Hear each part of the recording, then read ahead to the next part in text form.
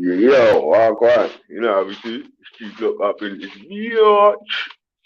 Trust me, I'm like Badman Valley in the venue. Come on. Yeah, that's like raining outside, man. Massimo. One barn, one gun. You hear me?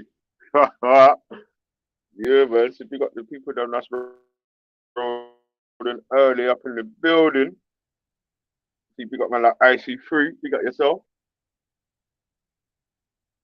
Wow. Good question of the day. Time for black males to submit their black selves to the Black National Party. Whoa, whoa, whoa. Mad thing, mad thing. Uh, yeah, man. Pick up all the people them in the place. Yeah, yeah. Mm,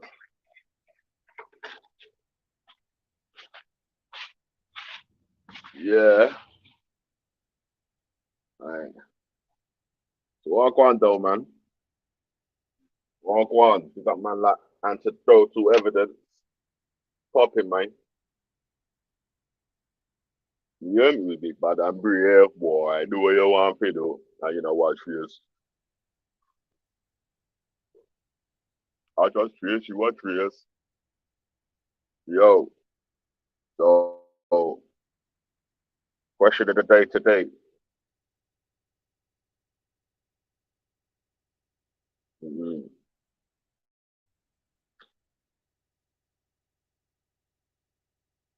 Yeah, that's what I want to ask. Like, G Block Monday, violence against women. Is it ever justifiable?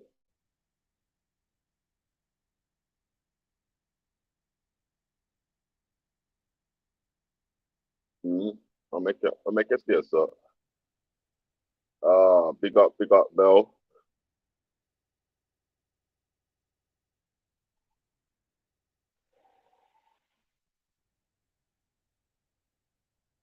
Yeah, big up yourself, man. LB, is that the real LB? Got a new picture there, bro. Big up yourself. Yeah. So big up the people them in the place, man. Good morning. Old tightening her sag. Big up yourself. Big up yourself.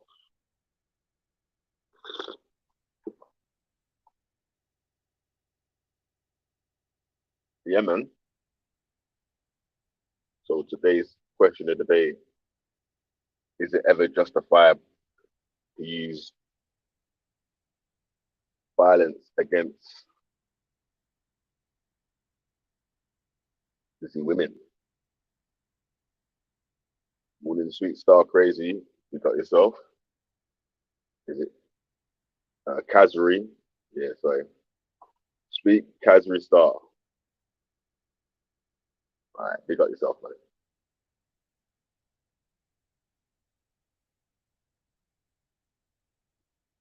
Is it Bill Gillar? Reanimator and G Block got Halima triggered. 8 hour about you last night. Yeah. Halima loves me, man. That's what it is.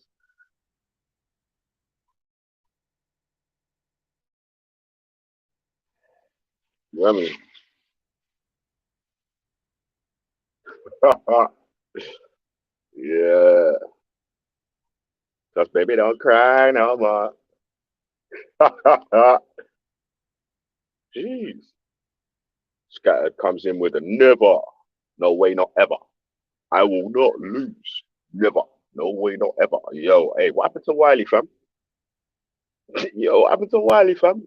Quick side note. Yo,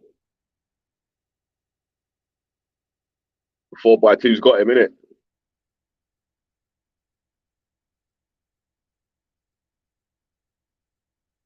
Mad thing. Yeah, man.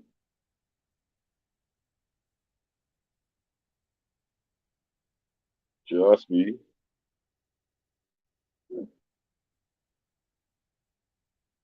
That's a mad thing still. Yeah. Wiley's on a mad thing, trust me.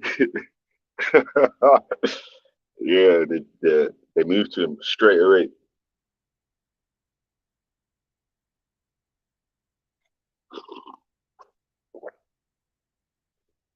Oh shit. This ain't violence is used to subdue self-defense, not allowed in. Hold on. Oh, violence to subdue and self-defense is allowed. Hold on a second. Hold on a second. Yo, you got yourself. Morning. how, how was your weekend? Yeah, all good, man.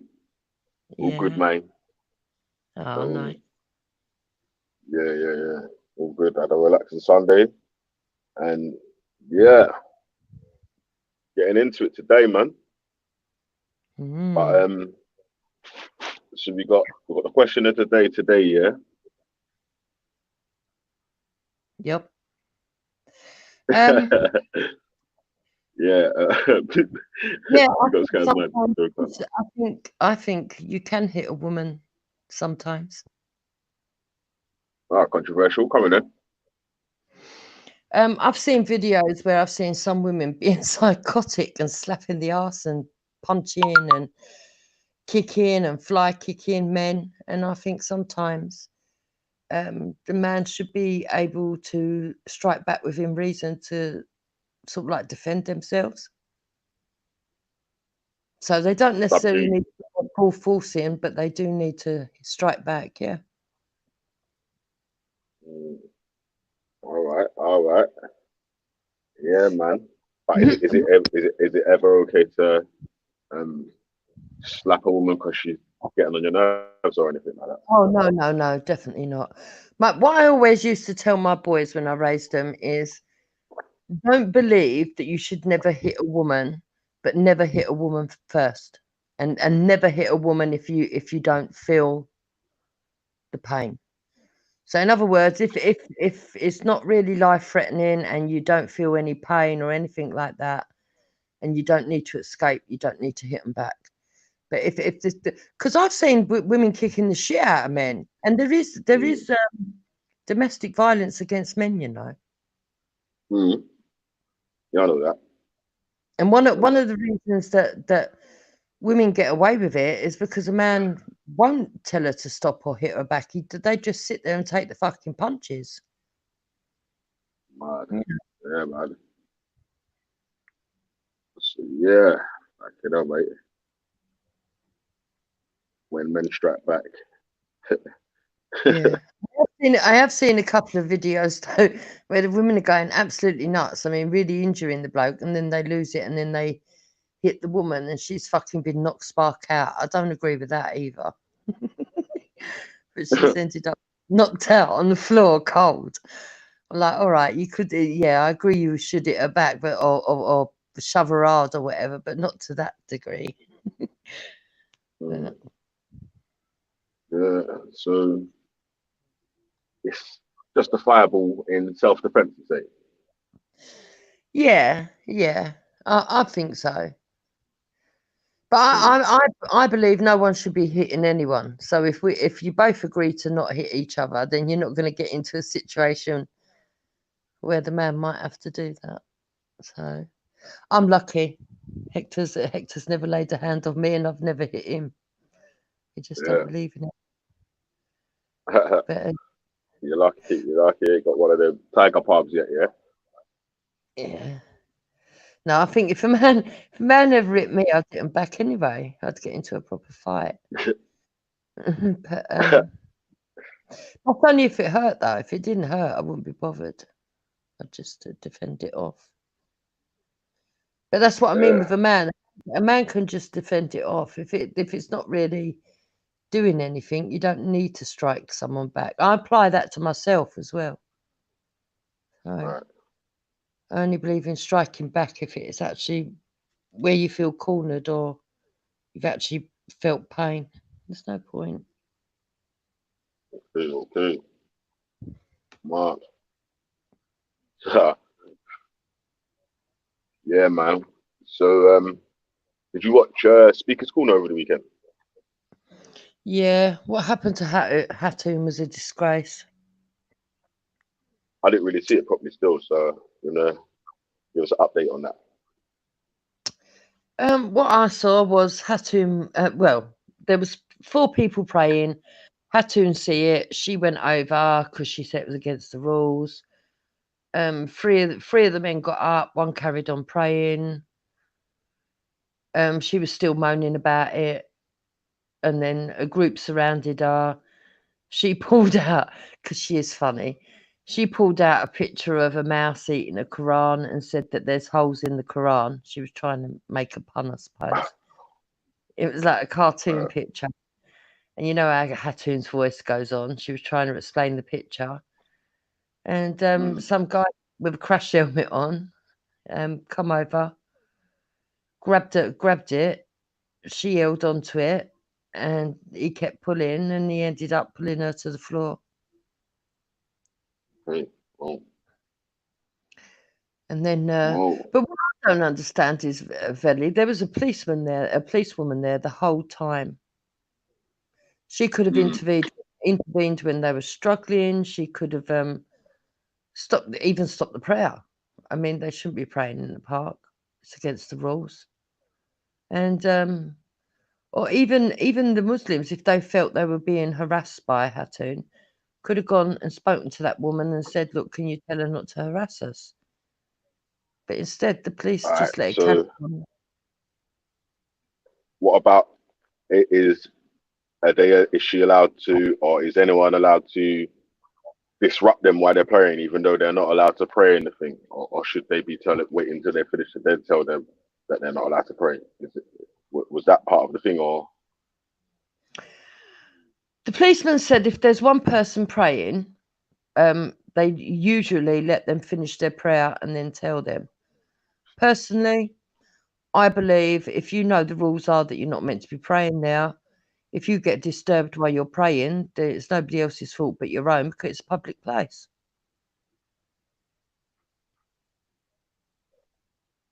So, right? So what I what mean, what happened where? So what you said the police was there, yeah. So what was the police's take on the correct procedure? well, they said that they weren't allowed, that they were one person, because you're not, the actual words are you're not allowed to pray a communal prayer. And communal prayer has to be more than one person. So basically, they're saying one person who prays randomly can pray, yeah? Um, and they're saying that when they start praying, once they've started, if they're spotted once they've started, they wait until they're finished. That's what the police said. But Yeah. personally, I think if they're not allowed to pray in there, they're not allowed to pray in there. If you're really that religious, um, then you're supposed to be humble. You're supposed to be show devotion to your faith, and wouldn't showing devotion to your faith be walking the extra 4 steps to go and pray where it's legal and not just doing it where it's illegal?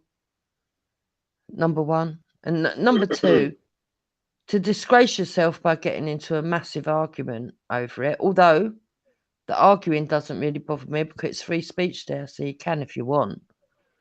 I mean, as I said to other people when I discussed it late last night, if the whole crowd that had surrounded her were just screaming and shouting at her, no one could have really said anything because it's free speech.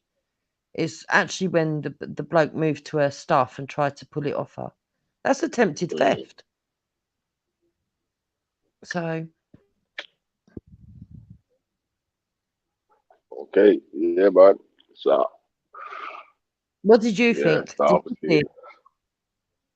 I didn't see it properly. I see a bit of it, yeah, but I didn't see it properly. I fell asleep a bit earlier today as well, still Carolina. So But what else I didn't yeah, agree?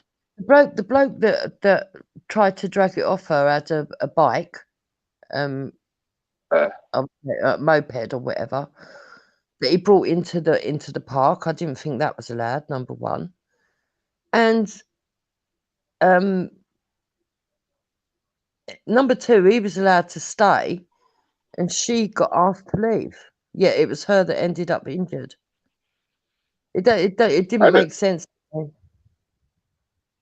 But did they ask her to leave because she was by herself and there was like a group against her, or was it like Yeah, because I it might think be so. like for more for her Yeah, safety sort of thing?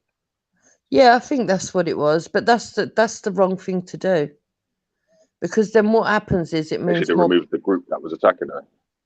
Yeah, because otherwise mob rules, doesn't it? Mob mentality rules. Was it only one person that pulled her on the floor or pushed her over? What was it? Pulled her over or pushed her over? Sort of like bit of both, really. It was due to the struggle of trying to get the paperwork, the picture off So, her. so it really he was dragging the paperwork and she was holding on. Yeah, even Yeah, though even though he shouldn't have been pulling the paperwork, he weren't necessarily trying to push her over and he was trying to drag the paperwork or whatever. yeah. But at the end of the day, he shouldn't have even been doing that. It's her property. I mean, but you could equate it to an attempted mugging and old ladies that hold onto their handbags, I suppose, and then they get Yeah, injured. Do you know what I mean? uh, yeah, yeah, man. It's a bit I mad mean, why would still. you get so ask yourself this, Felly, really, though, seriously. Why would you get yourself so wound up over a cartoon of a fucking mouse eating a Quran? That is a bit silly. To the point of wanting to grab all the stuff off them. I mean, to me, that's just a bit childish, really. But if I'm trying to be on the opposing side here, so what if it was a picture or of something that you held of invaluable content or something like that? Would you feel the same way as the people that saw the picture of the Quran with a mouse eating it or something like that? Well, I'd like to think so. I mean, I can't imagine, even if it was something that I thought was really disgusting, um, a picture of something that I thought was really bad, like, I don't know, a beheading or even a paedophilic act or something really, really foul. Um, if it was down in the park, I think what I would actually go and do is actually go and make a complaint to the police if I thought it was illegal, such as paedophilic stuff or porn or whatever. If it was something that was vicious or violent, I would try and see if there's rules that they could use to say it's inciting violence because of that. But if it was just like insulting or offensive, I'd probably just think the person was an arsehole and just was asked, to be honest.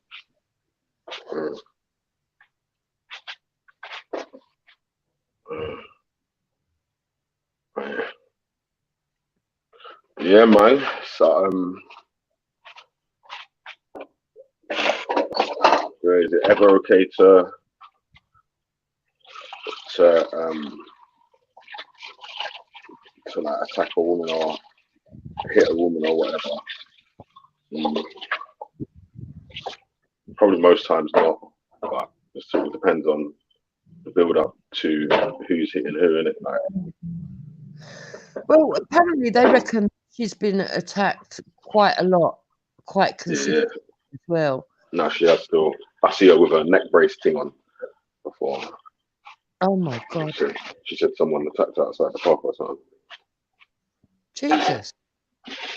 Mm, You see, now, when it's consistent, inconsistent, then you've got to ask, did they do the right thing by asking her to leave? Because that's bang out of order.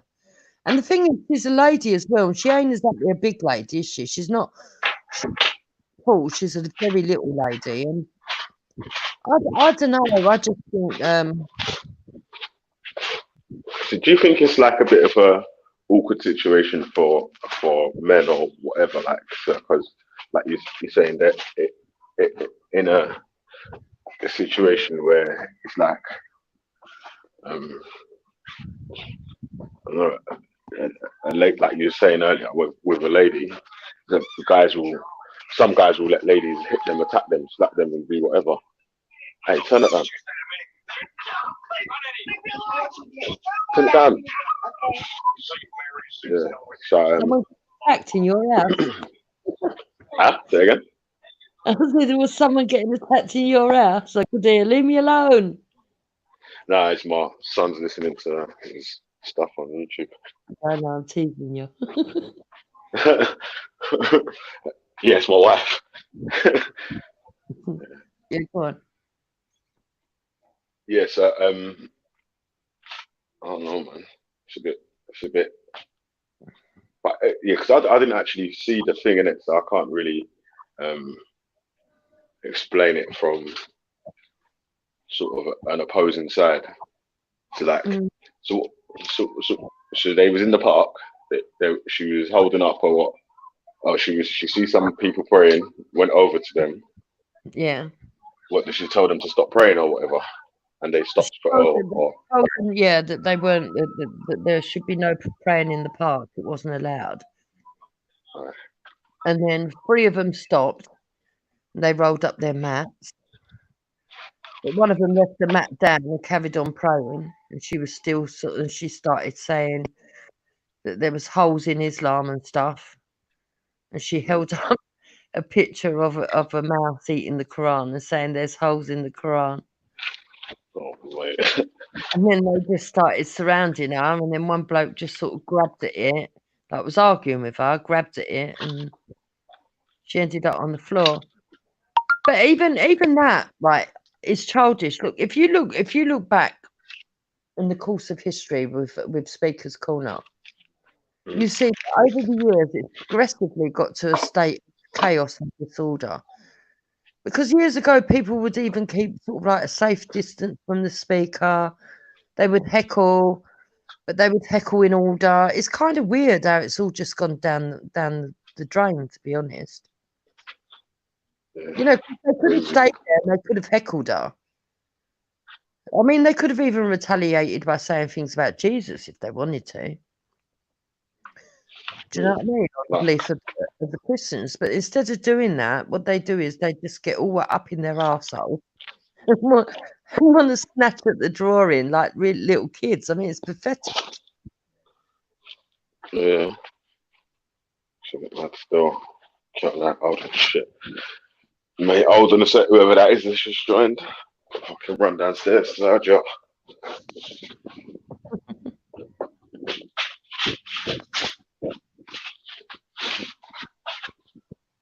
Oh shit. Walk on. Just In the pick building, up G. Relay and the rest of the crew, Come man. on. All right. You know what? I was training with the Black Army yesterday, lad. We're getting stronger and stronger. Come on. Trust me, lad. Next week, a nice little show of power. That'll be a good vibe, man. Yeah. That's dope still. So what on the Saturday, yeah? Yeah, Vel, on Saturday we was training, man. It was a good night. Nice vibe. I'm saying on this Saturday, this Saturday coming, innit? The Yeah. Reformation Square and all that. Yeah, man. But I was saying this Saturday was just we was training and got the uniforms ready and everything. Bro, it's looking nice, you know. Yeah, that's dope, man. Dope still. Dope, man. Anyway, Freddie, what do you think about the question of the day? Is it ever justifiable to hit a woman? No way, sir. No way. I don't think There's no instance that no. there's no instance that you could be in. No, I'll get my sister to fuck you up. I'll get my sister to kick your whole vagina out. But me, I won't do nothing. So what if you're being attacked though? What if you're you're in a position where you've got you can't get up and get away? To me before, Phil. That's happened to me loads of times before. I just had to put the scratches on. They just push off and bounce. Yeah, I just had to try and get like, like judo throws or light pushes away. Not a slam. You know what I'm saying? But just like Phil, don't make it sound bad. Don't make it sound bad. Just like over my shoulder, like get away from me. Or you know what I'm saying? Just a quick push, like move away from me. Like, you know what I'm saying, right? Yeah. Like the what's his name? Zangief from Street Fighter when he dashed man over the shoulder real quick. No, not really. More like more like a Ken throw, like where he holds you by your shirt collar and you go over his shoulder. Something similar to that. You know what I'm saying? Yeah, man. I'm just trying to wind you up still. I know what you're talking about still. I'm just trying to wind you up. Yeah, man. But man ain't troubling no system big and serious, though. Man ain't fucking with no system. I got so much women that will mash you down. I don't need to do that. You know what I'm saying? So did you see the video from Speaker's Corner over the weekend? No. No. So apparently, Hatton got dragged to the floor while someone was trying to drag a paper away of a picture that she had in her hand. Would you count that as someone hitting women? Well, Hattoon, I don't know if she's an actual woman. We don't know the sex of Hattoon. Yeah, I think she's a woman still, but yeah, I don't know. Like, I didn't see the video. The situation. Like, I didn't see the so if she say she's got she was holding on to something, I think it was, yeah, she's holding on to something, and another person was trying to drag it out of her hand, and then they've ended up dragging her down instead. When they've tried to drag it away, and they've ended up getting it out of her hand. She might have tripped, fam. Anything. She might have fell over. No, you get me? She might have threw herself to the ground because we're talking about Hattoon, innit? Yeah, but what I'm just trying to explain it, yeah. I'm just trying to find out.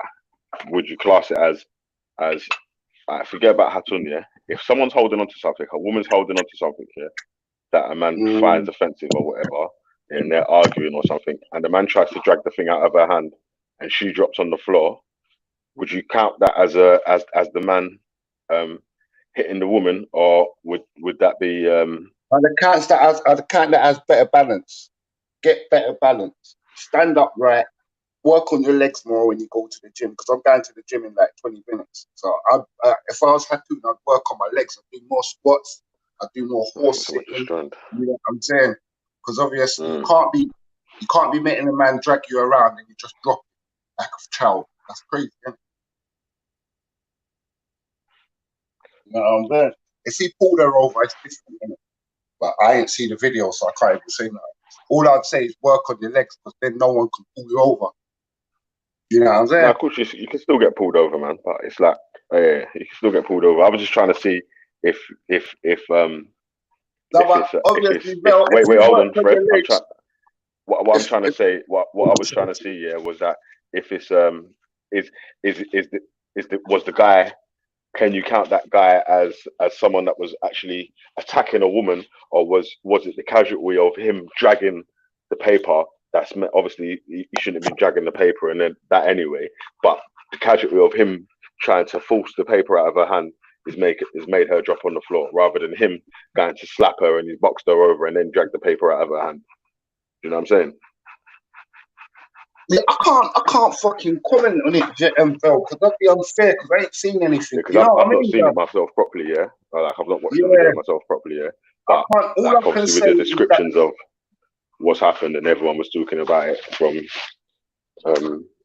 I'm trying to imagine me having a council bill or a letter in my hand or some tax return and someone dashing me on the ground, and I'm thinking that would never happen because my legs are so firm. I'm training on them at the moment. That's the only advice I could offer. All right, but what about this then, yeah? If you're holding on to something, and obviously you're holding on to the thing, yeah, but you're not expecting the person to drag the you get me, drag the thing from you. So once the person's dragged the thing from you, I it's know. made you in a bit of an awkward position. It Would you sounds count? like a But I'm saying, cartoon. listen to this though. Would you count that as the brother's come to try to attack you, like he's trying to hit you, or the brother's trying to violate by he's trying to take the paper out your hand? And obviously, the casualty I of the think, violation is you might have ended up on the floor while he's trying to drag yeah, away the thing. yeah, it's theft either way you look at it, because it's not your property you're trying to take it. Yeah. So either way you look at it, there's some skullduggery at play, but we don't know what exactly the skullduggery is because I haven't actually watched it. But Yeah. there's some nastiness at play, because if somebody's holding something and it doesn't belong to somebody else, you've got no right to drag it. Right. That's my And argument. that You get what I'm saying? started. Yeah, man. Yeah, Big up I man hear you, like man. Scattered, man. Come on, Yeah, General, big up man. yourself, scattered, bro. My Enough of general, respect. what, G? Come You good? on. Every time. Every time. For sure. Yeah, big up Yeah, no, yourself, Kenny. big up, big up, big up. I haven't seen the video at all. I just heard the review on this show, innit? I haven't even seen nothing from the Right. park. I just want to jump in as a Muslim brother first and foremost, and to say, you know, I think like yeah. I don't think she needs to get dragged and dashed onto the floor. I'll put it there. Innit? She didn't need to get dragged and dashed onto the floor. And the brother didn't actually touch her. He was touching the paper, so I get that. She wasn't letting go of the paper, so I do understand that. But he didn't really have a right to go and grab the woman's paper like so. You know what I mean? He didn't really have that right, and so therefore I would say, you know, he was wrong there. However, and the whole thing in it, like even when I was listening to you explain it in terms of they're praying in the park, they shouldn't be praying in the park, it's illegal. And I hear that it's not legal. But why is it that it's always Hatun and people like her in her own little DCCI, whatever, who take it upon themselves to try and call people out and stop people from doing these things? Like man's praying, he's not harming nobody, no one's been harmed by the thing. He's just praying. The three of them are just praying, and she's decided, rare. I'm gonna take it upon myself to tell these Muslims how they can and can't pray, and I'm gonna interrupt them during their prayer, and so on and so forth. And so, really and truly, is that what happened? she's calling it onto herself, right? She's disrupted these prayers. Other Muslims have seen it; they've got offended by it. They started surrounding her, and like I say, I think the behavior is unacceptable. Isn't it? It's like no one should be touching her. In my opinion, people should even be surrounding her and shouting at her. People should just let her move away. The brother's doing their prayer, like you said, there's 3 people praying. One of them kept praying. If it was me, inshallah, I just keep praying, do my prayer, and just go on. Unless someone comes and touches me, I'm gonna do my prayer and I'm gonna move on in it. But that changes. But Scatter, guess what? That changes in the eyes of the law now. You know, that's fully changed in the eyes of the law. She's not a victim no more because obviously, because that's provoked now, isn't it? You've aggravated the situation. So it's called an aggravating circumstance. You've aggravated somebody, and now you've got wrath of whatever the aggravation is. You're wrong. She's got free speech in the free speech corner, and if she wants to object to something that's illegal in the corner, she's allowed to. But Jupiter, can you show us the law for that? Can you show us the law for that? Because right now, Freddie's talking about actual laws, right? She's saying that the law would say, in the court of law, the court would say she was an aggravating factor in that circumstance. It wasn't an unprovoked attack. It was a provoked attack. I think I saw on Banks's live stream when the policeman asked if did Hatun disrupt the player by actually like going to pull him up physically or whatever, but obviously she was allowed to heckle or whatever in it. Like, so if they was praying and then she was heckling the praying, it wasn't illegal. I think it was something like that. No, rather than if she went over and started. No, I didn't say it was illegal. I just hold on, and then she was physically trying to pull man up or standing directly in front of man, so it's in the way of your prayer direction or something like that. Then she didn't obstruct him. She wasn't obstructing him. Yeah, I think because I saw a little bit, but I didn't see the whole thing. Yeah, I'm not saying what she was doing was illegal. What we're saying is, in terms of the judge, when the judge is sitting down listening to the case, they're going to have 2 types of cases, right? One case is Hatun was attacked unprovoked, and she done nothing wrong, and she was attacked. The second case is Hatun was provoked. Do you know what I mean? So it's not necessarily saying that she's done anything illegal. It's just saying that the way the judge is going to decide on the case is going to be different in both of those instances, right? In one instance, she's unprovoked. She's completely innocent. In other instance, she has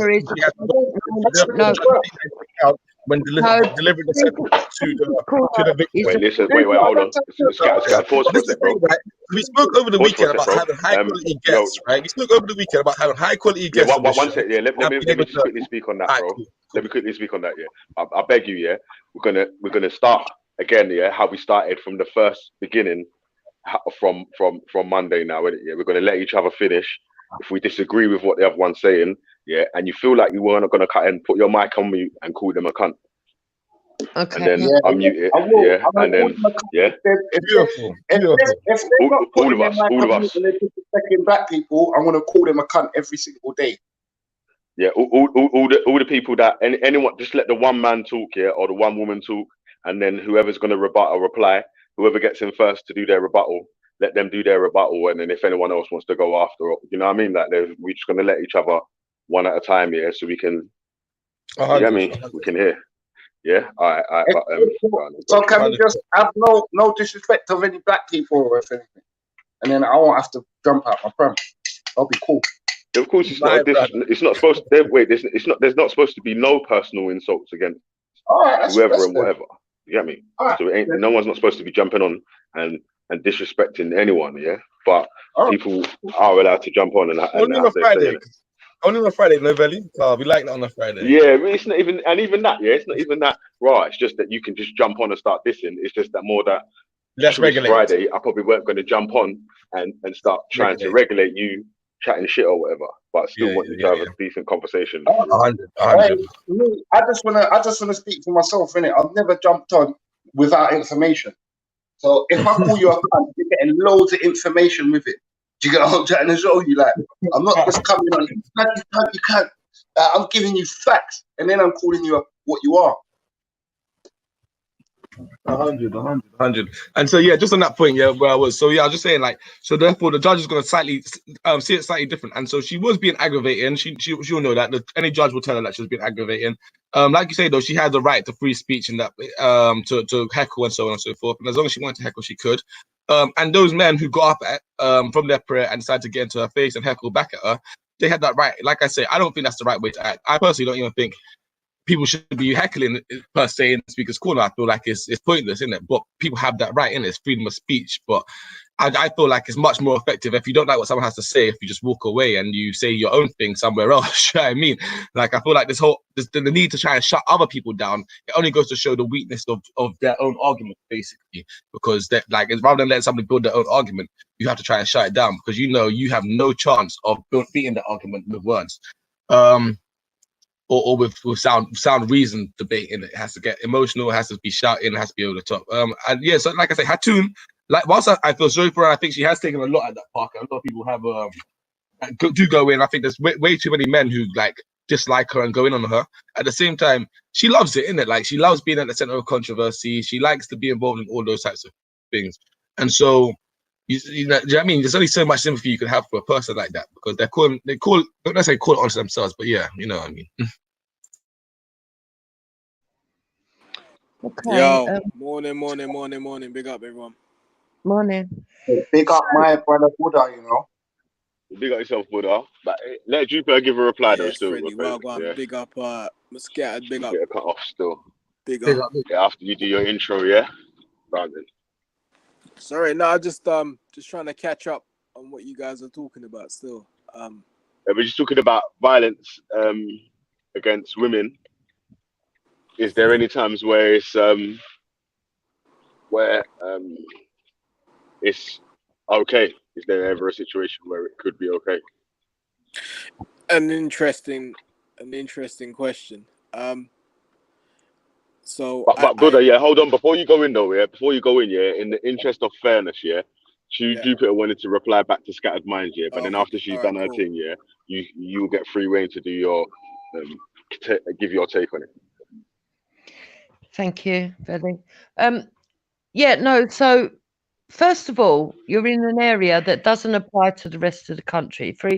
It's Speaker's Corner where free speech reigns. Okay, so she's entitled to object to anything she likes and say exactly what she likes, as long as it's only speech and it's not inciting violence or hatred.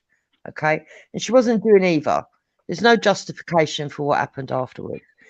Secondly, the praying is not is against the park regulations. You're not supposed to be praying in there in communal prayer, and they were praying communally. There was actually a call to prayer going on as well. So that I can understand their objection to that because it's against the park regulations. If those people wanted to pray, they could have gone over to where they're permitted to pray. It wasn't that much of a walk away. Thirdly, it had just finished pissing down with rain, right? So that probably didn't help her level of balance, and that probably is what helped her topple over as well. However, it also calls into question why people would have wanted to pray in a soaking wet place that was completely riddled with puddles. I would suggest that the only reason that they were praying was to be provocative and make a political stance. And therefore, none of us are ignorant. The provocation started by actually doing the communal prayer. I can't understand how prayer is provocation. Like they would break that I down literally into was just going to say thrown that. out in 2 seconds. That'd be thrown out. That argument would be thrown away in 2 seconds flat. Any barrister with any common sense, any GCSE level of education knows that prayer doesn't amount to provocation.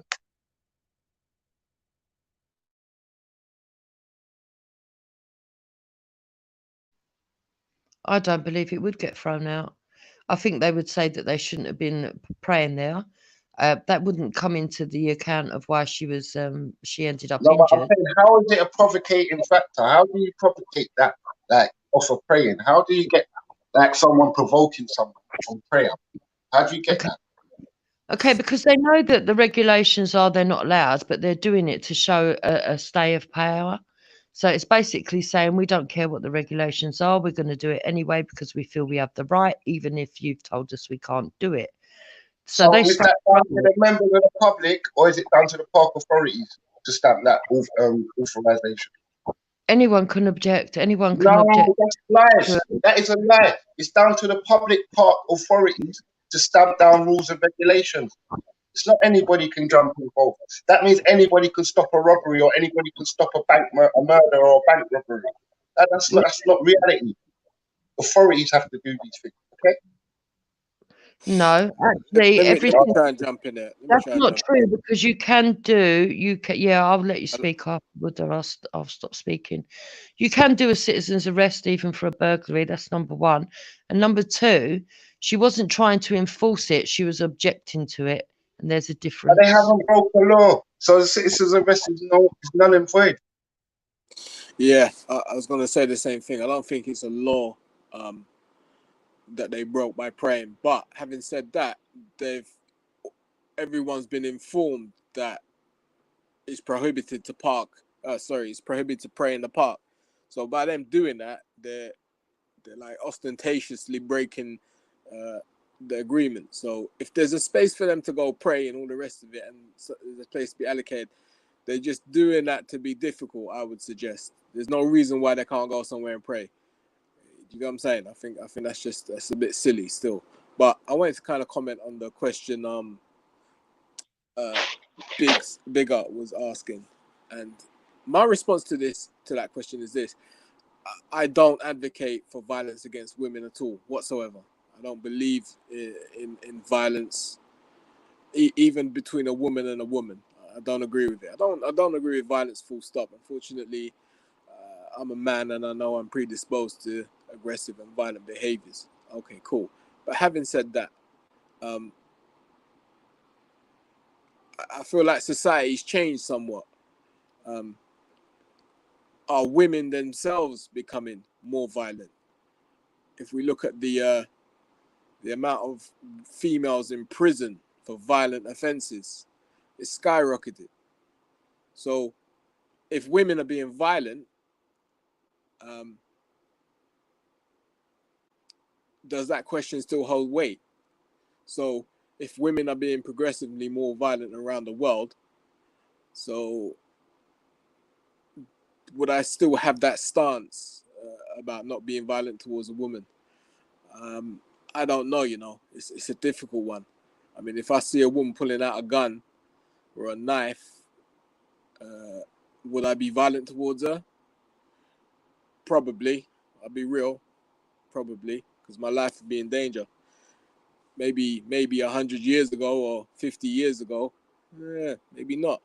I think society is changing and times are changing, and evidently women are changing.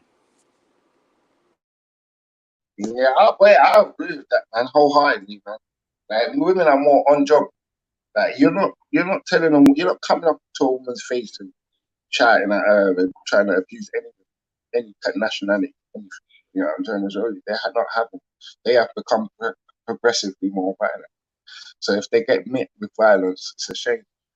It is a real You, shame. But you, obviously, you go know what on it is, to already.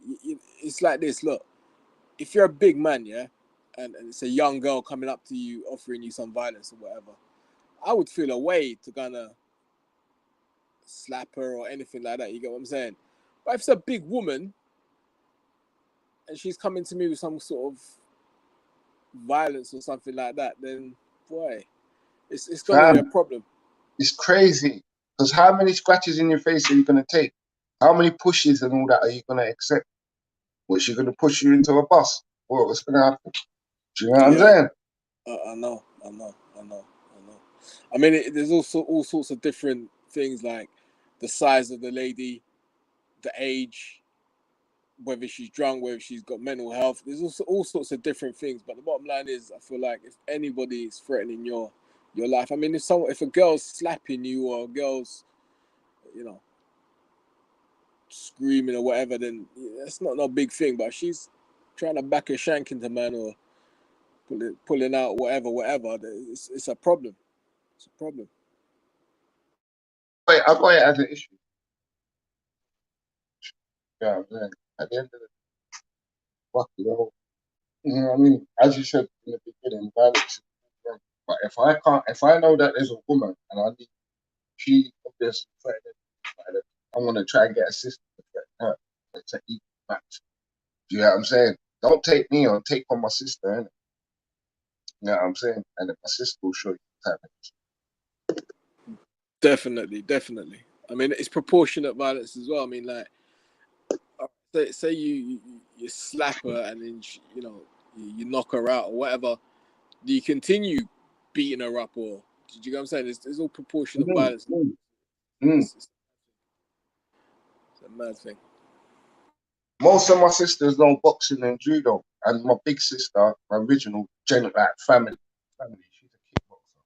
So one roundhouse kick, and the girl's teeth's gone. So I don't know, but I'm going to the gym, man. Then guidance and protection every time. Love, love.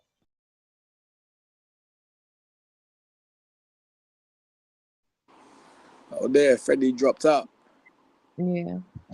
The thing So is, Hatun wasn't violent. She wasn't violent. All she did was object to them praying. She didn't stop them praying. The one bloke carried on praying. She didn't obstruct it. She was objecting to it. And then she said there's holes in the Quran. She got out a picture that had a Quran and a mouse eating it. And oh dear, see that's out of order. That's way out of order. Why would she do that? But hold on, wait.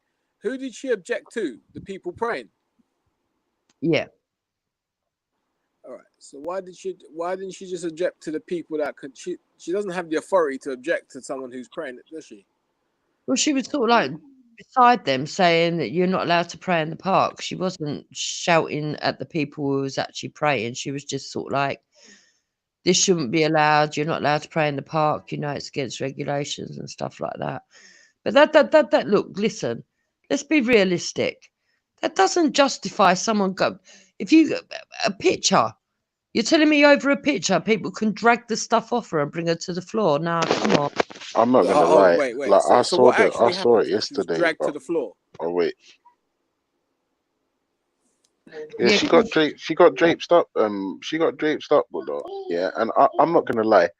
Like this is the thing about why I love G Block is because we've got 4 people on this panel, and I assume that we've all got different opinions, right?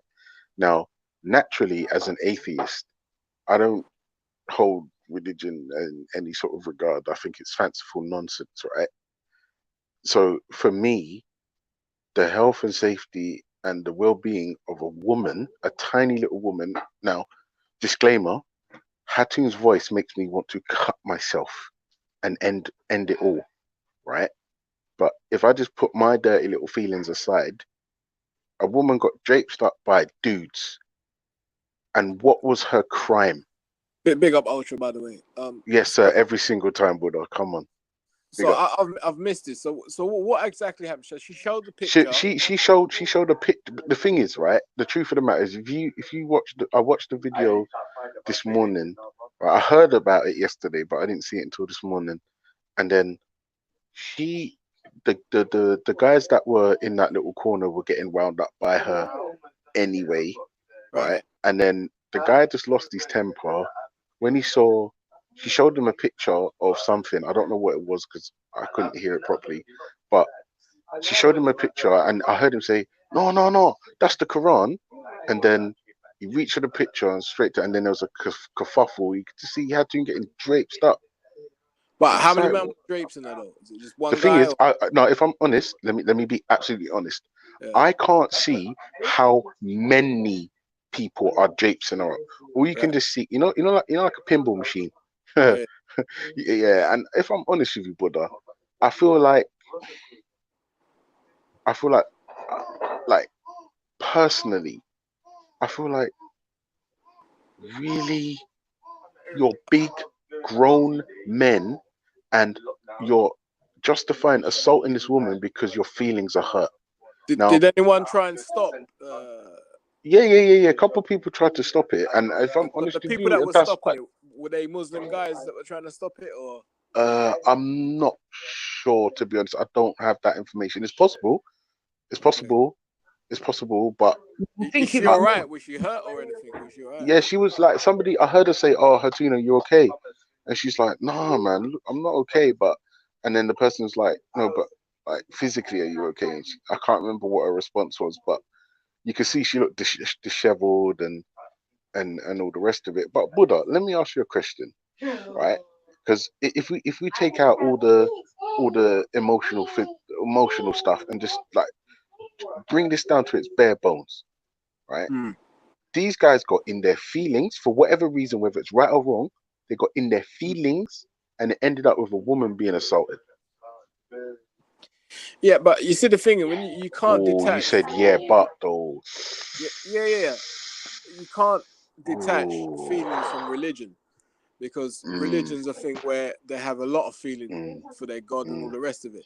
So, do you know what it is, Buddha? That's the thing. Because I'm not of faith, it's not something I can truly understand. So just break it down to me. All right. So let's imagine there was a picture of your child, yeah, and wait. Let's say my male child, because there's certain men who just get crazy over girls. So yeah, my son. Yeah. Okay, go on. There's a picture of not even a picture, somebody drew a picture of your son, and there was some sort of horrible thing happening to that in that picture of your son. Maybe, I don't know, something really horrid and abhorrent. Okay, all right, cool. You would get upset by that, I'm sure.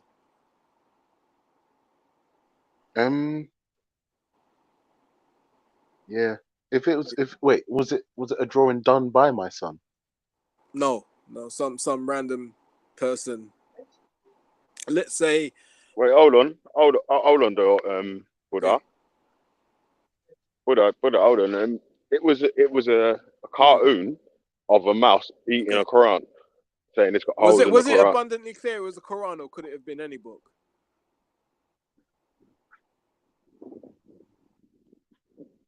Okay. It was a Quran. All right. So, you know how much the Quran means to Muslim people, yeah? Now, the only way I could probably equate it is something like someone's child. Yeah. So if you can equate the someone's child to the Quran. Yeah. So if someone had a picture of you with a mouse eating a cartoon picture of you with a mouse eating it, saying there's holes in your story, you might not be the dad or something like that. Yeah. Yeah. Some people. Would you try to slap Hatun for that? Would have the decency to look past that and say, you know what, you're crazy, or like, who are you, or what, you don't even know my child or whatever. And some people will react in a different way and just like hit the roof. Do you know what I'm saying? So everyone reacts differently, but I would ask, what was the intention that she had? She obviously had an intention of disrespecting the Quran by showing that picture. Why did she even have that picture with her? Do you know what I'm Yeah, saying? no, it was obviously the weeks prior, Mohammed Hijab's done an interview with, I think his name's Yasser Okay. Cardi or something like that. Yeah, I don't know if I pronounced that right. Yeah, but and he was saying something about the Quran might not be fully preserved. Okay. Yeah. Yeah, so that's where forward to this week, Hatton's in Speaker's Corner Yeah. with a mouse, cartoon mouse, eating the Quran, saying there's holes in the Quran. All right. So when that individual had that conversation with Mohammed Hijab, did he pull out Hmm. pictures and or any cartoon type things and say there's holes in the Quran or not? It's not being preserved. No, he just said Right. it might. Exactly. And it did. Listen, yeah, he didn't say. Yeah. All right, because obviously I've got to skim over everything that the people have said in it. Yeah, but the basics Right. of what, because I don't really understand what that Saudi guy is talking about anyway. Yeah, but the basics of it is that he was saying that it might not be fully preserved in it. Mm-hmm. Yeah, that's fine. I get that point. But the point I'm trying to make is, during that conversation, Mohammed Hijab attempt to assault that guy or do anything to him? During that conversation. Yeah. After that conversation, sort of You're trying to joking. say that After that sort of talking a bit shit, or Hold it on, might wait. not be right about this preservation thing. No, but was there blows? Was there like a scuffle? Now, Or not anything like blows, that? not like that, man. Just like fucking YouTube videos, innit? Okay, so that's my point. So this guy managed to have a conversation about the same subject matter that Hatun was putting forward, whereas Hatun, Yeah, but instead of having a they're both conversation, Muslims, innit? regardless, the same subject matter though, isn't it? So instead of Hatun putting that conversation forward, she decided to mock and pull out pictures and all the rest of it, which is very childish. And you know, what did she honestly expect them to come up to her and kiss her on both cheeks? That's a good Yeah, question, but brother. wait. Because essentially Does you're it, saying religious feelings is more important than the person's physical safety. To Muslim people, yeah, definitely. That's insane. Listen to the type. I don't want to live in that world. Mm, I yeah. can't live in a world where because a person's religion or feelings, no, because it's not even a religion, the person's feelings are being hurt. So that means person's physical safety has to be put in danger or in jeopardy. No, that's ridiculous. That's absolutely insane. And I can't think of anything more juvenile. Um, I'm trying to think. I agree. I feel like, but then again, I don't agree. It's a bit of a catch-22 because I'm of the position that okay, so I respect all religions, so I wouldn't dream of insulting any religion, Christianity or whatever, regardless of how I feel about it. Do you know what I'm saying? It's someone's right to worship. Do you know what I'm saying? So, but clearly, like, if it's going to be a case where I don't know, let's see now.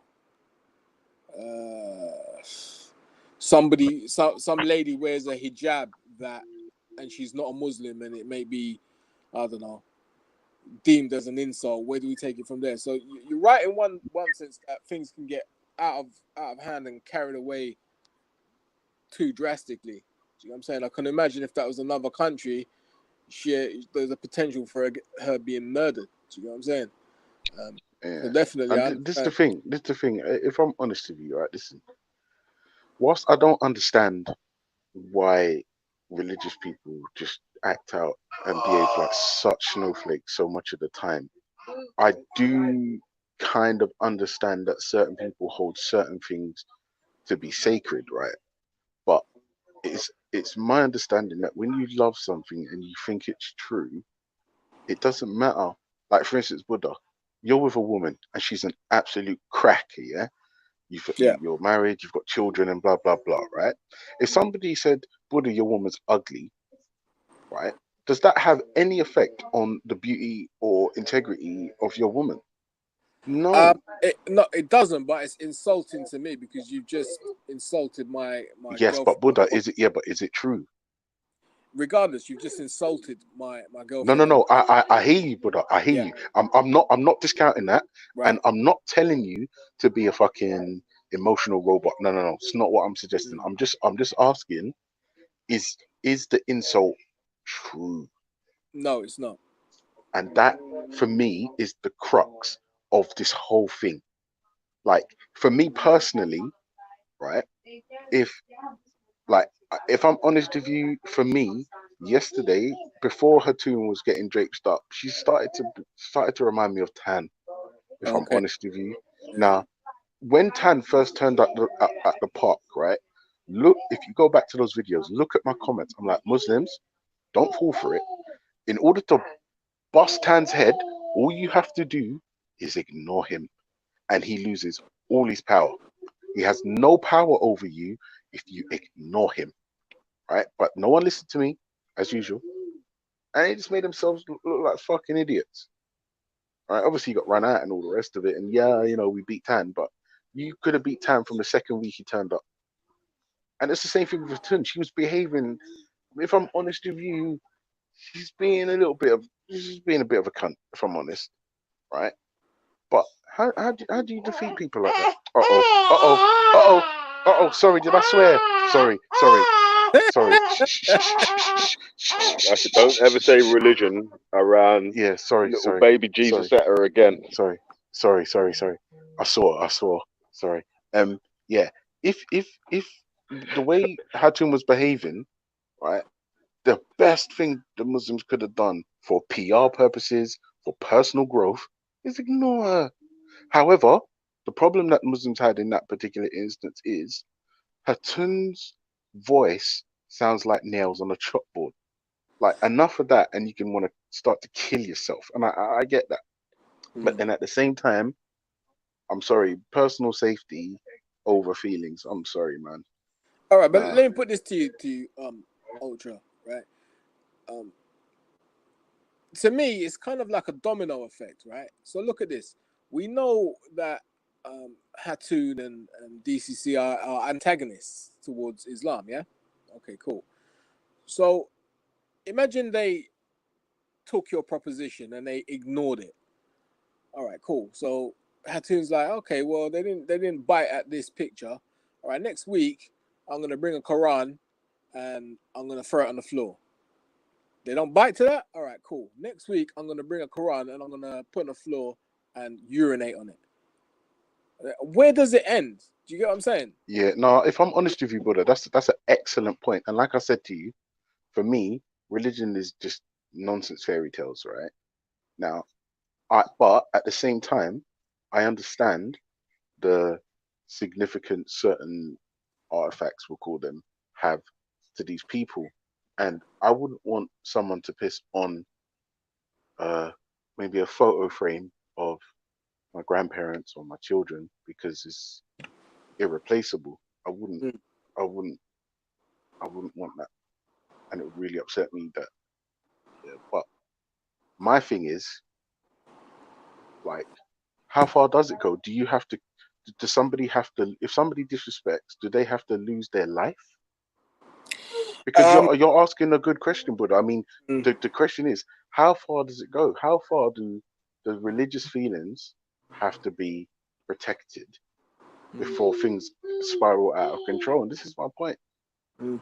And that's the thing where I agree to a certain point that things will escalate and go out of control. But then you've got to ask yourself, how many times have Muslims disrespected the Bible in the speaker's corner or anywhere? Do you know what I'm saying? What she done was clearly an antagonizing move. She's reaped the the fruits of her moves, isn't it? Really and truly. I mean, See, I, Yeah, I but it's can't not. agree with that because Yeah, I essentially disagree as well, man. you're justifying her being assaulted because she's saying things people don't want to hear or don't like. um, Buddha, I don't like vegans, and I think mm, people that use iPhones are suspect. yeah, Do you see what I'm saying? I think Like people I that do see what that you're use saying, and mushrooms instead of and I in to try to use mushrooms to replace oxtail are mm. suspect, right? No, Do you I get what I'm do saying? understand, and I agree to a certain point, Ultra. But then, like you're saying, in the analogy you're giving, like ignore it is the best way, and blah blah blah, and then it just escalates, and then it gets out of proportion. And then what you find is it's not just Hatun doing it; it's somebody else doing it. I think, oh look, these guys ain't saying nothing. Sure, I'm gonna do it. Jupiter's gonna turn up one day and do the same thing, and then next man's gonna turn, and then what? The whole Yeah, of but that's the when the authorities. That's where the authorities are supposed to step in. I mean, I think okay. Freddie said.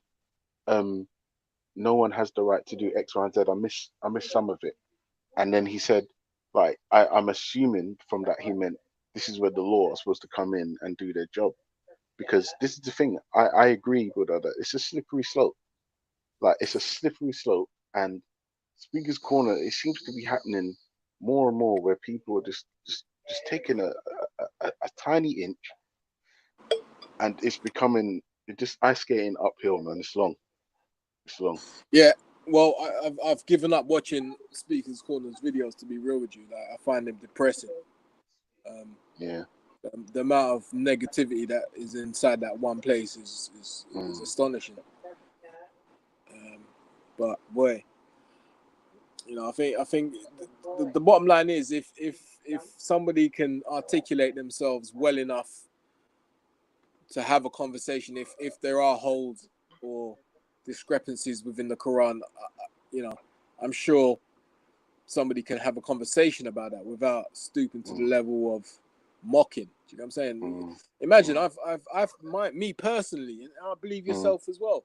I've had the conversations about Islam on every single subject within Islam. Yeah, and hopefully nobody was offended by the conversation I was having, because I tried to come at a sincere and understanding kind of perspective as opposed to a mocking and you know what I mean. But even the thing, this is another thing as well. This whole, I keep hearing this word as well. This whole mocking thing, and I'm just like, well, people are gonna mock if you don't like something, or you don't rate it, or you don't respect it, or you think it's something you don't like. Of course, it's just gonna be mocked, right? But this is the thing, and I keep. This is the thing. The reasoning Hatun is coming with about the Quran not being perfectly preserved, and there's like a million different versions of the Quran, and rare. This is not a new argument. Like they I think it was Dave Smith, some white don from America. I remember, yeah. He brought like loads of Qurans to the party years back. And my years man ago. Teeth one, innit? What was his name? Yeah, Zachariah. I can't even remember. But this is not a new argument. No, it's but like, I think from what Bigger was saying, I think the substance comes from another Muslim has acknowledged that it may not be. There's it's a big deal at the moment in the Muslim community, apparently, right? Where there's holes in the standard narrative and but do you know what, Buddha? You know what the wickedest thing is? I don't care. That's for Muslims to deal with. Yeah, that's their business. Now, if a Christian, especially them radical ones, like are seeing holes in narratives and have an excuse to tell Muslims that they're wrong. Like, to me, it's like, well, yeah, that's what's gonna happen. Like, Muslims and Christians have been going back and forth in Speaker's Corner for so long. All right. Sorry, did I say religion again? Sorry, darling. Yeah, they've been going back and forward. This is why I don't understand why people are still all up in their feet. Buddha, for instance, if you come to my house and I told you in advance, I'm going to make 3 dishes, 1 vegetarian, 1 meat, and just eggs, right? If you come to my house expecting fish, are you the moron? Of course you are, because I told you what it is. You knew what it was. So if you came here and expected something different, then it's your problem. I told you I'm doing vegetarian, meat, and just eggs. And if you come to my house expecting fish, and I told you what was on the menu, you knew what was in the menu, and you came here expecting something different, then it's your problem, no one else's. Big up Day Done. Well, go on, Day Done. Yo, they Yo, dizzle. big up, man. How you lot They doing? dizzle. Oh my Yo, is this specifically about Hatoon's situation, or is it like about hitting women in general? It's not about Hatoon. I'd say in general, but obviously the Hatoon thing is current affairs, isn't it? But I did in see general, yeah. like her chair got pulled, but what's this mouse thing about? Hold on one sec, man. Dude, Veli, take over for me. I need to go to the toilet. Damn it. What, Buddha? Did you see? So there was a reason he pulled the chair. Like, I thought it was just like, he didn't like her. He didn't want her to sit down, and he pulled her chair. Do you know what? I don't know, bro. I didn't see the video. I'm only hearing it from Jupiter and Big Yo. so I don't know. Yo, But let me let's say keep what Jupiter's updated, got yeah? to say so far. What are you saying, Jupiter? Like, I don't even know Yeah, what your let me position give you a is. quick update, yeah? Because Jupiter's on mute still. She's But there. can you hear me? Yeah. Big up. Yeah. You got the stuff, man. Yeah. Big up. So the first Well, incident go on I think then. What's your position, Daydan? And No. Can you hear Veli? I don't you can't hear me still. Yeah, now we can hear you. I think it's Yeah, the Buddha, can you connection. hear Vili? Buddha can't hear me, innit? Yeah, we can hear you. No, but Buddha can't hear me still. I've got a question for you, Shahid, man. I've got a question for you, man. It's been on my mind for a couple of weeks now, bro. Hey, Jupiter, if you're there, I beg you to explain to Buddha. Why what are you happened. trolling some black dude in a No, Wait, I can- one can I- second, King Gold. 1 second, 1 second. Yeah, what are Yo, you Veli, on say that about? again. Who are you on about trolling? What are you on about? Why are you trolling some black Yeah. dude in the forest? Hold on. No, I'm not trolling, Wait, bro. wait, Who are you Yeah, on you about? are, listen, bro. Shut up, You're bro. trolling Shut him, up, man. bro. I've seen you. listen, Man, Shut up, chill. bro. Just because you love yo, guys yo, over, bro. Don't try it, man. yo, Joe, yo, yo, you know what I'm saying, yeah? You know what I'm saying, yeah? Banu that, yeah? If you're gonna argue, you have to talk one at a time, yeah? None of this just shouting and diverting the conversation to somewhere else where we weren't at, yeah? At least roll into that subject. Don't just like come in, cut off so and so and get into that subject. Yeah, let's not do that, man. All right, Yeah. apologies, but his response was very bitch-like, man. It was very defensive. I wanted to ask him a simple Yeah, question. yeah. You can ask him a question about it, Gold, yeah. But give it a second, yeah. Let Buddha get the answer to his question in it, because he was asking what actually happened in the park first of all, and Day was needed an update as well. So let them man get that update, and then obviously when you can ask Shahid about what you wanted to ask him about after that still. Yeah, why is trolling some black dude, bro? Yeah. Black community.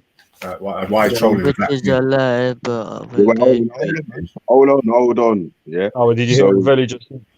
Yeah. What happened was in the park first of all. I think the first one was Hatun was sitting on Ali Darwa's chair, and he told her to get up. She wouldn't get up, and then when she went to sit down again, he moved the chair out of the way, and she dropped on the floor.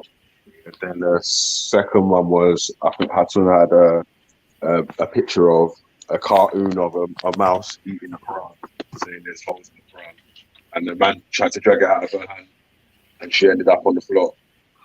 So that was sort of the first and the second one still. Bro. He's on a mad But one. who's that woman who screams in Speaker's Corner really high-pitched scream? Yeah. Like, That's who he's talking about.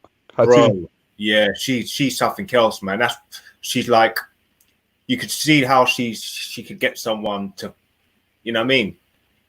Not like attack her, but she's just very like jarring to the point where it's like, my God, it's testing. No, I on your get what you mean. Like, I think if I was in her presence and she was like just screaming screeching in at me your like that, face, yeah, I might have feelings like that as well. But I'll just walk away if I start feeling like that or anything. I'll calm down. Like, yeah, 100. you know what I mean, can't let my impulses take the better of me. Obviously, I'm out of there if she's screaming in my face, because the way I react, I'm probably going to react to a situation like that. If it was a man doing it, so obviously I know how I feel with her doing it. But yeah. Right, if a girl try to attack me, I'll go call like my cousin or something and she'll smoke her. You get me? I think it's best to introduce another lady to the situation, definitely. Yeah, exactly. Looking like a bully or some sort of woman beater. And a lot of times I've heard and seen on some occasions, but I'm sure it's happened more often than not. Guys that put their hands on girls, bro, they get murdered. They get beaten up at least. You know what I mean? A lot of them have actually been like killed, innit? Yeah, how can she slap, Brothers. innit? Huh? How can she slap? Yeah, that's what. That's Like, what I'm saying. So you know what I mean? you know, I don't really. I always see the guys that do it. Like some of them don't get me wrong. They're usually quite tough. You know what I mean? They're usually quite tough people. Like they're quite Yeah, but that makes it worse, man. You gotta be a lot more I gentle wouldn't with a say they're lady. cowards. I wouldn't say they're cowards, but ultimately it's a coward-like move. If you can't control your impulse to that Yeah. degree, I think that I just feel like you got no respect, or you feel like you don't really care about how her family is good. It's not more to the point of so it's just like your respect levels, man. If you're hitting a woman, I wouldn't necessarily you're a coward or you're a big man. You can't really determine that, but you're definitely got no respect for the woman. So, but I know generally, but a lot of the, like people that I've known that have hit, like trying to like openly hit women, they're nuts, isn't it? Like they're on this mad thing. They're on this. Yeah. Like people don't realize, like if you're a guy, getting hit by a guy, if you felt that, a girl don't feel the same thing, bro. Like you hitting a girl, she's gonna feel it 10 times worse. I'm sorry to the girls who think, yeah, we're better than men and we're tougher. And I'm sorry, but like that's just the way I see it, innit? Like I think a man hitting a girl is gonna be a lot more impactful than a girl hitting a girl or a man hitting a man. But there are bad people. Like I've heard it so many times come out of people's mouth. Like, you know what? If you're gonna hit me and she wants to be treated like a man, then I'll treat her like a man, I'll hit her back and all this, you know what I mean? And I kind of get why someone would think with that kind of mentality, the woman shouldn't be hitting the bra in the first place. But with like certain women don't know how to deal with a situation except like that, because she can't get through to the guy, he's being a dick, like being ignorant. And then they feel like the only thing they could do is hit them, which as well, they should also control their impulses. Like no one should be hitting anyone. Yeah. It's just like there's no point, bro. But you get me, life, innit? We're in this dimension and situations happen and shit. Can I say, man? Yeah. I have hit a girl before. When I was a youth, I hit a girl. Oh my she god, followed me around, pissing me bro. When I was young. Good thing that you followed up with when I was young. Yeah, I was young. I was very young. Yeah, I was very young still. But she was she's following me around, annoying me, like chatting bare shit in my ear. And I try to move, you know what I mean? I'm moving location. Girls. You kind of broke up a bit, but so at this stage you told me you bust a woman's head open. Head open. You're cutting up. I don't bust no woman's head open. Like you put that on steroids, bro. No. I did. Like I was a kid. I slapped a girl in it. Like she was following me everywhere. I didn't know what to do, you know. Yeah. And I warned her. I told her, listen, if you don't leave me alone and stop stalking me, I'm gonna give you a clap in it. And she asked for it basically in it. But I felt so bad. And I went to her brother and I told him, listen, I told him what happened and everything. And he was like, yeah, bro, she could be a bitch sometimes. And I know he understood. Like, you get me? He was a bit vexed, but you know what I mean? The situation was the situation, bro. He put it on his sister, actually. He said, like, are you going to be going, you get me? You asked for it, innit? But yeah, I did feel guilty ever since that day. How man. should men be dealt with if they're defending themselves against a woman and they end up like busting her head, or you know what I mean? How did they defending themselves against a woman? You said, yeah, it's still like a piece of shit. But what? Like, is this woman trying to kill them? Head, yeah, and she's picking up, say, like a something just to bust his head open with, and he defends back by hitting her. Is he? How should he be treated? I'm not saying he's in the wrong. Of course he is, but because ultimately I think you can pretty much get away from a woman. But I suppose if he's left cornered and he beats up on a woman, but he's defending himself, should that man still be given the same sort of justice that you would generally give a man who just beats up a woman for pretty much no reason. Even though that I don't think there's You do have to bring these things into consideration because you don't know what she was trying to do. Because women are crazy these days, you know. Some women, bruv, and judged by these hangouts, I'm telling you, bruv, I've got a new lease of life on how women can be, bruv. I'm telling you, just from these hangouts. Women can be crazier than men, bro. Don't get it twisted, like because they run on emotions primarily. That is a lot. It could overtake logic, bro. You know what I mean? Yeah, see, like now emotions. For me, I don't really feel that whole notion, man. I mean, it's that whole scientific thing of women having having more emotion, so therefore, in certain circumstances, they won't be as effective as men. For example, when they're doing something. No, it's not about the effectivity. Like you know that emotions can overtake your logic, innit? Yeah, as a man. Yeah, to a degree. Yeah. Yeah. Yeah. So women have a higher emotional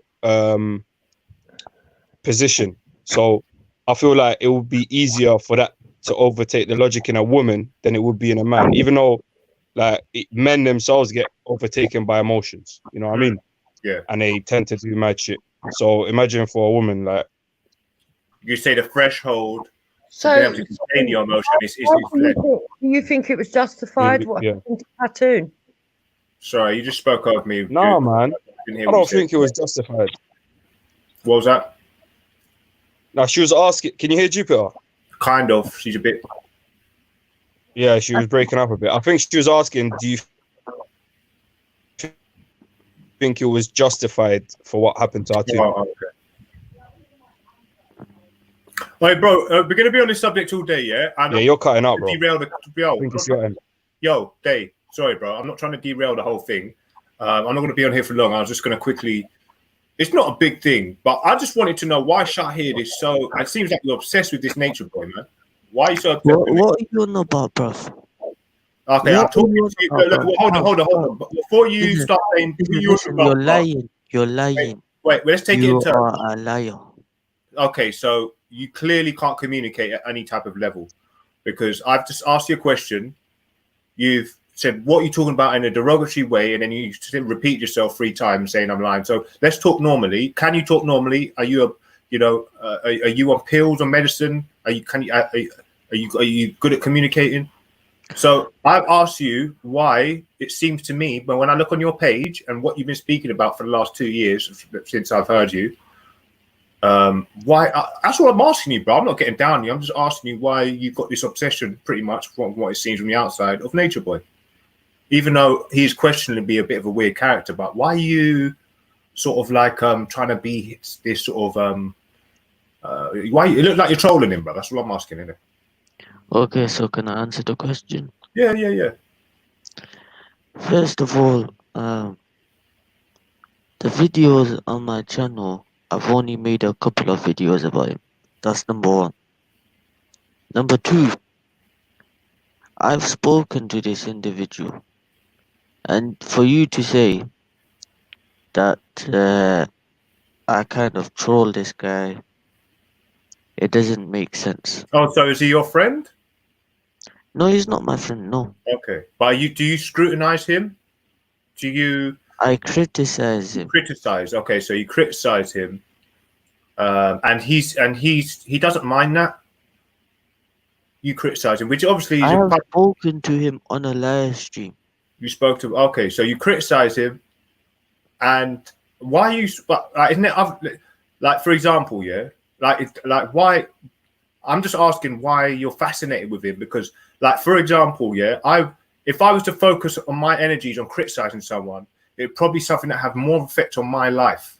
So, for example, Theresa May, Jeremy Hunt. You know, I usually say CUNT, but I replace it with a H. Jeremy Hunt, Theresa May. They're the sort of people that you expect people in the UK to be focused on. Why are you focusing on a black brother, part of diaspora that's gone to another part of the world? And yeah, he's got some sort of kind of half pseudo questionable beliefs. I suppose that's a captivating thing, is that the fact he's gone to the jungle and you're very enthralled with the whole scenario about people going and living in the jungle and breaking free. Because it was quite, for me, it was quite interesting because we had people that were actually trying to get out of the system. So I could see how it's quite attractive in that way, but it's just, without me going on to too long, I'm just saying it just seemed to me like you was trolling him, and I was like, wait, Shahid, no, Shahid in the Lion's Den.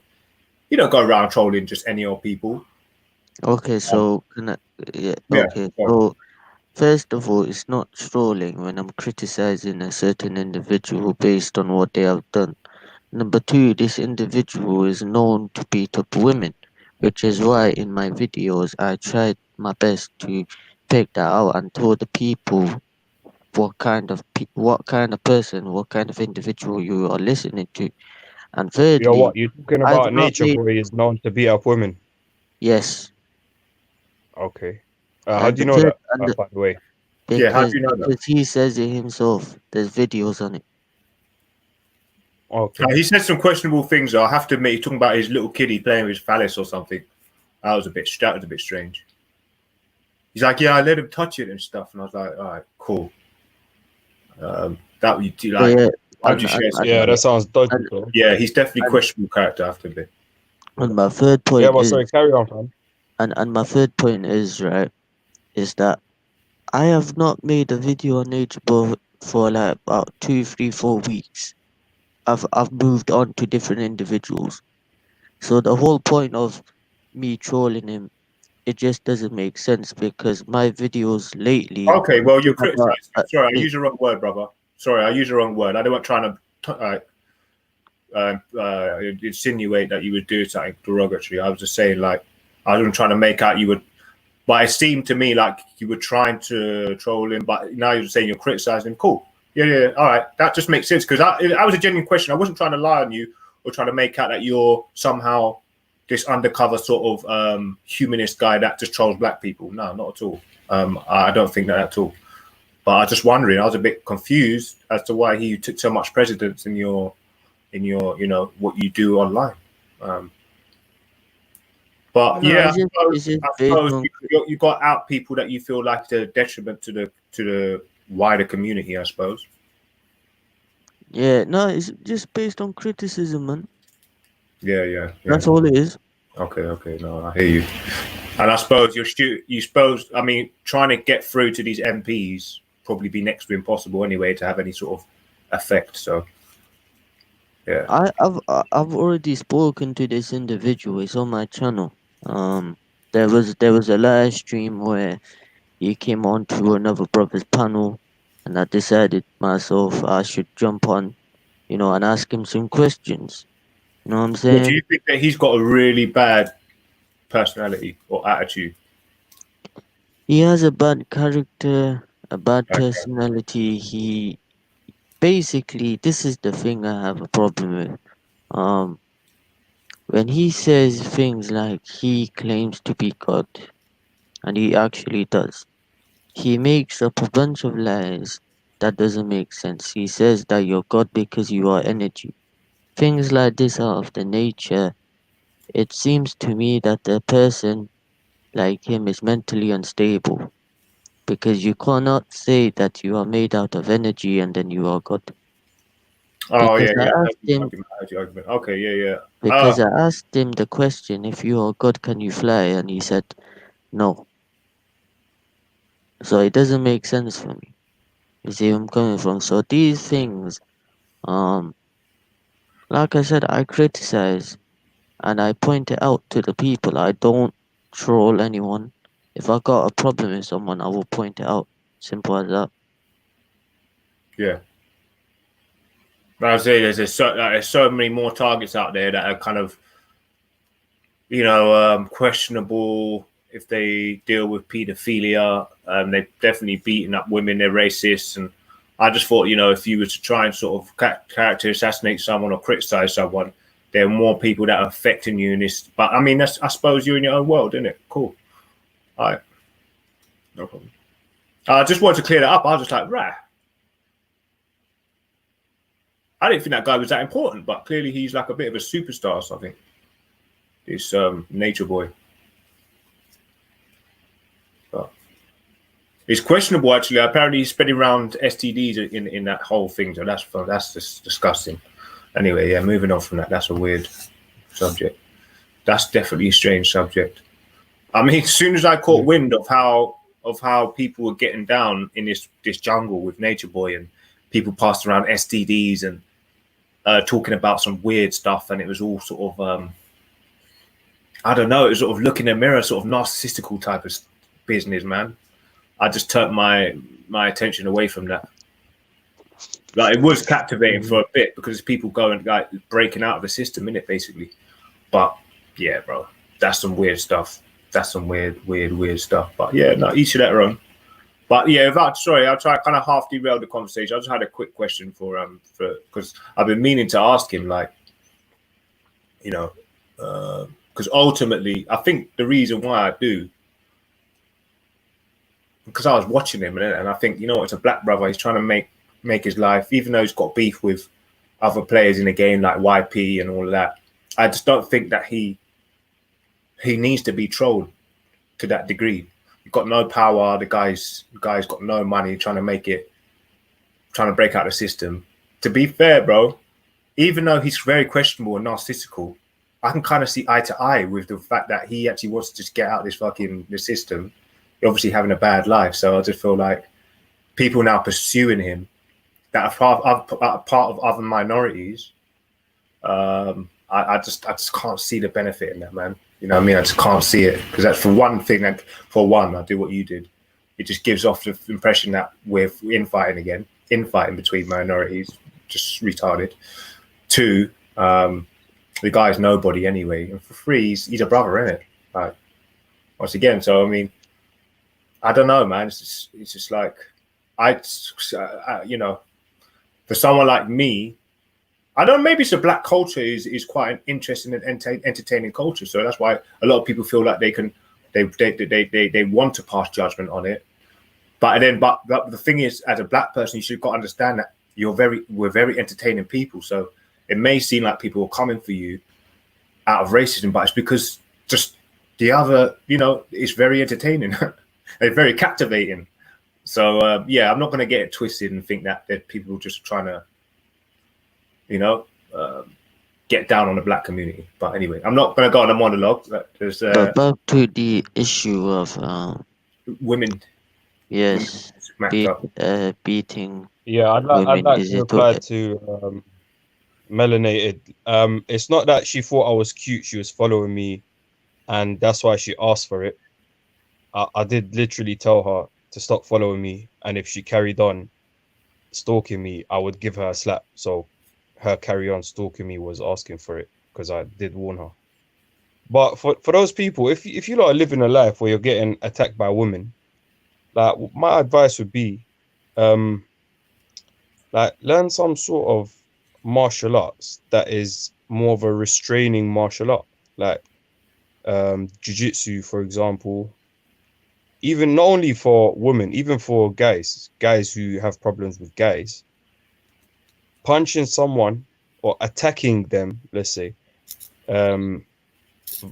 forcefully, violently, aggressively, is not always the best option. The best option is usually to just restrain the threat.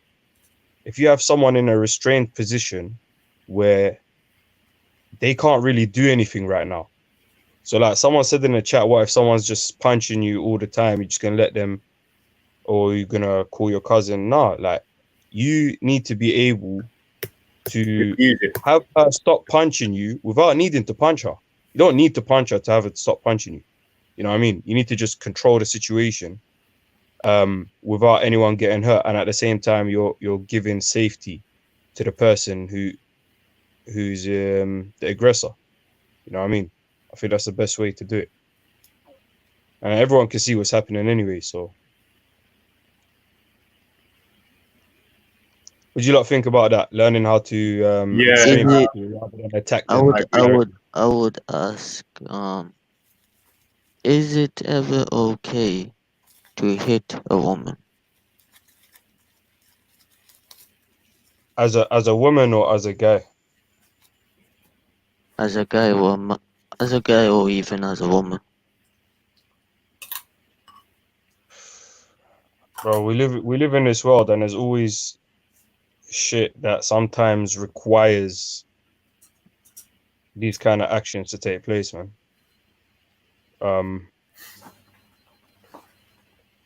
But like I could see if a girl's getting attacked by another girl, she's trying to kill her. That's fine. Hit her all you like, bro. You know what I mean? This girl, you can hit my sister. Do your thing. You get me? Like she's trying to kill you, and it's safe.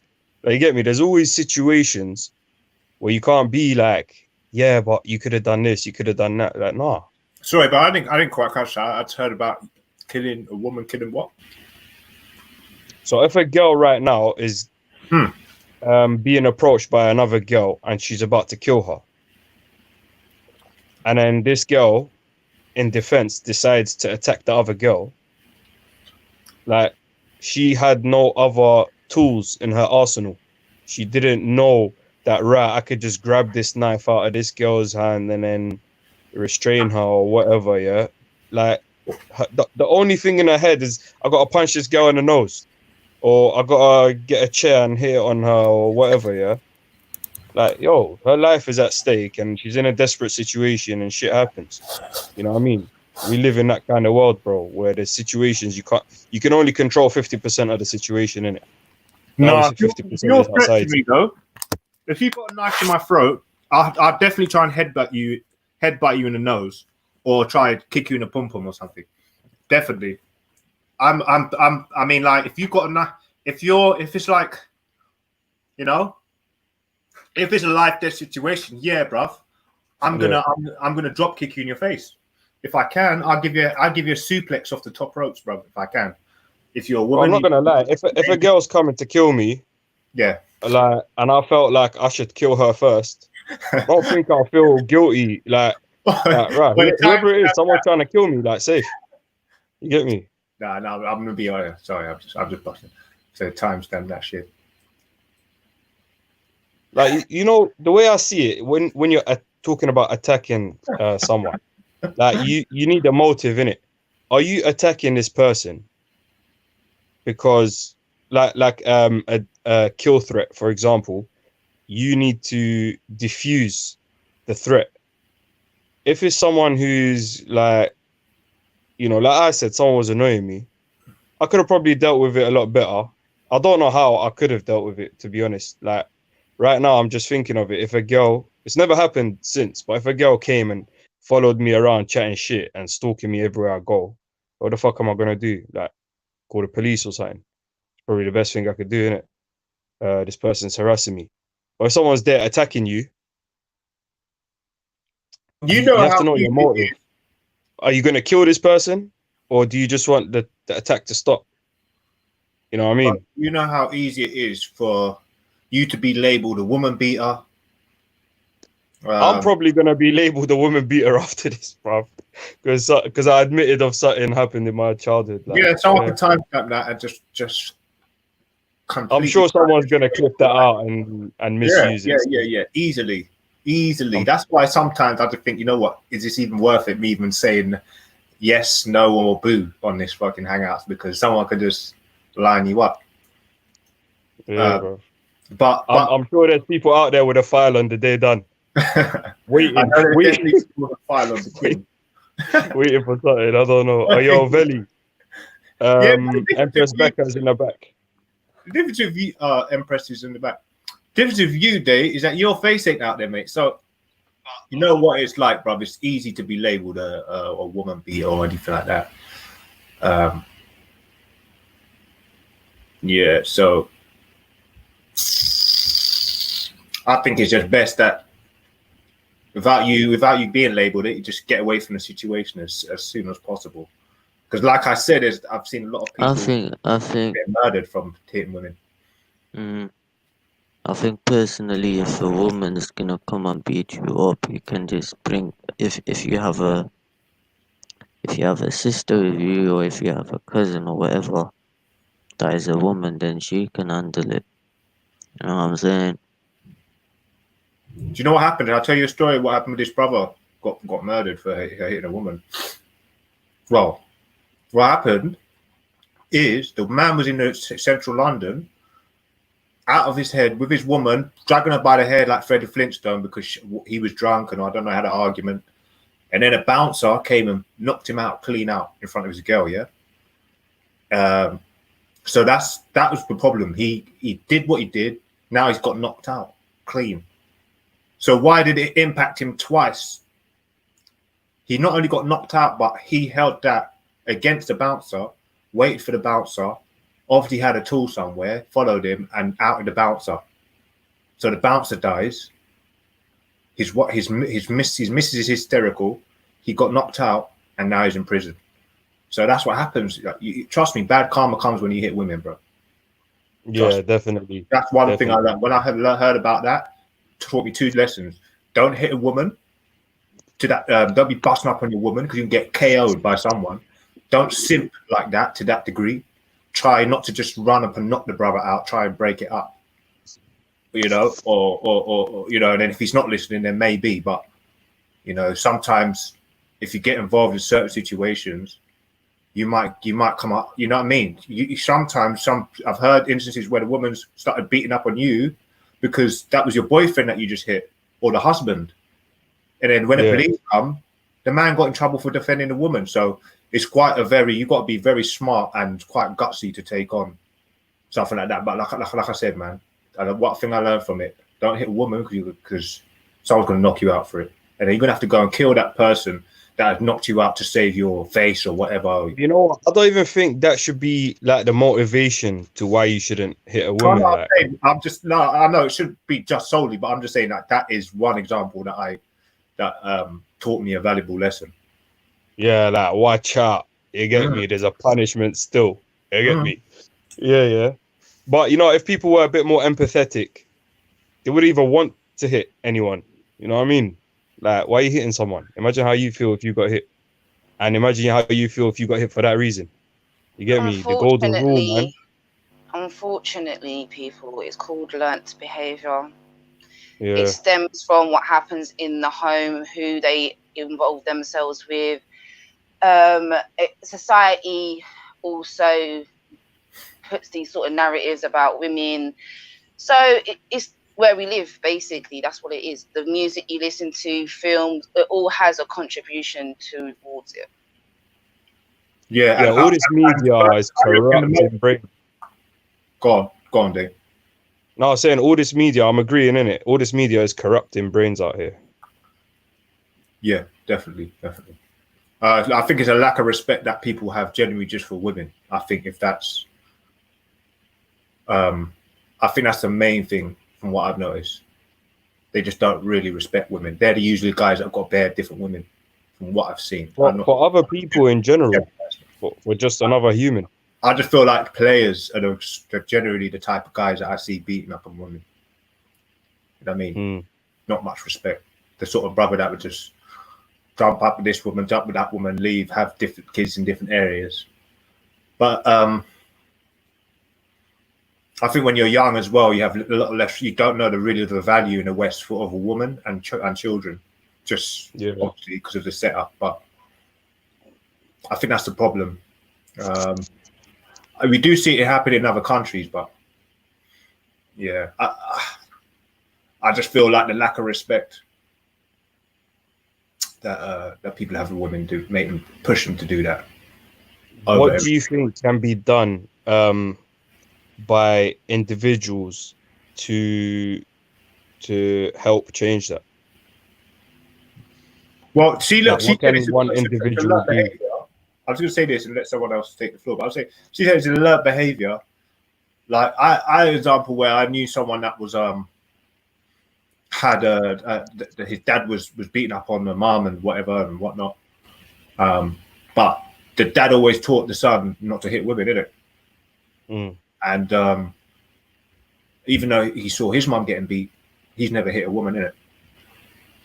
So I suppose it's conflicting, but yeah, it's definitely, I'll say it's most of the time it is learnt as well, because you're molded by what you see in your household. It doesn't necessarily, just because you see it at home doesn't necessarily mean you're going to do it. Do you know what I'm saying?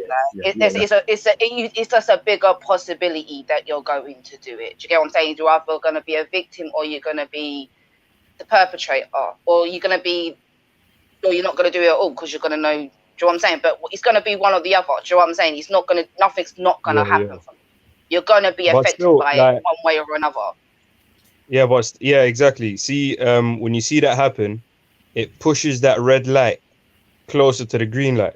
Do you know You what's know a what I good? mean? Oh my god, a good talking point. What is the you'd say the most the factor or the attribute that makes people do that most? Is it learned behavior? Is it the lack of respect for women in general, or is it? It's all about power and control.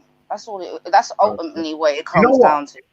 I'm going to say this, right, and I don't know how much of a percent this has an impacts the relationship between men and women, but I think society as well have got a lot to do with it. Like Yeah, that has mainstream an influence on it as well. influence, Yep, yeah, it mainstream does. influence, definitely 100%. Like all these sort of adverts talking about women and children, you know, having domestic problems, and whereas some cultures you may get a slapping for something, and that would be You a less. know, In certain cultures, you'll go to jail for that. Do you know what I mean? Obviously, in the UK, but there are other places around the world. It's, you know, for you to look up your kid and give them a little hard lesson is just normal. So I think a lot to do with social construct has got a lot to do with how you perceive the way you're being treated. you know what? There was a wave, a social media wave that actually propagated against beating women by men and this kind of stuff, and that got shut down pretty quickly. You know, like it never really. I don't know. I thought we'll have a lot more of that until these situations are dealt with, but it seems like that kind of died down or something. You know what I mean? Because they started to find stats where there were a lot of women actually taking advantage of the law and licking up on men and beating up on men. Yeah, like when you see these videos of girls hitting themselves, like with tools or hammer, and like I remember, yeah, this girl was showing me a video of her friend chatting to her other friend, and she's telling her to smash her leg with a brick to break it. She's literally willing to break her own bone. I don't think she realizes how much that is going to hurt, by the way, but she's willing to break her bone just to get man in some shit and act like he broke it. You know what I mean? So it's these situations are so sticky, man. Like I think women really need to urge other women not to do this shit, so that when this shit is actually done to a girl, it will be taken a lot more serious. And like people, I don't know, it's like there's always this vibe, yeah. Like even me, when I hear a case like this, I even think, rah, what if she's chatting shit? Because girls do that, man. I've seen it happen. You know what I mean? I've heard girls going, yeah, I'll just tell police that he beat me up and this is that. Like, what? Can you even, how can you do that? Like, are you mad? But yeah, they're on it, so they're going to do it. And all this shit needs to stop, man. All this shit, bro. It's like everyone's lost. It's like everyone's lost out here. What do you reckon? What you're saying? We're talking about the way the social relationships are going at the moment, and just generally the behavior of.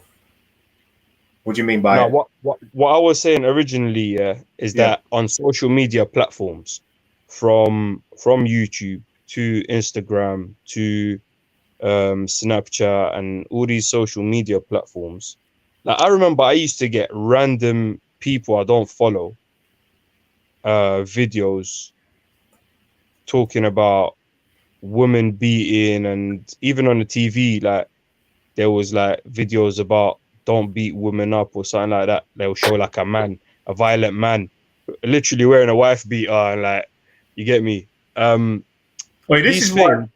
Well, Now I'm saying these things, I don't know, they just disappeared out of nowhere, innit? Like, I thought that was a good idea, get people's awareness up on these issues, but then it just disappeared out the blue. That was the original point I was trying to highlight. Yeah. When we look at, I think I think when I saw it, I don't know, maybe this is just a guess, but when I saw it playing out, I did think they're trying to, highlight something here.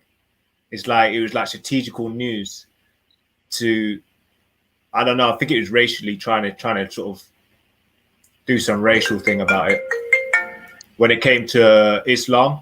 So if a lot of that was happening, when they talk about women are covered and whatever, they're oppressed. But when I think the rebuttal, which was, I think that's why Raspect is a bad man, isn't it?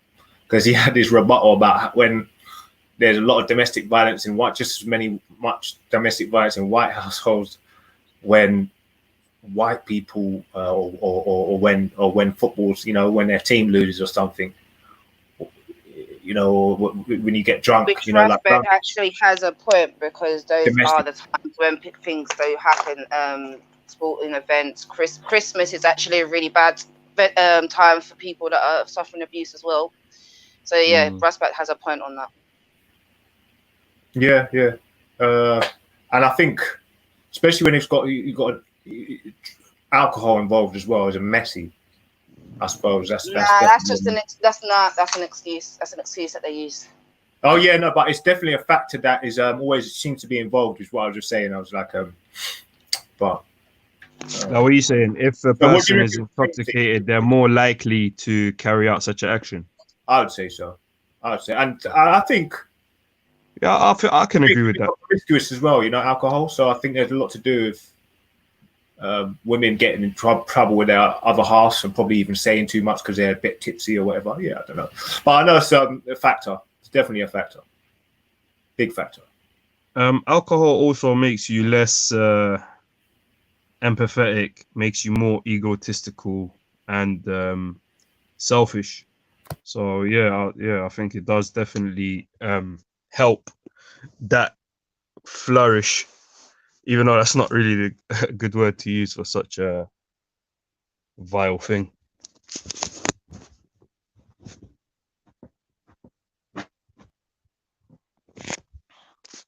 So Shahid, we didn't get your take on it, man. What do you think of the whole situation between her two?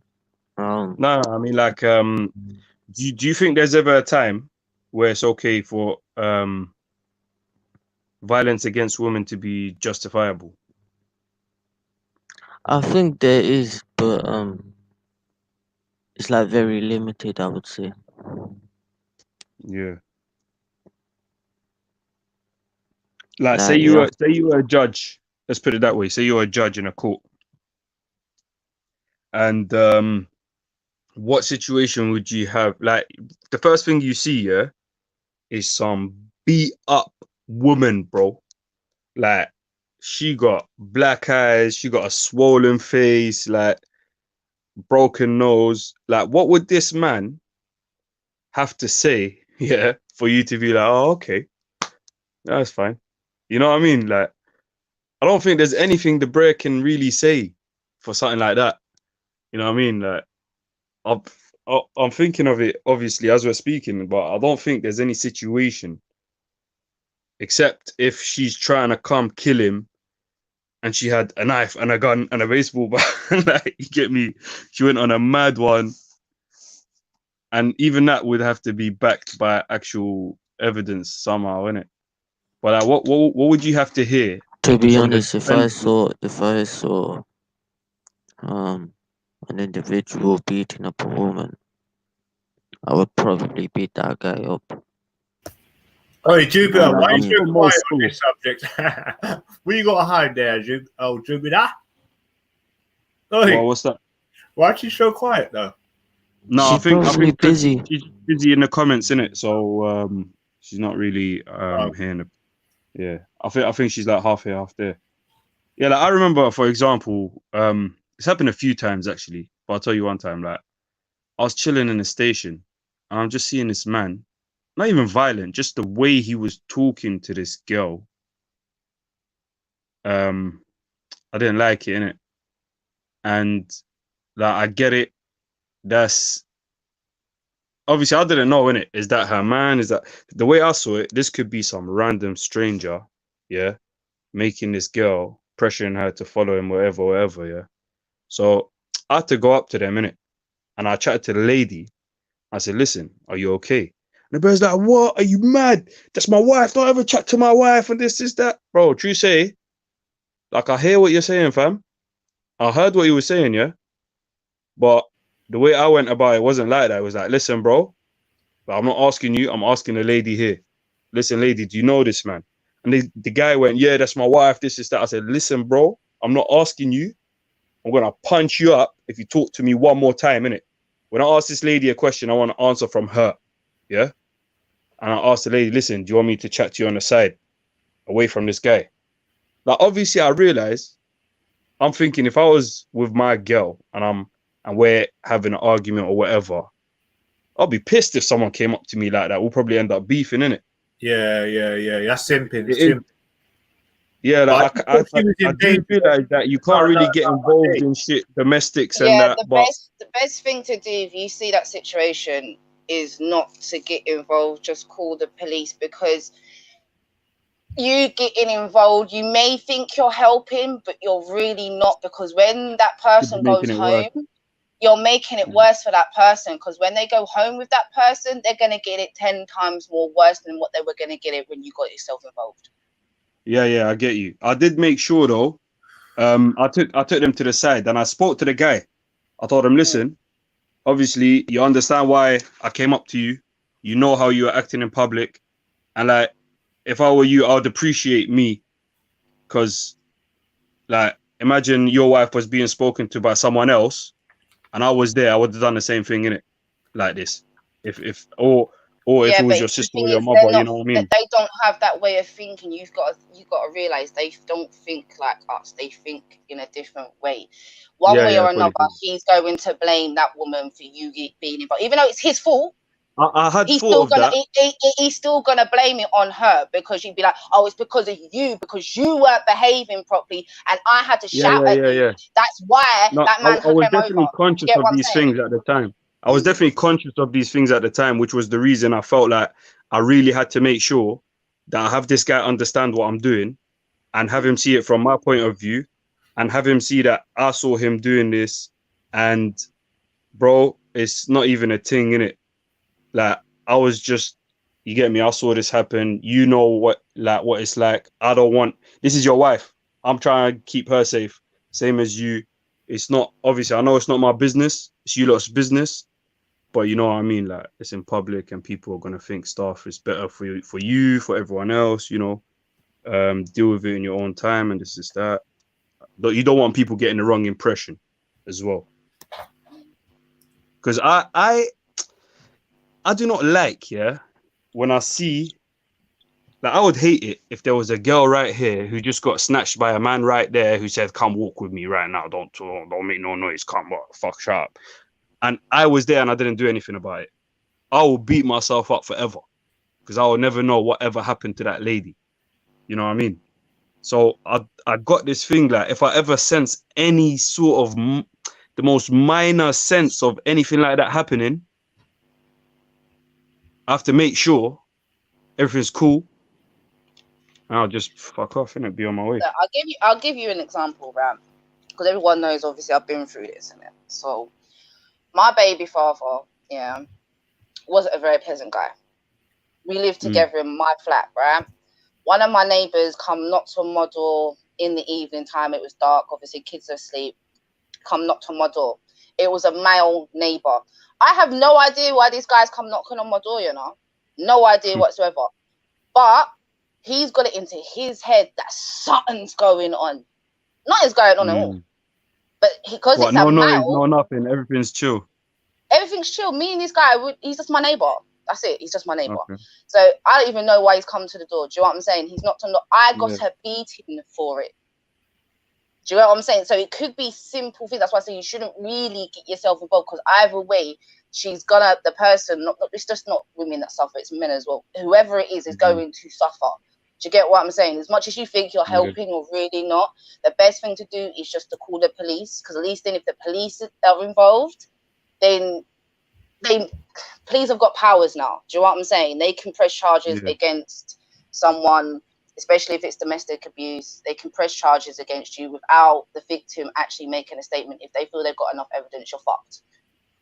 Do you know what I'm saying? So if you call the police, it could better, kind of because be it the goes same. down on records. No, it goes down on record. So if she ever, or if he ever called the police later on down the line, there's evidence that the police have already been involved. Do you get what I'm saying? Because most of it is based on evidence, because you can't prosecute someone without evidence, and domestic abuse is kind of hard to prove. And do you know what I'm saying? So and a lot of the time the woman wouldn't even want to say anything, fearing more to come. You know what I mean? Like even police involvement could be peak as well.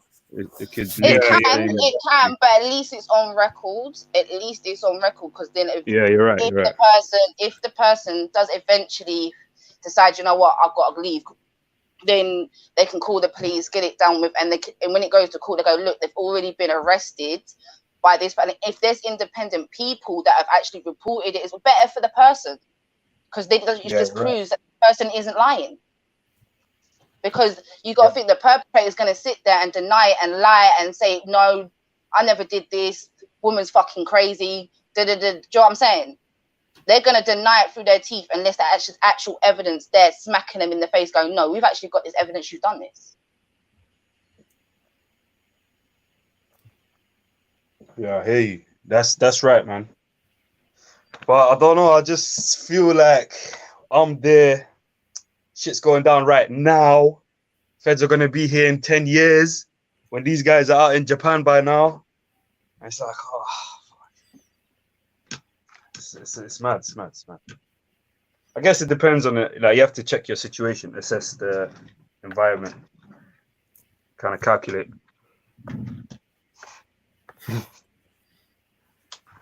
Jupiter, you there? You want to chime in?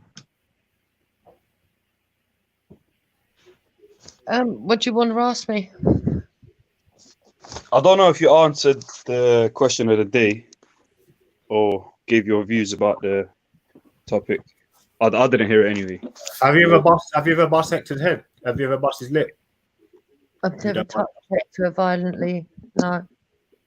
You never hit him ever, not even like a slap. Why would I want to? I love him. Yeah, a lot of people do violence out of love as well. Yeah, but did you know that mental abuse is worse than physical abuse, Jude?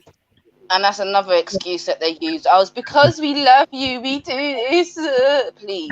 Innit? Innit? That is the dumbest excuse. I don't think my marriage would have lasted 20 years if I was abusing my husband. No, I didn't mean anything by that as well. That wasn't indirect. For fuck's sake.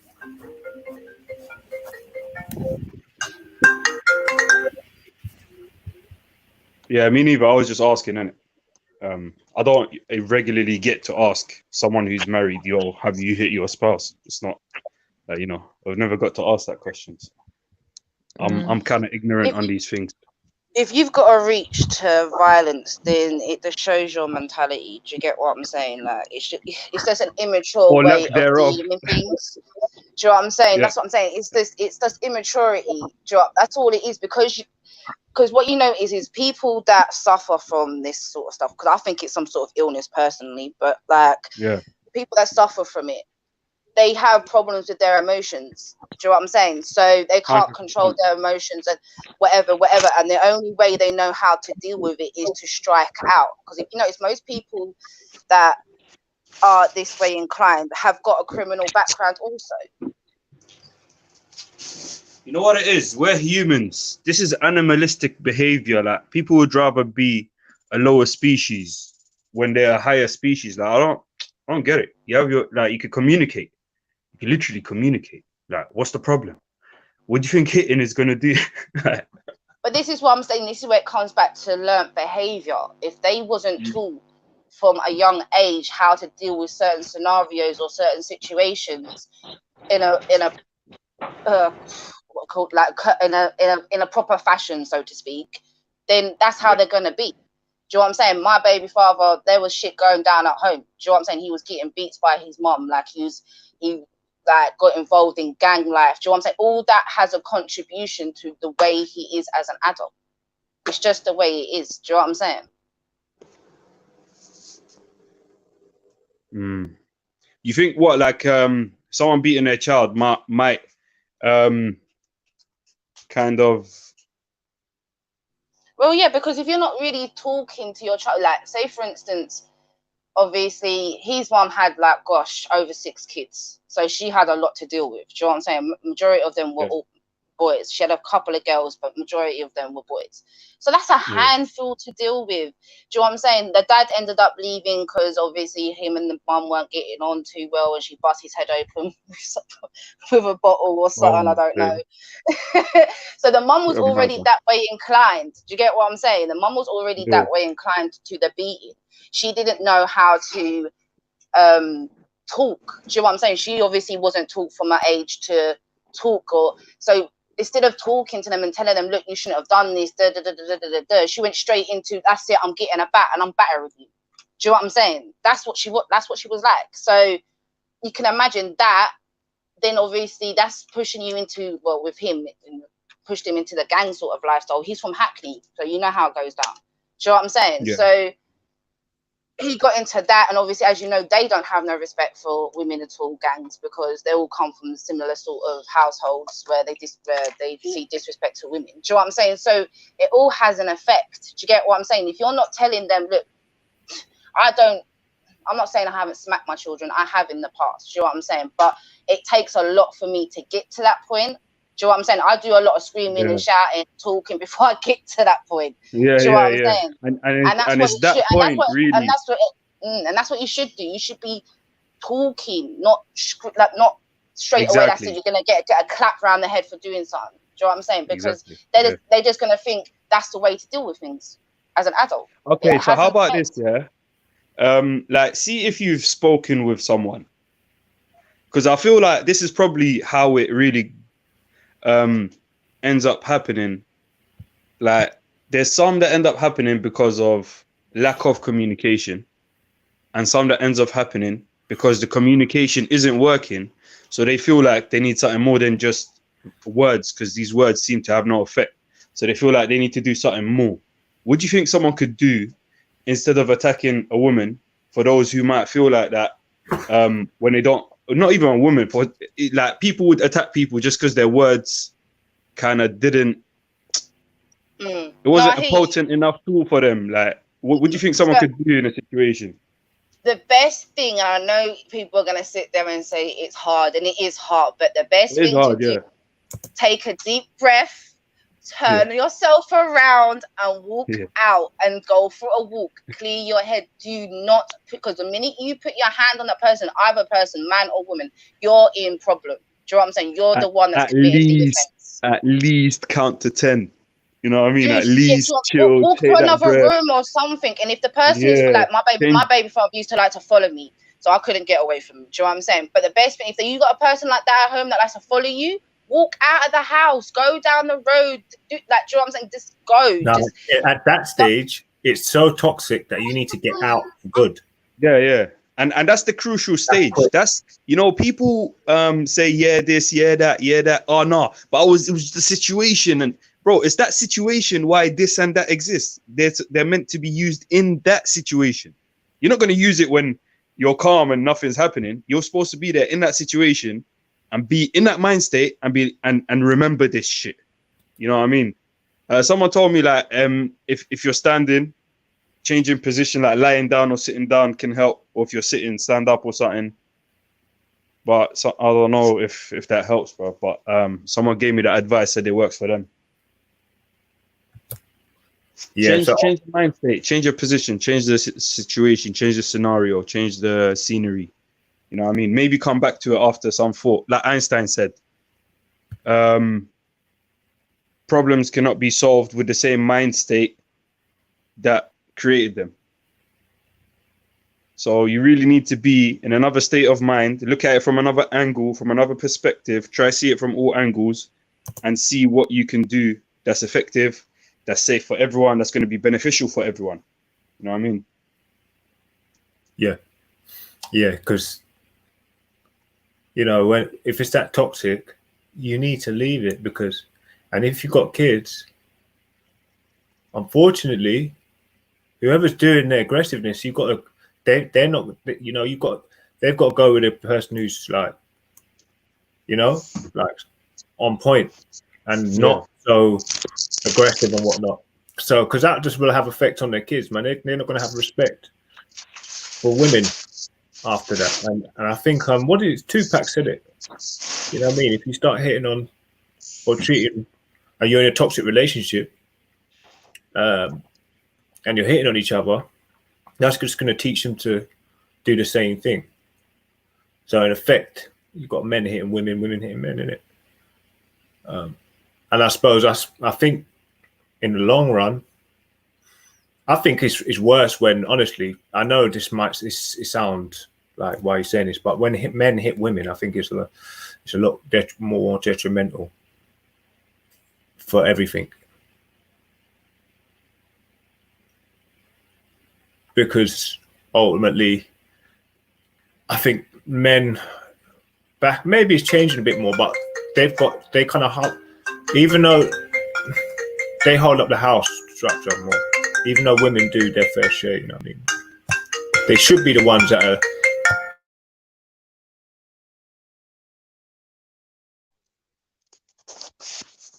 Yo, you took a call, yeah? Yeah, man. This whole woman hitting thing, anyone hitting thing is low, man. You know what I mean? It happens. We're living in a low dimension. You know what I mean? And we've got to elevate above that. Don't get drowned in the water. You got to float above it. People get lost in the source, innit? Do you know the statistics? Does anyone know the statistics on this? I don't. I could pull it up. Let me go check it out. I've got statistics. I did You got it up, yeah? Yeah, I've got a whole Sick. paper What that statistics you I'm got doing in front on of your face right now? So right now it's a document from a source called Mankind Initiative. So these are for men. So men that suffer domestic abuse. But obviously they've compared women and the men. So that's why I like this document, because it compares women and men. It's not just about men. So Yeah, taking it both sides. Yeah. So 1 in 4 women and 1 in 6 to 7 men suffer from domestic abuse in their lifetime. So Yo, that's a big number, 1 in 4 women and one in 6 men, yeah. And you got to think, domestic abuse doesn't just mean violence. Do you know what I'm saying? It covers, that's another thing that a lot of people get confused. Domestic abuse or domestic violence just doesn't mean physical abuse. It means mental, emotional, financial. Do you know what I'm saying? There's many things that they consider as domestic abuse now. So what they've classified it as is domestic abuse. Like that's what they called it. They don't call it domestic violence anymore. They call it domestic abuse because it's more than violence, isn't it? Because like I said, like the mental, the financial. There's a lot of things that you're not seeing your kids anymore, and all this. Like it could be anything. But yeah, so that's the statistic. One of the statistics. It says like 15% of men and 26% of women aged 16 to 59 had experienced some form of domestic abuse since the age of 16. So that's equivalent to an estimated 2.4 million male victims and 4.3 million females. So I think this document was done March 2018. So but that's not worldwide though, isn't it? This is in England. I think this is in England. Oh yeah, okay. So you hear that, yeah? There's 31% of you lot in the comments that need to relax. You know what I mean? It's 31% of you lot that need to chill. You know what I mean? Wait, is it 31%? 15, 26, 20, 40, 30, 1 second.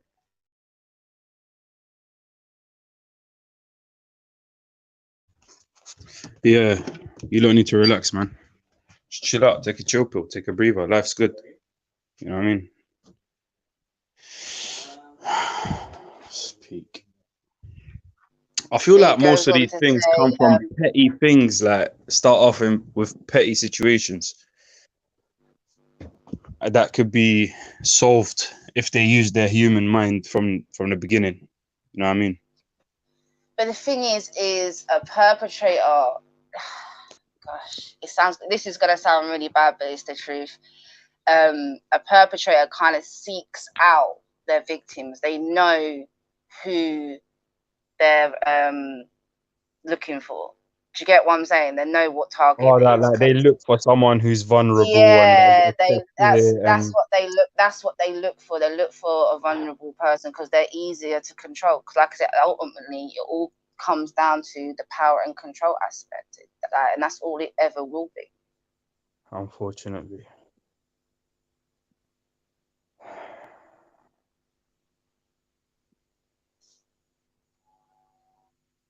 Unfortunately.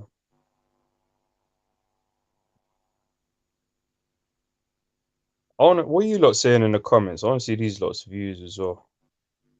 A non-aggression principle is best. Yes. Can be more damaging. Language can be more damaging. Violence is just dumb.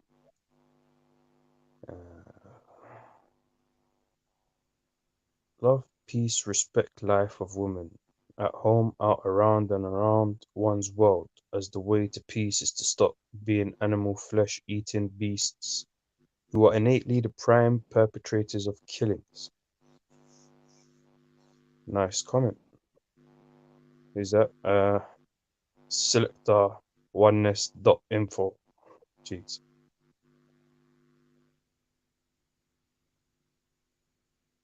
I want to see this Hatun video. Does Day have the security clearance to quiet Einstein on this channel? A scientific method. I wouldn't ask questions if I was you.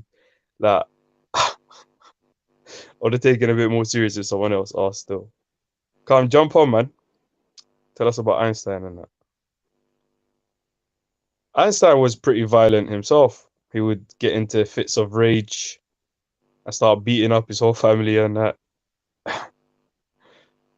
His nose Yeah, would so go red. you've not seen the Hatton video. I've seen I've seen where he pulls the chair and she falls on the floor. I've seen that. Oh no, Yeah, I that's haven't last seen week. it. That's last week. Oh, was that Talking last week? this week, where she ended up on the floor. Oh, I thought that was yesterday. Yeah, no, Yeah, that was last week. like he pulled the chair and she ended up on No, the. that was last week. Not Sunday just gone. The Sunday before. I heard about it, but I haven't seen it. Okay. So she was going around, as far as I understood, with a picture, and she got assaulted. Well, I heard she got taken to the ground. What did you watch the video? Any of you? Yeah. So I what haven't seen exactly? it. So what happened? Who grabbed what Basically, and there was pushed a communal where? prayer going on. 4 people were communally praying. She went over and objected to it, said it wasn't allowed in the park regulations. 3 of them picked up their mat and went away. 1 carried on praying, and then she started going on about the holes in Islam. A group Holes or hose?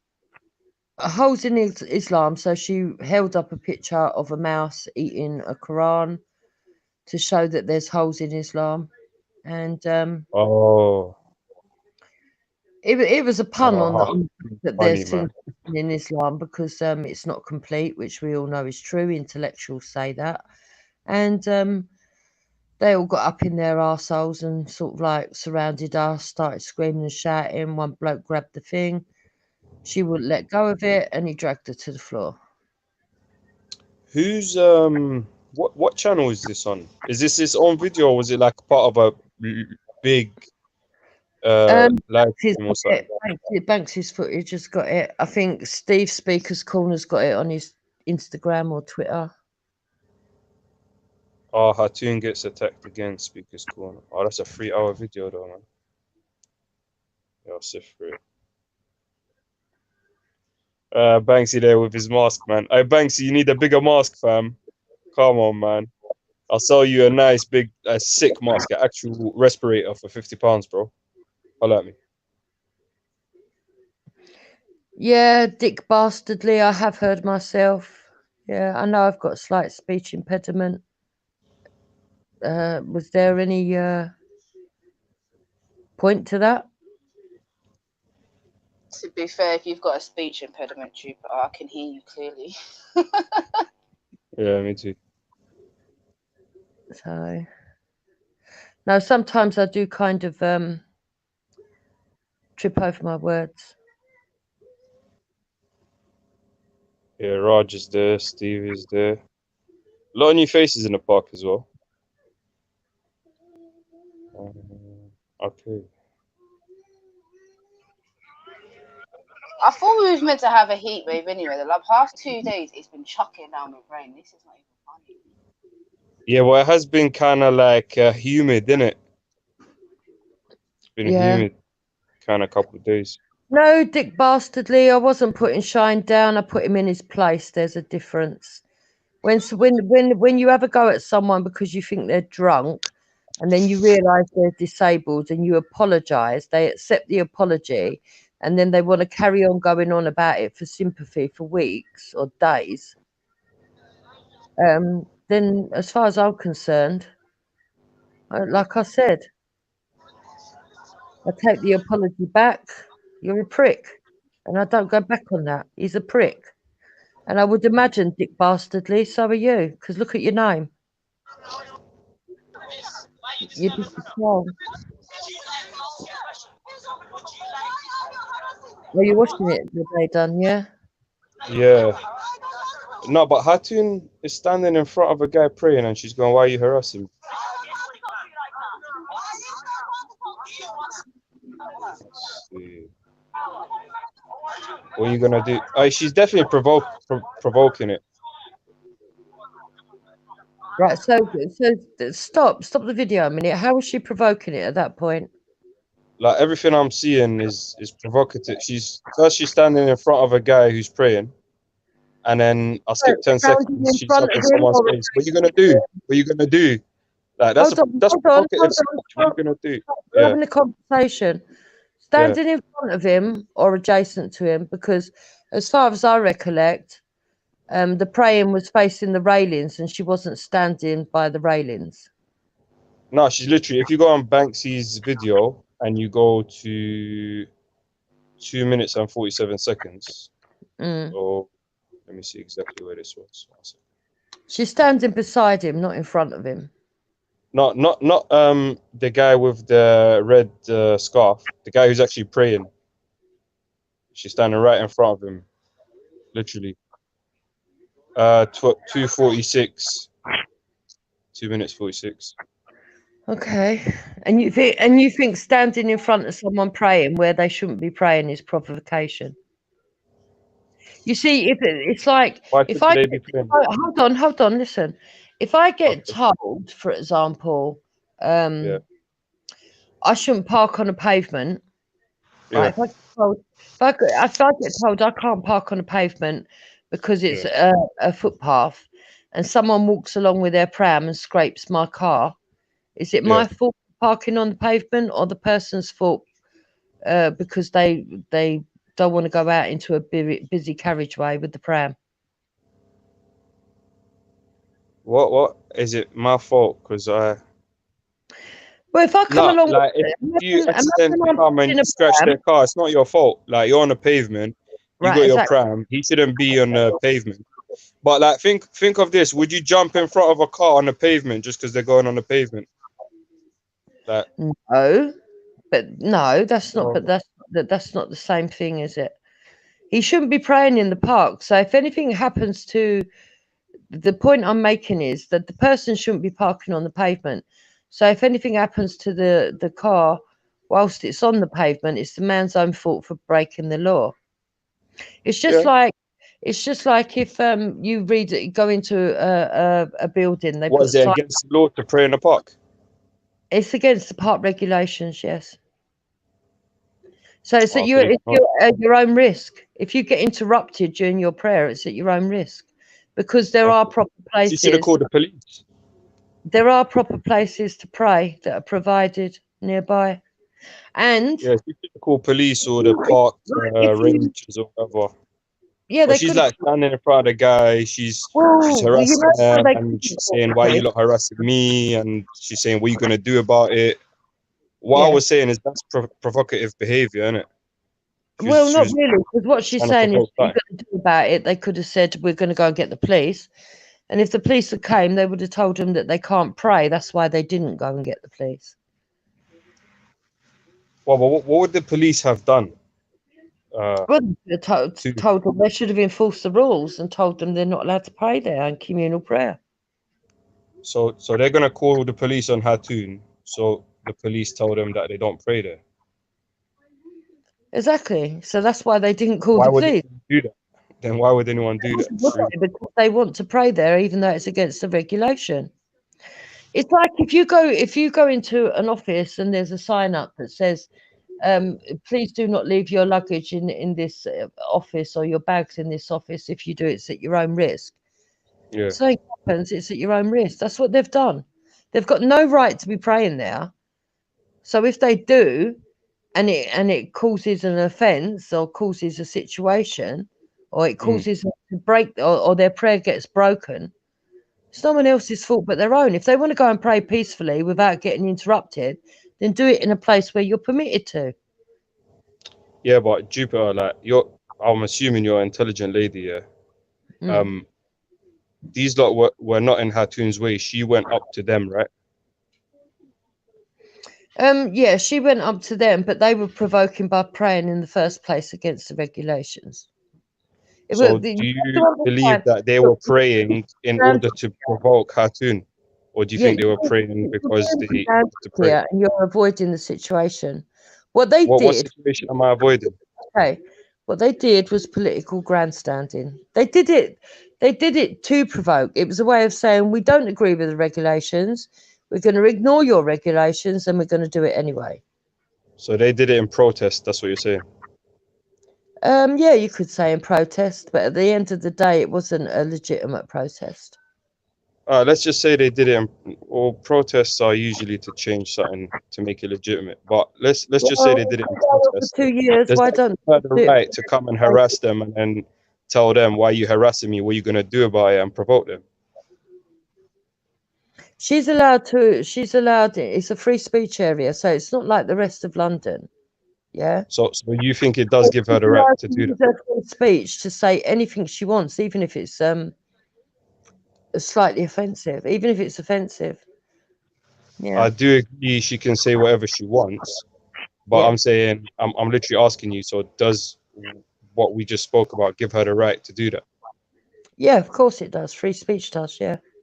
Especially Okay. in the park. She's got the not only the right to object because they broke the rules, but she's got the right to voice her concerns because it's free speech. Yeah.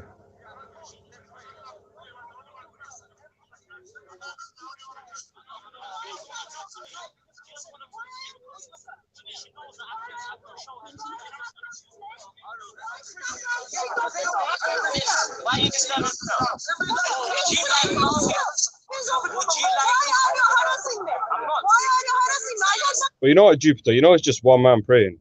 Like it's not even, isn't it congregational prayer that is? It was against 4 men. congregation? 3 men got up and went away. It was 4 men. It was 4 men. All right.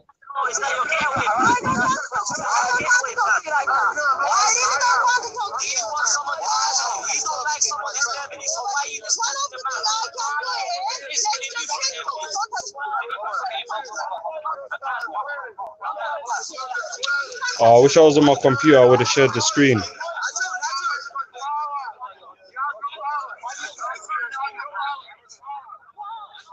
Actually.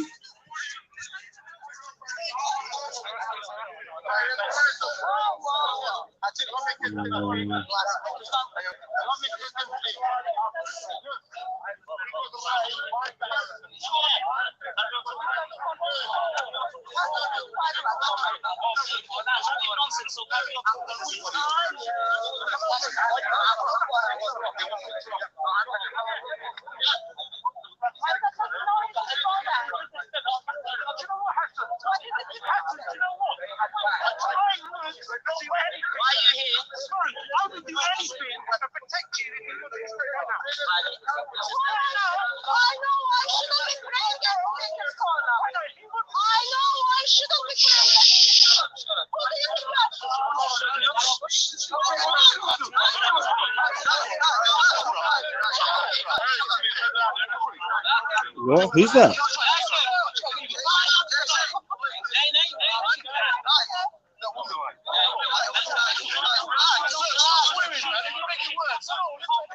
Oh, this looks like it could have turned ugly.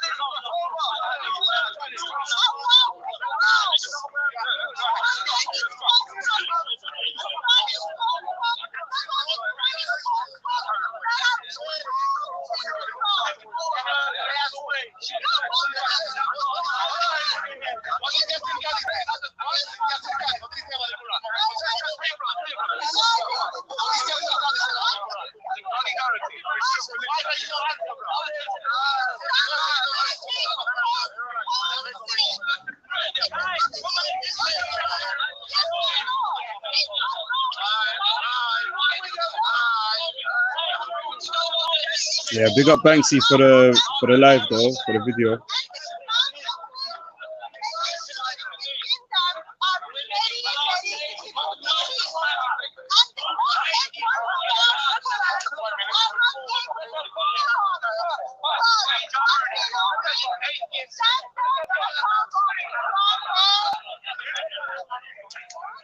How far after this point did that thing happen? Was it directly right here, or was it a little further? It seems like to me that everyone's just ignoring her right now. So how did it get heated? She held up a cartoon. No, but she's been holding it up for like a few good minutes. Everyone's just ignoring her, innit? Yeah, a bloke in a crash helmet comes straight over and then just attacks her, basically. But yeah, what I want to say is note that there's a policewoman throughout the whole attack that's there who does absolutely fuck all. No way. I mean, oh, this guy with a bike helmet, yeah. Yeah, it's him. Oh, he's the guy who attacks her. Yeah. Look at the size of him to work. I should be here then. I think I'm on the spot. One second. Let me.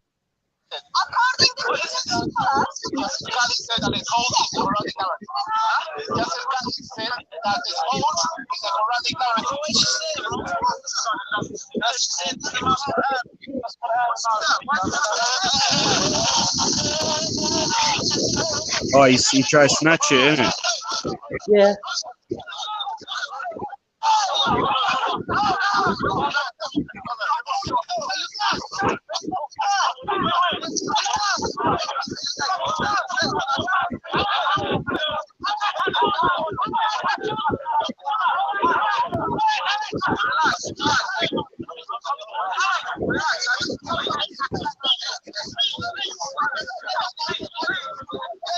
Everyone's saying Hatun to relax though. I wonder if there's another angle from the other side, from the other.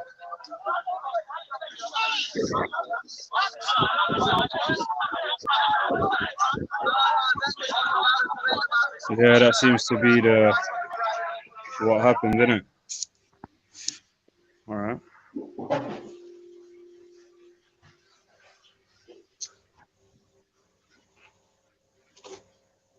Yeah, I think Yeah. the other guy, you know that guy who shoots Bob.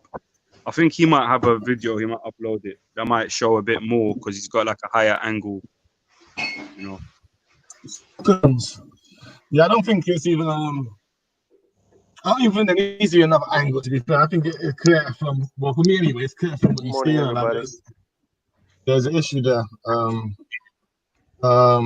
They definitely shouldn't have been surrounding the woman like that. And they definitely shouldn't have grabbed her thing and dragged her to the ground. Like, so there ain't no real excuse for that. But at the same time, like, yeah, she was being provocative. I mean, so, but you know, this thing about she came into the middle of them, innit? yeah, that's what I'm saying. She's being provocative. That's what I'm saying. At the same time, she is being provocative. There's a lot of people who like to do this sort of thing. At Speaker's Corner, it gets attention, it makes people look bad. But in my opinion, all of them just end up looking bad. Yeah? There's no one in that video looks good or whatever. And yeah, it's really just a mess, to be fair. But I mean, yeah, the guys praying in the park. I don't know, man. Yeah, I don't know. It's like what I think Ultra said it. Like, just ignore these people, man. Like Tan. That's the cure, man. Just giving them too much energy. Like you don't like what they're doing, ignore them.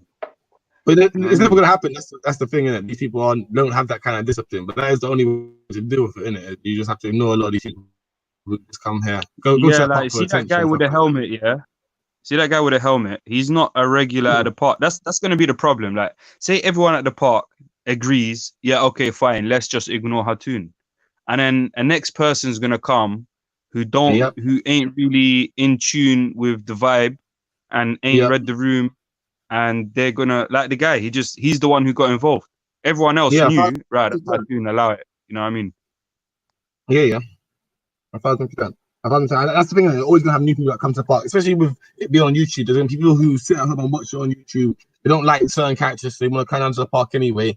And yeah, as soon as they get the opportunity, they're gonna try and take it. So yeah, I don't know. There ain't nothing you can do about it. But like I think the whole thing could have been done if people just ignored things. So if Hatun ignored minded their own business, ignored the people praying in the park, it would have been avoided. If the people ignored Hatun and doing all extra things, it would have been avoided. Like, but yeah, so ain't none of them really in the right, to be fair. All good thing. Yo, Queen J, why did she get kicked out then? Is that in the same video that she got kicked out, or is that recorded? How do you know she got kicked out? She's asking, so why did she get kicked out then? Dude, Hatun got kicked out. I'm assuming that's who she's talking about.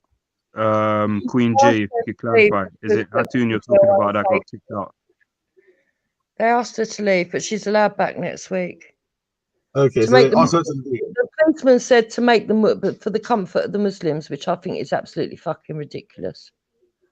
The policeman says word for word, for the comfort of the Muslims, you need to leave the park. Yeah, I didn't see it on film though. I must state that I didn't see that being said on film. Yeah, I doubt a police officer is going to say that.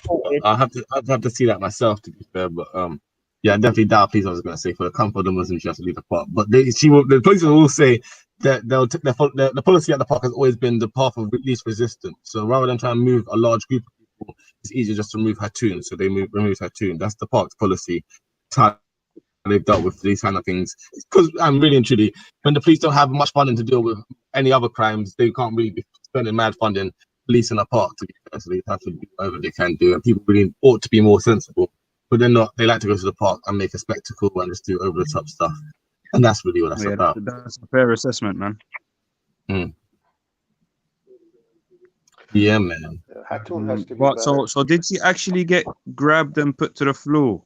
Because I think is there another bit? They grabbed the piece of paper, the paper that she's holding apparently, and dragged her. Yeah. And she didn't want to let go of it, and so she went to the floor when he tried to pull it. Basically, for me, it's the same. He basically dragged her to the car. It wasn't his paper to be grabbing up anyway. So yeah, he did look like he was coming in on a mad one still, but I can't tell his intentions. Obviously, only he knows that. You know what I mean? Listen, as far as I'm concerned, there was a policewoman there the whole time. She could have interjected and stopped it before it got to that point. Yeah, the police woman should have definitely stopped Hatun bothering the guys praying. That would have avoided everything, to be fair. Yeah, that would have prevented this whole situation. They should have dealt with both.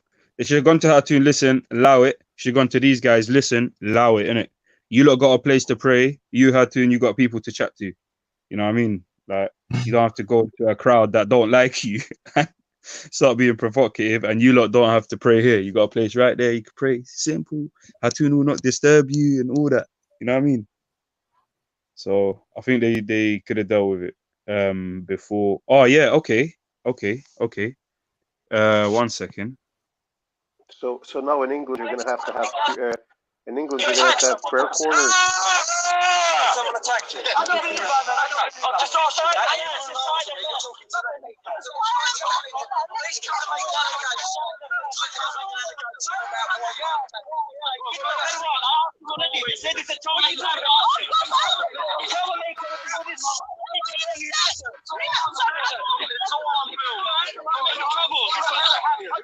because you just said you've been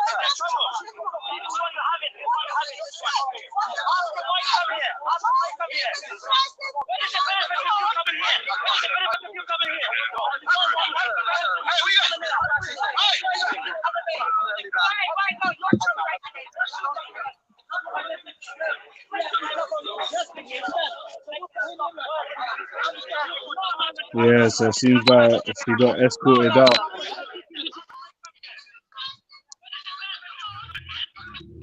Because really and truly, when the police don't have much funding to deal with any other crime, they can't really spend their man funding police in the park. That's what they can do. And people really ought to be more sensible. But they're not, they like to go to the park and make spectacle when it's do over stuff. And that's really what that's about. Fair assessment, man. Yo, I think someone's playing the video from a few minutes ago. Grabbed and put to the floor. I think they grabbed the Am I the only one hearing that? Not to her. I just don't know where it's coming from. Maybe it's water. I think it might be water. Yo, Walter. Walter. Yeah, he did look like he was coming in on another one. So I think Walter's listening to it from his YouTube. Veli, if you can mute Walter for now, and Freddie's in the back, Veli. So if you could bring Freddie in, Veli. And I don't know what Walter, are you here? Okay, good. I think. Yo, Freddie, what's good, man? Yeah, man. I was listening at the gym a little bit, and I think Ultra had quite a good point. You know what I mean? She went swimming. She went swimming with the sharks and expected them to tickle her. You know what I'm trying to show you? Like, obviously, he knows what he's cooking at his house. So if you go to his house, you can't expect. And the same rules apply for that Hatun girl. Do you know what I'm saying? You know where you're going. You should know what to expect and how to conduct yourself. Otherwise, you're gonna get pitched over every time. I got this feeling that next week she's gonna be more provocative and be even more surprised. Like that's my predictions. You know what I mean? Nostradamus. Yeah, it's Hayaton's thing. It's Hatun's thing. Man, she is.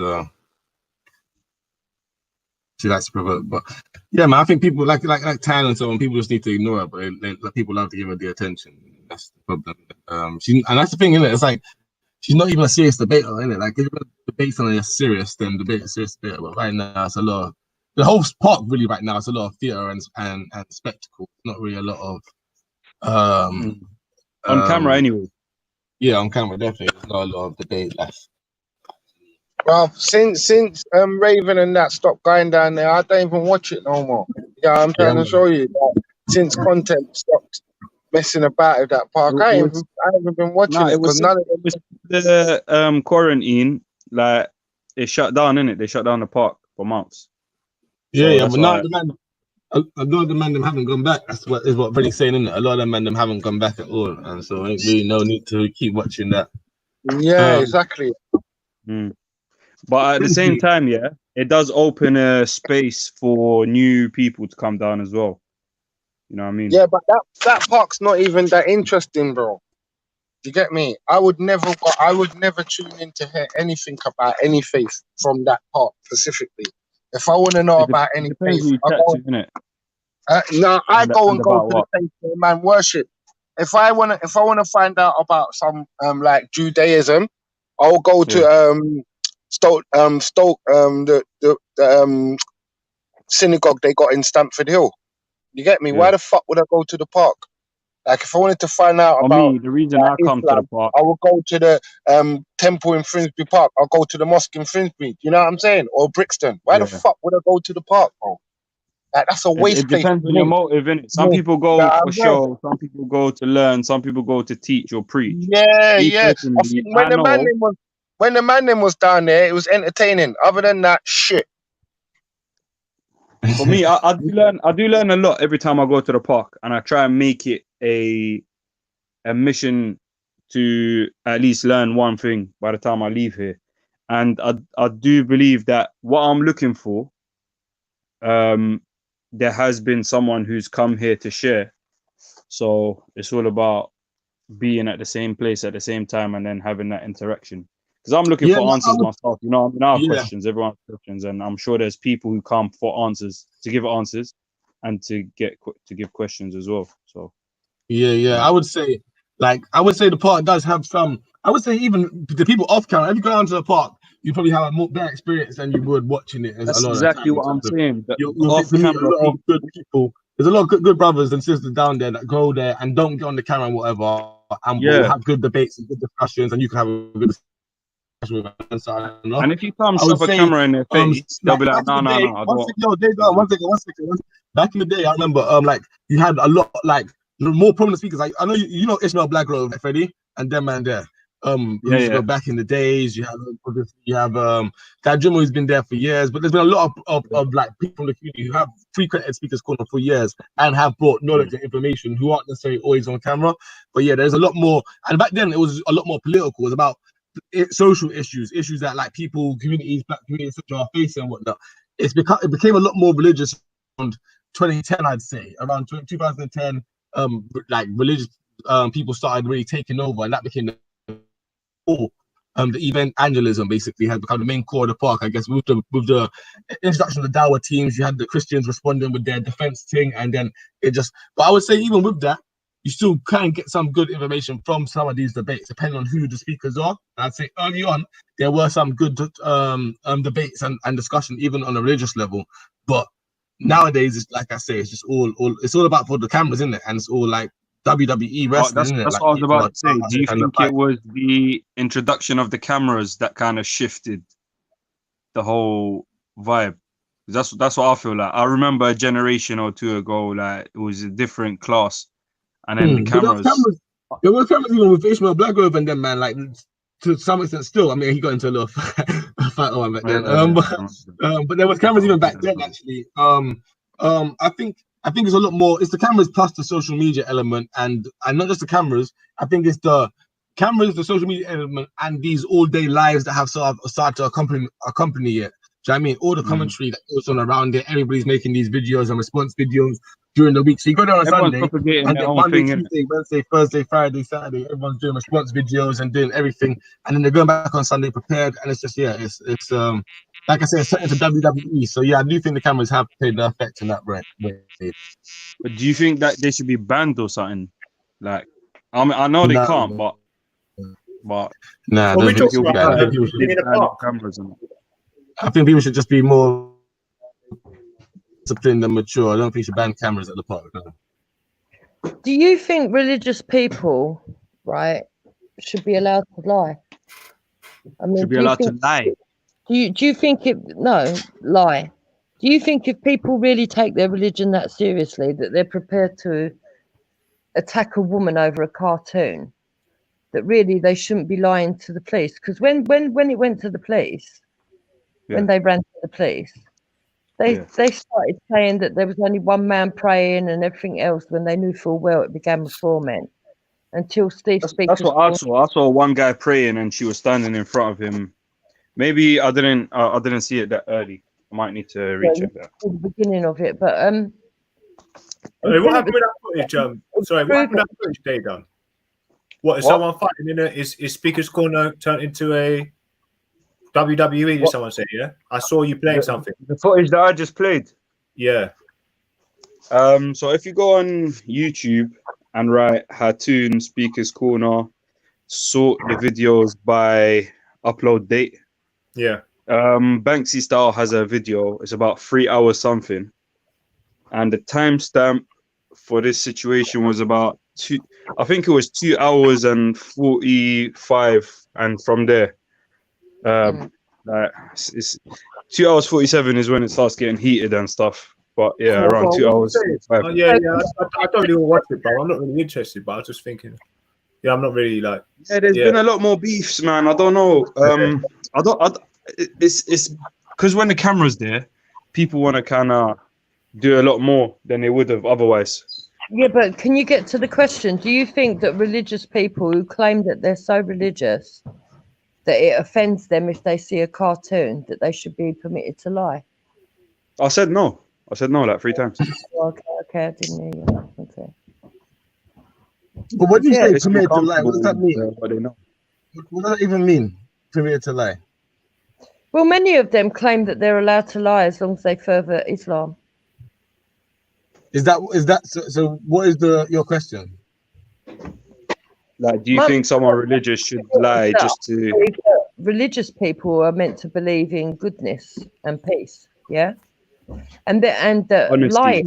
Not necessarily. No, religious people are supposed to believe in their religion. If you're a Satanist, it might not necessarily be goodness and peace, right? Right. Yeah, I would agree with you, but then I don't know. I don't know if I call Satanism. It is a religion. Yeah, you're right, but in my mind, it's not what I would call positive religion. That's negative, isn't it? Okay, it's a negative religion. I hear you. So, if as Islam's a positive religion, what you're saying is people who practice Islam should not lie. Yeah, basically, yeah. Yeah, I it's, mean, it's against Islam to lie, though, isn't it? Yeah, I mean, yes, it's clear. That's what I'm saying. But I'm trying to understand when you say permitted, it kind of sounds like for something to be permitted, it's usually legislated on, or there's a law or something that allows it to be happening, or someone's given permission. Pakia. What do you mean? But you know what? No, that's a good point, Jupiter. Yeah, because if you believe in a God and you subscribe to this God and you submit to this God, and your law says that you should not lie, that's your law, isn't it? That's your legislation. Yeah, so that's a good point. That's a really good point. Now, what is Satanism, though, Jude? What is Satanism? Satanism. Yeah. I don't really know. I've never looked into it in depthly, but I believe it's a twisted up interpretation of the Christian Bible, where the Lucifer is the light. Oh, the light bearer. Mm-hmm. Who partakes in that? Who predominantly partakes in that, Jude? I don't know. Satanists. I don't know. Where are they from predominantly? All over, I would imagine. Where exactly, though? I don't know. Do you know where they live? You got a list? Oh, so actually, I thought you knew about Sumeria, innit? So I was thinking. We say Sumeria. I just wanted you to know. I just wanted to, if you knew, identified, like, yeah. I thought if you knew, like, who they were, because I don't know if you. His origins. I just know because she knows about Sumeria, innit? But are you Christian, Jude? Oh, okay. Are you Christian? Me? No. Yeah. No. I was raised Christian, but I don't practice Christianity. No. Listen, did Luciferianism or Satanism start with LaVey, or was it before that? I don't know what LaVey is. He's that guy, like, pretty famous, isn't it? Well, one of the most famous Satanists. What was it? The communist movement? Yeah. What? Is it Marx? Karl Marx. It's Marx. Karl Marx. Oh, yeah. Where was he from, Jude? You talk about Karl Marx, yeah? Yeah. Where's he from, Jude? Germany.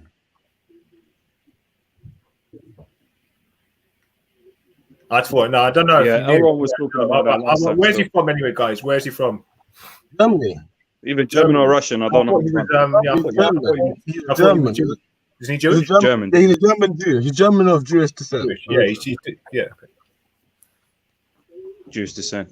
But Elron was here. Elron there. He was showing up information on him being a Satanist and all this kind of stuff. Who? Karl Marx. Karl Marx was a Satanist. I didn't know that. That's interesting. Yeah, or A something to that. Satanist? A group that actually. Karl Marx. Who told you Yeah, that? Karl Marx. Karl Marx. Look into that and see if Elron. that's Elron. Karl Elron. Marx Maybe wasn't- if Elron's about, he could come on and clarify Elron exactly. told you that. Elron told you that. I mean, you need to take it with a heavy pinch of salt. All of Yeah, Karl we did. Marx's We did grill him on that. There was someone All on the of Karl- panel grilling him let on me- that let me heavy, clarify, and he let me produced respond, some all of evidence as Karl well. Marx's work, all of Karl Marx, what evidence did he produce? I don't remember what it was, but someone was grilling him on it, heavy in it, and then he produced some evidence to show the person that, yeah. What evidence? But you can't remember the evidence. Me personally, I wasn't so invested in that conversation. That's what I'm saying. If he comes on, Elron, if you're there, come on and clarify some things. Okay. It sounds to me I like wouldn't a know where to find Western American thing against, against communism and socialism, basically. Sounds like propaganda. Most of the works that I read of Karl Marx were I've never ever seen him profess any idea of Satanism. His main thing was actually against all ideas of religion altogether. He was an ardent atheist, from my understanding of him. But maybe there is some kind of history or proof that could be brought about that could show he was a Satan. If let me ask a question here. I might be wrong, by the way. I might have heard Elron wrong in it, but I'm assuming that's what he's. So if someone invents an ideology, does it matter what faith they are? Do you believe it's their faith that makes them have that ideology then? So say, for example, 3 Islamists were to create an ideology and years later other people enacted it. Does that make it Islam's fault? What do you mean exactly? Sorry. Okay, so yeah, it's because he's yeah. Okay, I know what you're saying. What's going on, sir? Well, yeah, you could say that. Yeah, it was definitely with the catalyst for it. Actually, the main reason why it's happened. Even if there's no connection to Islam. The inception was in that person's brain, in his mind, didn't it? So it came from that. Yeah, it came from that. From Ashkenazis. Okay, so if there was 3 Christians that created an ideology and put it on paper, and years later it's put into practice, is it Christianity's fault? I don't even know what you're talking about. I'm gonna check out. It's talking about Marxism being created by a Jewish person. Sorry, Walter. I just saw you. Your belly. Was an ideology that was created by apparently 3 Jewish men at the Frankfurt School. And Very. Walter's in the back, man. People say it's those 3 gentlemen's fault that it's a Jewish ideology just because they were Jewish, not because it's got any connection to the Judaic faith. Walter and Veli, Walter and Buddha in the back, Veli. People apply their logic. That's what you see. That's a contrived ideology. Okay, so basically, what you're saying is that you can't blame Judaism for Marxism, basically. Yeah, I'm saying, but if somebody creates an ideology that doesn't incorporate any text or scriptures from the ideology, then I don't see how you can relate it.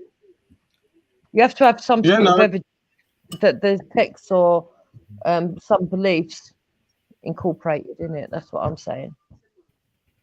I mean, to be fair, the thing about it with a lot of these religions, there's so many texts, you always are going to be able to find something, right? So if I wanted to go and look in the Talmud and so on and so forth, I could find something in there that talks about telling lies to Goyim and only being truthful to your Jewish brothers and being deceitful. All these kinds of random stuff that you'll be able to find within Jewish texts to be able to say, see, because of this, that means that Marx and Engels and etc. were creating this Marxism conspiracy to fool all of us Goyim into something, to give up all our wealth and blah blah blah, right? So you could always do that. In the same way, a lot of people could always go through hadiths and Islamic texts and try and say Muslims do this because of this and blah blah blah. It happens with all religions and stuff like that. It's like, for me, I think it's relatively weak, but some people might feel that's evidence, right? They feel like that is substantial evidence, and because of this, we can now go on to say not only just because of Marx and Engels being Jews and creating Marxism, also because of the Rockefeller family and their strong association with capitalism, and so many other Jews in prominent positions,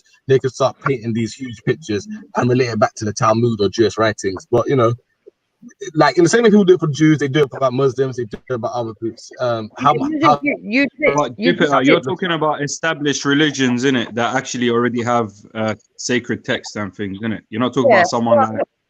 Yeah, what I'm saying is that there needs to be concrete proof that would actually, you could actually word for word see that that's what they've been ordered to implement, and then they've put it into that ideology. Oh Not- yeah, not- yeah. Like not for am- example, you see, Quran is set apart. They don't specifically agree with the rest of the Islamic community, but they got points. Like they'll bring out the Quran and be like, "Look, it says this right here," and like you can tell from their point of view, they got a different twist on what is meant by what is being said. You know what I mean? So it's down to interpretation, really, because you have two people reading the same set of words. And this guy saying it means this, that guy saying no, it means that. So it can happen, definitely can happen. But yo, Veli, you got Buddha in the back and you got Walter in the back, Veli. So Well, he Veli, died talk with Veli 11 about people attending his funeral, so he's a piece of shit. What? What? Who? What? Only 11 people attended Karl Marx's funeral, so he's a piece of shit. What? That's for sure. Only 11 people attended his funeral. No, I get that. But what I'm saying, how you related that to him being a piece of shit, right? Any reason why? He started off a movement which has destabilized the whole country and got a lot of people killed. In theory. So what kind of what was that? We're not saying this whole mindset of trying to create a government within a government or movement which is anti pretty much establishment. Yeah, interesting that, isn't it? And the way people have died through Marxism, the dialectic of Marxism. But yo, Kingo, listen. Marxism was set up a paradigm for scrutinizing. Yeah, you did. I'm explaining it to you right now, right? Marxism set up a dialectic time for scrutinizing the system that we had based on the oppressed and the oppressors, right? The haves and the haves not, the people in power, the 1%, all this sort of language people use is Marxist language, right? Because he talks about the people in power, the 1%, those who control the means of production, and those of us who are divided into laborers and having to work, the workers. This is Marx's idea. That was the key idea about Marx. And he said basically, his fundamental position was basically, if you want to understand history and you want to understand any political culture, focus on the material, focus on where wealth lies and where wealth doesn't lie, focus on who has power and who doesn't have power. That is the best way for understanding politics. After Marx, you had various other writers, philosophers, thinkers, and revolutionaries, including Lenin and Stalin, who you're thinking of, who started off a communist campaign in Russia, which killed millions of people. Marx was not involved in that. Marx had nothing to do with that. They took Marx's writings and they said, so therefore we must have a class war and class revolution. Now, Marx did say that there should be a class war and class revolution. I think you probably, God would agree that there needs to be revolution in places, right? And somewhere like Cuba is definitely... One second. In a place like Cuba, it would turn out to be very successful, and they were influenced very much by Marx's writing. Not necessarily successful, but it's a lot better than Cuba would have been had they not had that. Within Russia, it was not quite the same thing. In Russia, obviously, we know it did not turn out so well. Several different African countries, following their independence, using Black nationalist Pan-African ideas, thought of their best government system, and many of them read Marx. And they tried to implement socialist communist systems in Africa. So I don't think trying to Marx with all these with all of the negatives without necessarily pointing out some of the successes or the good points would be wrong, right? Marx isn't all in one thing. At the same time, I don't think Marxism is a good political ideology. However, I think people get it wrong when they try and equate Marxism with Stalinism or Leninism, which happened in Russia, right? Marxism was admittedly, it started it off, right? It gave people ideas. But what Stalin and Lenin did is not what Marx told them to do. You know what I mean? That wasn't his idea. That was their ideas added on top of it onto how to. I mean, it was like, the inception, innit? It was their understanding of what he was trying to say. Yo, big up. I'm back again. Yo, big up, man. What's good? But his level of big up, bro. The fellow communist want. Hello, everybody. For being insufficiently radical. Can I pose a question I don't believe that. To the panel? It's drastically off topic, but I'd really appreciate Scattered Minds' and Jupiter, in fact. What is it about that link you sent? Yeah, I dropped a link in the back. Yo, that's a mad link, though. What is it? So this is the Pentagon acknowledging that they have vehicles that weren't built on this planet. So, for all intents and purposes, they're acknowledging intelligent life outside of the Earth. So, my question would be to Scattered, from a religious perspective, where does that leave the Abrahamic faiths, do you think?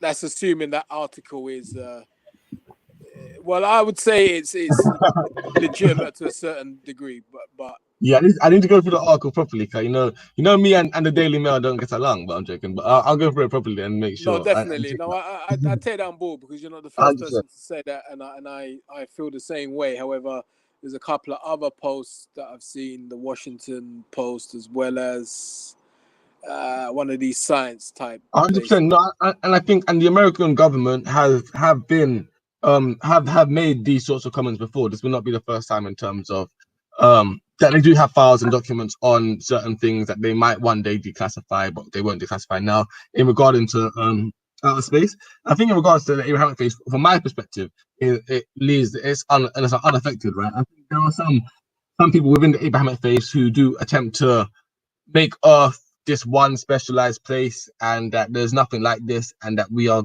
like, the only ones out there that God ever made, and so on and so forth, and that the universe can't be anything other than surrounding all around us and all about us.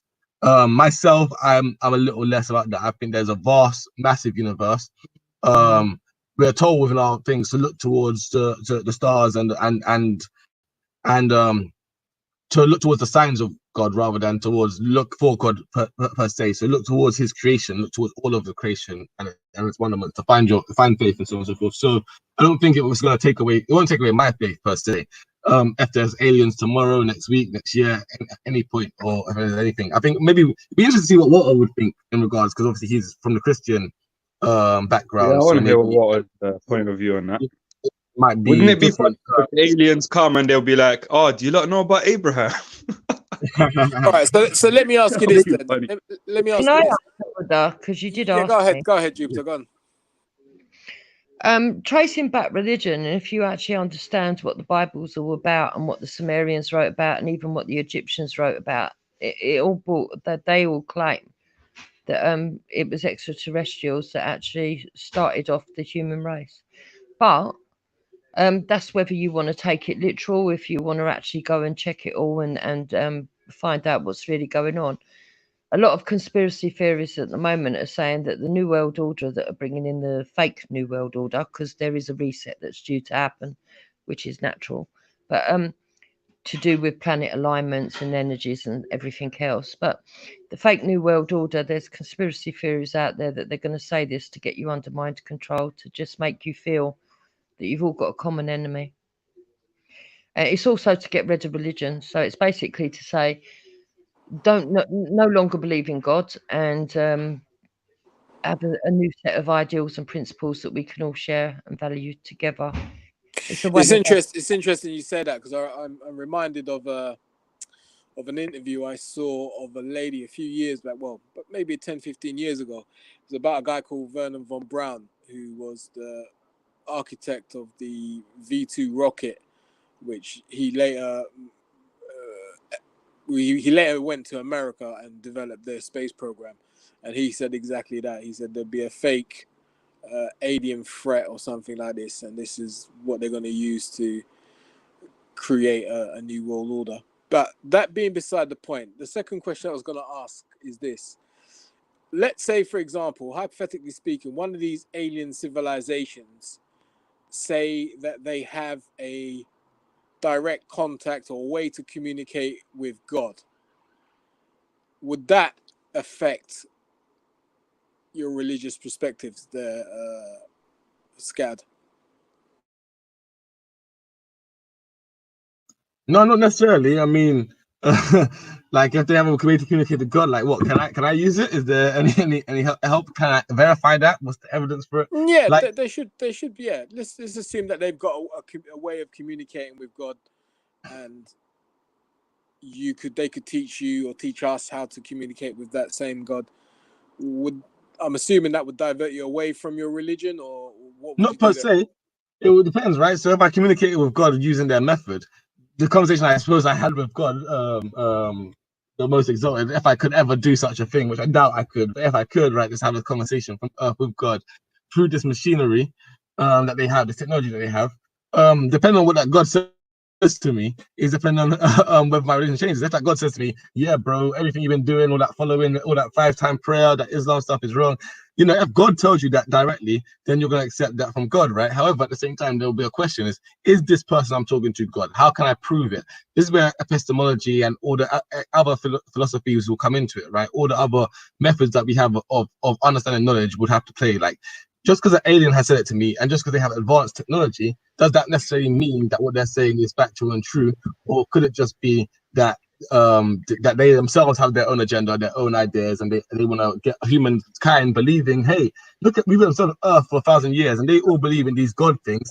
Let's try and create a God for them, so that way they will worship us, and then it will be a lot easier for us to control and manipulate them. Do you know what I mean? There's so many different angles to that one thing. It's not like, but as soon as they come and they show you that, you're like, all right, cool, Islam out the window, whatever. I'm following the alien religion. You know, it's like still gonna be a lot of questions, and you're still gonna and really, yeah, it's gonna be You very don't need skeptical. aliens to debunk Islam. If you say so, Walter. If you say, and you struggle every day. I see you struggle every These day. aliens are gonna come speaker's corner. You don't need aliens It's to an debunk. interesting one. I could do that with my eyes asleep. I was Half listening asleep, to. I could do that. I was listening to. Actually, like your own scholars do it with all the Yo, holes in it. Walter, are you following the conversation, or are you just jumping that's not in the like a little? conversation we're having. You know, Yeah, to be honest, it's not. Well, what kind of a conversation is that? Are we? Next question from Buddha: are we in the Matrix?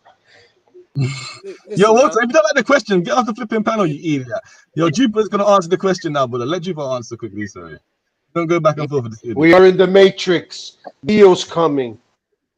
I don't think it's possible that even if we did find superior intelligence, that they would be able to speak to God in any other way more than we already can. Because from my understanding of reading various scriptures and other stuff that I look into, the God is everything and all. So to be able to speak to God, you'd have to be able to communicate with nature, basically.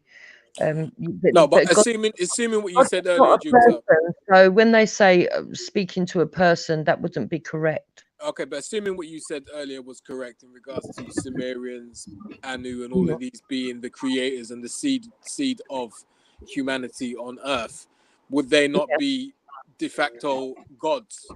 And if they still Yes, if exist, you and look at they it that way, then yes. right, well, that's what I'm trying to say. So if they're de facto gods, and these other alien can speak to these aliens, quote unquote gods, then would that not change your perspective on religion?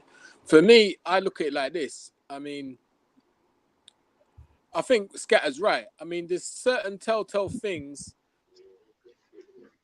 that would give it away. I mean, a god would not be one of these things. Wouldn't be having human dysfunction. So a god wouldn't have an ego whereby you must worship me and you've done this and you've done that. Do you get what I'm saying? I think all of these, like a preoccupation with things like money, treasure, do you get what I'm saying? All of these human characteristics. If a god started saying things like that, I'd have to say, listen, man, what kind of a god's interested in gold? What kind of a god's interested in money? Do you get what I'm saying? I think that I'd have to go. Absolutely, yeah. They are all man-made traits, and that's why I believe that all the religions that we practice today, they're incomplete anyway, because they've hidden a lot of knowledge. Everybody knows that. It's quite evidenced that it's all in the Vatican. But on top of that, it's been created to just sort of like keep people under control. The real. If you understand the Bible and the stuff that's in there and the symbology and everything else, but basically what they're talking about is the cosmos and the planets and yeah, and all the rest of that. Yeah, I've heard there was a guy. He doesn't come on much, but he used to come on to Callum's show quite a bit. His name's Rich Kid, and he broke all of that down. He's saying a lot of things. Yo, Rich Kid is a boss. Sorry? Yeah, Rich Kid. I like Rich Kid. He's a good guy. Yeah, he's I a hope you very, do well. very, very insightful individual, man. But yeah, he broke all of that down. But let me ask you something, Jupiter. That guy that you had on the other day, was it yesterday? Do you Dale or Dal? Odell. Right. So, do you believe everything he said is 100% correct? No. Okay. So What was he saying? Update us for those who didn't see it, sorry. Huh? Say again? Update us for those of us who didn't see it, sorry. So he was talking about a lot of cosmology and stuff like that and numerology. I mean, put it this way, look, somebody in the past has tried to explain numerology to me and I don't understand it, but I don't discount it. There must be, something towards it. But there's a lot of things he was saying that didn't make a lot of sense to me.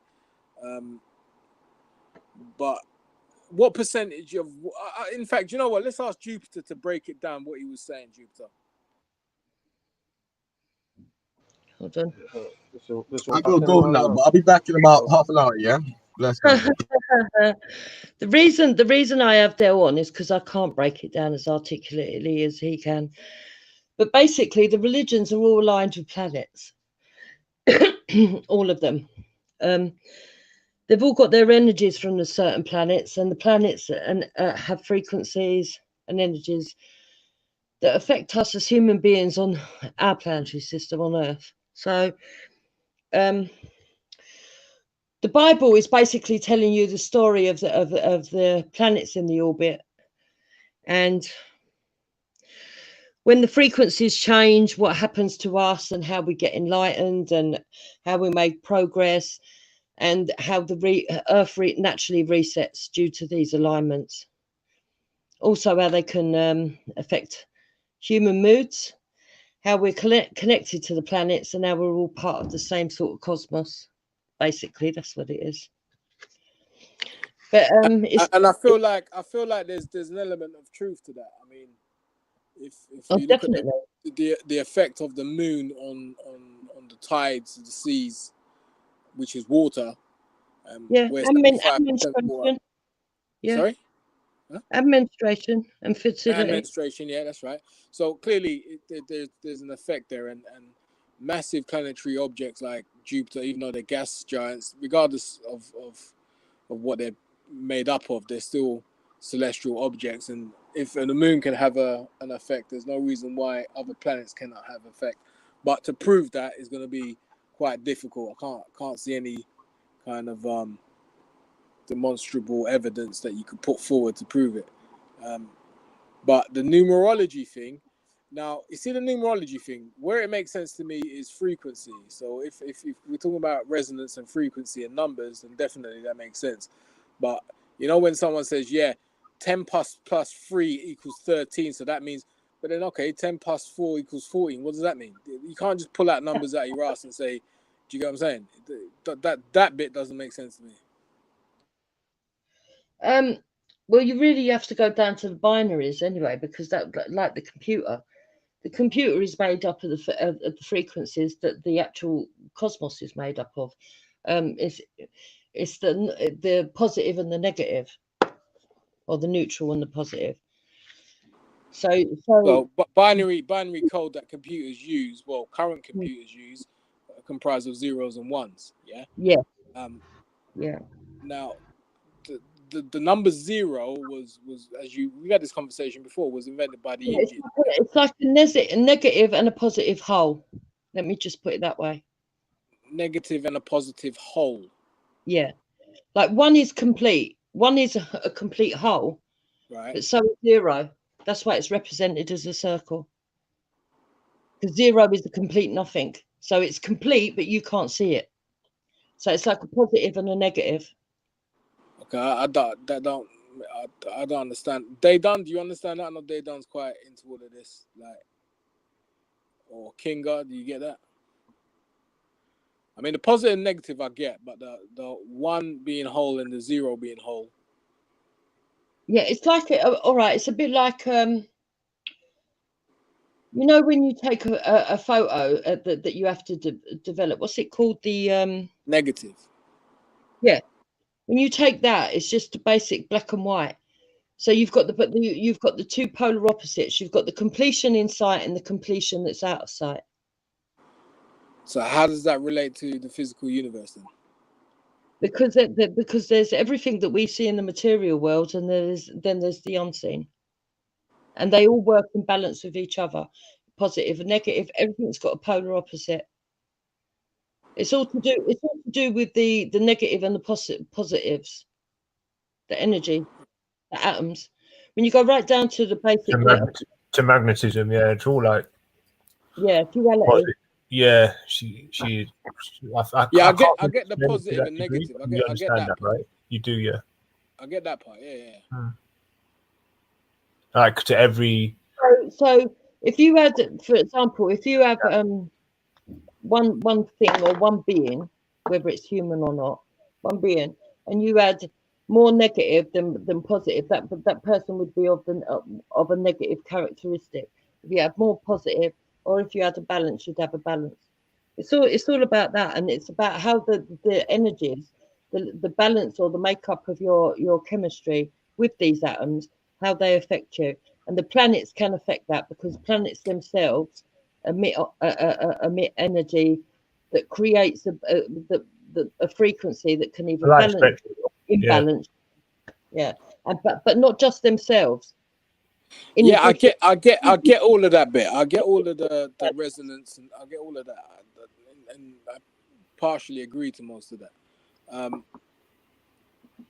Like I said, that's why I have Del on, because Del explains it much better than I can. No, but you know, like when he, I think he was talking about. I tuned off when he was talking about the Bible, and he said, like, if you look at the Bible, this is number 10.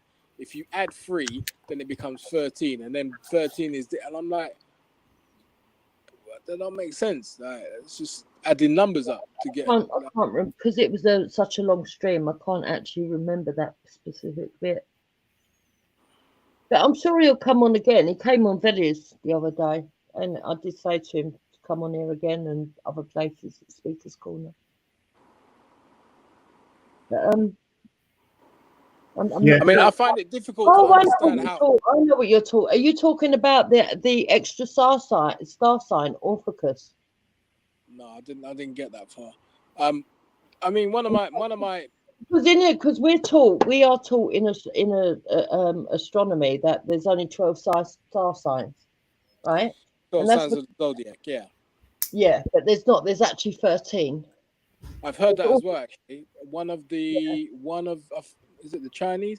One of the calendars has an extra zodiac. I can't remember which one. Yeah, it's the serpent. And it only lasts. It only comes around every so many thousands of years, and it's only for a short period of time. Yes, I have heard that. Yeah. And so that's what he was referring to for the first. No, I think one of the issues I had was this. Look, he was talking about creation and the number 0 and all that, and in my mind, I'm thinking, well, the number 0 only came into existence a few thousand years ago. So how is it relevant in the creation time? That doesn't make any sense. You can't use something that wasn't invented at that time. What do you mean it wasn't invented? When do you believe it was invented? The number 0 was invented by the Indians. It goes back to, I think. No, the Hindus. No, yes. Don't tell me no. Yes, right. No. It goes back about maybe 2,000, maybe. I've heard that. At the most 5,000 years ago. Yeah, I've heard that. The Hindus are the ones that brought it forward because they had the knowledge, but the knowledge goes back further than that. So you're telling me prior to the Hindus bringing it, well, the Indians, let's not call them by their religion, let's call them by their ethnicity. Yeah, they understood what it meant, and no one else did. That's true. but because the Okay. Hindus, So prior to the Indians bringing it forward, as you say, did the number 0 exist anywhere else? it did, because it's spoken of again. It's spoken of again in Sumerian and stuff. I'll have to try and find you the text. You'd have to really find that, because Yeah, but it was Sumerians, only the Hindus who understood it and put it into. you've got a massive preoccupation with Sumeria, haven't you? Yeah, because that's where everything leads back to, unfortunately. Not because I actually prefer it over it. If I could find some sort of like ancient Arcadian that predated But it, are you saying there's no religion before Sumeria? The first recorded religion is in India. You would know that. No, but I'm asking you about the Sumerians. Sumeria doesn't have a recorded religion. We know it had a religion, but it doesn't have a recorded one. We don't know. We don't know. So I'm saying to you, prior to the Sumerians, we don't know. We just don't know. Yeah, but I'm saying prior to the Sumerians, are you saying there was no religion recorded or otherwise? Well, because it's not recorded, I can't prove it, so I wouldn't know. Interesting. All right, you guys can talk, man. I'm gonna go on mute.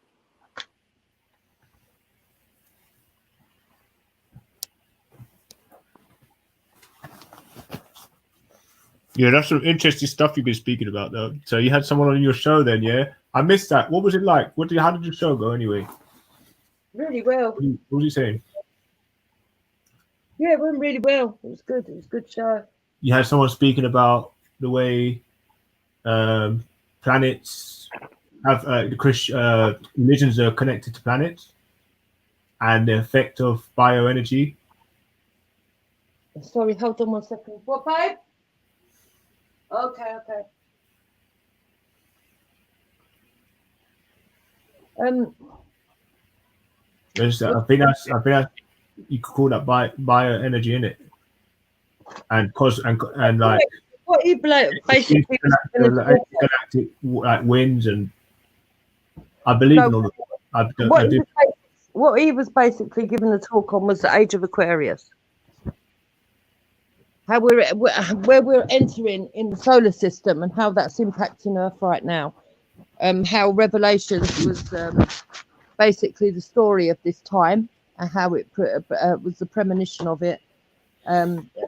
What is being told to us and what was been hidden from us and stuff like that.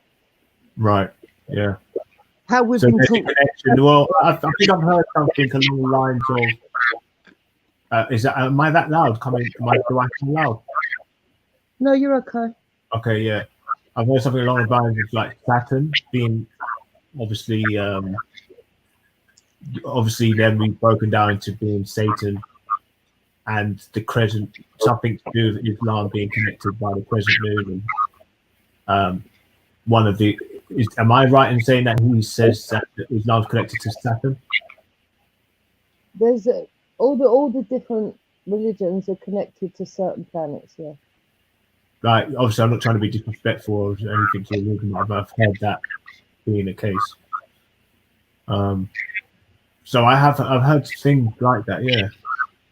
How true is it? I think there's a thing where if you're all saying and emitting words out into the universe, it has an effect. I think it goes that deep. Yeah, of course it does. That's why churches are echo chambers. That's why they've got the spirals. Right. So that sort of resignation, that sort of vibration is coming off the earth. It must be channeling something. That's why they encourage you to sing. That's why they encourage you. They say it's detrimental, though, if everybody's saying the same thing. It's not. Well, it's only detrimental if you're using it for negative energy and not positive energy. But you have to understand that English language is one of the most recent. If you're not talking to the source, then you're not talking to the source. They say that's why they say it's negative, because everybody's saying the same thing. Some people that have. Who's not talking to the source? They're saying that if you're not saying the right, or you're not speaking to the creator, you've got to speak to them in a certain, it would be in a certain way. You know what I mean? In a certain, there's So some people say what if there's not a creator and it's it's hard to an entity? connect to the creator. Huh? Hold on, but what if there's not a source? What if there's an energy and you're creating a frequency that interrupts with the natural harmony of Earth to your own detriment and you don't know?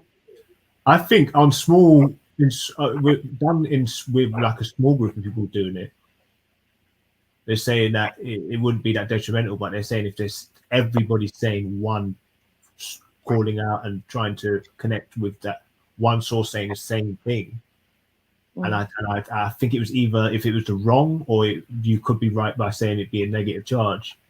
It would be detrimental ultimately to the, to the mental health and well-being of people on the planet. But it's all sort of pseudo connected. Like, I don't know, it's all pseudo based. To me, it's very spiritual, so it's quite hard to, you know what I mean? That's all like, but they're saying that the majority of I know this is kind of going off subject, but the majority of the thing that makes up the universe is like noise, you know what I mean? And frequency. Okay, let me ask you this basic question. I don't know about you, but when I was brought up and I went to Sunday school, right, the churches used to tell you that if you looked into your zodiacs and you listened to your horoscopes and all that, that it was evil, that it was black magic and everything else. Yeah. And then you grow up and you look into religion and you look at it and you study it properly if you're the kind of person that does, because I was always interested in those kind of things. I've got, despite people saying I haven't got an O level or GCSEs in it, I actually have in religious education. I was going to take it further, but I didn't bother. So let's imagine that we're told that, and then when you study it, you find out that actually it's all to do with planetary alignments, it's all to do with the cosmos and everything else. Why would they be telling you not to look at the stars? You can only assume one thing. It's because they were lying to you. Then when you add into that the fact that the biggest observatory is in the Vatican, you know, they've got. Why would they have an observatory if the stars don't mean anything? You've only got to look to the Christian Bible and how do they know Jesus is being born according to them? Well, I think there's way more things within our solar system. Then you go to the Celtic cross.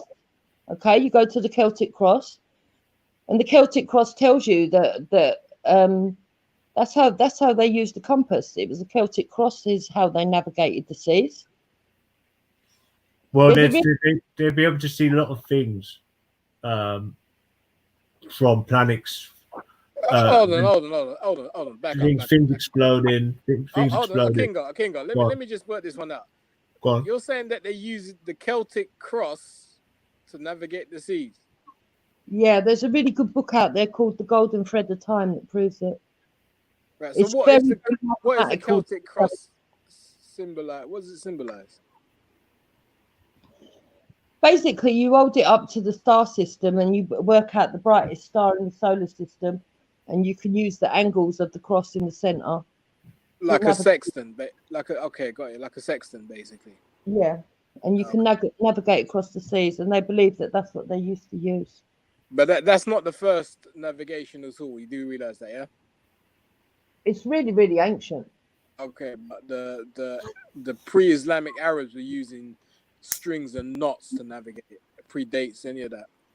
But same method though, using the stars. Yeah, I see that one. Possibly. What do they call that? What do they call that, Buddha? That method. Possibly. I've never heard of that. I'm going to look up at that because that's something new that you've just taught me there. Right, and they're saying the Dogons used to go look in the dark, innit? They used to be night people, go out in the dark, so that over the years, centuries, they adapted some highly skilled night vision, and that was their day, you know, so they'd be able to read it. The Dogon are interesting people because they knew about the star system Sirius. Yeah, they were night people. They're like vampires, yeah, African vampires. They used to be out in the daytime and then night. That depicted their knowledge, and they've got belief systems, dances, lots of stuff that translates back to that. But another interesting thing with the Dogon, right, is that they've been found to have connections with Skara Brae, which is an island just off of it's the Orkney Islands, just off of Scotland. Right. Okay. So that's where they've got old burials there. So yeah, they actually travel to there as well. Skara Brae documentary, yeah, that connects it all. Yeah. Right. Yeah. Yeah. The Dogons, they've gone everywhere, man. They've gone everywhere. They were the ones that have. I think they had I knew some stats on them now. I think I forgot them, but they introduced quite a lot to science. They got definitely, I think, duality, a couple of other things. Right? It's like but what you also have to understand as well is right that the English language is one of the last in a long line of languages, yeah, and it was created specifically to also emit frequencies through the tones and inclinations of what you're saying, and basically a lot of the time we're cursing each other and we don't even know it, or we're cursing ourselves. Basically, a lot of the time we're holding ourselves into an enslavement with the language. Right. But it's interesting that Buddha said about numerology, because most people understand that there's actually numerology with another story underlying it, the main story in the Bible and in the Torah. Well, when they say a cat, when it purrs, it helps your heart rate out. I do believe in all this. You know what I mean? The vibrational, you maybe even speaking may even influence your brain to work, maybe possibly, just from the vibration. When people say that. Like tonal people, could you say tonal people could have an extra dimension to the way they think because of it? I think African people had it all figured out, man. That's what I'm saying. I reckon there's such a more of a science behind the way they even speak. But I think most cultures that sounded like a two. Go on. I think most cultures had it all figured out. I think most cultures had a very paganistic, in one with nature attitude. It was taken. That's why I believe that it was taken from an outside source by people that were superior beings that came down. I believe there's probably truth to what is written, and people just dismiss it. Do you think that these sort of people like the Dogon knew what philosophers knew today? Because obviously, if we're talking about zero only being created by the Indians and that concept, because then obviously we wouldn't have things like cosmic constant or whatever it is, when you got things in the 0.0 measurement. You know what I mean? I think they were capable to have all the knowledge, whether the knowledge was passed down to them in the beginning and some of it got lost along the way. I think that's more likely. I think the ancients were far more intelligent than what people give them credit for. Because 1/1000th of an inch, that's fucking small little measurement, man. Yeah, it's true. They're now finding in the DNA that our DNA has definitely been spliced. That's been proven now. Yeah. So there has definitely been a genetic alteration. There seems to be some sort of consensus and conjunction across the sciences, and like with anthropology, archaeology, and the sciences, that it could all be around it is a wide time period, but still nonetheless around a certain time period. There does seem to be evidence. I was playing something yesterday on my channel. There does seem to be evidence of worldwide mud floods that occurs every so often on Earth as well, which is why a lot of the time, mud floods, yeah, like which is why a lot of the time we can dig something up from sort of like 500, 600, 700, 800, 900 years ago and go, oh, look, there's a city here we never knew about, kind of thing. when you would expect people to sort of like know where the cities were because there would have been some sort of discovery of it before, surely. Yeah, Yeah, look, I've been a bit busy, but I was listening in. Jupiter, I agree with a few points you made, namely the language being us basically cursing ourselves as well, and it's wrapping us up in confusion. And also, you said earlier, what was it?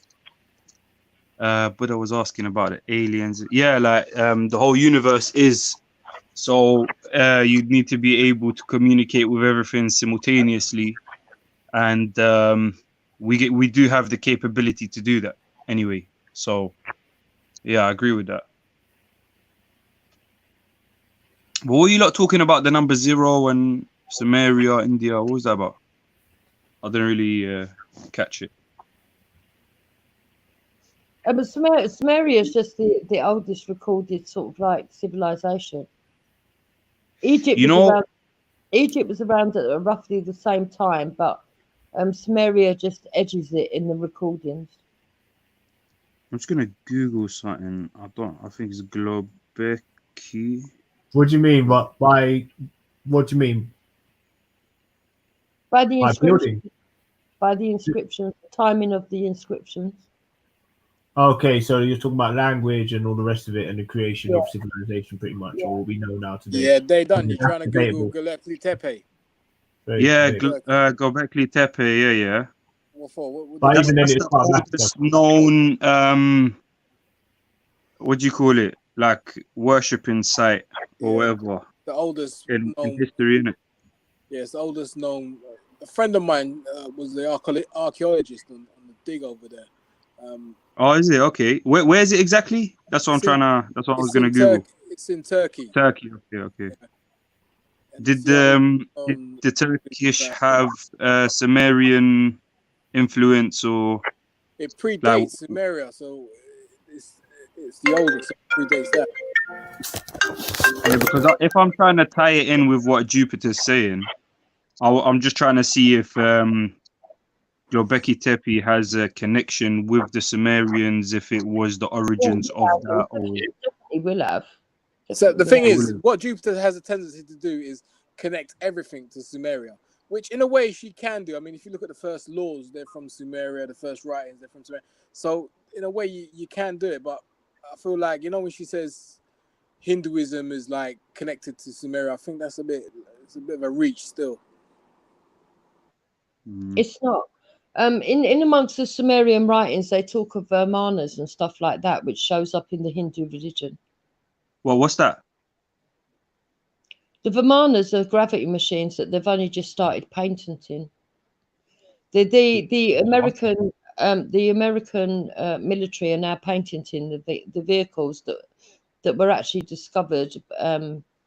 Well, not discovered, held in by the Vedas or the Vedics, however you say it. Yeah.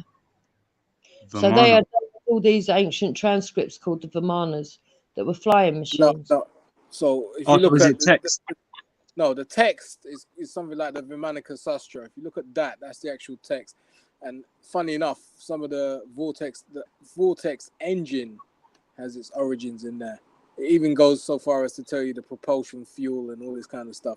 But Vimanas themselves are a description of flying machines, anti-gravity machines, as Jupiter said. Area 51 and shit.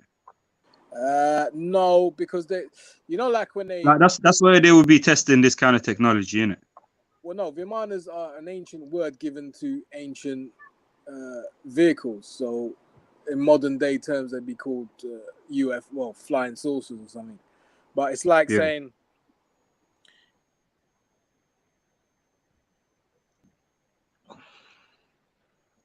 Yo, you cut off, bro. Is it just me, or did he cut off? Or did I cut off?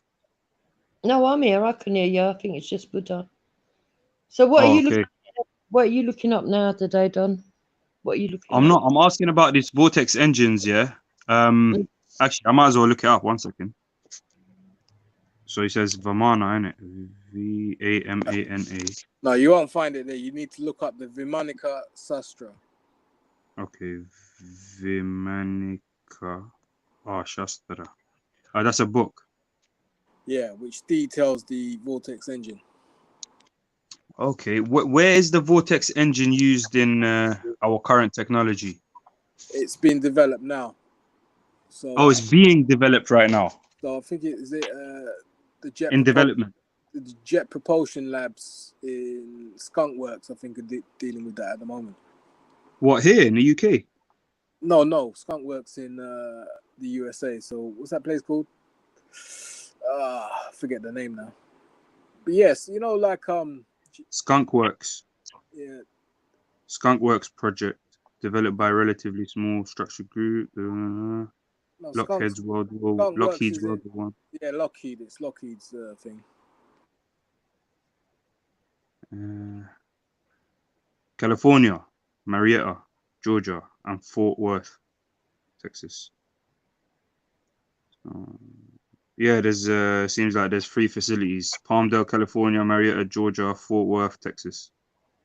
Working on over 500 projects, from radar coatings to war games to compact fusion reactors to Mach 6 spy planes. Yo, this sounds like these movies they used to make, fam.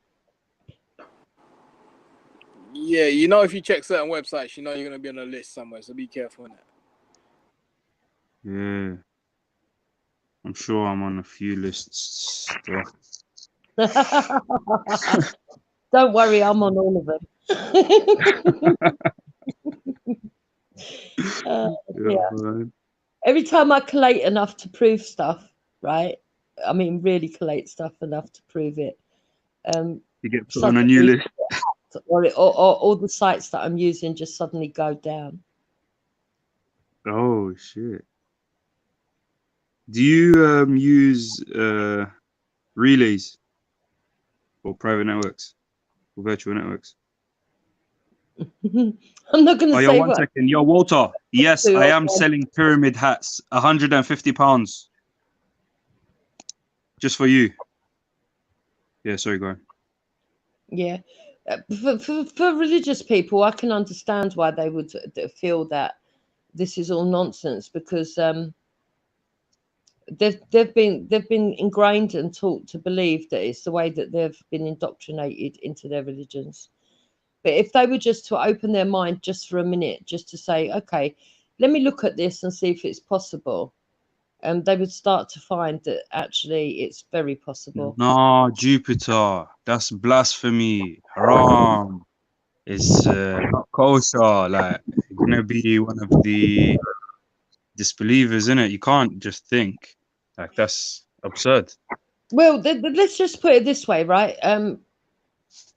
20 years ago, people would have said you can't live on the moon, you can't live on Mars. Now they're saying there's water on Mars. Now we've got people trying to take life up to Mars. Yeah, they're saying a lot more than that. They're saying we were on Mars. Mars got fucked. I don't think so we saw Earth, and we went I don't here. think they've confirmed water on Mars. I don't know. Yeah, because there's ice caps. If you've got ice caps, you've got water. Yeah, they're not sure. I think they found if it's ice, if the ice is comprised of water or not. So they're not sure yet, as of yet. Could be sulfuric acid or some shit. I think I was reading something, a report about it being hydrogen ice, cold hydrogen, basically. So maybe I'm not sure, but these cold temperatures do attract these kind of compounds from the universe, especially if there was any like recently dead stars, because they basically create a cloud. Hydrogen gets mixed, like water comes out in it, so ice, cold environments might attract that kind of condensation. But I wouldn't know. I've never been to Mars, innit? Not as far as I remember, anyway. I wouldn't go. I wouldn't go one of them projects anyway. Like, that's just crazy. You know what I mean? I don't know what this illusion is about. Earth has no space. We need more space. We need a whole new planet. We haven't even used like 5% of Earth, man. I mean, we're not utilizing it properly.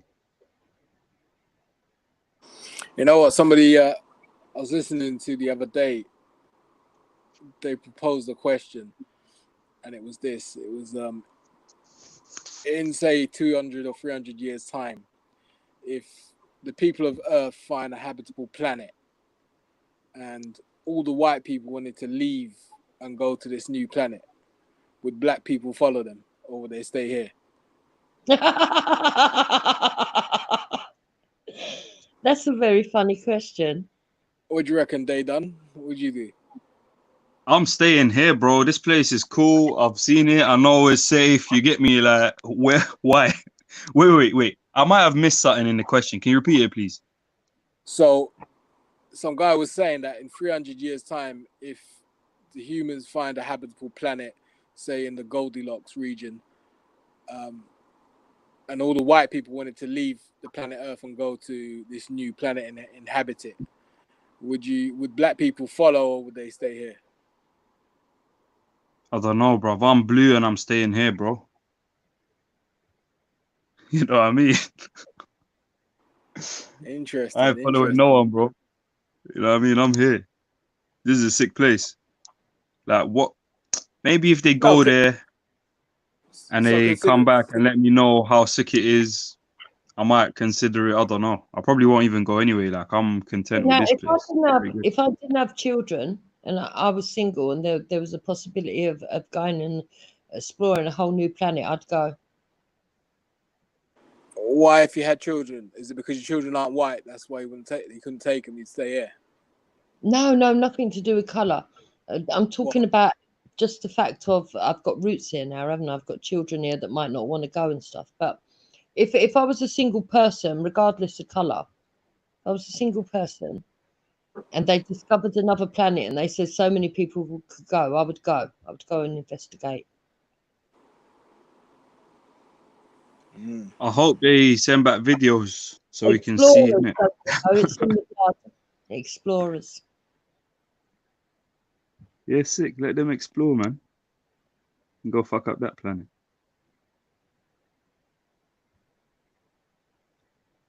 And Buddha, you're saying all of them go, yeah?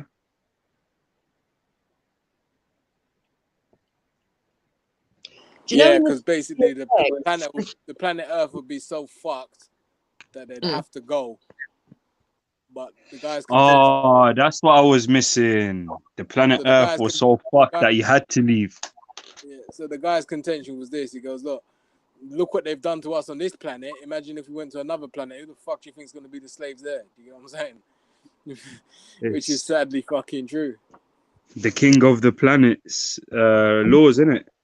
Like, safe. But according to ancient Sumerian scripture, there came a time where the people that came down. Fucking shut up already about fucking Sumeria. That's all you come out with, man. I can't. This is imposed once in history. So all the purebloods, or what they would call purebloods, because there was hybrids. Yeah, all the bloods were allowed to go back, but those that married the hybrids or had hybrid children, they had to choose whether to stay here with their family or go alone. They weren't allowed to take anybody that wasn't pure back with them, which is where they reckon we get the demigods, which comes in the story of the demigods in the Bible. Yeah.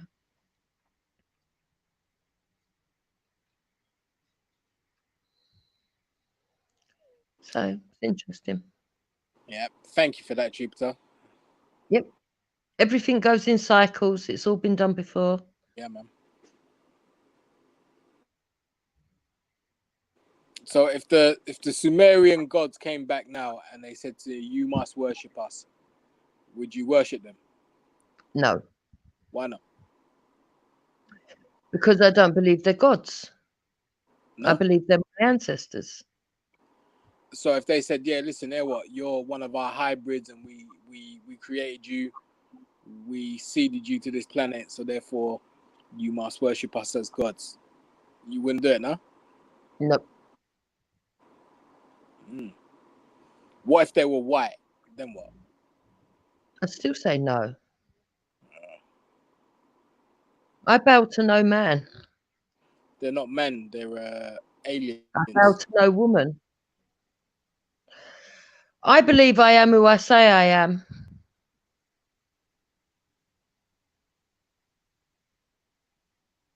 Nah, that's a bit extreme though. No, it's not. I am who I Am say I who I say I am? We are all of God, and God is all of us. Am I who I say I am?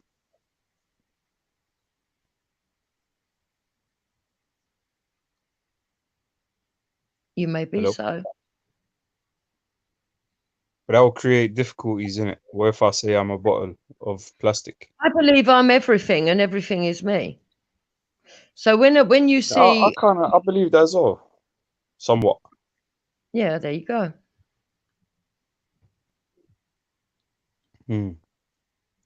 So would you think that you can so say I said I'm a cat.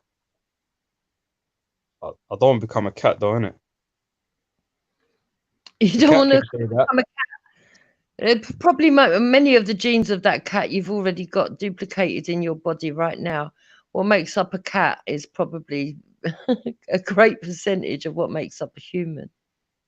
Would you say that the cat is in the same position as you are, as in it is also everything the same way you are? Sorry, say that again. Would you say the cat is in the same position as you are, meaning that it is everything the same way you're saying you're everything? Yeah, to a certain degree. It just doesn't have the consciousness that we have. Do you But think that's it? not to say it doesn't have any conscious level, because cats are intelligent. Have you ever seen foxes when they work together to knock over a bin, or I don't know, to break in? Yeah. They're like a little army. They have a leader.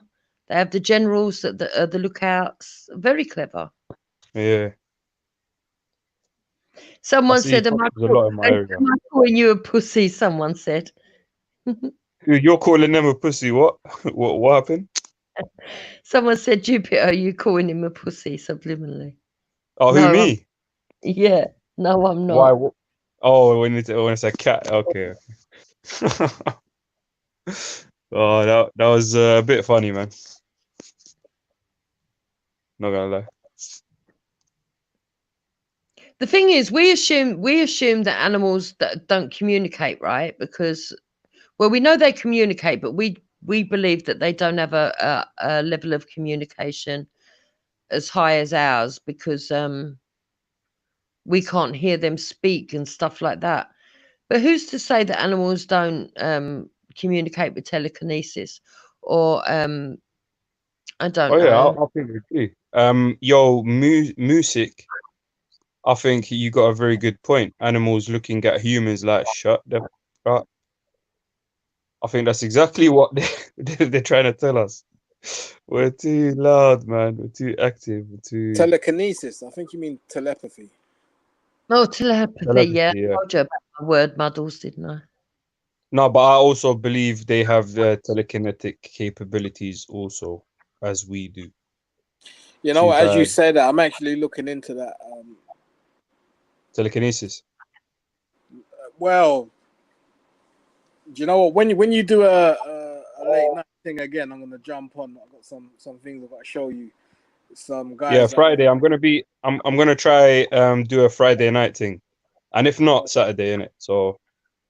But they're doing some quantum physicists are doing some experiments in regards to telekinesis. Very interesting stuff. No way! Hold that for me.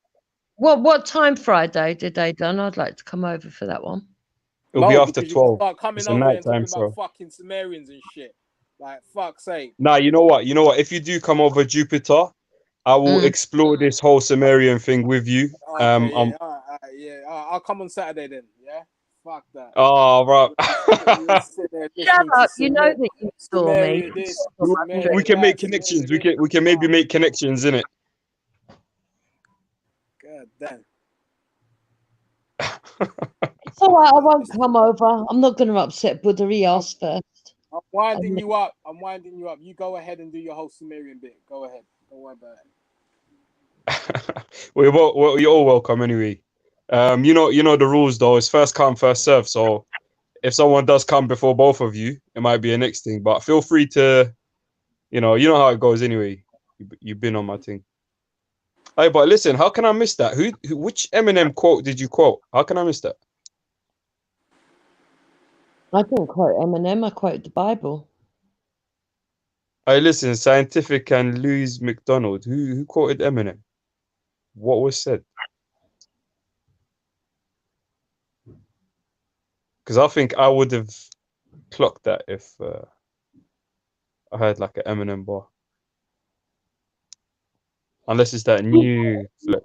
If you don't understand I am who I say I am, that's not for me. Okay. Oh yeah, that's what you said. Okay.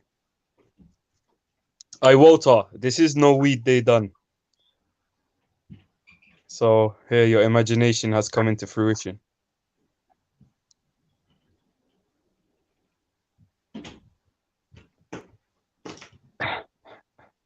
Funny enough, there used to be a guy on Hangouts, and his name was Niribu. And this guy used to do like 15. Nabiru. Yeah, he used to do like 15 and 16-hour shows on Anunnaki and all of this kind of shit. And a guy See, no one tells me about these shows, you know. No, it's back in the day. I ain't seen him in about 2 years. I think he had a mental breakdown or some shit. He was an American guy. I'm joking. He was an American guy. And You know what? If anyone does, sorry, let me just send out a little public service announcement, yeah? If anyone does know about these kind of shows or anything interesting like that, message me at lightsoutcold@gmail.com and let me know. Send me a link for these places, please. I really but this need guy, this guy looked like he was on death row or something. Cause like he was in like a basement, yeah. Yeah. You could see all the boiler pipes and shit like that behind him, and the breeze blocks, and like the guy looked like he was being held hostage or something. I don't know what was going on with him, but he used to make the most shit up. I don't know where he was getting his bollocks from. It's amazing. He'd be talking about, you know how people talk about certain facts and then they just mix up their own shit in there. I mean, George Bush is an alien and he's been sent down. He's the son of what do you call it now? He's the son of one of them giant things. What are them giants called? George Yeah, Nephilim. I don't agree with all that. The Nephilim. Nephilim. Yeah. If you look at the creases on his forehead, that is where his third eye would be. So I'm like, yo, bruv, you need to. George Bush, yeah. Bruv, this guy was talking the maddest ish. Like, oh, and he'd be doing this for 15 hours. Like, George Bush's granddad is Alistair Crowley, isn't it? No, it's not. Is it? Yeah. Can't be. Alistair Crowley's George Bush's granddad. Are you serious? Wait, now you're making me doubt myself. Let me just make sure. I have heard that, but I'm not sure that it's true. I'm pretty sure it's true, but I'll double check. I can't believe that shit. But he was British though. Crowley was British, I'm sure. Yeah, they're all the same. Like they're all British American. Americans are British anyway. Yeah, but not grand. It can't be his granddad because it's not far back enough in time. Pardon me.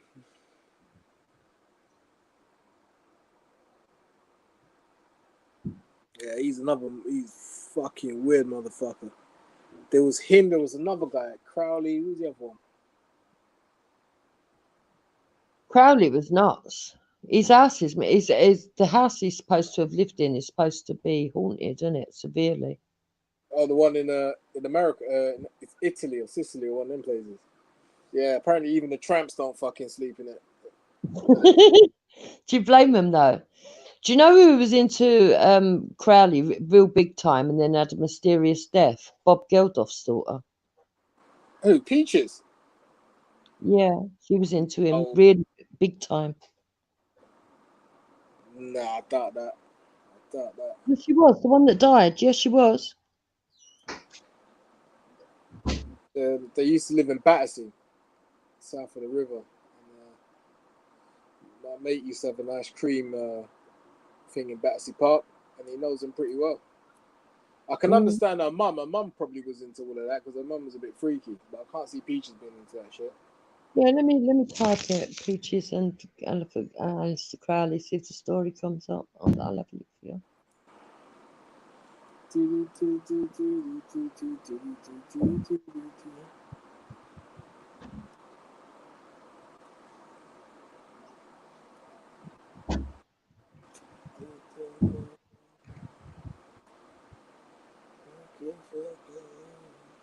Yeah, 15th of April 2013, Peaches Gildoff has signed up to Alex de Crowley's sex cult. What's that report? OTO. Who reported that? That was reported in The Guardian. Fucking hell. Peaches sex cult followed by Kanye and our Brit sex cult leader followed by Kanye and Peaches. Yeah, post that in the back chat. And that was the 24th of October 2018. That was in the Sun though. Just type it in, Peaches and Crowley, and you'll find it. Ugh. Forcing people to drink the blood of sacrificed cats, encouraging the followers to eat poo during orgies, and summoning lizard demons. There's some of the depraved acts of sex demon Alistair Crowley, the wickedest man of the world. The infamous Satanist has been dead 70 years, but his evil legacy lives on in thousands of followers, who has included major celebrities like Peaches Geldof and Kanye West. Crowley, who founded his own dark religion, Thelema, was so evil he was branded the master of darkness and wickedest man in the world by the press. But this hasn't stopped a number of celebrities following his teachings, including the late Peaches Geldof, who got a tattoo relating to one of his groups and encouraged fans to buy his books. Rapper Jay-Z was also spotted a few years ago wearing a t-shirt featuring Crowley's motto, "Do what thou wilt," and Kanye West has worn jewelry of the Egyptian god Horus and their pyramids, the symbol of Thelema, sparking rumours that he is too a follower. Controversial rocker Marilyn Manson, who has also faced accusations of black magic throughout his career, has even referred to Crowley as one of his favourite authors. As images of the inside of Crowley's home are released for the first time, Sun Online takes a closer look at his sordid life, from his sex cults to rampant drug use and sick rituals. And then it goes on, you can click on it more and see it. But he's completely fucked up, that one.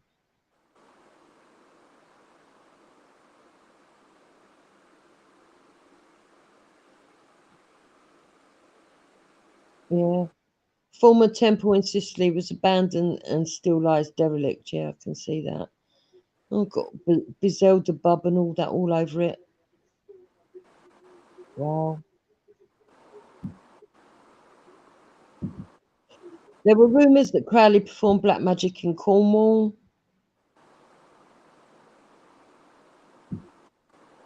Okay, let's read the rest of it. It's quite interesting, actually. It's got a bit more here. So, raised a devout Christian, Crowley was born in 1875, was obsessed with sex magic, believing sex arousal could transcend humans into a spiritual place. That's a bit like tantric sex, isn't it? He organised ritualistic orgies where followers were encouraged to consume blood, semen, and feces. This sounds like spirit cooking. To achieve a higher consciousness or empower oneself. Crowley's motto was, "Do what thou wilt shall be the whole of the law," known as the law of Thelema. It encouraged people to follow their true path. Wow. He also told people that focusing intently on their goals during orgasms would help them achieve them, and that dying during orgasm, what he calls mors justi, would be the best way to go. Fuck's sake. When he founded the Temple of Thelema in the early 20th century, this idea was one of the cornerstones of the faith. He also encouraged followers to practice sex magic spells and rituals as often as they could. Crowley, who was bisexual and indulged in regular sex with prostitutes, also wrote erotic literature that makes 50 Shades of Grey look very tame. His 1920 666 world poem, Leah Sublime, shocked readers, being referred to the most disgusting piece of erotica in the English language. In it, he described drinking his lover's wee, asked her to smear diarrhea into his eyes, and made references to several STIs, including syphilis and gonorrhea. Due to his behaviour, his mother began calling him the Beast, a nickname he was proud of. In 1920, Crowley travelled to Sicily, where he founded the Abbey of Fatima with associate Leah Herzig, a Swiss-American occultist. It was billed as a utopia where followers would learn sex magic, practice daily yoga, and study Crowley's writings. But it was closed down after somebody died from drinking cat's blood during a ritual. Because of this, Crowley was asked to leave Italy by Mussolini's government, and the abbey was left abandoned. This increased his fame and notoriety, and he travelled around the world to places such as Egypt, Tunisia, Germany, and Mexico to spread his teachings. It wasn't long before he was made UK head of the secret society Ordo Temple Orientis, OTO, an organisation modelled on Freemasonry, which taught sex magic and magical masturbation. He's thought to have spent a lot of time in Zennor, Cornwall, the area surrounding a local cottage, Carn Cottage, which has been pictured for the first time this week. There's rumours persisted that he held a black mass in the village church and performed spells using skinned animals in the cottage. On the 21st of May 1938, a pagan woman, Catherine Lard Arnold Foster, who was previously healthy, suffered a seizure in the cottage and died. She was visiting a couple, Gerald and Elaine Vaughan, who were renting the property and were concerned about the rituals Crowley was performing there. Gerald was committed to an asylum soon after that night. He claimed Crowley had summoned a giant lizard-like demon to petrify him. It wasn't just illicit sex that Crowley enjoyed. He was also a big recreational drug user, sampling everything he could get his hands on, from cocaine to psychedelics and heroin, which he later became addicted to. In 1922, he published his first novel, The Diary of a Drug Fiend, which is believed to be semi-autobiographical. In it, the characters go on a giant drug binge as they travel around Europe, ending up in Italy, where they begin to dabble in sex magic. His drug use, he claimed, was part of his rituals, but it had a major cost to his health. Cocaine eroded his nose, and he was left with lung problems and was skeletal due to his heroin addiction. He would also secretly drag people he invited over for dinner, documenting their behaviour when under the influence. Crowley was also intrigued by Nazism and reportedly wanted Adolf Hitler to convert to the Temple of Fatima. He even held racist views, referring to Jews as worse than cannibals. However, when OTO was disbanded in Germany, Crowley lambasted Hitler. Crowley died in December 1947 from bronchitis, alone in a boarding house in Hastings, and only 12 people were reported to have attended his funeral. During the 1960s and 70s, he had a resurgence. Led Zeppelin guitarist Jimmy Page routinely took part in the OTO retrial rituals and brought one of his former homes in Scotland, while the Beatles included Crowley as one of the famous faces of the cover of their 1967 album, Sgt. Pepper's Lonely Hearts Club Band. Today there are still OTO and Temple of Fatima followers, though as the groups are so secret, it is difficult to pinpoint exactly how many. Though if you see someone wearing a pyramid chain, give them a wide berth. Weird. It's a pity you weren't around during his day, Jupiter. You would have pulled, man. Trust me, you'd have been right up there. No, I don't think so. I don't believe in practicing that kind of shit, mate.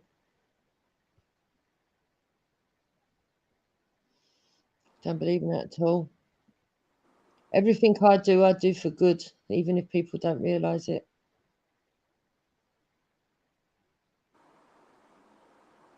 So if you had a choice between Charles Manson and your man, who would it be? If I had a choice between Charles Manson and who, Crowley. I'd kill myself.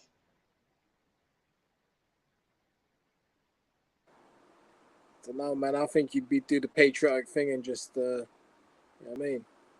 No, I wouldn't follow either of them. I'll tell you what I would do. I'd let them think I was following them, and I'd fucking learn magic and then use good magic to counteract their bad magic. So tell us a bit about this good magic now. Give us an example of good magic. Do you do the whole burning the sage and cleansing your house and all that? Yeah, you can do, yeah. One of my ex-girlfriend's relatives were into all of that. Fucking... She was dangerous though, man. A lot of the shit she said came true. I ain't gonna lie. Fucking hell. Yeah. I believe it. Yeah, sorry, man. I was on the phone for a while, man. I just hadn't spoken to my family member for a while. Well, what are we talking about now? What subjects we sort of about Samira and planets and effects of Jupiter says she fancies Aleister Crowley. No, I don't. Aleister Crowley, the way he looks. I don't know. I've never seen the guy. I wouldn't even want to pass judgment on her. Do you believe that, Kingo? Do you believe Buddha? Buddha, you need to go and do some spiritual cleansing for your lying tongue. Why? What's wrong with my spiritual? What's wrong? What cleanse? What are you talking about? You sound like a bit of a geek. More negative energy towards yourself by telling lies on me. It's a fucking joke already. What lie? The fuck is wrong with you? Right, so look, dark sense of humor. Why is ionizing radiation more dangerous than non-ionizing radiation? Non-ionizing radiation is damaging. It can easily be shielded out of the environment as is did done you for call me a UAV. geek? Did you call me a geek, Kingo? No, why? No, No. I could swear you called me a geek or something. Well, you are a little bit of a geek actually, but no, you said it. But no, I didn't call you one. The fuck? How am I a geek, bro?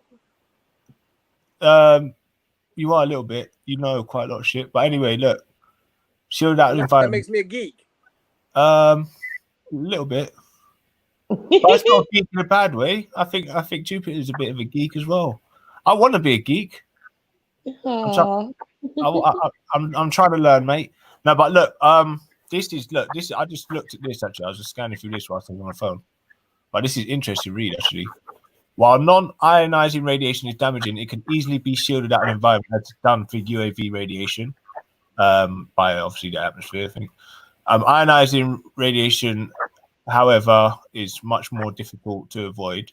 Ionizing radiation has the ability to move through substances and alter them as it passes through them. So that's your cells, i.e. when this happens, it ionizes the atoms, knocks electrons out of them in surrounding material, which it interacts, which is obviously the nucleus, which is formed. Ionizing radiation is like an atomic scale cannonball that blasts through material, leaving significant damage behind, more damage than it can be created by secondary particles that are propelled into motion by the primary radiation particle. So cannonball blast through material, leaving significant damage behind. Significant, remember I said that. More damage can be created by secondary particles that are propelled into motion by the primary radiation. Is this science? Like a cluster particles off the original Big up particle. Shahid. Sorry, let me just big up Shahid. Big up. Bro, I thought you was pop up. You know when my man was talking about cats and them thing there, I thought Shahid was like back chat. I mean, big up same way, bro. No, I wasn't even there, fam. I wasn't even there. Go on. Yeah, go on the Kingo.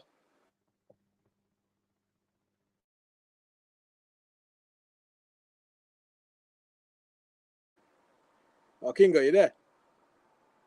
No? Oh, fucking hell. But yeah, so what's good, Shai? Tell us now. What's good? What's good, man? So I heard you talking about the nature boy. Mm-hmm. Right. So I heard some bad things about this guy. So basically, he's an occultist. Like he's got his own cult, basically. And he wanted to start something in the jungle. I think the intentions were good, but Something like in the nature, innit? yeah, I think the intentions were good, but I think the power went to his head and he went crazy. Mm. Either he was on drugs or some shit. Like he started calling him the Christ. It's not the Virgin. And you spoke to him on where? On Hangouts? No, I spoke to him on a panel StreamYards though. Is he still in the jungle or is he back in civilization? I've heard he's in LA. I think he got deported or something like that store, so they're trying to find a place for him, you know what I'm saying? Where was the jungle then? What jungle was he in? He was like in Hawaii or something like that. He was in Hawaii. Yeah. Are you sure? That's what they said, yeah, he was in Hawaii. They got booted out. I didn't even know Hawaii had a jungle. Nah, Hawaii is an island, innit? Yeah, that's what I'm saying. It's made up of a few islands. I didn't realize there was a jungle in there. Hey ho, you live and learn. So what's new, man? What was the topic before I jumped on, man? We was talking about the kind of guys Jupiter would go out with back in the day if she was alive in 1940. Like, would she? You've got a really weird imagination, my friend. No, I'm just saying, like, if you was alive in 1940, what kind of guys would you go out with? And I'm thinking, you know, some sort of German type guy, or maybe I don't know. Yeah, I don't think she liked Germans that much. No, No, I don't think so. possibly. I don't know. Maybe. Mm. Oh, fuck it up. Any debates you've been watching? Nah, not really. No, not really. Mm. I'll still be watching a couple of debates, new ones though, Where? from Uncle Sarnetta's channel, man. There was a plenty of ones there, man. I don't know Plenty. how you watch them, man. All they do is fucking argue. No, some of them have reasonable debates. Not all of them. Like, I think Tazariak has reasonable discussions, so I watched them ones though. Does what's his name still go in there? Fucking Who? Bullet Scotty. No, he doesn't. He doesn't go on there, man. I think they booted him out. I think And who was booted it? him Was it out. Sign? I think Sign that went fucking ham on him one time. It was like, yo, I know where you live, son. I was like, okay. Hey, well, I know your family, man. I'll pull up to you right now, man. Madness, man. So Madness. what's going down in Blackbird, man? What's going on up there? Did you have the whole Blackbeard's lockdown? quiet, fam. It's quiet, man. It's calm, you know what I'm saying? It's chilled out. Chilled out. Calm. Relaxed. Not that much happening in our areas, though. What about in London, man? London was a madness, man. Still is. Still is. Well, you have to wear masks when you go outside or something.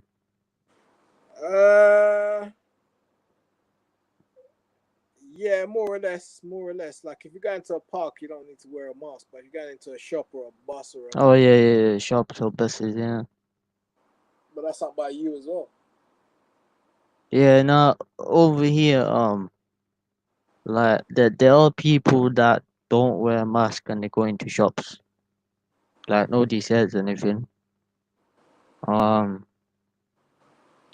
but that is normal, man. Do you know the It's maddest normal. thing? You know what I've noticed? What I've noticed is this: the people that don't wear the mask the most are black people. Hmm. Like Veli Okengo Gold is in the back chat. Yeah, go on.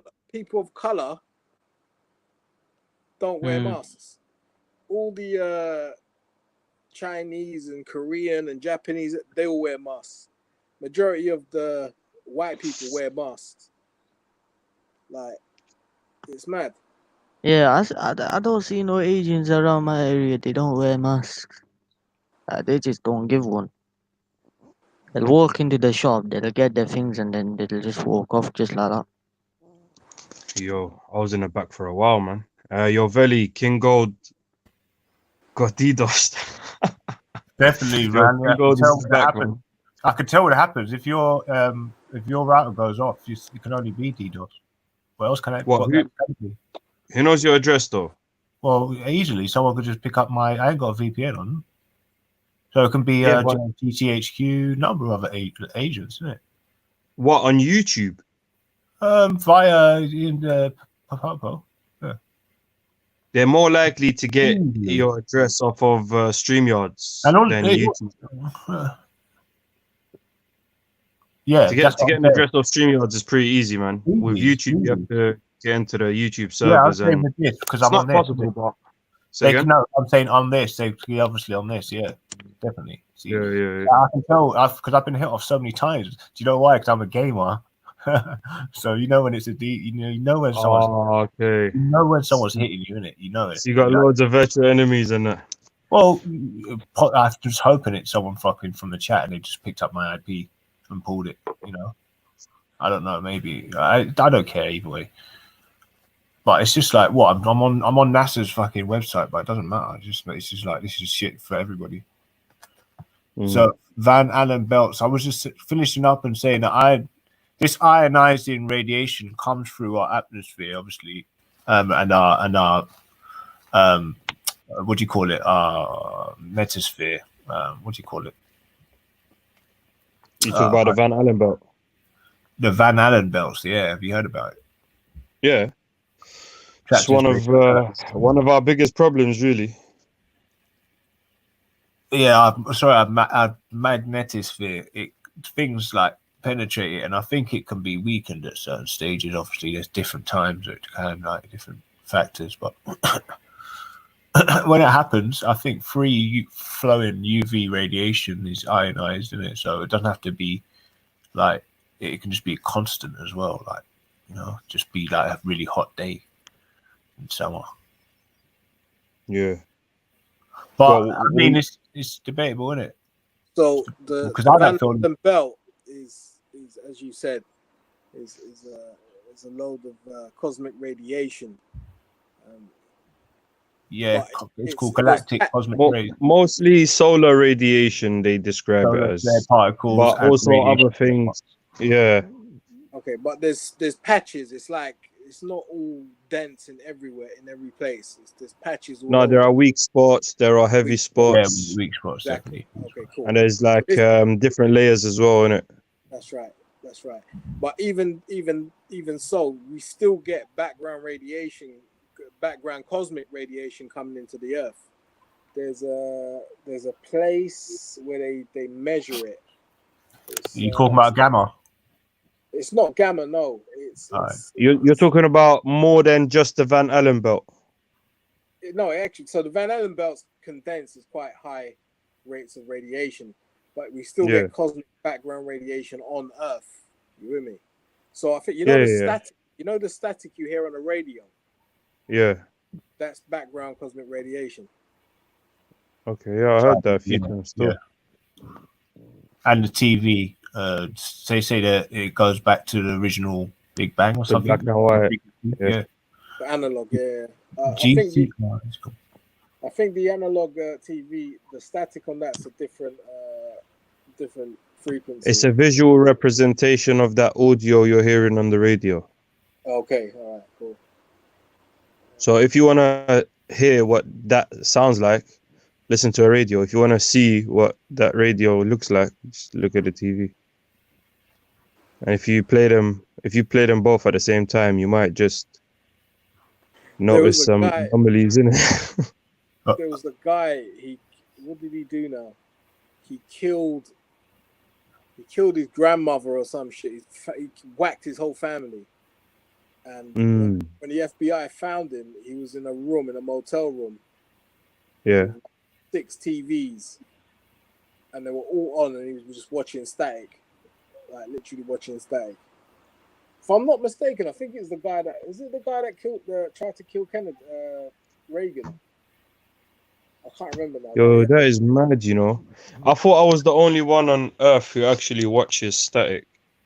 But obviously that's bro, this guy was a deranged fucking schizophrenic. Like, if you're sitting there watching static on 6 TV sets, you know there's something wrong with you, bro. I watch it on one set still, but I don't think that's the case. I think like it could be a brainwashing situation that got deactivated when other members of the human race walked in. You know what I mean? And so what is it you find so fascinating about fucking watching static? I don't know, man. I don't know. Maybe I'm just crazy, innit? I don't know. I would say so, yeah. It's a lot better than TV. Bro, either you're trolling or I'm fucking getting worried about you, bro. I'm not trolling, like, bro. TV is like programming you to think in a certain way that someone else has a motive for you to think in. Okay, static allows, huh? That's beautiful. So don't watch the TV. Like, forget the TV. Yeah. Like, right away. Don't sit there and watch fucking static, man. There's something wrong with you if you're doing that. Why? What's wrong with that? Wait, you watch static? Hold on. Yeah, what's wrong with that? You watch static? I watch and listen to static. Yeah. Yeah. That's what they call white noise, isn't it? They say something about it was one of the one of their torture methods in Abu Ghraib. They used to play white noise 24 hours a day. It used to drive the people crazy. Pink noise, isn't it? You mean pink noise? I don't know about pink noise, Bridget. It's called white noise. I don't know about pink noise. I think pink noise is a bit more torturous than white noise. Pink noise is what? Pink noise is a bit more torturous than white noise. I should say it is. Like, I don't know what pink noise is, Rude Boy, but boy, that sounds good. Fuck you know. It's like a sound frequency, isn't it? Yeah, because it would emanate some sort of frequency, vibration. Yeah, like there's grey noise, brown noise, there's different frequencies that have specific names. And I don't know why they associate them with colors. I think people who can see the frequency of these sounds probably can see what color they are. Apparently, the worst one is a baby crying. Like, they were playing. Worst for what? The worst. Oh, as a torture technique. They were playing baby crying for like 24 hours on a loop.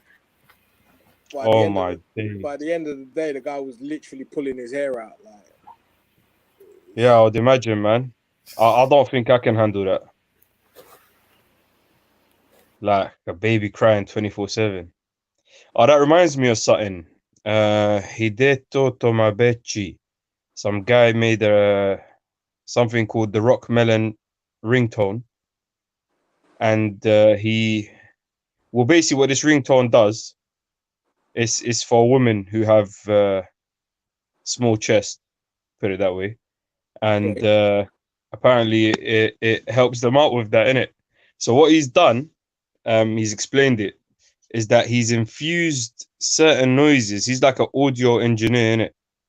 So Right. he's infused certain sounds to amplify certain pitches and put in things that resemble baby crying or screaming noises. And he recommends putting this as a ringtone. So you're supposed to really, what he says is to listen to this a few times a day.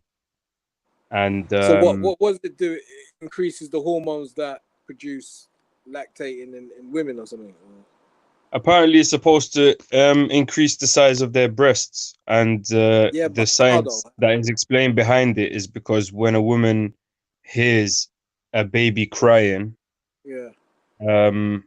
it has that effect on them, innit? Even if it's not their baby. Yeah. No, And that the makes sense. specific cry of the baby is one of its need to suckle, innit?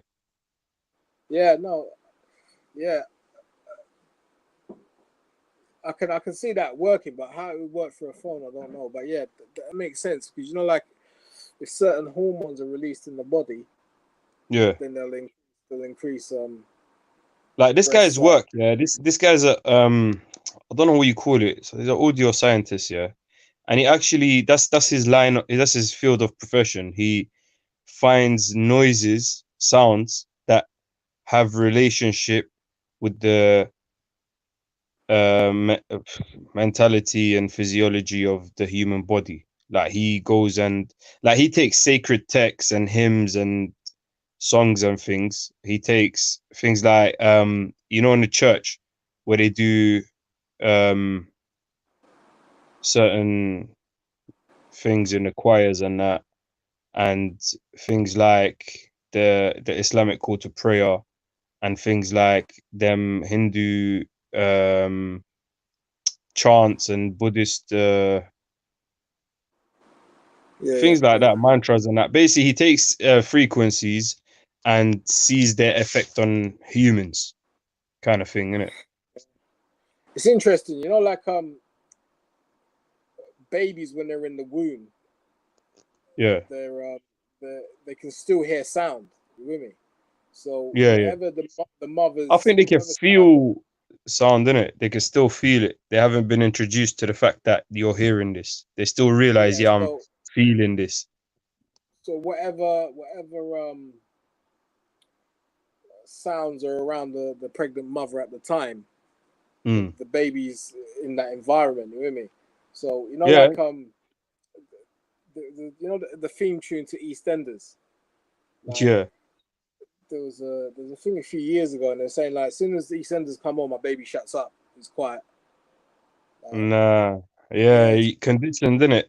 it's You know what I conditioned. mean? Yeah. By the mother's mental processes. And oh, your Veli, King Gold's in the back. Weak Wi-Fi signal. Yeah, you might as well turn off the VPN, bro. So he's actually added certain frequencies that makes this effect of the baby's sound kind of have a higher effect in it, or more sensitive effect. And like if you hear it, like now that I've said that, obviously you might kind of hear the baby sounds coming out of it, but it just sounds like some rock tune that is a bit of gibberish and that. It's called Rockman. Furthermore, let me play it.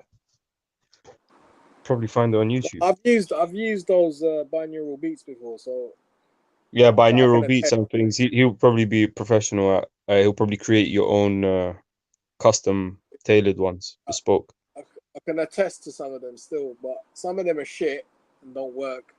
Some of them Here's don't the do what they thing, say. man. Yeah. Like you have amateurs bringing about dangerous frequencies out there, and you have amateurs going and be like, binaural beats for healing, and then they play the first thing they see, and it's just tearing and shredding their whole existence apart, just because they don't know who made this. You know what I mean? That could Like be anyone. there's some of them are pussios though. I ain't gonna lie. Some of them are proper pussios. Like there's binaural beats that they'll put out and they'll say, yeah, it's for sleeping and astral projected, all this kind of shit. Yeah. So before I was on the Hangouts and that, I used to put one on and just sleep go to sleep and listen to it. And they'll say it's astral projection or it's sleep, whatever, meditation, whatever. And then you be listening to it. Next thing you know, you fucking you get this thing where you just want to go out and murder someone. You can't even figure out Yeah, why. you can't sleep no more. You get agitated and that. Can't sleep. Yeah, proper agitated to the point you just want to do some fucking crazy shit. And then if you Yeah. do fall asleep, you're dreaming about murdering people in your fucking dreams. Like, it's mad. Like, some people take the piss. Oh, yo, I found this thing though. 1 second.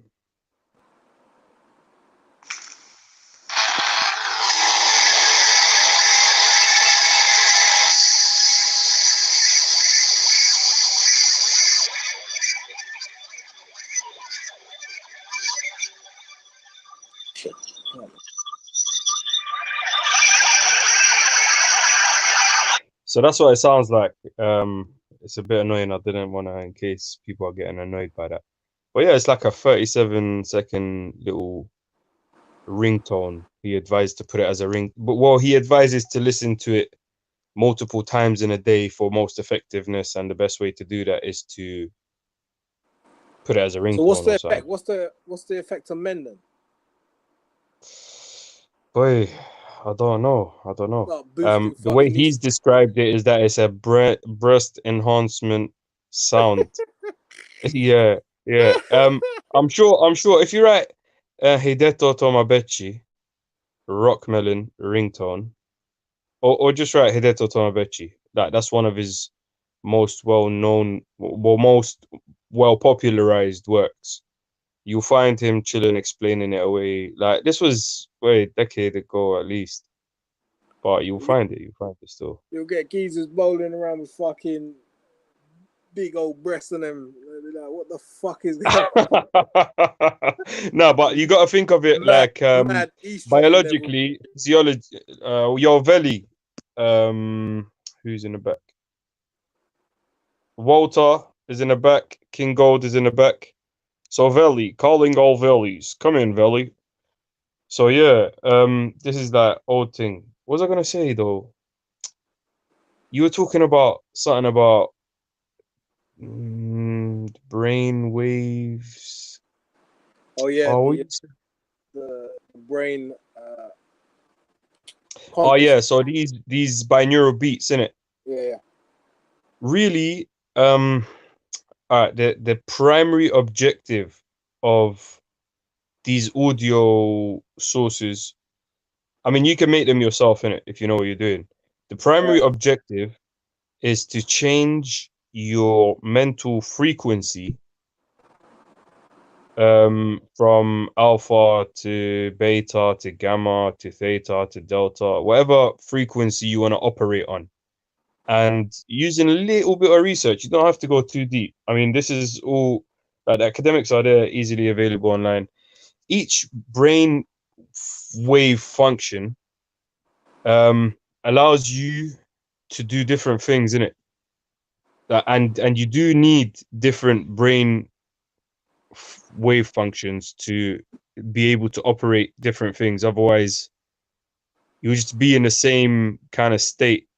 Like when you're sleeping versus when you're awake, you have two different brain waves in it, brain frequencies. Yeah, I and think when you're alert alpha waves versus when you're are for when you're asleep, and they're more active when you're asleep, and your beta waves are more for when you're awake, if I'm not mistaken. it depends from person to person, innit? Like even look, during your sleep you get a collection of waves that you interact with. Like delta would be a long wavelength, low frequency, kind of sleepy kind of thing. Theta would be kind of relaxed. You know, you're not sleeping, you're in a sleepy state, sleep-like state, conscious but not too conscious, sleeping but not too sleeping. Alpha brain waves is like it's like that thoughtless space. You know, when you're being told to just don't think. That is literally, listen, if you just chill somewhere and just try it, don't think. the first thing I notice is a smile just forces itself on my face for some reason, like a smirk. That's how it starts. And then it's hard though, isn't it? When you're thinking of not thinking, you're thinking of something. You're thinking of not thinking. Yeah, no, there's an art to it's meditation. That's what you do in mindfulness. that is what the that is that type of meditation anyway. There are different brainwaves as well. There's like the beta. I said delta, innit? The beta brainwaves is probably the most alert and awake kind of state you could be in. Funnily enough, people don't really realize that, but like also like anxiety and all of that could be caused from that kind of brainwaves. You know what I mean? So depending on what you want to do, because binaural beats, this is what it is basically. You're putting one frequency in one ear and a different frequency in a different ear. So there is a clash of sound, which makes your brain primarily work in overtime in order so that it realizes what frequency this is. But you're not really catching the frequency because one ear is telling you one thing, the other ear is telling you a different thing. And your brain, in its overwhelmingness to catch them, is now, instead of catching them, it's just vibesing with them. You know what I mean? It's so focused on it more than you realize that you become focused on it, and then it becomes part of your wave function. You get what I mean? Yeah. I don't know if I said that clear enough. I think Listen, bruv, I've used them, so I know what they're about, innit? So yeah. No, I'm just describing the science and psychology behind it, innit? yeah, bruv, I researched it before I used it. I wouldn't be using it if I didn't know what it's doing. You get me? So yeah, definitely. Yeah, like I'll make my own. I'll try to make my own binaural beats. There's a company called the Melrose Foundation, and this is the guy that more or less invented binaural beats. Monrose, it's called the Monrose Foundation, and he was funded, funny enough, by the MK Ultra. He was because they were trying to use all of that shit, binaural beats, so LSD, all that kind of shit. So, right, bro, I'm gonna jump off. Easy, man. Take it easy. Big up, everyone. Take it easy. Enjoy the rest of your day, bro. Big up. Up in the building, up in chair. Yeah. What up? You know what it is? Yo, what's up? By the way, Veli, King Gold and Walter's in the back. I don't know who else is in the back. Everyone, like, comment, subscribe. That's it, innit? Like, comment, and subscribe. You know what I mean? Yeah, come join me on the panel. What do you want to chat about? I'm here for the next 41, 2, 3, 26. I'm here for the next 26 minutes. So anyone that wants to jump on. By the way, thank you, Aurora Dawn. Let me get back into these comments because I know Aurora Dawn did drop some plugs. Say for that. Appreciate it. Anyone else who got plugs for me, just let me know. Vele.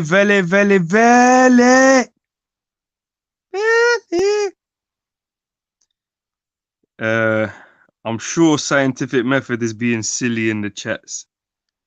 Let me see. Enki is our creator. Who created Enki? What about Enlil? What about Anu? What about... Wait, Leighton Nibiru Hunter. Ooh. Okay, enough said, man. Jesus is God. Jesus is God, bro. Jesus ain't real. Don't think of apples. Yeah. Yeah, exactly. Don't... Long wave, short wave. Jesus can't handle his weed, so he not okay. The moment when you first wake up, the most receptive. Yes, I agree. I agree. Most receptive, most in tune, I'd say. Could be arguable though. I would argue myself over this matter. So ghosts and demons are very real, folks. Believe Jesus with you. You'll be fine. There you go. Portals are real. Just never mess with an okay. I won't. Portals are real. Just never mess with. It kind of makes me want to mess with them. Binaural means playing one frequency in one ear and another in the other ear. Exactly. My port Els Pocopais. I personally didn't get that. Sorry. Violence against women can never be justified. Ever. Yes, Dawood Suleiman. Listen, yeah. If a woman is coming up to you with a knife, coming to stab you and that, yeah. What are you gonna do? That question was to Dawood Suleiman. Hello, portals are not real. The end. Goodbye. By the way, I'm reading backwards in it, so don't mind me. People open portals and they don't realize consequences. I agree. Portal opened. If you can overcome the mishmash, then you'll be strong. Do you look like the portal that's coming through your screen right now? I'm opening and closing portals as we speak. Look into the spinny thing. You are getting sleepy. You are getting sleepy. Now sleep. Next time I click my fingers, you are going to wake up and you are going to like, subscribe, and share to everyone you know. 3, 2, 1, wide awake. And don't mess with the which you cannot see. Nibiru Hunter. Spirits are real, but don't mess with them because you don't know which are evil. You know what? It's like humans. This with these kind of things. I think spirits are like humans, innit? Like humans are real, humans are evil, humans are good. You know what I mean? Well, humans aren't gonna come hunt you just because you messed with them. Like if I go chat to a human, they might hunt. Like there's humans hunting me. For what? I'm just some blue ghost on the internet that don't exist. I don't understand. So I'm sure, yeah, spirits will probably kinda. If humans can do that, the TV static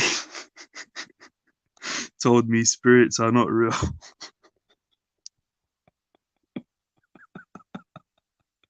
The TV static told me spirits are not real. Oh, it's sick, bro. Don't use Ouija boards, innit? Innit, man? Don't use Ouija boards.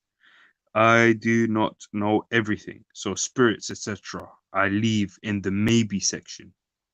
See music. See, I can vibes with you. You've been saying a lot of clever shit. You know what I mean? You use that thing inside that skull. 100%. Yes, they are. Hello, spirits are not real. The end. Goodbye. Wait, I feel like did I? No, I think you just repeated that comment in it. Please, mother must have been pregnant. Electromagnetic day on. Music, they should. Much more better than the cow. Reason Muhammad couldn't figure out C was 6 years old. Reason you can hear paranormal spirits using an analog radio. You talk about a ham radio, you talking about electromagnetic frequency detector, rapid man. Yeah, tell me more, man. My supermarket will not stock it though. Wait, what are you trying to? Breast milk is really healthy. My supermarket will not stock it though. Go find people who are lactating. If you have no baby to feed, what's the point having milk in them? Nah, it doesn't make you lactate or create milk in them. It increases their size. I think Cotton, you were talking about their rock melon ringtone, innit? Yeah, it doesn't produce milk or anything. It just increases the, I don't know what you call it, the bust size or something. Basically the size of the breasts, innit? Louise McDonald. I like big butts and I cannot lie. There's truth in the study of frequencies. Yes, I do believe so. Enough woman with small breasts with a bag of kids. That's why we all like different music, each to their own frequency. But if you ain't had a baby, I don't know how effective that would be. No, it's like a natural human kind of. How do you put this? It's like it's a human's reaction, isn't it? A female's reaction to the sound of a baby. All right, listen. Don't ask me. Go ask Hideto Tomabecci. Is it Hideto Tomabecci? Hideto Tomabecci. Okay, I need to catch up now, man. So I'm just reading you lot's comments, innit? Some are so interesting. Nebs, hello, trouble. Did I? Okay, Enki Zakri, yes, Irish. What about the Orshias? The Orshias. What's this? Orshhias.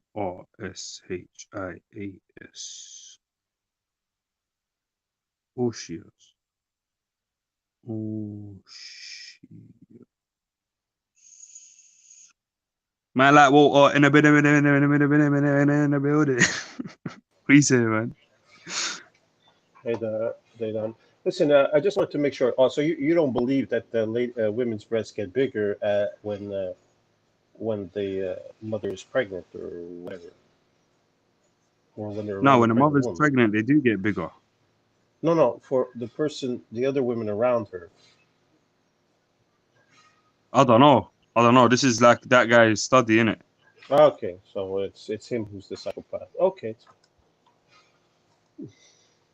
Well, why? You just trying to write a list of. I thought you believed that hocus pocus stuff, but since you said you don't, it's fine. Nah, bro, I don't believe anything, man. And I also believe everything, so you can't say I believe it. I believe it and don't believe it I at the same understand, time. but at one point you gotta say you believe something or you don't. You can't just say I believe everything and I don't believe anything. How does that even make sense? I believe anything you tell me. I'm sorry, I'm gullible, man. I'm naive. That's because you're afraid to put your foot in on something. That's all it is. Is you're not sure of anything in life. No, I'm sure of a lot of things. Those things I How know. can you be sure if you don't believe I'm anything? not going to say that I'm sure I know something that I don't know. I can believe it, I can disbelieve it, whatever. Until I know, I don't know, innit? Right, but you And I'm also happy to say I could don't. also have an opinion. At what point do you know? I mean, there's certain things that we can't. The color is blue. The sky is blue. You look at the blue, and that's it. At one point, you got to say, yeah, it is blue. But that's the thing. I don't think the sky is blue, though. I don't know the sky is blue. Okay, I don't even want to get into this conversation. You win. No, man, get into it with me, man. Why not? I can't deal with How will you convince me that the sky is blue? What makes the sky blue? Believe it, it's pink for all I care. Obviously, 99% I of can people believe it's pink. Listen, if you got 90, at what point you're going to say the sky is blue? You tell somebody, what color is that? Blue. And somebody else says blue. Everybody says blue. When I go buy a car and I say I want the white car, I want the blue car. All right, what color is water? And the salesman says to me, that's not really white. That's actually blue. No, but wait, water. Then What why color are you is water? calling it white if it's blue? What color is water? I think water's clear, no? Unless it's dirty. But how come water looks blue, or it looks green, The reflection of the reflection sky. of the sky, Sky. the ocean, or sometimes it What could about be when it's green? reflections. But that's not the color of water. That's just an Thank image. you. Okay, look But at your we hand in know front of you.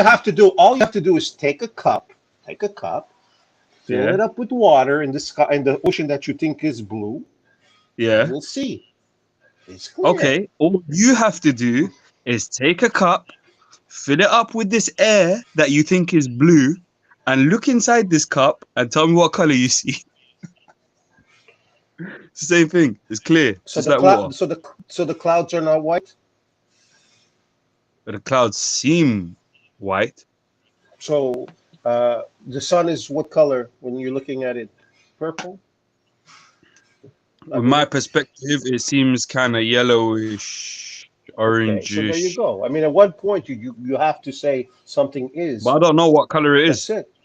Unless you're colorblind, then we understand. But everybody has to go in a tune of something. Like 2 + 2 is 4. You can't say, "Oh, well, to you it is." But how Well, about look, just if because somebody I'm thinks it's aware that my 5? perception isn't really necessarily the reality, it doesn't mean that I have to accept my perception to be facts as though I know it to be a fact. I am aware that a lot of my perceptions and a lot of reality are not the same thing because I can't see everything in reality. I can only see how it looks like to me, you know? So water looks blue to me, but I pretty much know it's clear.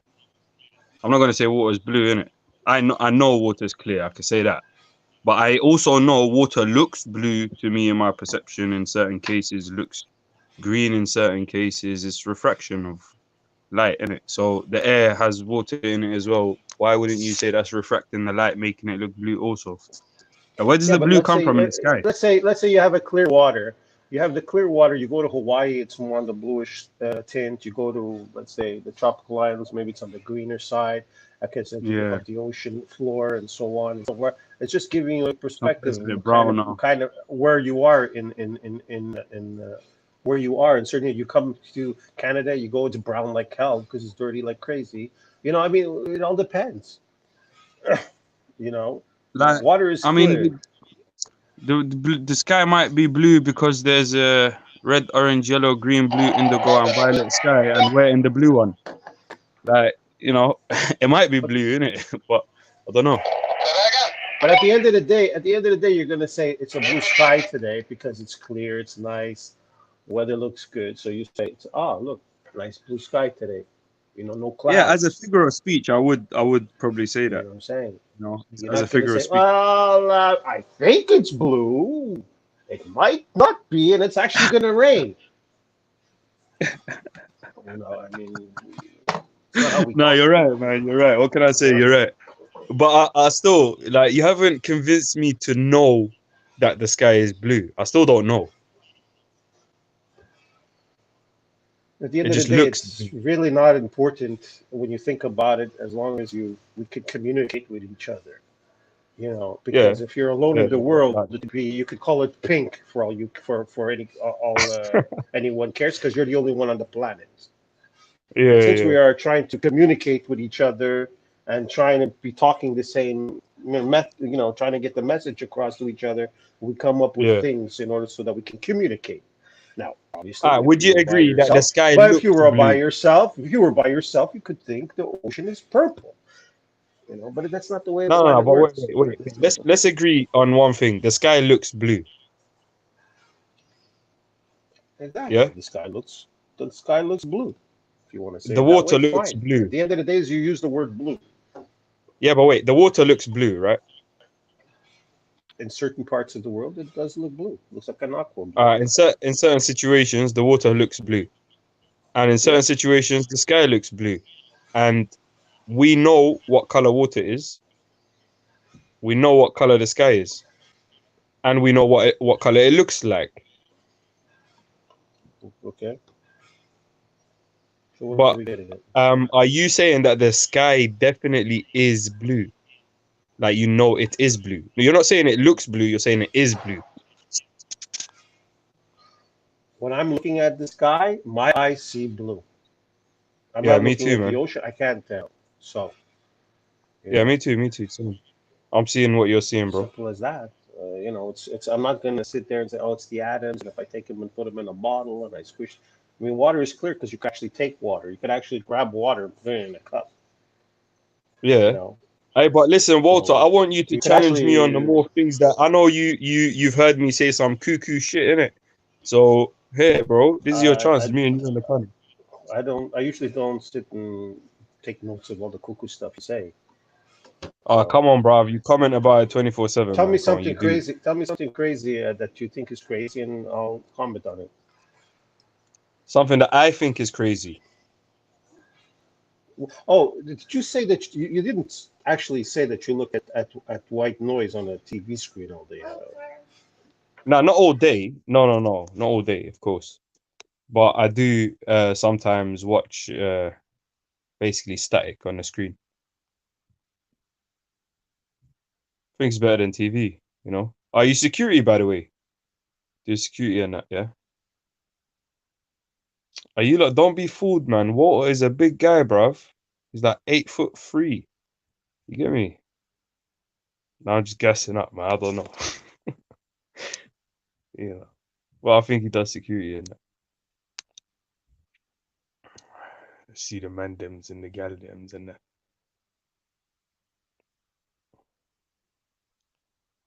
I'm sure there's gonna be a lot of interesting comments about this guy. Jesus is God, bro. Okay, yo, I'm not. Yo, no one's commenting. I've never hit a woman in my life. I'm 43. Big up Leighton Nibiru Hunter. Lol. Flying kick. It looks cool. Or will. They done it slightly crazy, I'm guessing. Hey Nebula, come chat to me, bro. Try figure out if I'm crazy or we can see who's really crazy, innit? Hi, okay, that's good to know. Good chat. Nebula, what's crazy? Yeah, what's crazy? Watching static. Is that crazy? What's so crazy about watching static? Nebs and behave as if you okay. I see Doctor I see Trois Black Lives Matter or the King's Peace Treaty. Exodus 32:19, King James Version, AKJV 19. And it came to pass, as soon as he came nigh unto the camp, that he saw the calf and the dancing. I'm sure, okay. And Moses' anger waxed hot, and he cast the tables out of his hand and brake them beneath the mount. The King's Peace Treaty upgrade authorized by IC3 Black Messenger of the Almighty to build the Black Bank for reparations. Jeez! Preach! Yo! You got my support, fam. You know what I mean? Dr. IC3, you got my support, bro. Come find me if you need any help, bro. Anything you need, like literally anything, I'm there, innit? Did I say I was going to behave? I'm a man of my word. Oh, I did say. Oh, sick. Spirit box. What? What's a spirit box? Like a buju box? What do they call it? Bibik box. Dibik box. Is that brona? I never know how to spell this. Bronag. Spirit box. You talk about them dibik boxes and that. Rapid man. You can hear them via a radio frequency. Rapid man. Is there someone called Rapid man? I hear what? Don't know. This is why school taught us to write in full sentences. I really should do that as well. Check backstage. Schumann residence. Very interesting. Yes. I did a bit on my show about that still. How the daily does it transfer fat into your breast through the phone?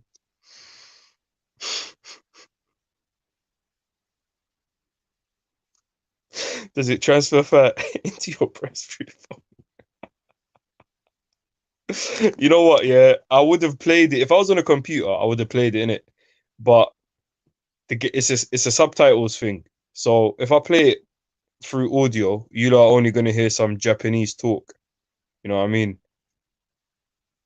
and it's not gonna make sense unless you understand Japanese. The frequency could trigger a hormone response. I'm pretty sure that's how it works, innit? Veli, alive, Veli, bruv. You get me, fam? Let's all send some peace energy to Veli, innit? You know what I mean? And to his youths, so everyone can be peace, like, you know what I mean, and content and shit. Big up Veli, man. Sometimes the spirits speak to me through the medium of Braille. What, for real? Jeez. Tell me more about that. Sometimes the spirits speak to me through the medium of Braille. Mr. Lottie. Leighton Nabiru Hunter. Rapid Man, big ups. Who's Rapid Man, fam? There's no one called Rapid Man in the chat. Am I missing something? Who's Rapid Man?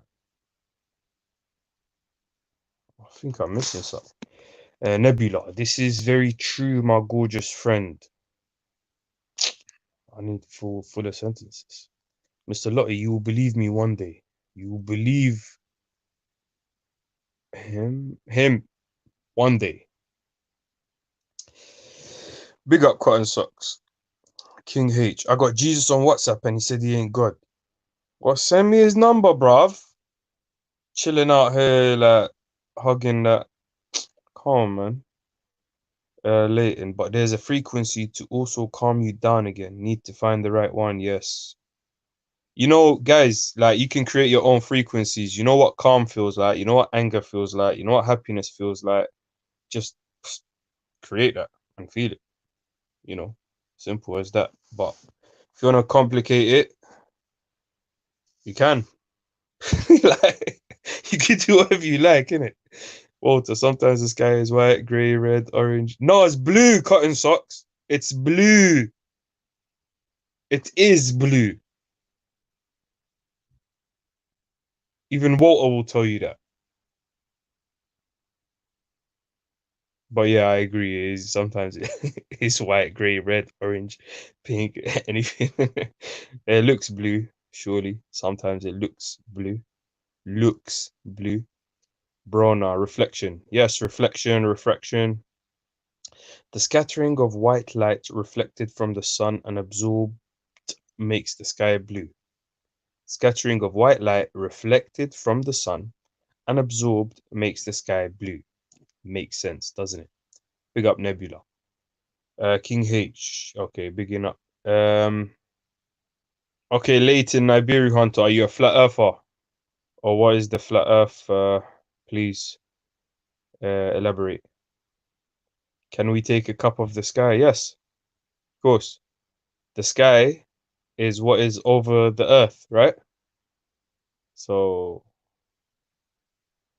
where are your feet on the earth?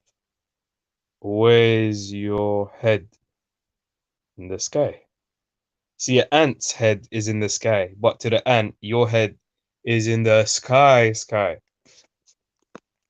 10-year-olds know this. Nebula, man, don't. You'll be surprised what you hear on G Block, man. Come on, man. Come on, man. Opinions are stronger than reality here sometimes. That's what I'm saying. Sometimes. Sometimes there's a lot of information, real information being brought out. You know what I mean? Mix and match to the internet, bro. People is people. Flat Earth again. Flat Earth. Flat Earth. What? A cup of sky. You don't like that one, yeah? They're made out of cotton or wool. What? Flat Earth are made. Oh, the clouds. You're talking about the clouds, innit? Be like water, my friend. Hey, Oxo Beans. I think that's the first comment I see. I can't even see that comment, by the way. It's like boxes. Eyes down. It's not refraction. It's a reflection. It's not a refraction. It's a reflection. The reflection of the sun is blue. Yo, what's good, man? That's my Bless, man. Hey, used to.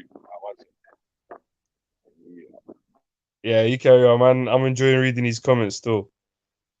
Take your time, bro. 'Cause I don't really get to read the comments, innit? Usually I'm just locked into the stream while I'm doing something. So now that I'm not doing nothing, What else? What else? What else? Eyes down, reflection, Yeah, I reflection. got. Yeah, yeah. Eyes the sky What blue. about that, man? It's kind of grey at the moment, still white. Exactly, man. What you been saying though, man? These lot troubling you. Yeah, man. Yeah, nah, they're These better lot cool troubling still, you, man. yeah? Not too much. All right, still, man. What was I gonna say? Oh yeah, What yeah. you been That's up it. That's to? it. That's it. Listen, yeah. I need Yeah, suggestions. Yeah, I need suggestions from the chat. Yeah. fun. So I got a couple new ideas. Yeah. I've got a few. Yeah. I would like people that listen to leave timestamps of clips that they want made into like the weekly roundup. You know, like of the roundup of the week. So if people take time, Yo, Veli. You kind of windy, cut yeah. off or wind or something. Yeah, say that again. Windy. Yeah. So if people can take time to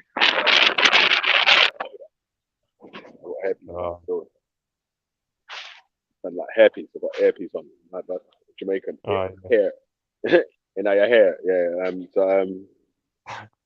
Yeah. I was saying about if the people them that are listening, yeah, if they can through the week, yeah, and even on past shows or whatever, just give timestamps of points of parts that they interest. want. Yeah, yeah. For clips of the week, and I can make a montage of the week of the show on for Sunday. You get me? When we're not on, you should stop fighting, yeah. Stop arguing. Thank you. Well, I see you've been coming onto my See you in channel, a bro. minute, all right? Yeah. Yeah. So also, I can't hear me. You can hear me now. You can hear me now, though. Still, innit? Yeah. Yeah. Oh, yeah. It's a bit late from the chat still, but also, I'm looking to get a couple different designs made for like t-shirts and phone cases and handbags or hats or like that sort of shit still. So hopefully by the end of the week I should be able to get the designs up, man. But I want to try and take some suggestions on any ideas, what would be good designs for merchandise, man. Yeah, I'll think about that, bro. I'll think about that. Nothing comes to mind right now because I'm thinking like, you know what? You should have a hoodie with a picture of you on it. You know what I mean? And under it says G Block. You get me, bro? G Block. But yeah, man. So you need to make a logo, though. That's the first thing. You need to actually make a logo, innit? I can get a logo made. It's no drama. Yeah. Something that will encapsulate logo, the whole idea of the whole vibe of the show, and probably like a Scottish flag or something. Like Scottish flag, what happened to this brother? It would be like fucking loads of religious people crying.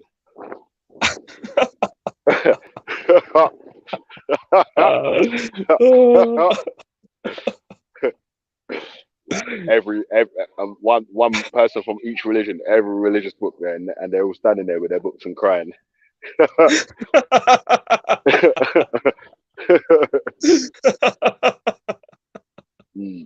Oh, you're deep, bro. You're an evil guy. That'd be bad still. No, that'll be jokes though, man. I'm sure loads of people will buy that though. I think loads of people will buy that, innit? Yeah. I know about that still. You think people will buy that? You might want to make merchandise for everyone, innit? I think I will try to buy a fucking shooters to come for, man, instead, bro. What do you mean? Bro, you need to make hoodies like that. You need to make hoodies where Crusaders are killing off the atheists. You need to make hoodies where the Muslims are killing off the kuffar. And like all these, bruv, you get better sales, bruv. You get me, fam? And they'll be happy to rep it as well, bruv, because each one is gonna be like, yeah, look at it, fresh, bruv. You get me? Like, I'll tell you what I can make, yeah? I'll tell you what I might start making. White Lives Matter t-shirts. And see, you know what I'm saying?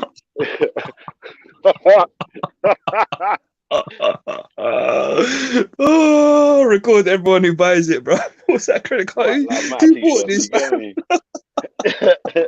got all your bank details when they tell you buy any of the merchandise. Like I said, the Black Lives Matter squad to your house. All right, I'm gonna open the window. All right, Sunny Sun. Oh, bro, they'll either get sold out in the first second, or maybe you get one sell. That's it, bro. One or the other, bro. White Lives Matter. Yo, you know what? I think what a sick t-shirt. Oh, yo, I got a sick t-shirt design for you. Done. You see all your shows. Yeah.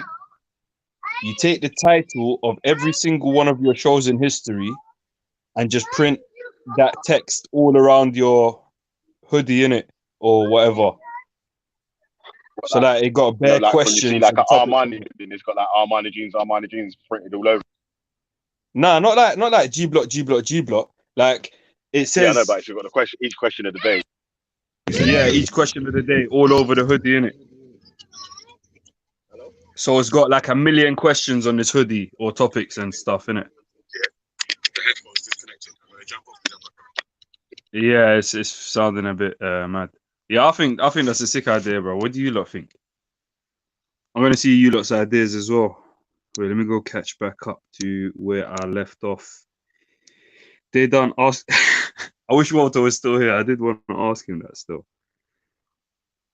Poor Hartoon eating pavement for the second week running. I feel sick now.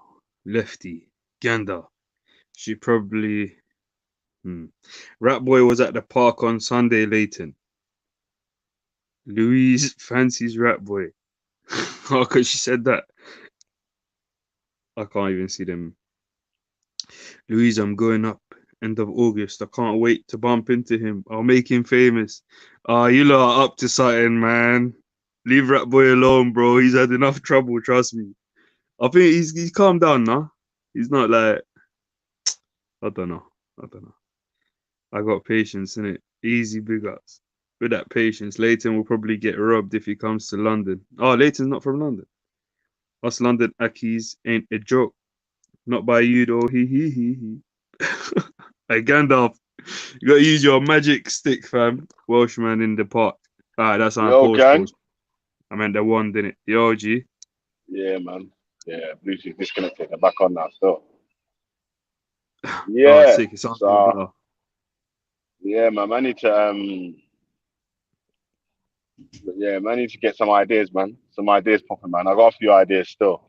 I need obviously. Do you think that's a good idea, though, bro? What one? Like to have all the questions of the day on one hoodie. Or most of them. Some of them might be a little bit.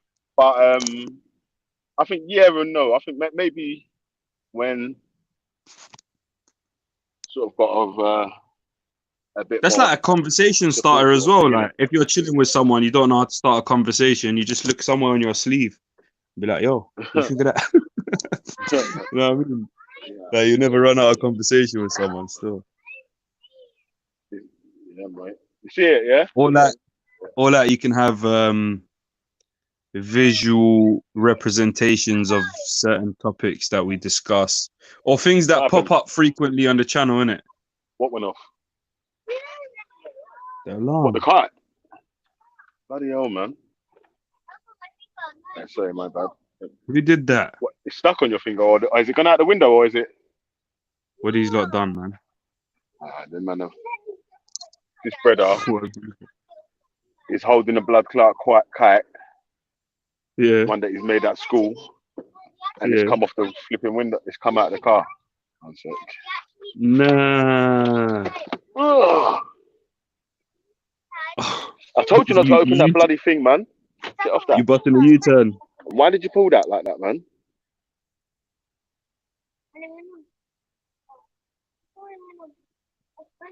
Oh, what? Gandalf the Great. Nah, they done. What, you think that's a bad idea?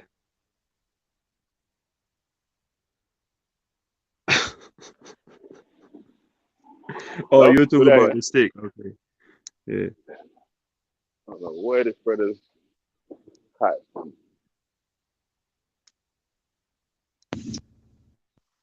Ain't seen Skits in a while.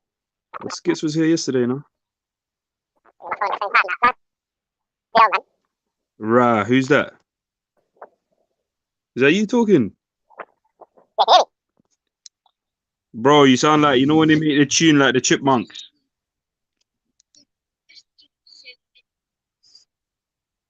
It sounds better like high pitched and like squeaky and that. I'm bare fast, like. Oh, yo, big up Nebula, man. Thank you for the £10. Oi, Veli. Swing that my way, bruv. Where was it? It was in the chat by Nebula. I know you're chatting to your kid.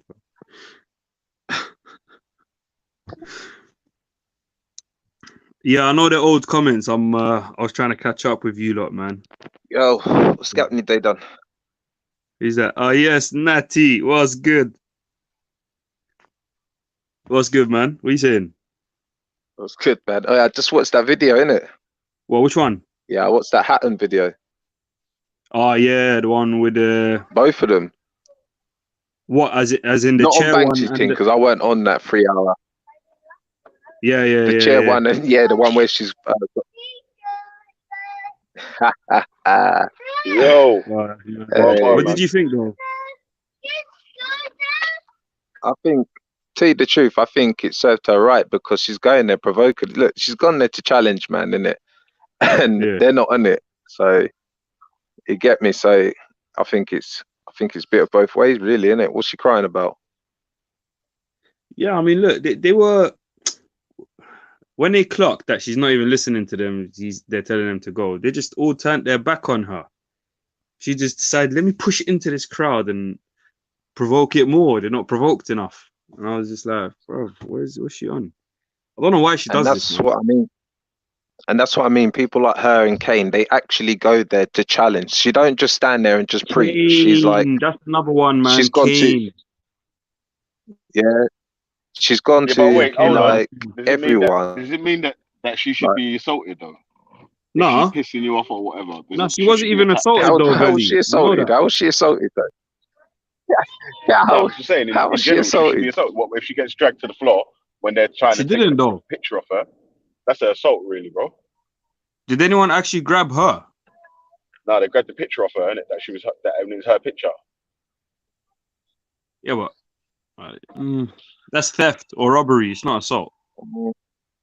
Yeah, but alright. So what about if someone like Jupiter was saying earlier? She said it at the end. She goes, listen. Wait. She said at the end, she goes, it's criminal damage. Yeah. So if they say someone's trying to steal your property, something out your hand or whatever, and they drag you to the floor, what do you say? It's just part of the theft, yeah?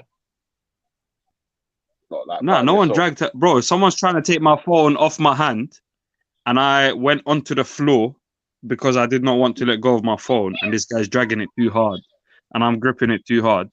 The guy didn't pull me onto the floor. You know what I mean? I grabbed on so hard that you get me? But yeah, maybe you can put it that way, but assault is more like you have to actually grab the person. You have to first have your hand on them. Yeah. It's a tough one, isn't it? Because I think, listen, they done, I'd look at it as like, well, look, he tried to grab it and I got pulled down to the floor, basically. Like, watch this, yeah. Say you're wearing a new era hat. It starts off with that she might have had a picture that you might not have liked or whatever, but you still tried to drag the thing, and where she was holding on, she got draped onto the floor, innit? So, yeah, but Veli, did you not clock that she was looking for the guy who's gonna assault her? Yeah, why not? She's looking for a guy to assault her.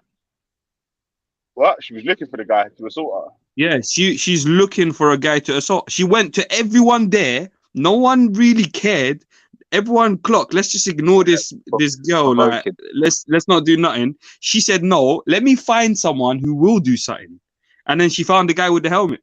Like, that's what she was asking. Like, she was being provocative. You see that, innit? She's being provocative. Yeah. But it's Don't a you think place she was where, being where they're provoking going them to challenge. purposefully?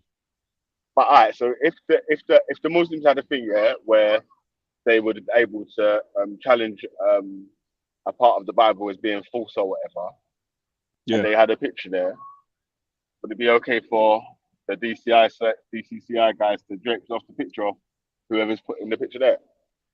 What, like a picture of what? Offensive picture? Yeah, that's offensive to the Christians.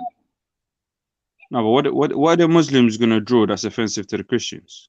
Not gonna draw Whatever. Jesus in an offensive and way. they think it was offensive to the Christians, would it be okay for the Christians to drape off the picture off of a Muslim woman and drag her on the floor, or she falls on the floor, or whatever? Do you think that they would look? I'm just trying to think of what kind of picture, but if that is the description of the picture, without even knowing what it is, but you're saying the description is that this picture is made to offend the Christians, I think, yeah, these Christians got a right to.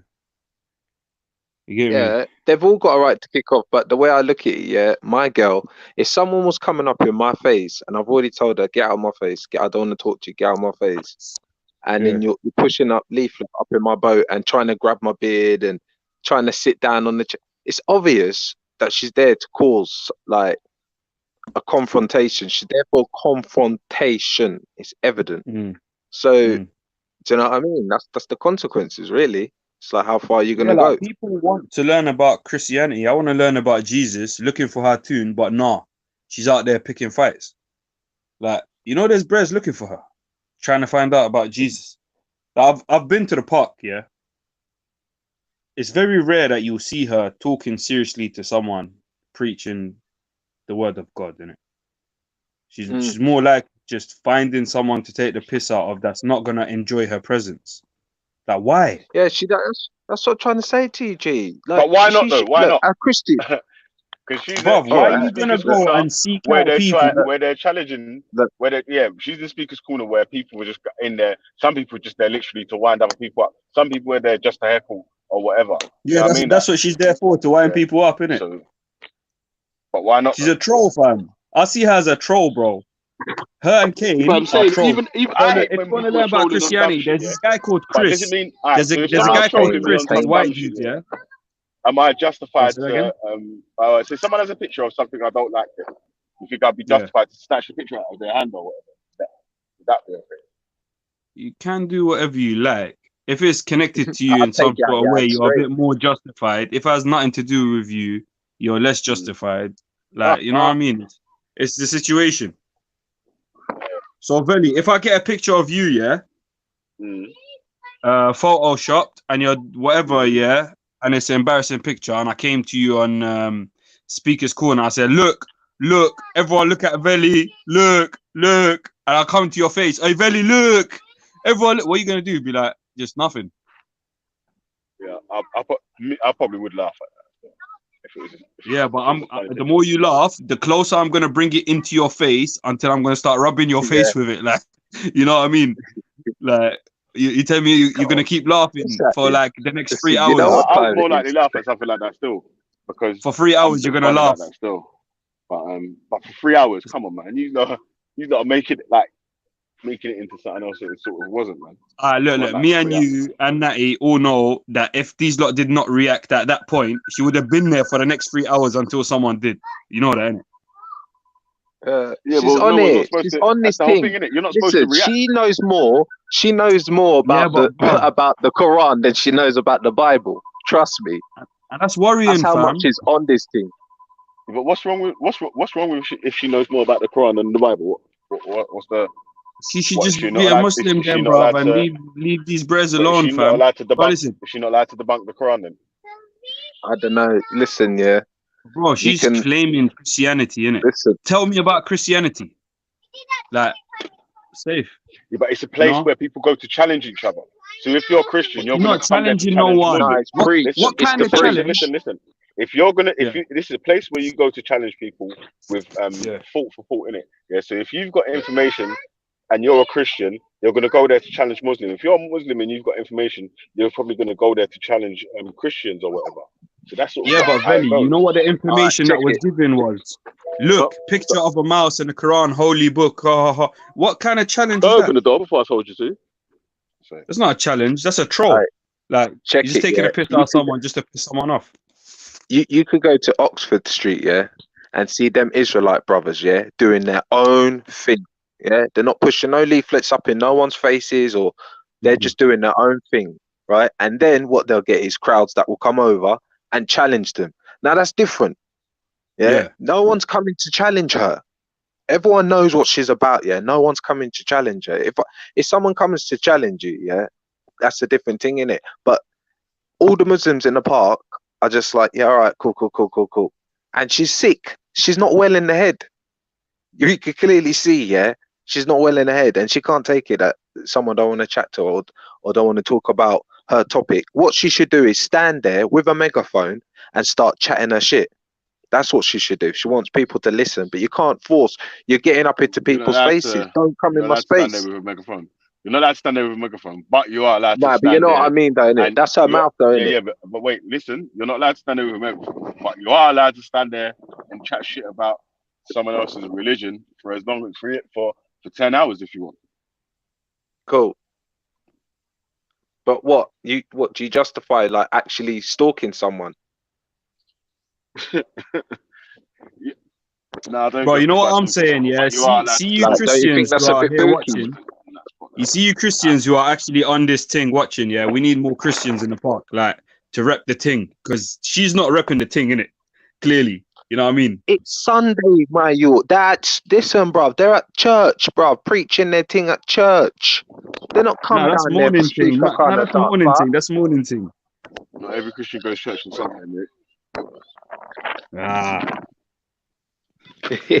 Hey, hallelujah and all that. yeah. So like the Christians who are actually on this thing, like come through to the park, because like you have to remember that Kane and Hatun are representing you lot. You know what I mean? Like, that's who's representing you lot. That's what you lot look like to these people. You know what I mean? Is that you? Is that what you want someone to think of when they see you? That's what I say, man. Like Chris, there's one bro in the park called Chris. He's a Christian I can actually speak to. The guy is rational. He speaks normally. Like you get me. But it's crazy. You know what I mean? Today happened to be this side. You know, next week's gonna be the Muslims. Next week is gonna be. That's pretty much it, innit? Christians and Muslims, like, and then there's other things. You don't see a lot of Jews in the park. Listen, they done. All Sometimes, right, look, check it like this, yeah. You see, like if someone wrote something like that, yeah, that would be called. That would go up against like anti. How'd you say it when that anti-Semitism, isn't it? How'd you say that thing? anti-Semitism. What to Yeah, say you see that how not too many Jews in the park? like if you were like to put up slander and propaganda and stuff like that and write something like that, bro. That's how them man clamp you down, bro. You see how Oh, like Wiley's that. getting Look, checked look. now? If Hatun came to the Jews with a picture of a mouse eating the Torah, yeah, trust me, she'll be in Finished. prison forever. She'll disappear off the face of the earth, bro. Like, you know what I mean? Finished. Yeah, because that's what Wiley's trying to say. Wiley's trying to say, listen, I'm leaving these men, yeah, but these men are obviously going to try and shut me down because they run the network, innit? They run Cartoon Network, bruv. So Yeah. you get me. So, but then going back to let's go back to this part thing, yeah. It's the exact same thing, bruv. Look, you can look at it as Islamophobe. What would that go down under? Islamophobe. Yeah, if they were to like produce that picture. Like, it's weird because like I've heard people chatting in the park saying Islamophobia is racism, and it's not a race though, They're innit? But it is mad. a race. Like, They're you get mad. me?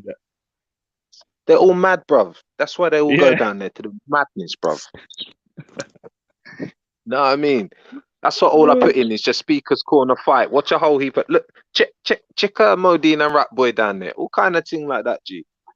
But you know, the funniest thing is it's in the madness where you find the richest information, bro. That's why it's so appealing to some people who actually want to learn. Like, this is where you'll find the people who, like, the people who are on point are going to camouflage within the mad people, innit? They're not going to come so on point that there's going to be an eye on them, and now they are under observation. You know what I mean?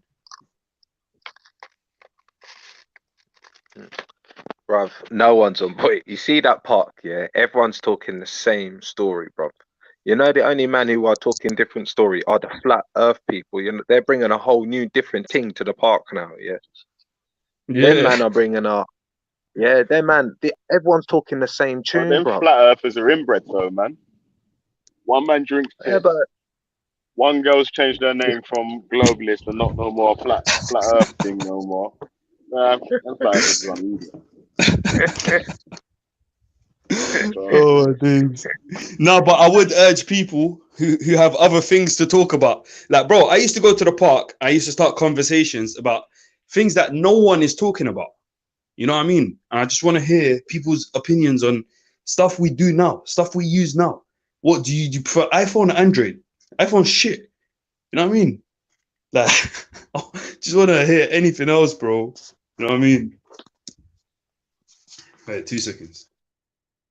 yeah, I don't go there anymore, man, because to me, it's like these people who love to talk about, well, some people do their own thing in their religion, yeah, and they're just practicing it and they're just minding their own business. But then you got some people who want to go out there and keep on talking about it and keep on talking because they don't understand it.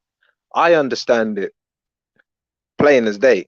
Do you know what I mean? That's why I don't really like to too tough jump up and want to try and battle, man, with that stuff there because they've got their own battle with that there. Inner battle. That's an inner battle when it comes to religion. You know what I mean? So yeah, so boy, yeah, I think Yeah, I agree, at fam. the end of the day, I think it's just whatever happens down at that park, it doesn't matter because no one's got no respect and everybody thinks they're right. And all they're gonna do is look over, see the boys in the yellow jackets, and say, "Yeah, come and save me." And then they're gonna say, "Oh, did you get that on camera? Did you get that on camera? Oh, he assaulted me." Who? I didn't see. I didn't even see it, bruv. Once she dropped, yeah, I thought, "Oh no." Like I thought, "Oh no, she's finished." And then she just got up, still with the bro. She hang on, bruv. You know what? She hang on for that piece of paper though. Dear life. Like life, bro. That's passion, bro. Shit. Hey, there must have been about 20 men who had a little hand on that piece of paper, you know. She had the hold of that. Yeah. You know what? That's some grip though. Hey, that's a sick thing to point out. Like, bear man holding this paper, but Hatun clenched onto that. She got some lock hands or something. Like, bro. Listen, you know what? You know what she's gonna say? She's gonna say that she looked up in the heavens and she got some power from God in it. That's what she's gonna put later on. Yeah, Jesus was grabbing that for her, man. You never know. It might be the case, innit? I don't want to say that in mockery, thinking that it might not be. But if it is and I'm wrong, then she showed me. Well, she didn't really show me, but you know what I mean. I don't know what happened, but that is a sick thing to point out. That bear man against Hatun and Shinalego, Mr. Baby. Yeah. No, but serious. Atheists, man, them come. Why don't I see so many atheists coming, like telling people about the beauty and glory of atheism? You see the thing about atheism, yeah, bruv. We want to move on to next topics because we I don't know, let me talk personally myself. I like to learn. Like someone might come up on it and talk about something, yeah, and it only takes you a little while, but you got to give them a chance to hear what they got to say in it. like something new is exciting, isn't it? It's exciting for your brain to learn something new. But you know these Sky Daddy stories that But that's they're what I'm like saying. they're If you like don't want Star to talk Wars, about innit? other They're like stuff as Star Wars, The Return of atheists, the Jedi. yeah, but that's what I'm saying. If you want to talk about other stuff as atheists, that's what you need. You need to come down and open something that is not about religion. Just start talking about it. Don't even introduce it. Talking about it is the introduction. If you're an atheist, that means you're on the opposite end of the spectrum to the Christians and the Muslims and the Jews and the Hindus. Do you see what I'm saying? Yeah. Let's be real. Biggest Corner's dominated by fucking theists, right? So it's only right, that somebody goes down there and says, "Oh, excuse me, religious people, you're all fucking nuts." And guess You what? see, that's not gonna get a good response in it. How about this? No, Excuse me, but that's the religious thing. All people. you just said, do you see they You done? think You see what you Koreans just are said? nicer or What you C's? just Which said do you is prefer to swim exactly the in? problem they done. Exactly what you just said is the problem. Because it's not nice. Bro, all we're doing is raising a generation of snowflakes. And that's But bro, the what are you problem. gonna achieve? I don't know. I'm Down the gonna park, achieve. all I see is religious people battling, not atheists. They don't really mess with atheists because there's no point. What's the point? That's what I'm saying. No, they Atheists do need to though. come They down love to and beat listen up because there's atheists. As soon other as the topics atheists on come earth. down, they love Yeah. to beat them. But as soon as they hear the chat come from the atheists, they're like, let me go back to this scripture. Let me go back to this here because they got nothing on us. What But are wait, they you gonna talk say? about How like come you can't? religious? Are you talking about Yeah, they religious got nothing on us. atheists? Do you know what the You talk funny about thing religious is? That's what they. I can give the religious people something to fuck up atheists with for at least 3 weeks, right? If I turn my camera on and show you what's covering my toes right now, it's mad. Like atheists will get beat Cult up. killer, mate. I'm a cult killer. Look, Hey, so I'll show you. don't show man what's covering your toes, bruv. I have to. Look. What the? Easy. What socks? Odd socks. Pink, black, purple, yellow, and blue. Jump for the Raven Goo. Jump for the Raven Goo. Easy. What's that got to do with atheism or religion? Which one's your left foot? Which one's your left foot? Which one's your right foot? Because atheists wear odd socks. You see what I'm saying? So we're obviously immoral. You must be an orthodox atheist. You must be an orthodox atheist. Yeah, listen, I'll tell you the truth, yeah. You know what? I'm gonna tell you what annoys me about religious people, and I'm gonna tell you what annoyed me about what they done said about, don't say things that are not nice. What they're gonna achieve, bro? I never said that. I never said that. I asked why would you say how much man? Do you know how much man have told me personally that because I don't follow their particular God, because there's loads of them gods out there, that I have no morals. Think about that. What do you mean? You're going to hell, bro, just for wearing them socks.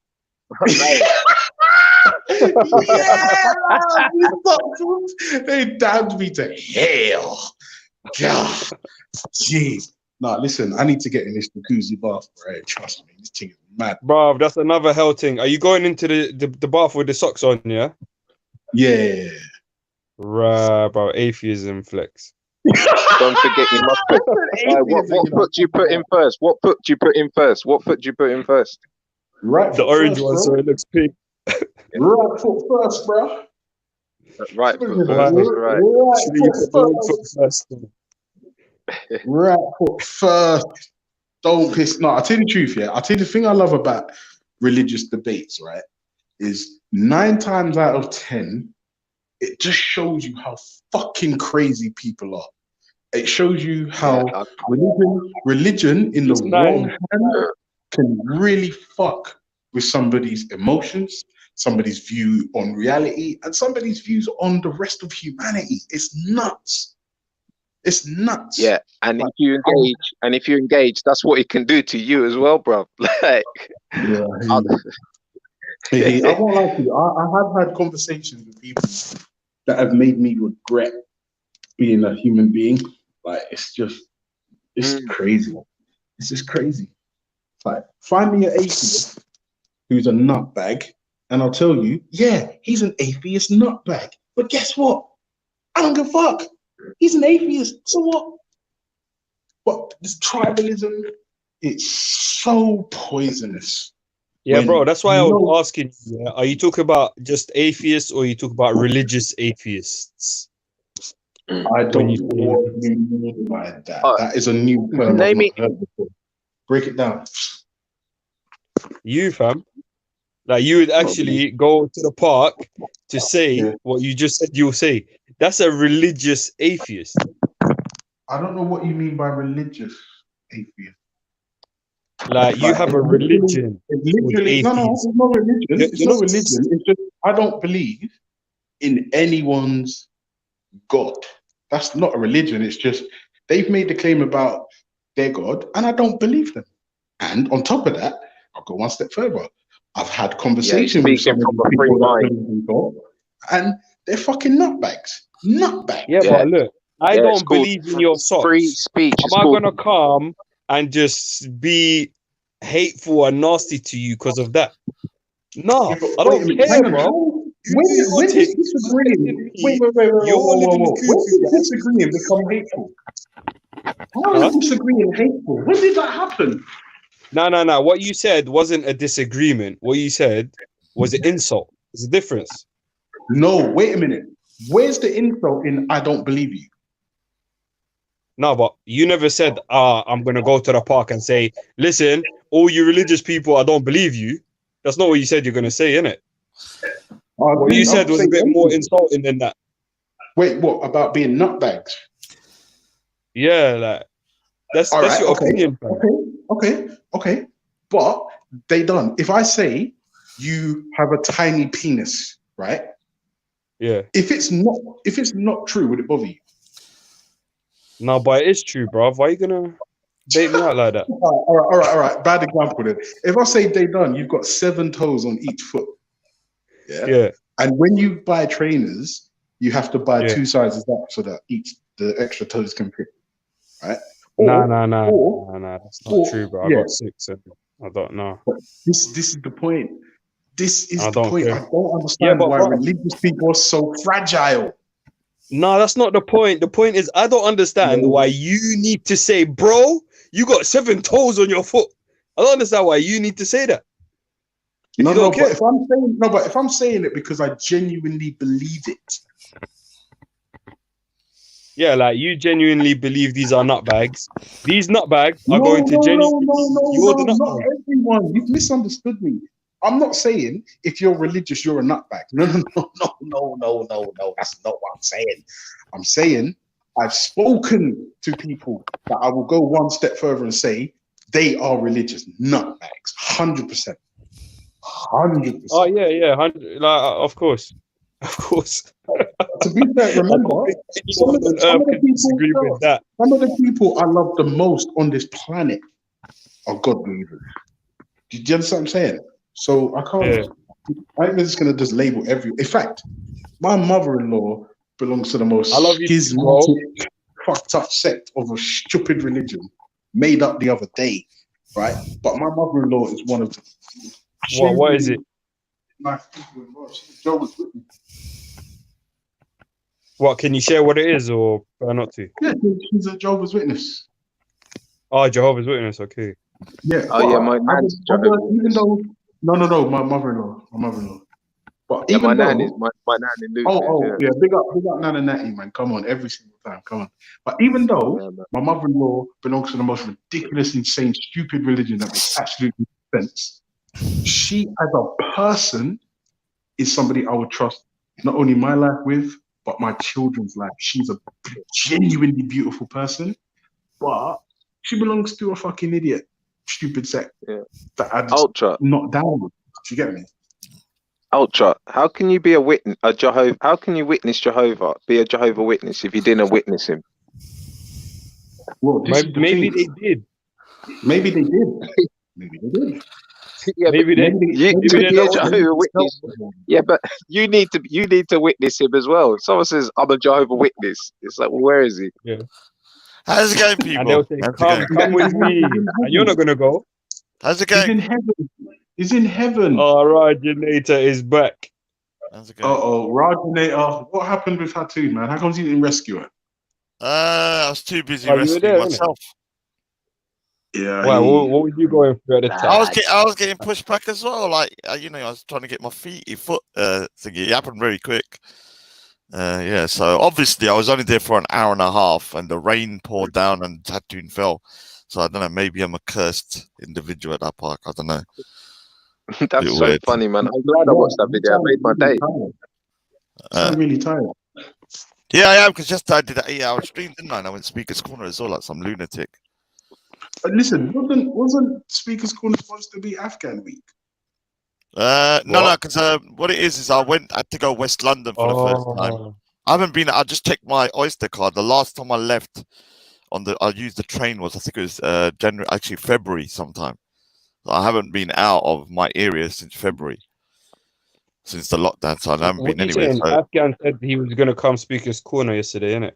no, it wasn't yesterday. It was going to be next month. Next month. Yeah, August. But well, you have to understand, you know, the train stations. If you go towards Ealing, yeah, from say East London, just say, I don't know, Stratford, you have to pass Marble Arch.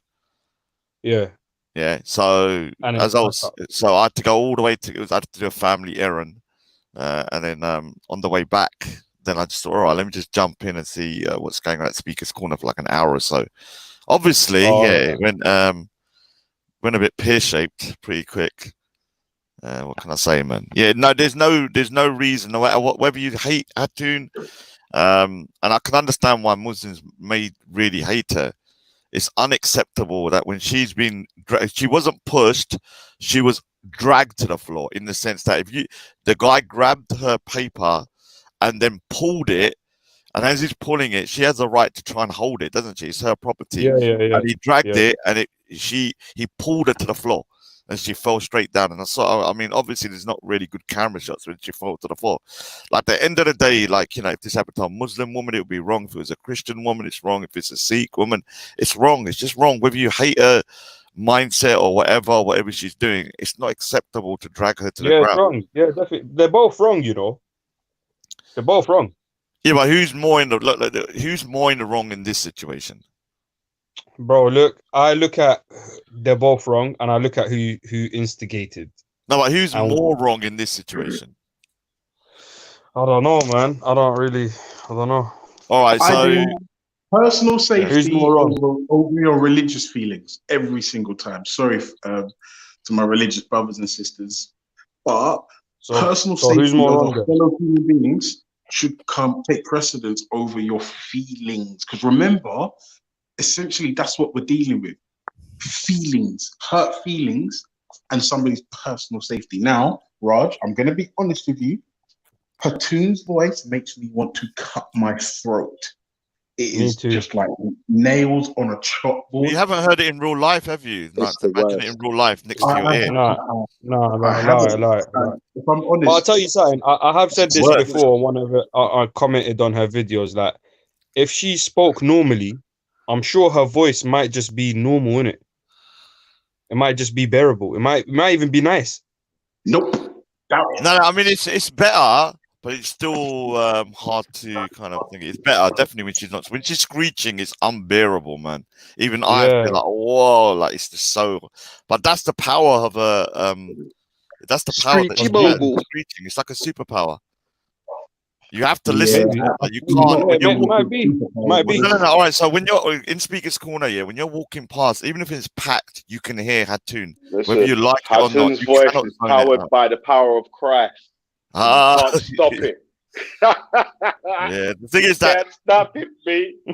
What I find quite annoying is that I am 100% certain that if a Muslim woman was dragged to the floor, even if the Muslim woman was doing terrible stuff, the Muslim community would go mad. And some people, 100%.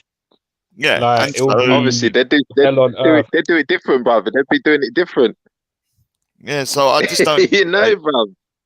The problem with Hattoon, like, in the sense, I understand, like, as someone, and you lot are atheist demons, so you don't understand, like, when we kind of like love our religious figures and our holy books and stuff. Like, you just don't understand because you just see them as nothing really. They're not really that important. No, we do.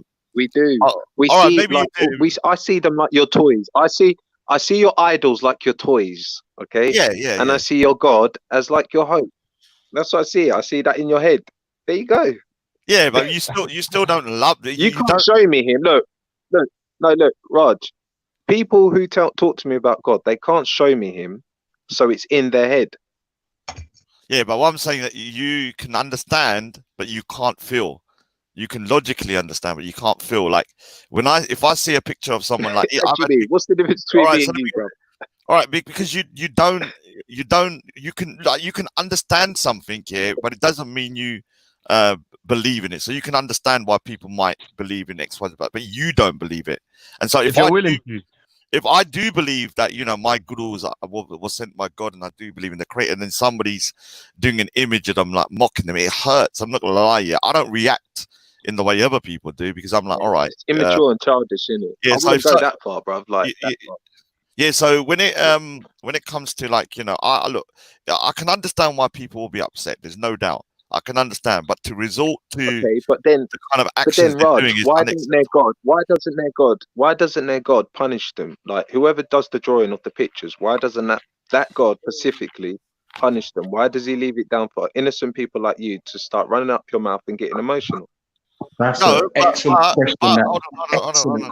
When she was dragged to the floor, I was reading comments in the chats after. They said that God punished her. They see that as the punishment. They see when she fell on the floor as a punishment from God. Like, when the pigeon on her head is a punishment from God. Isn't that shirt, Raj? Isn't that shirt? To say that God... No, think about it. If you're saying God punished her, but it was a dude that punished her, are they saying that dude is God, or God authorized that dude to chuck a woman on the floor, or whatever the fuck happened? I don't know, but I think big up to Rash Magda says Rash Magda says. Okay, let me ask you a question. Then. You're talking about God, then, yeah. So why is it when in court they ask you to swear on the Holy Bible? Why is it you can't ask God? Why is it I can't say, well, look, if you don't believe me, ask God. He'll tell you where I was last night, and walk out. Why don't that work? I said that again. I couldn't hear that bit. So, like, if I'm in court, and you're talking about, like, oh, because she said God told him to do it, or God made her fall down, or whatever. Why can't I, when I'm in court, swear on the Holy Bible and say blah blah blah, and then when I'm talking to, like, the jury, I'll just say, look, this is where I was last night, and if you don't believe me, ask God, and then I could just walk out. So why won't that work then, if that's what you're saying, Raj? I'm not saying that. Because it's utter nonsense. I'm saying that's what they're saying. Because you know God ain't gonna come. You know he's not gonna answer my call, answer your call, answer the judge's call. The case is closed. Yeah, what I'm saying, I wasn't saying because that. it's in my head. So remember when there was a pigeon? Yeah, it wasn't one of my friends, so I condemned my pigeon brother for doing this. He shat on her shoulder or something when she was talking, and they said God punished her. I remember that. Yeah. Then when the chair was pulled away from her last week, I read a lot of comments that God punished her. Yesterday when she was fell on the floor, God punished her. So they will see that as a kind of, like, she must be trolling herself. I'm just saying that that's what certain people believe, that it was a punishment from God. That's why it happened. Yeah. Deep, bruv. But can All you I'm not saying, see? I think other types of Christians need to come and represent the team. All right, so what is God punishing Hatun for, Raj? All right, so let me put my case forward for Hatun as Let me well. not Yeah. talk. Hold on, let me put a case forward for the DCCI. I'm not agreeing with their actions. I've said I think they've gone too far. But one thing I've realized at Speaker's Corner is that when Muslims are doing dawah, they are constantly mentioning Christianity all the time, indirectly. They will start a conversation with the Christians going, or if there's a white person or somebody that, oh, do you know that we believe in Jesus? Oh, do you know that we love Moses? Do you know that we believe in the Bible? The Bible and all this. Not believe in the Bible, but do you know how many similarities? So they will bring up Jesus. They will bring up the Christian's religion. In the Quran, the Bible is mentioned. Do they In the disrespect Quran, him? Do they disrespect yeah, him? they do. They do disrespect him because I've heard people say when they like even shams him, like when they having arguments with Christians. Oh, you believe God come out of vagina and all that kind of stuff. One of the things is that So they're talking atheist. So now they're switching to an atheist thing, isn't it? yeah. So the other thing is that The way how one they're talking, like when they're trying to say, how can your God be up in the sky and then how can he come down? Like so. yeah. So Now they're switching into the atheists. They're not even Muslim anymore. They've gotten to atheists. And the other thing Because I've is heard that them say I that. thought you And were talking about DCCI. all right, so let me finish for a second. So the other thing is that look, imagine, yeah, look, they love their Jesus, they love Jesus, and they believe he's God, yeah, and that he died for the sins of mankind. That is their main premise of their religion, yeah. Now, when Muslims are talking about Jesus, they say the Christians are lying, that Jesus didn't die, Jesus wasn't God, and he was never resurrected. Can you understand from a Christian's point of view how offensive that must be to them on a daily basis, every time in Speaker's Corner? How Hatun must feel, how the Christians must feel. Because But look. On a level though, Raj, yeah. Hold on, 1 minute. Yeah, go on, Raj. Christianity doesn't mention Islam in their books, obviously, because it come after. But Islam mentions Christianity all the time. Yeah, it's referred to in the Quran X amount of times, yeah. And Jesus is mentioned X amount of times. But it's not the Jesus that the Christians love and believe in. So they're gonna get annoyed at some point. It's actually offending them all the time. I've spoken to them. They find it very I'll offensive. put any money on it. Kane's going to come down there next week. Kane's going to come down there. You watch Kane. 100%. He's going to be down there. I'll match your bet. You get me? Oh God, I'll double man. it. Jesus No, Christ. but listen, yeah. What I was trying to say is, like you can find, like, look, bro, go on YouTube and find Shamsi speaking to Christians, and then compare that with him speaking to Hatun or Kane. Like, bro, there's a reason these people speak to these people like that, and speak to the other people who believe in the same thing. Like, they don't go to random Christians and be like, nah, you're liars.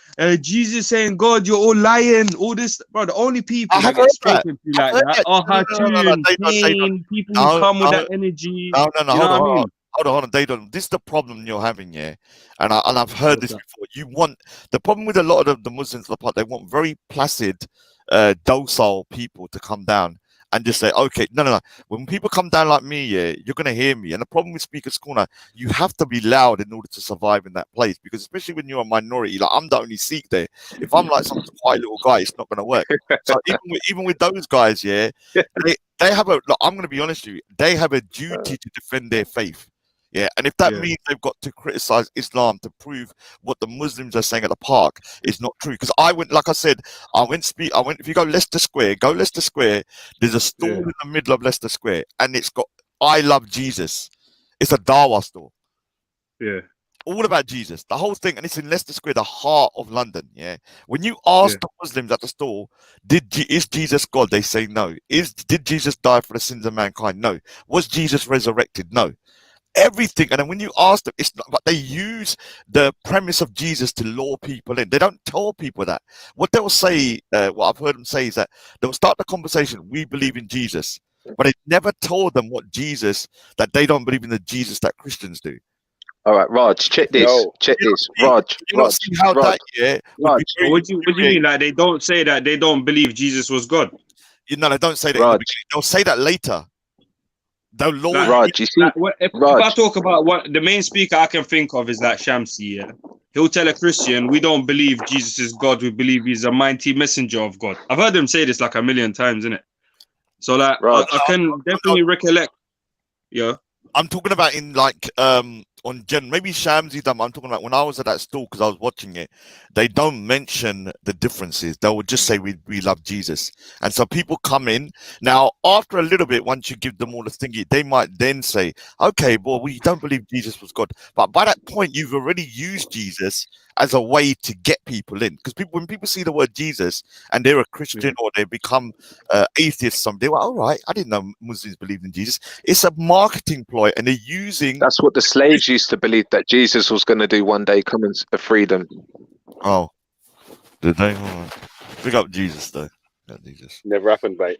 But listen to this, yeah. What so is it okay for the Muslims to say that Jesus is a fake Messiah? But is it okay for the Christians to say Bro, Muhammad look, is a fake both prophet? is the same thing, innit? Whether it's okay or not. If you believe something, this is why It's I the was same telling man. idea. It's the same idea they done. Sorry, Yeah, carry on. but It's the the same idea. problem in these kind of level of conversation is not that the topic itself. It's about, okay, your Jesus is not God. Oh, your God is a moon. No, this man is not God. Oh, your God is a moon. Oh, idiot. Oh, pedophile. Oh, bro. Yeah, for me, obviously both of them are wrong, innit? Yeah, Like, this is because why I'm saying obviously you atheism need Christians is and the way to Muslims who will is the way come to set and yourself free. You speak get me? about what You they're get me, speaking Ultra? about, innit? To actually speak, make points, bring evidences, like just have a normal like exchange of information. There's no exchange of Yeah, because information. they There's don't exchange No, of but listen, feelings. understand it. listen. The point. What I They keep making the done. point. Once The I point. The understand point I keep something, trying to I'm make. not Yeah. going over Can it you hear me? again. Can you hear me? Yeah, The go point on, I'm Velly. Good. trying to So, make. so Yeah, is that it's not whether who's saying what or whatever. It's just that it seems like one side can do one thing and the other side can't. Like what? Makes sense. Yeah. So that's what What? I'm Who trying to could say, do bro. what that the other can't? Do you think that? Do you think that if there was like a Muslim girl chasing people around Speaker's Corner with a picture, and the man them dragged the picture out of her hand, and she dropped on the floor, that them man are just going to be able to walk out the park, or nothing? They're going to want to fight them in the park? Yeah, I think so. Huh? What You if there's think a so? Yeah. Muslim girl moving like Oh, Harpoon and then yeah. Can I so this is what you're asking me. You're telling me there's one Muslim girl, yeah? She's I'm going saying that around if all there these was a men Muslim and girl, shoving yeah, this picture in their faces, and they're all yeah, yeah, ignoring yeah, her, and she's provoking yeah, it, and then yeah. she gets this picture And then dragged someone out of her turns hand. around and drags the picture out of her hand. She drops on the Yeah, floor due to yeah, them. Obviously, they didn't mean to drag her on the floor, but they just dragged the picture out of her hand. Yeah. yeah. Do you not think that the man them in the park would not be trying to move to the Donny that dragged the picture out of her hand? obviously, I think they would. obviously. That's what I'm trying to say, man. So But you do know, you think That's why that's a it's good all thing though, or a farce. bad thing? That's why they're so both full of bullshit. So it's all full of bullshit. No, but so wait, do you think that's a good thing though, or a bad thing? Can I just say one thing before you go in? So I just googled it. It says that.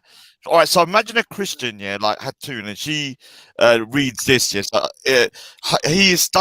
Jesus is mentioned in the Quran by reference 25 times by the name Isa, third person 48 times, first person 35 times, and the rest of titles and attributes. So imagine from a Christian's point of view. Wait, sorry, the rest what? Basically, and the rest are attributes. I'm not sure exactly what Oh, I mean. okay, yeah. Basically, Like so, titles and yeah. so imagine from just think, because you lot tried to put DCCI into some kind of like bubble where they've just reacted to nothing. And although I disagree with their tactics, think about from their point of view for once. You're saying that you've not provoked them. But if you're talking about provocation, because I don't believe provocation is a good reason, but if you're using that logic that Hatun is provoking you, she can use the logic that you provoked her first by mentioning Jesus and basically mentioning Jesus in the Quran and also when they're doing dawah. Can you not understand how she could say, Yeah. You know what? She should have gone to whoever was saying that. She went to a guy praying and stood in front of him and started showing him a picture of her mouse. no, but you're not That's what she did. That's why I understand why police don't like to get involved in them sort of things. What's it called when it's a civil? Is it a All civil of it matter is or petty, something like that? bro. Yeah, it's petty. It's mad, bro. Yeah. It's mental. They're not well in the head, G. They're not well, Yeah. bro. The mental illness is severe down there. Yeah, and that's I mean, why look, I'm don't really get me wrong, yeah. urging Go for down there, yeah. normal Muslim people to come, normal Christian people to come, just normal people, bro. Like, but there's no normal people left on earth, man. That's life. 1 minute. Speaker's Corner has never been about normal people. Do you think You're right. Lenin? You're right. What was I thinking, Raj? What was I thinking? I'm sorry, man. What was I thinking? Finish. Do you think Lenin?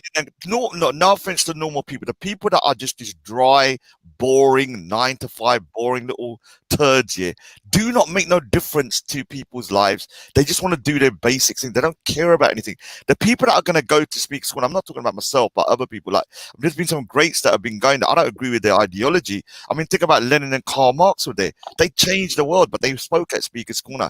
And the thing is, those people are not your normal, everyday people, yeah? Speaker's Corner is going to attract people that want to say stuff and are able to say and want to say it. And some of them are going to say it in a way you're not going to like. And if you don't like it, don't walk in. Just like the great Hassan Newman said, walking into Speaker's Corner and getting upset by what you hear is like a walking into a gay porn theater and then say you don't like gay porn. Why walk in there? They done it. You see, Speaker's Corner, right? They used to have this special place. I think it was in Rome, Jerusalem, and they used to do these sort of things. There was a special like, I think it was like a stand that you stand up and they'd be like, and they'd try and ruffle up. Yeah, and that's all it is, bruv. That's all it is, bro. It's just people there trying to. I don't know how long you've been going Speaker's Corner, but a long time ago, it was more like everyone will be standing on their own little podium, kind of raised surface, and they'll be speaking, and they'll have a crowd around them, and some heckler will come or someone will. But now it's just like, it's different, man. It's changed a lot over the decades. It's changed a whole lot. No, but every year it changes furthermore. Look here.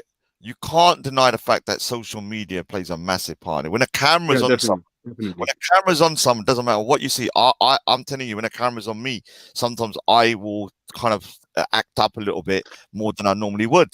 And that's just the way it is. It's an automatic. I see it in everybody. That's why some people that go to the park don't go on camera. Yeah. I've met a lot of good guys in this. Some of them are Muslims, some of them are Christians. They just don't go on the camera. They prefer to talk, like, you know, in the corners and stuff like that. They don't want to get milkshake. They don't want to get milkshake dashed on them or end up looking like a right idiot. No, but the thing is, some of them not understand that the camera can add. It makes the conversation more combative. Change the vibe. Yeah, it goes. I've seen it myself. Like, listen, the camera don't lie. That's what it is. The camera don't lie.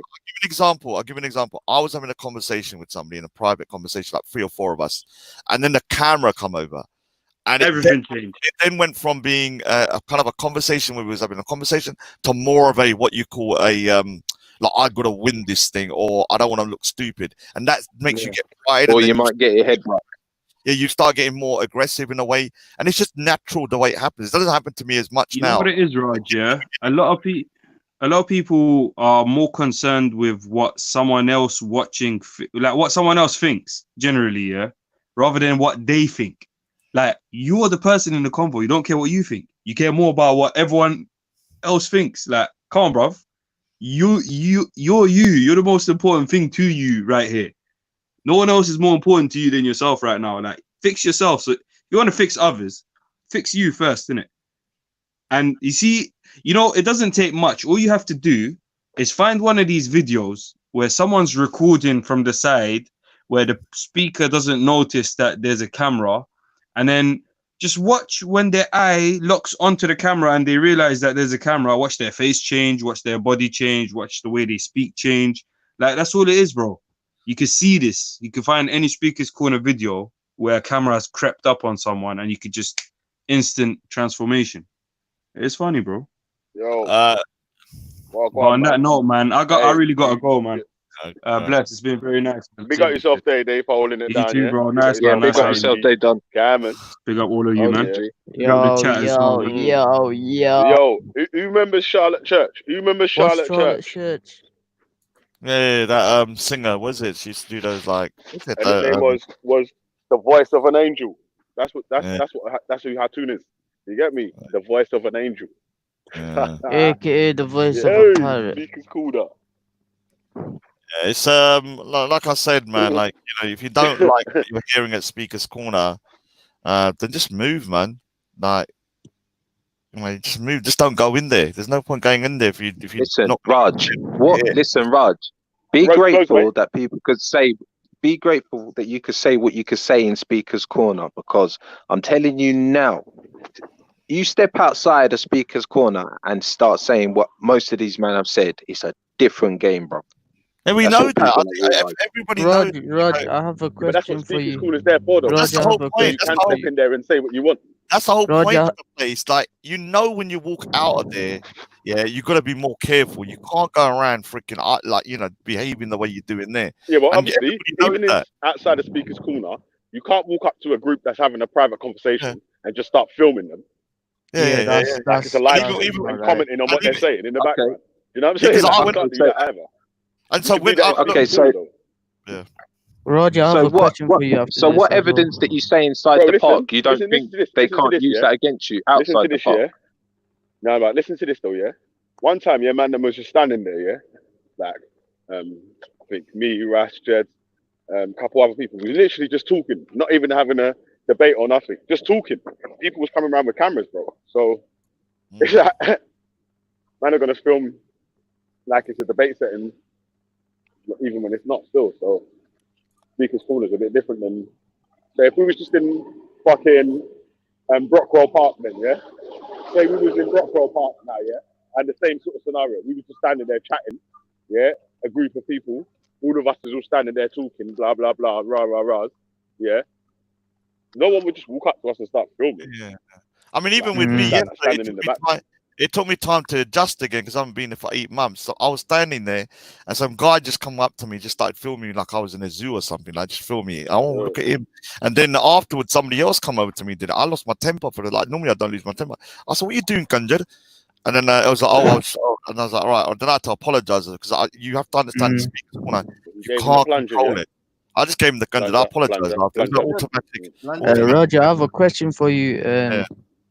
If now this is just a hypothesis, right? This is just your opinion, and you don't have to take it fully straight. Say for example, Afghan went to the speaker's corner, and like a lot of Sikhs, because they seen what he did, would attack him or something. Would you defend him? I would stop the Sikhs from attacking him. Would I like cuddle him and help him? Nah, like the police. Yeah, obviously. Would I allow a man to get beaten up in speaker's corner? No. But this guy has threatened to take my turban. Don't lie, you would jump in. You would rush him as well, Raj. Well, I mean, look, I'm gonna be honest with you. Like, if that guy was dead in the ditch, yeah, I'd piss on his face. Yeah, I don't give a shit about shit. Yeah. See, Now, that's what I'm saying. You definitely no, jump but in, in speaker's corner, if the Sikh somebody started, I would worry more about my Sikh brothers going to jail. I'll be like, dude, stop this, don't do this. You're gonna get arrested. I wouldn't allow anybody to get attacked in speaker's corner. Even if I hate that man, because you're in speaker's corner. This ain't the road, man. And the thing is, he's threatened me, yeah, by taking my turban off. So if he takes my turban off and it kicks off, then it kicks off. Like, I'll defend myself with my turban. I'm telling you straight now. Don't think for 1 second I'm just gonna allow someone to grab my turban, take it off, and I'm not gonna start swinging, because I will, and I'll get arrested if I have to. Oh shit! Hey, listen, yeah, that's gangster shit. That's why I'll never link Raj. 'Cause I told you every time Raj says he wants to meet me, I'm like, nah. Do you think I know? Oh that? yeah, I'm James. not on it, bro. It's You cool think work, I'm- man. It's cool work. Yeah, you should be shook, man. You should be Look at shook. your fucking picture. You think I'm on? I don't. You To be honest, I got don't own a weapon. You I don't own got a a dotty, man. Well, You know look, the let one. me This say, is back let me out the say something. dotty, out of the leather All right, coat. It's peak. all right. So- First of all, yeah, like I said, I'm not a fighter. I never claimed to be. I would say I'm not You a just fighter. said you were, bro. Let me say something. But when you touch my turban, yeah, or you go for my family, I will turn into a freaking You animal. put the red dot on them. You put the red Now, dot straight. That's what the red would dot's the not- signal for, I innit, would Raj? not. I would rather get my ass beaten to death than let a man take my turban off. You know why, Raj? I'd have to Without agree with you. Yeah? How you feel about your turban is how I feel about my money. Like, if man ever tries, you get what I'm trying to say? If man try to touch one piece in front, I hear you. Like, I'm fully. I'd rather get my ass caned. I'd rather the man beat me to a pulp than have someone to come up to me, take my turban off. I did nothing.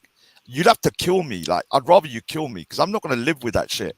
I'm not going to like sit down and say, oh, I let a man do that to me and violate me to that degree. No, it's never happening. I'd rather get my Can't head. lie though, yeah. You know what? Yeah, I don't know like, about the specific material, but Speaker's Corner looks like if they should make it about a tug of war all the time. You know, when debates can't get settled about who's right or who's wrong, there should always be a tug of war.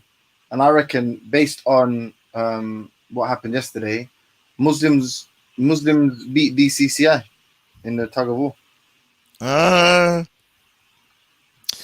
Well, yeah, I know what you're saying.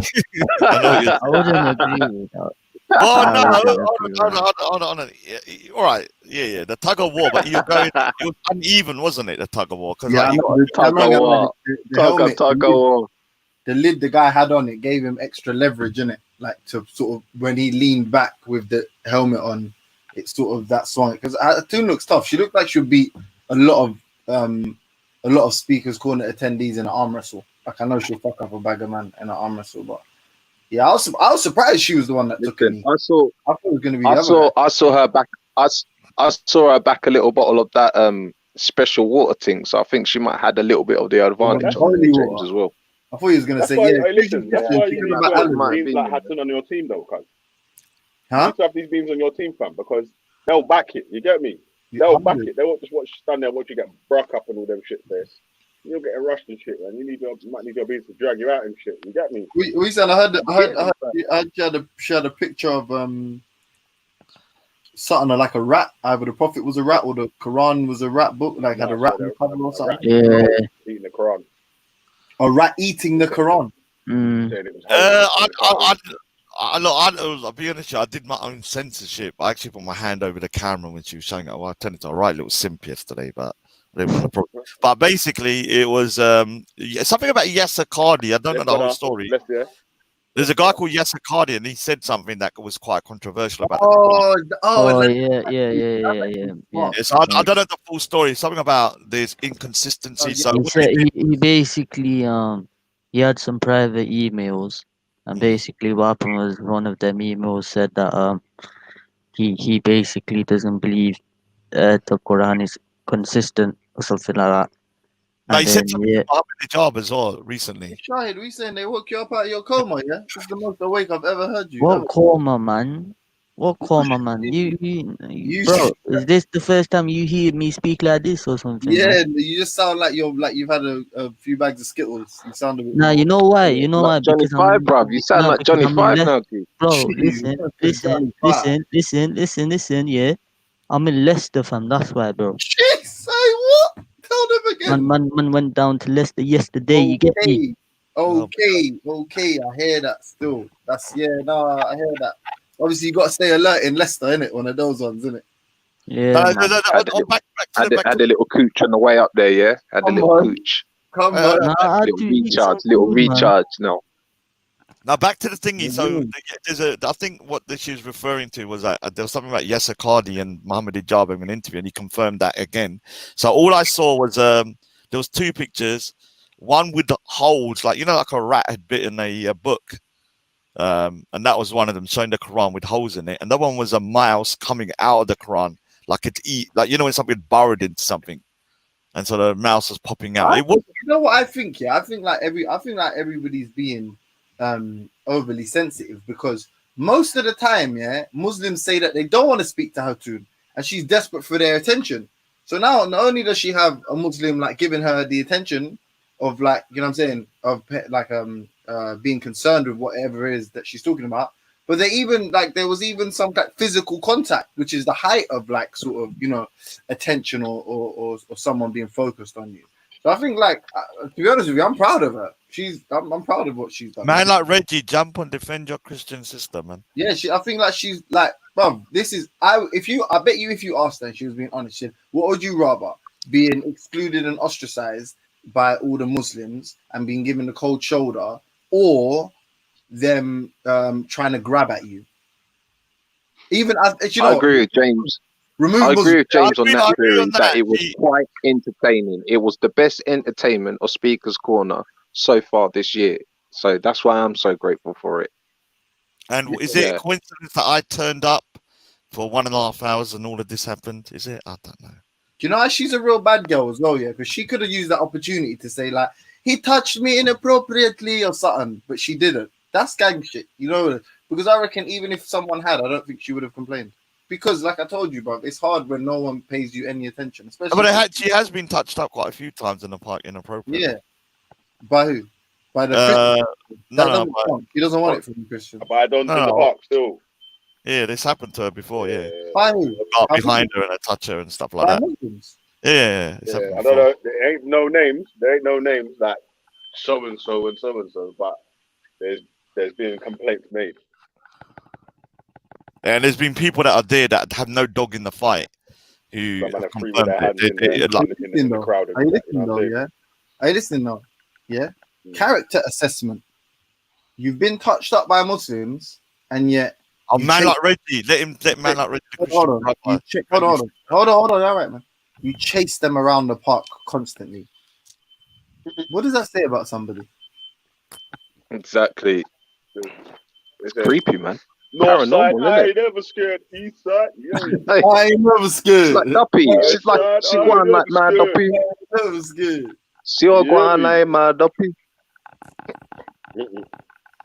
In it though, No, Reg, she's a Duppy that can move around freely, mate. She can move around freely. She's a Duppy. Hey, Reg, what do you think about that? Like, imagine, yeah, someone comes and tells you, like a woman, that, hey, bro, that man over there just touched me. And you're like, yeah, rare, like, obviously we'll call the police, whatever you do, Reg. And then the next week, you see that same woman chasing around the man that touched her. What does that say to you about the person? She got that sexual feeling, mate. The hypothetical, no one specific. I'm just saying in general, like, if that happened. Yeah, I wouldn't expect a woman to do that if they've been abused or whatever you call it, assaulted. Unless they ain't never scared. They ain't never scared. Never scared. But I don't know what you're referring to, though. To be honest, he's referring to Hatun, of course. Yeah, but I think he's telling, like, I don't know whether he's in support of women being harassed. That's why he's distorting. But at the end of the No. I saw her harassing. I saw her harassing enough, man. Harassing, man. Yeah, okay. harassing. I don't know whether you can call what people do in the speakers calling it harassing, because loads of people, you see it almost every minute. Walking up to man. No, but Excuse me, can I speak to you? Excuse me, You're allowed excuse to me. do that, though, bro. Flashing paper up in the boat. Have any of you avatars actually been to Speaker's Corner? Because but I read you. You're allowed to do that, though, bro. You know what, though? People do that all the time. But I've seen her, if I'm honest, yeah, maybe I don't pay attention enough. I don't watch a lot. But she's the most rejections I can remember. Like, she's the most come up to someone and go, excuse me, and then just go, nah, bro, I don't want to chat to you no more. Like, yeah, she's entitled. She's entitled to. How many times she's rejected? She's entitled to continue to be. Speakers Corner is one big gang warfare, isn't it, James? I lie. Apprentice, man. I lied. Jay Smith used to be a madman in Speakers Corner, cuz. He said there was like you got 12 gangsters crowds in and Speakers Corner, mate. shit. You get me? So if she's Jay Smith's apprentice, he's going to be coming up with shit that certain man ain't going to be able to answer. It's what you called resilience. Look how many women have been chased out of the park because of the attitude of some of the men in the Speakers Corner setting. Yeah, I'm not gonna lie, you're right. Raj is one of them. What? Where? What happened? Nothing. Carry on. Go. I shut up, put the conjure. Say it again. No. It was a compliment. Hey, Hector. All right. Hey, Reginald, though, yeah? Are you listening? Hey, Banjo. Hey, Reginald, Banjo? Yeah? You know what it is? But yeah, at the same time, I fully agree with you. Like, the way certain men deal with women is different. But of all of the women, I feel like she doesn't appear, like, credit to her, she doesn't appear vulnerable in any way. Like, she don't appear, you know what I mean? Like, so I hear what you're saying about. Hold on. I need to intervene here because after the incident, yeah, whether you look, you have to understand she's not a robot. Like, she was very shook up afterwards. She in the footage I see.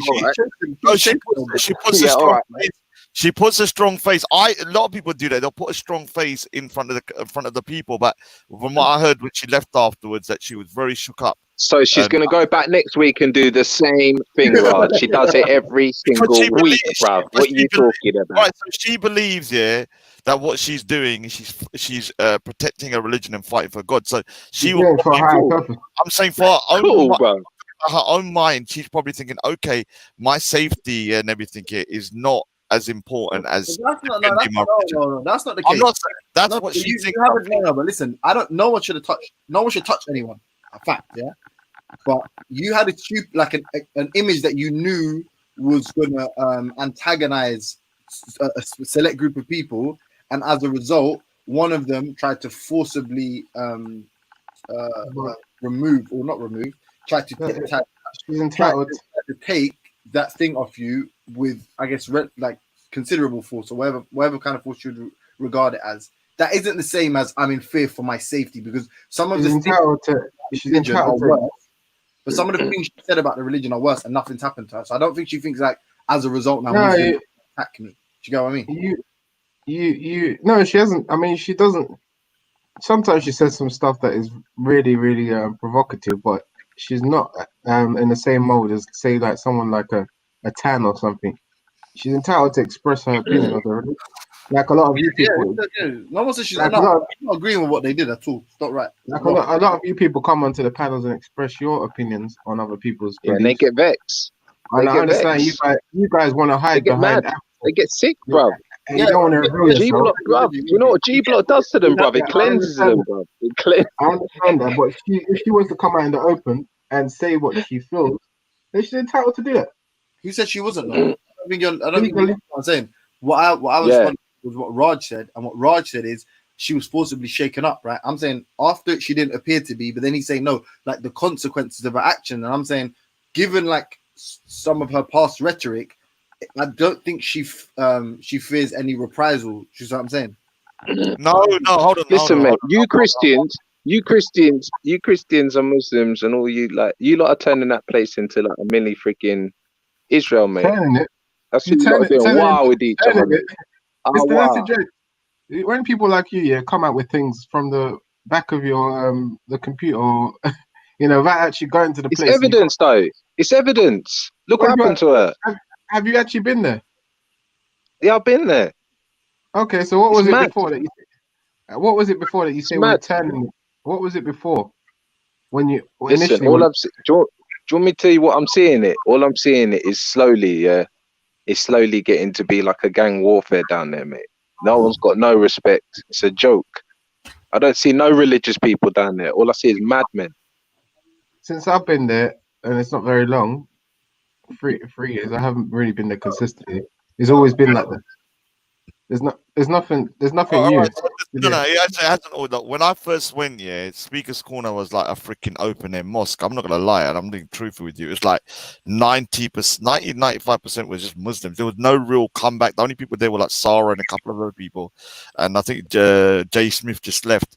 And so, like right now, although you might think it's a shit show, and it does look like a shit show, at least it's more balanced. Like you've got a lot more kind of different views there with Christians. People talking about vegetarianism. Myself there, and other people there. So it's more balanced than it was before. I'll tell you that straight now. No doubt about it. Listen, I used to walk past and I used to see certain Donnies standing up on a stool, on a bucket, on a chair, saying what they've got to say. And there'd be people heckling, and there'd be people, and then you'd walk along, and that was it. I never really used to see people running after people all around the park. Have you seen it? It's mad, bruv. What are you talking about? And bruv, that's entertainment, bruv. When I'm sitting at home, I'm showing my brethren this shit, bro. I'm uploading it. They're like, this is a joke. What else you see about it? Yeah, I've said to Sikhs, some Sikhs have said, "Oh, we want to come down and preach Sikhism." I was like, "No, you don't go there to talk about Sikhism, because that place is a shit show. It's not about religion." That's why I say religion. Like with Sikhs here, I've advised Sikhs. Like even the guy Bhai Jagraj Singh used to go there for a bit. He went there for like a month, and he went back. R.I.P. He said there's no point going there. It's about ego and trying to win rather than about and selling people an idea. That's what your mates were trying to do. They wanted to go down there. So your religion can't just spread on its own by word of mouth. It has to spread by you going down there or you going out and preaching it to people. That's why I don't even really watch those debates anymore, because it's just dead. Same thing every single week. Same thing. In it, wisdom. It's air, man. Yeah, so like if you're going there to kind of preach your religion, it's not the best place in my opinion. Now, if you're going there for a debate or a conversation and whatever, fair enough. But that's why I think doing dawah and stuff is not a good place in Speaker School. I'm not gonna lie. The only time I watch them debates is like when people like Shumsi and others, like, they have respectful conversations. There's no left, their convos never really turn left. You know what I'm saying? So Yeah. Well, that's the thing, though, man. I mean, I think Sikhs are more.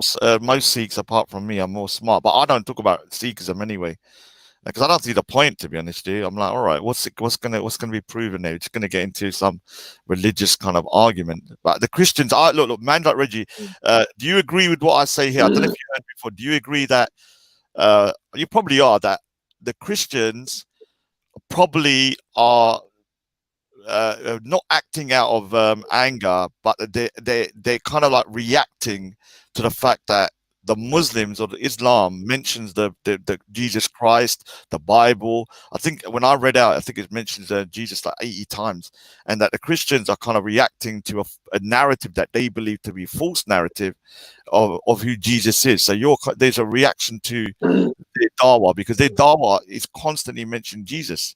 I hear it all the time. Like you see it. In order to entice people, they'll go, "Oh, we believe in Jesus."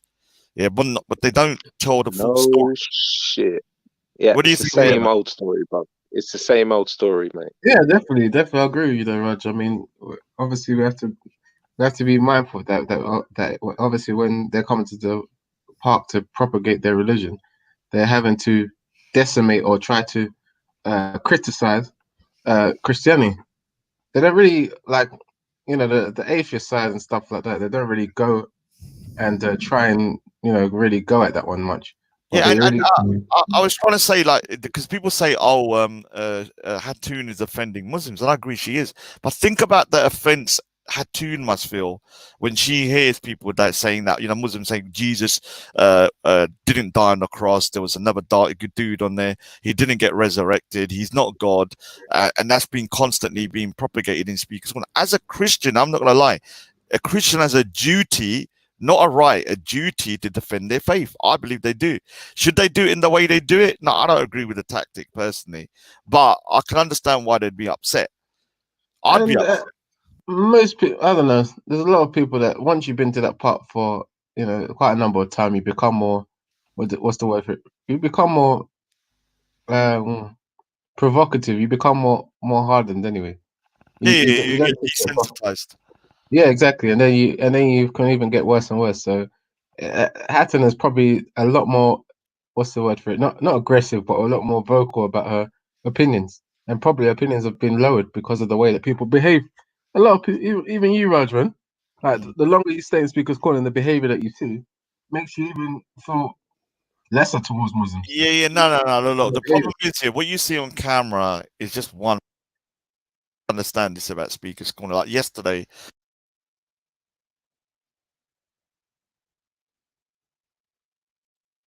Yo, is that Raj's connection good?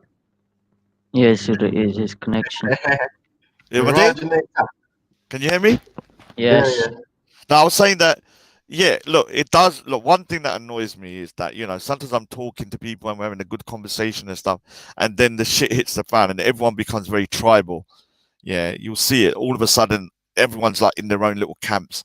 And one of the things that annoyed me yesterday was that, all right, you hate Hatun. I get it. You hate Hatun.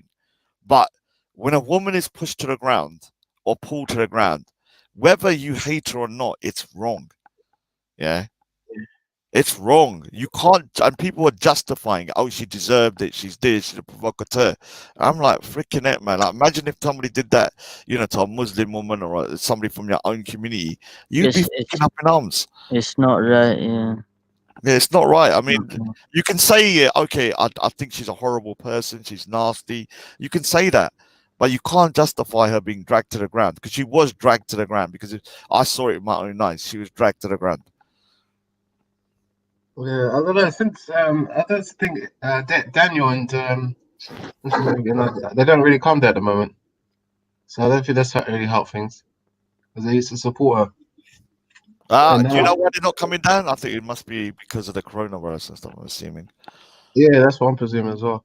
You're not in contact with them. That's your brother, isn't it? One of them. Brother in Christ, but I don't see. Yeah, I don't speak to them outside of Speaker's Corner. So you keep saying you got a brother at Speaker's Corner? Yeah. Someone said you got a real blood brother at Speaker's No, Corner. no, I ain't got no blood brothers. Oh, right. That's the yeah. I mean, when they were there, people didn't really go to that extent of getting so, you know, most times anyway, they don't really get to that extent. But now people have obviously seen a woman that is on her own. They feel like they, you know, they can do whatever they like. I do think the Ali To be Dharma honest, situation when the chair was pulled is going to set a bad precedent. And now with this, the problem is the police here. Not only did they tell Hatim to leave, the guy I think come back to the park, but they told Hatim to leave. That's going to set a very bad precedent.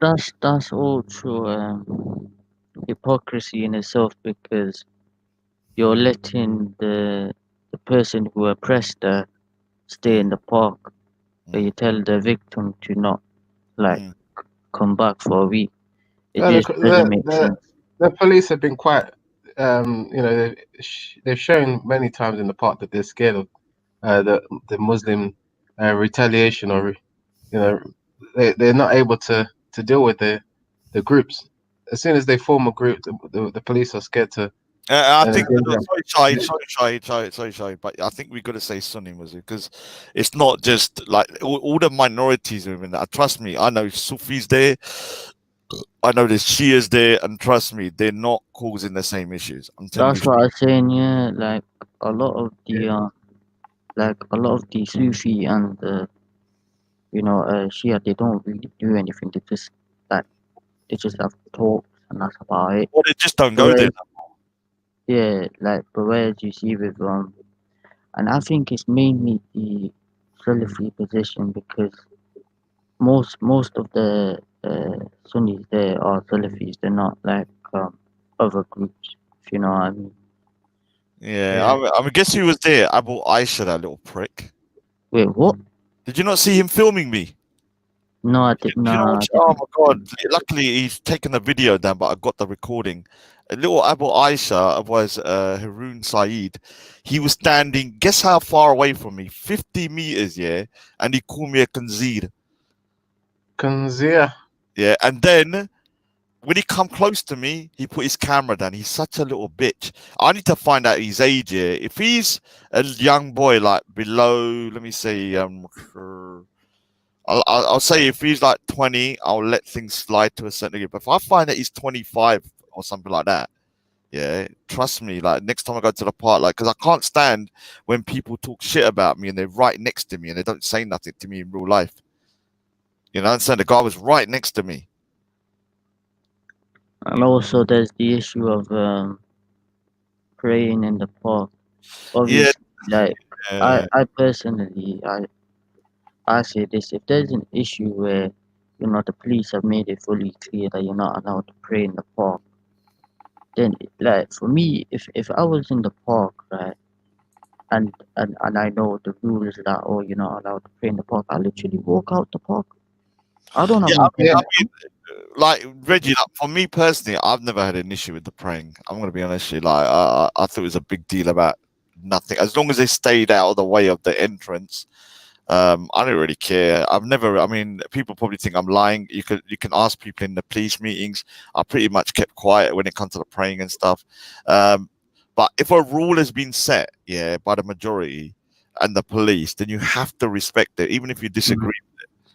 But there's several different. And here's the thing. Even Shumsi, like I see his brothers. Like there was one time I came to the park. A lot of people remember that day because I came for a specific reason. I don't want to go into it. I saw when it was namaz time, I saw Shumsi and his brothers literally walk outside the park. They literally went to the mosque or somewhere close to the park to pray. They didn't really pray in the park. Like I even asked one of their brothers, I go, is it namaz time? And they go, yeah, and we're just going outside the park to pray. I think if you watch the video of what happened this weekend with Hatim, you'll see that she was making a complaint about one of them. I think it was just one of them I saw at that time, praying in the park.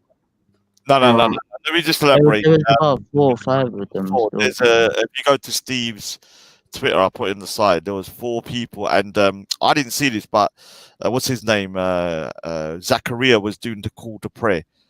Yeah, in the middle of speaking. Yeah, so it's sort of a disregard for what has become the policy in the park. Yeah, so So it look like I said, I don't care. Yeah, if they want to do it, it's not my problem. But when you're doing the call to prayer, the problem with the call to prayer is very loud and disruptive. I remember he used to do that quite a lot in the middle of speakers corner, and people could not have conversations because he was in the middle doing the call to prayer. I heard he did it again that day. I was probably down the other end of the park, and 4 people. There's a picture of 4 people praying. Yeah. Now the point is this: if the law of the park and the rules and regulations, they've said you can't do it, and then you do it, and then somebody says stop doing it, who is in the wrong? Wait, what was your question? I'm saying if the law, Shahid, I think people are Obviously, can I just say, person was good. can I just say something? Look, Shahid, yeah, is just trying to be fair, yeah. And the thing is, like, No, if you people were attacking me yesterday because I said I defended the Hindu sister in my college. Oh my God, big up to yourself for that, man. But let me tell you, you're a true Muslim because I'm sure, yeah, that's what you're going to be taught to defend the weak.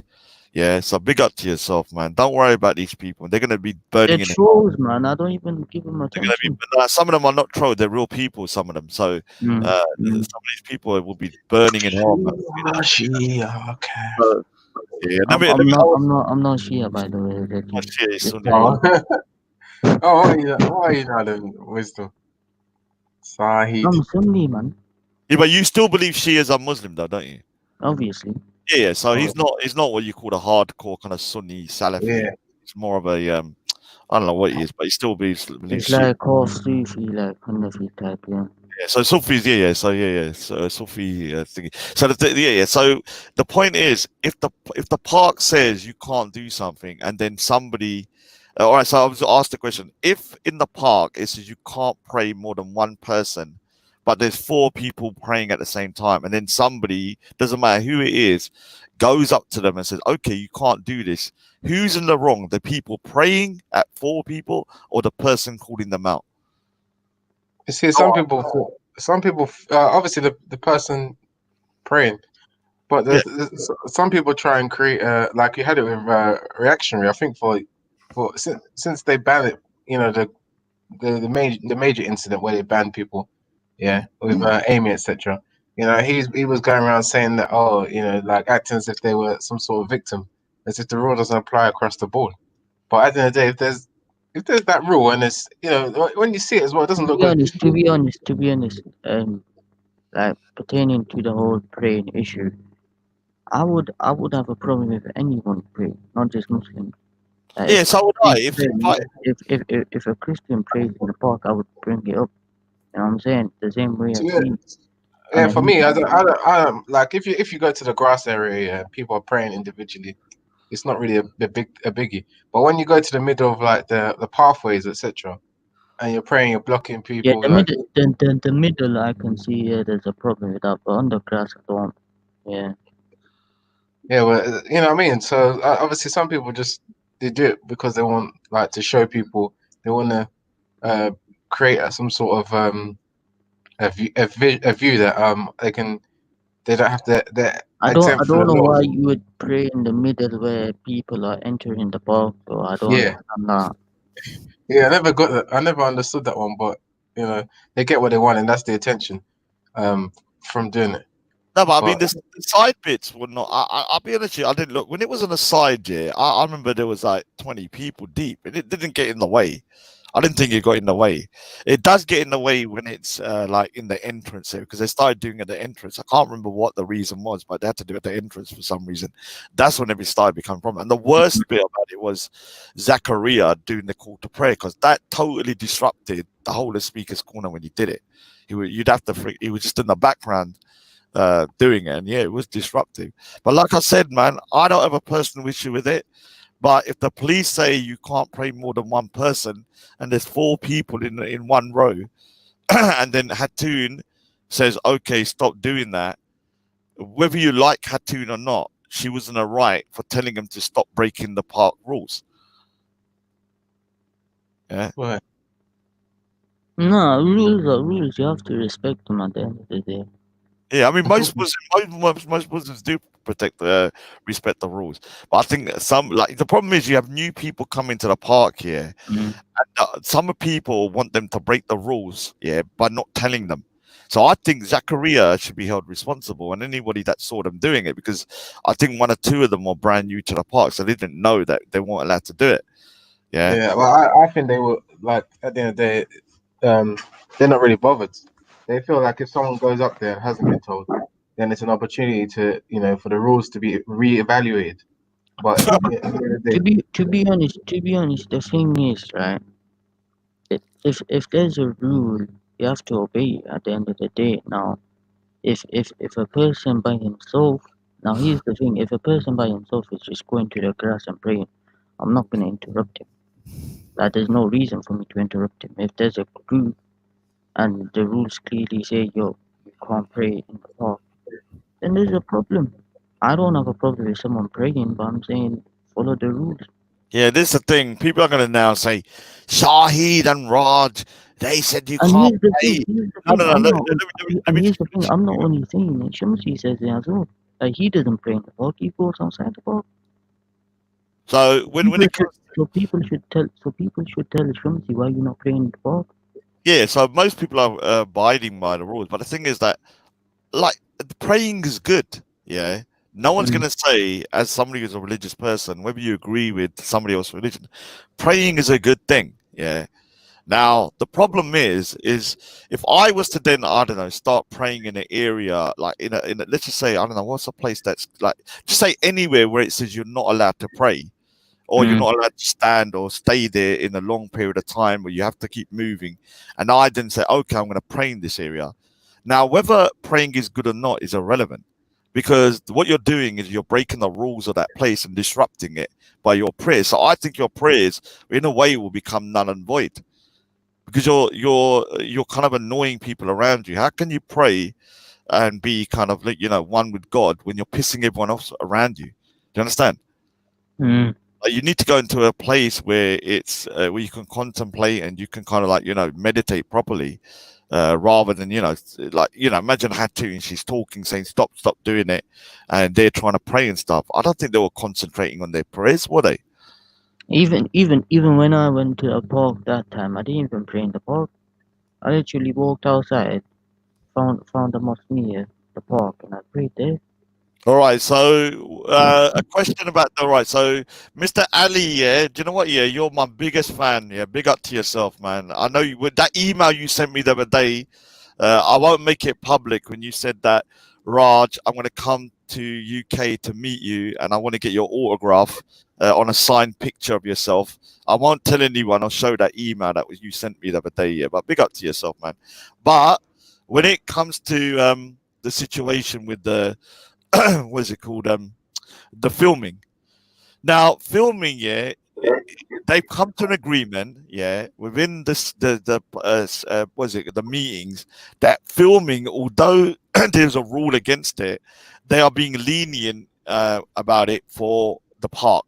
Now, there have been times when they were going to ban the filming as well. There's been times when they seriously discussed about banning the filming, at least 4 times in the different meetings, but they just couldn't let's just say kind of like, find a way to do it, because the problem was everyone's got mobile phones now. So even if you ban the main cameras, how are you going to stop, people filming secretly? So it was almost impossible to enforce.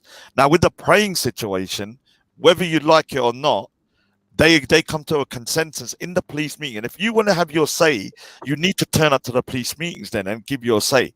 Otherwise, there's no point talking in the chat like bitches. Go to the police meeting, have your say. They've come to a decision that within the park, group prayers within the park is not allowed.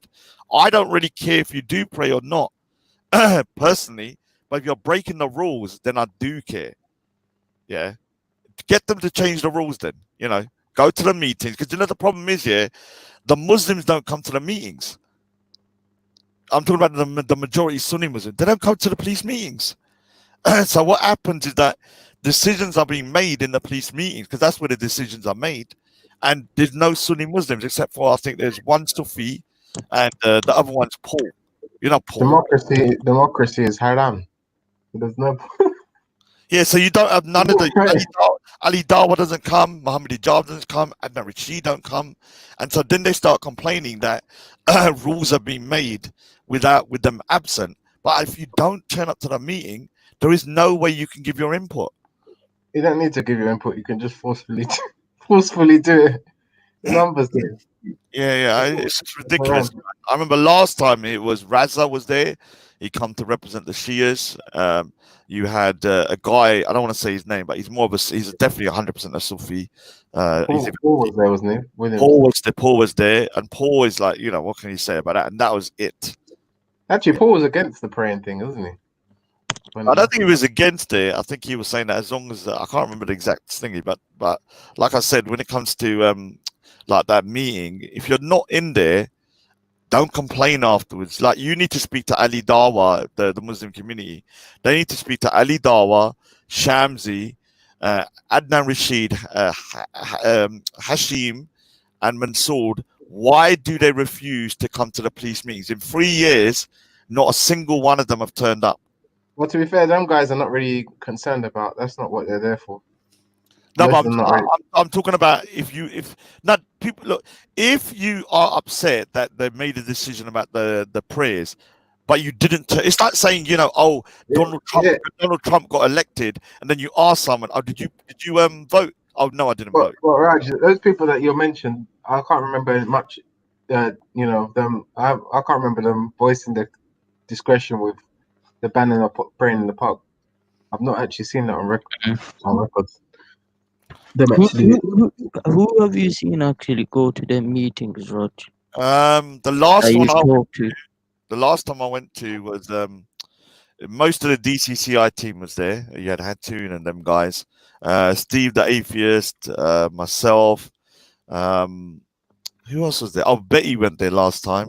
About female stuff. Zabida's been there once. The last time, Raza was there because there was some stuff about the Shias. I know Shamsi's been there once. No, Shamsi hasn't been there. Well, I didn't hear him once say that he did. What they did, and this is where there's a problem. They had their own separate meeting. Oh, yeah, this is not acceptable. It's a group discussion. But they wanted their own separate meeting. I can't remember who was in there, but they had their own separate meeting. And that's unacceptable because in these meetings, it's about thrashing out ideas, yeah? And if you... they had their own separate meeting with the... Yeah, I'm pretty sure. I think they had their own separate meeting afterwards. With the police? Yeah, with the police, yeah. So they refused to turn up to the group meeting.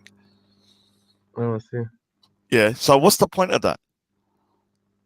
Like, what is the point of having a group meeting and then one of the main, like the biggest group in Speaker's Corner, the Sunnis, go into a separate meeting with the police, and then they complain that a decision as big as the prayer situation has been made, but they never gave any input and refused to go into. I think a lot. The prayer situation predates the. I think a lot. It predates the meeting, though, doesn't it? I mean, it predates that most people even come to Speaker's Corner. What's that? I mean, the prayer situation is something that predates most people being there. You know what I'm saying? I mean, what are they coming in to discuss? If it's in the thing, it's in the thing, isn't it? If it's in You're breaking up. Yeah. I'm saying that the prayer policy predates a lot of people even being there. So you coming there to discuss is not really going to change much. You get what I'm saying? In that regard, you come there to say, "Oh, we're not happy with the prayer policy." You're not going to achieve much going through the meeting to debate that. You need to go through the right channel, which is probably to write. Dude, your thing is cutting out, man. Is this me or is it a bad connection? His mic's very low. Yeah. Can you hear me? We can hear you, but yes, we can hear you now, but it's just very low. Okay, I was saying that the prayer policy predates most of the people even coming to the park, and coming to a meeting to to discuss the policy is not going to really change much. It's just a chance for people to air out their grievances in that regard. But at the end of the day, if they want to change the policy or attempt to change it, they will need to probably write letters to the people who make those policies, which is not the police.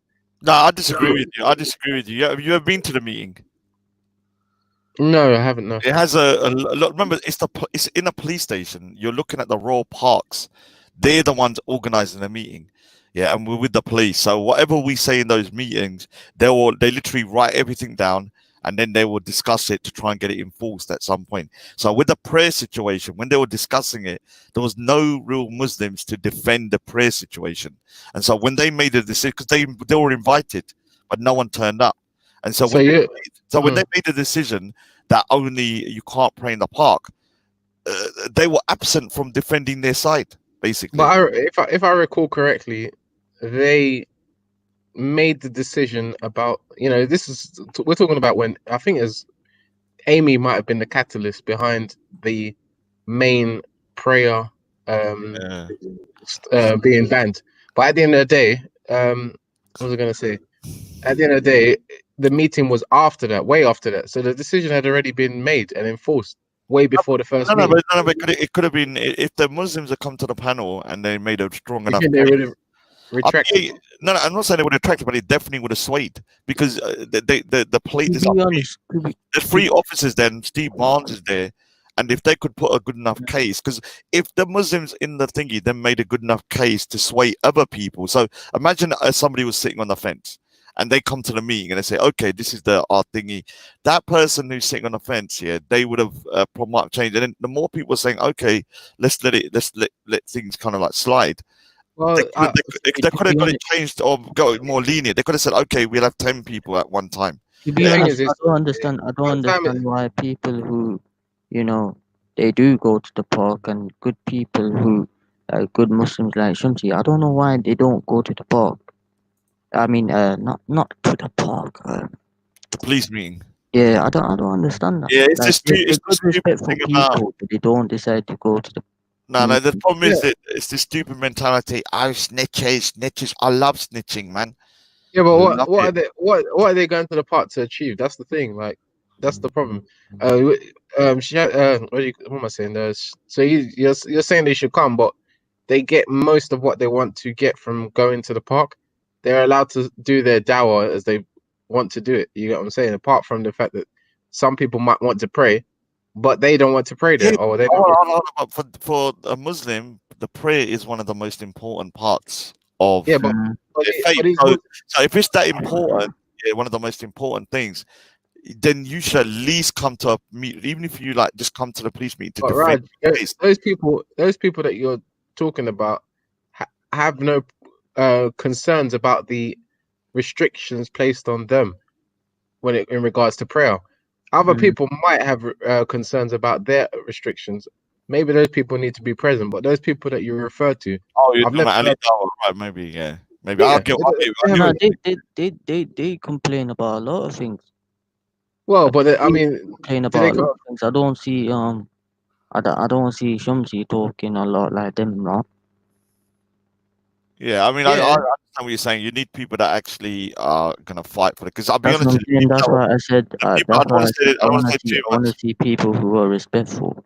Yeah, the people that were at the meeting to defend it, let me say something. They were pretty much silent. Yeah, they're not the best. I mean, they're nice guys, very nice people, but they're not the most vocal.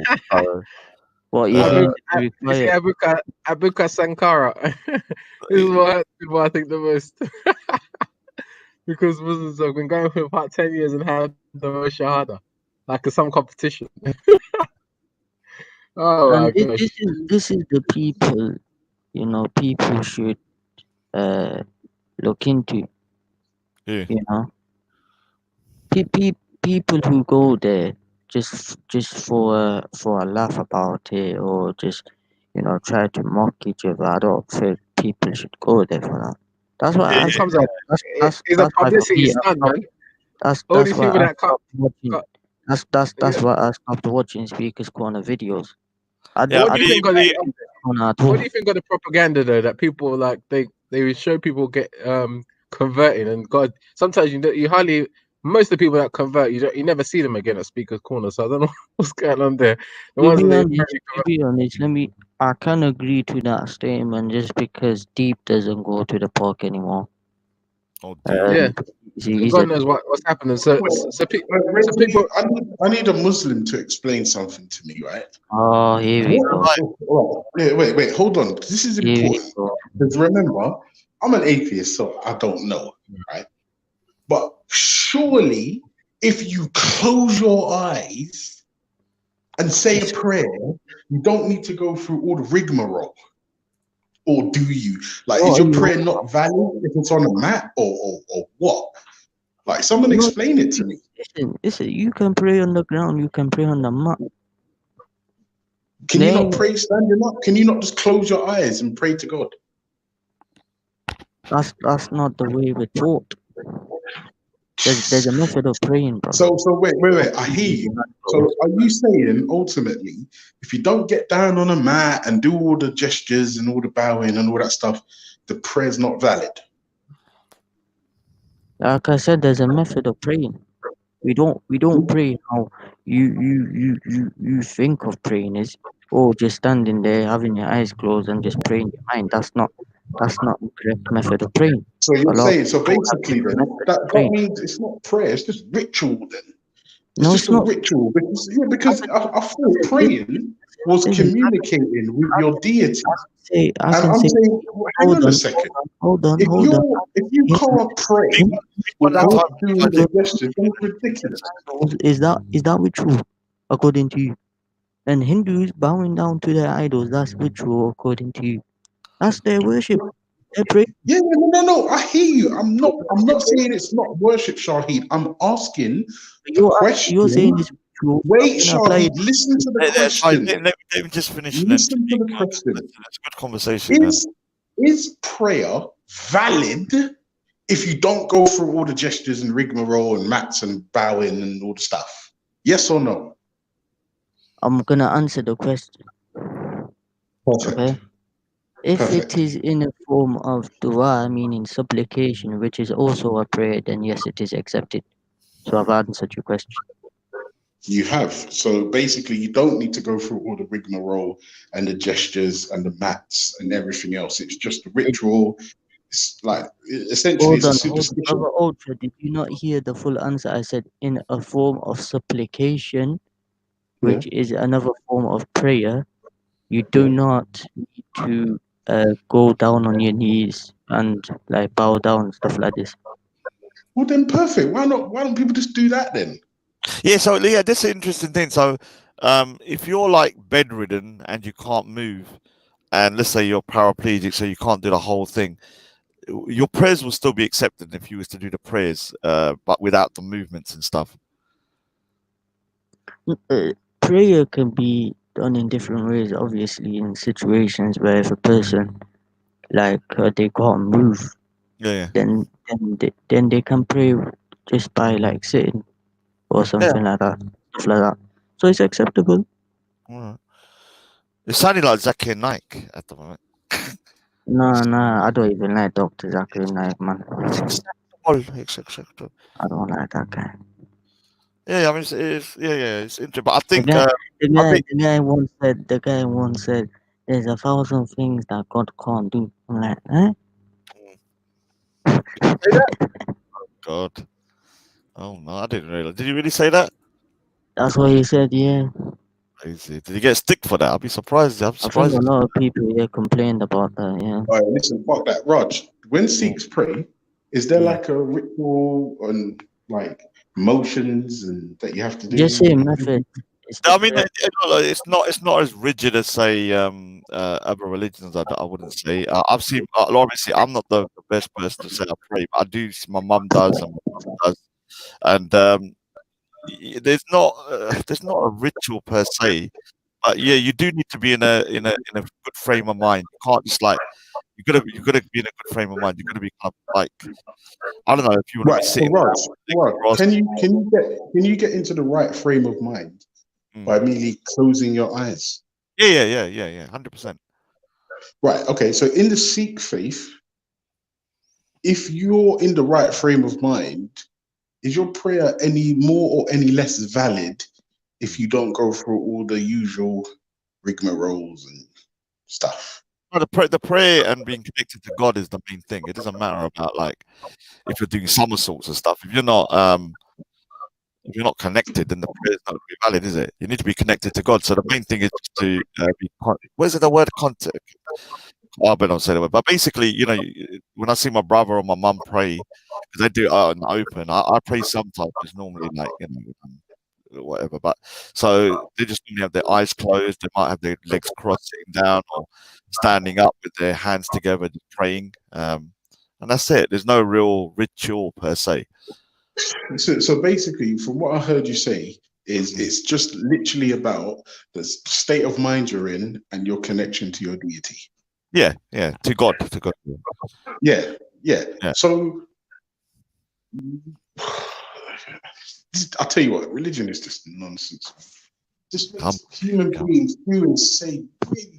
Yeah, but the thing is, that what might happen is when you maybe do a particular routine, it might get you into a kind of a mode. Do you understand? It's like almost like kind of like it gets you into that mode. Do you understand? Like doing the kind of kneeling down, getting up, and getting into the mode. Because you do when you have to pray as well. Like you have to get into a mode. You have to get into a real kind of, like you've got to get yourself composed. Yeah. And maybe that's the way they compose themselves. Like that's how they get themselves into this kind of mindset where they feel like they're ready to start praying. It might relax them. I don't know. I've never done it, but it might be that when you're. I mean, we can ask Shahid, when you're doing it, what do you feel when you're doing the process though? I feel comfortable. I feel better. I feel there's a lot of different feelings, basically, but most of the time you feel comfortable. You feel happy about it. Yeah. So does it And you make have you feel like you're more? Yeah. So does it actually make you feel more spiritual? more spiritual? Yeah. So that's another way people can do it. Like one way. Why do people cross their legs when they're praying and put their hands together? That's another way to feel more relaxed and connected to God. Is that a ritual? Not really, but it does make people feel more relaxed. Yeah, and so maybe the routine is a way to kind of like get the person into a relaxing mood where they're kind of connecting. Because the main thing is the connection, isn't it? Obviously, yeah.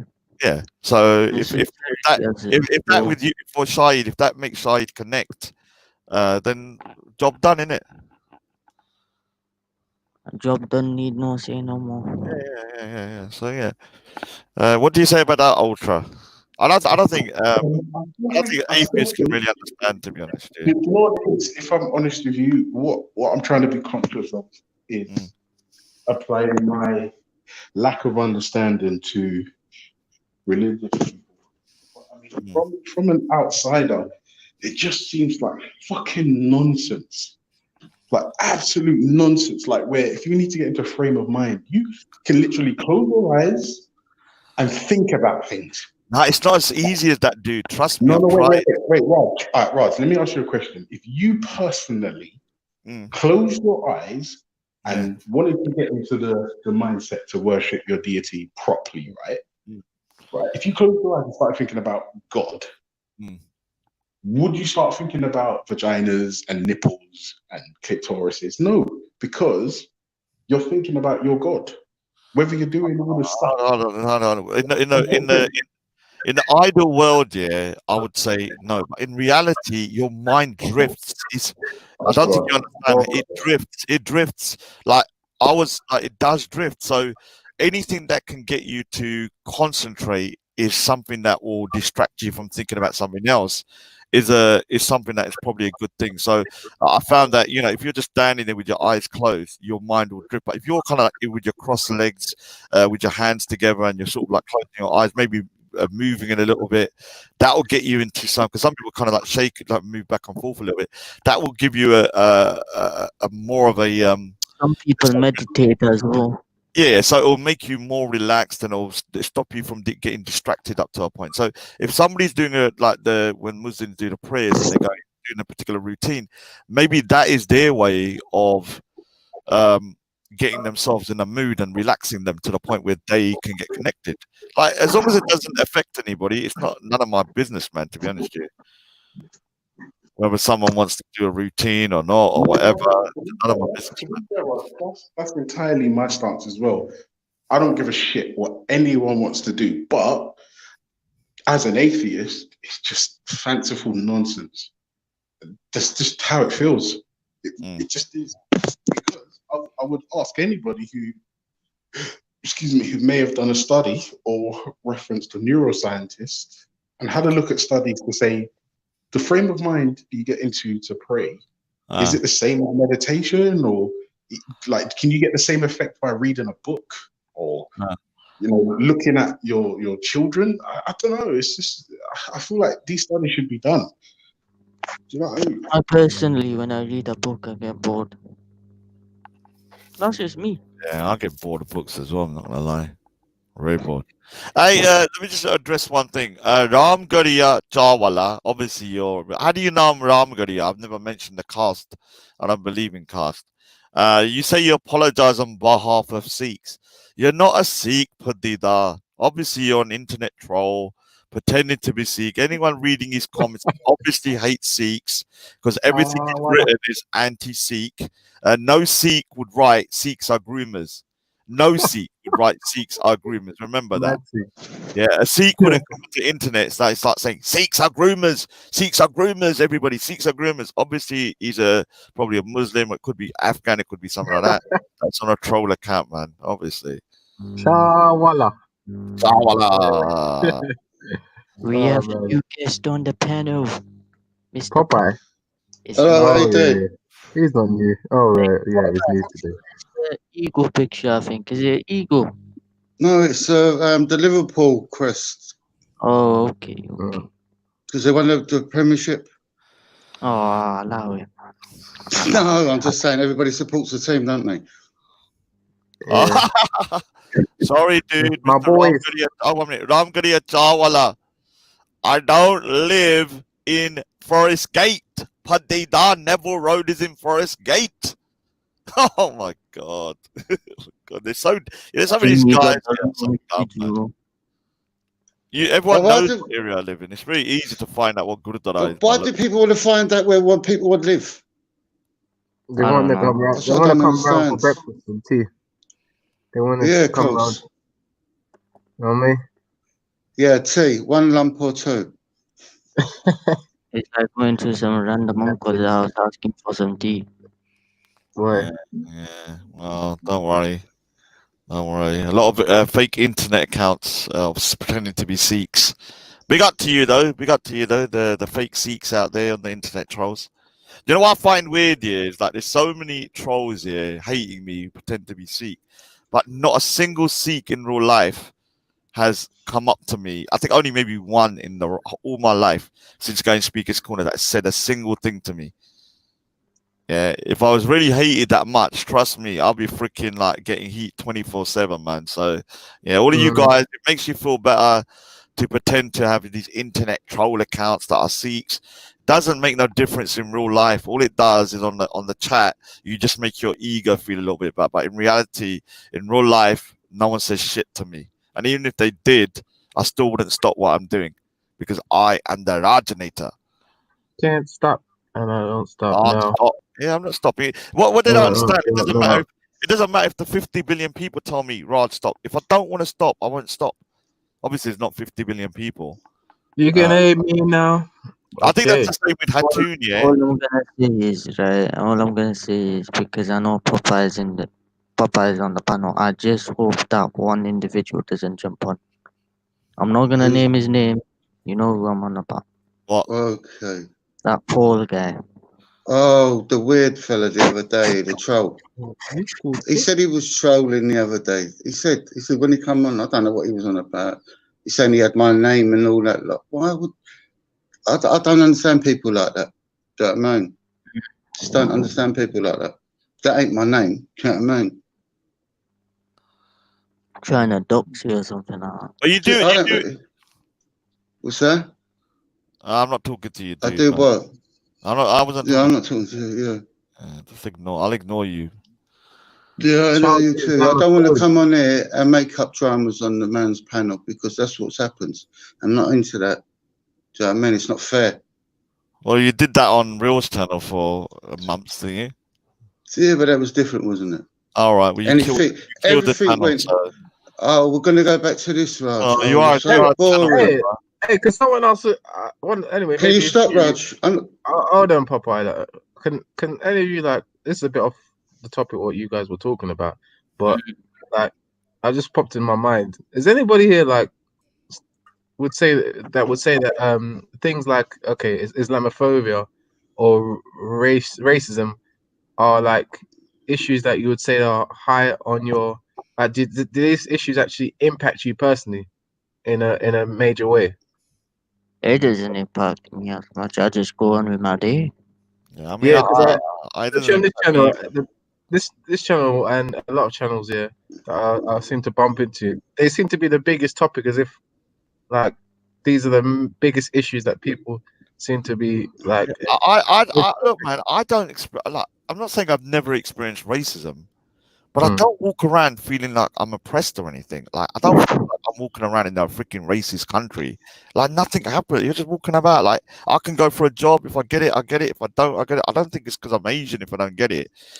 If I want to do X, Y, Z, if I fail at something, it's not because of my race. It's because of me. I'm not good enough to do it. Like I don't So feel like why do you think that these things like racism and like Islamophobia are the ones that you keep on constantly, especially like on because we're on this channel, these seem to be the topics that are every other day. Okay, racial issues are the hot topics. Islamophobia is one of the ones that seems to come out on the chat a lot. because people don't want to take responsibility for maybe their own faults. Like you can't blame everything on race. Like if something is not like, if you all right, so you don't get if somebody is rude to you, or I don't know, the police treated you badly once, you're gonna now attribute it because your particular color.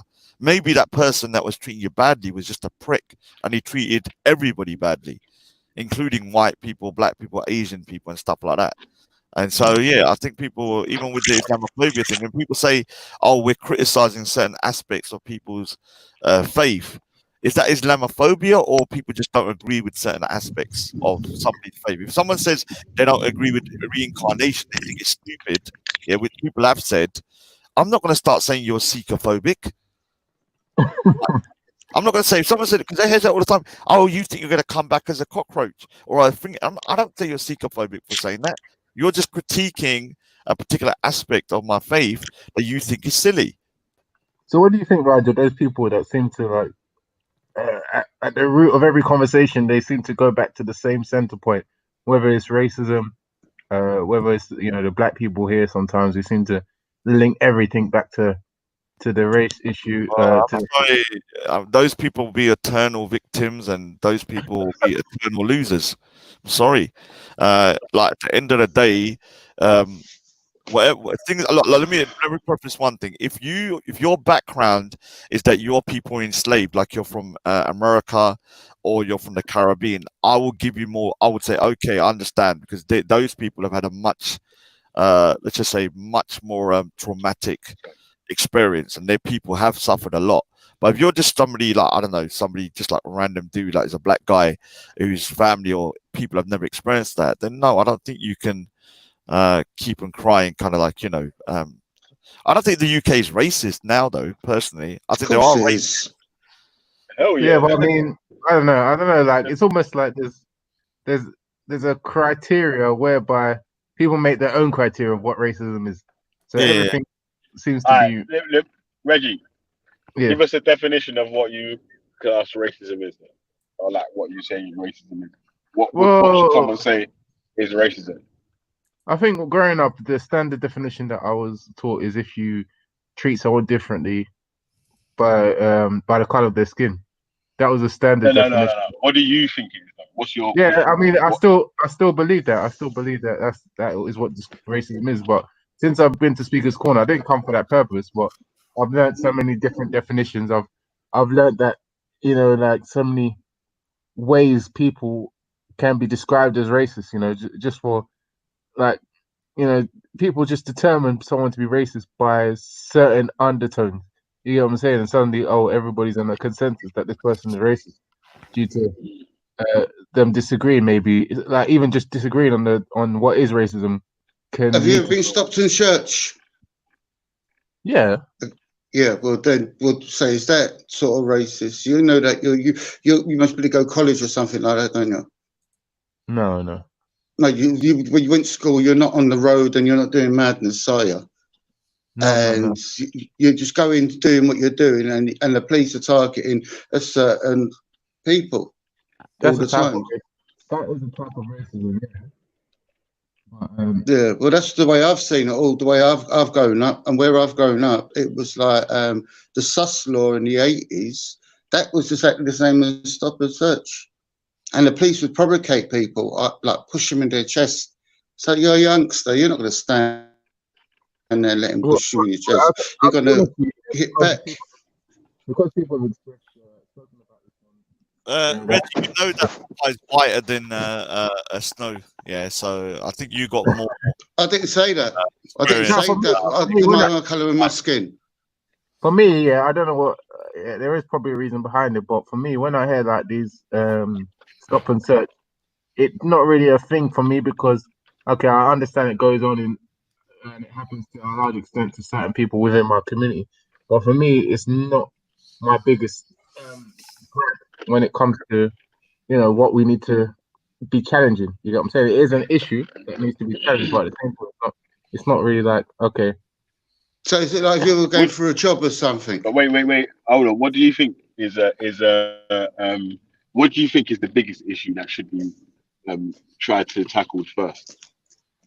Well, as a community of Black people, I think that we need to challenge the fact that where we originate from has not been able to move forward. Has not been progressive enough. You get what I'm saying? Our foundations of where we come from are not doing well enough. And I think that sometimes we get too caught up in what is going on in this country because, like any other country, if you go there and you're not really originally from that country, you're treated a certain way. So a lot of these things are not really too surprising to me. You get what I'm saying? Oh, I need to go there. Yeah, big up to everyone. Well, not everyone except for Popeye. I'll be back. Might be back later. Bye. Okay. Ganja. Ganja. Yeah, I can't even say it anyway. But still, so what else would what? Break it down for what you think is the biggest issue in the Black community. Oh, within the UK, I think that a lot of people. What is that? I think a lot of people need to. Well, for Black people, they need to make sure that the family is solid. They need to make sure that we exercise more wisdom when it comes to our economics. In terms of building abroad, you get what I'm saying, building our countries back home. I think that our priority sometimes we get caught up too much in here, trying to change the way things work here, when we need to be more worried about what is going on in terms of our own countries. It's like we're asking for handouts sometimes the way we complain in this country. But how do you make a difference in the country that you're from if you're not able to get a footstep in the country that you're in? Well, the things I think it's easy. If you can't maintain what you're doing in the place where you're living now, how are you going to go home to your country to build up anything? What are you going to maintain? Well, I think that we do maintain what we're doing here. I think that the problem is we're expecting to be treated the same when we're not actually like the same. You get what I'm saying? We are not. What do you call it? Even white people have said here, even though some people say, "Oh, they'll be against it," we are not from the States, so you shouldn't expect them to be. You know what I'm saying? Like at the end of the day. But if you're born here, you're from here. Yeah, well, you could say that, but even a lot of people here that argue a lot would say they're not from here. So when you've established that you're not from here, then what is your? You need to make sure that you, get as much as you want from here, but at the end of the day, like, don't expect people to treat you the same. You get what I'm saying in that regard, because it doesn't happen elsewhere. You get what I'm saying? Yeah, of course.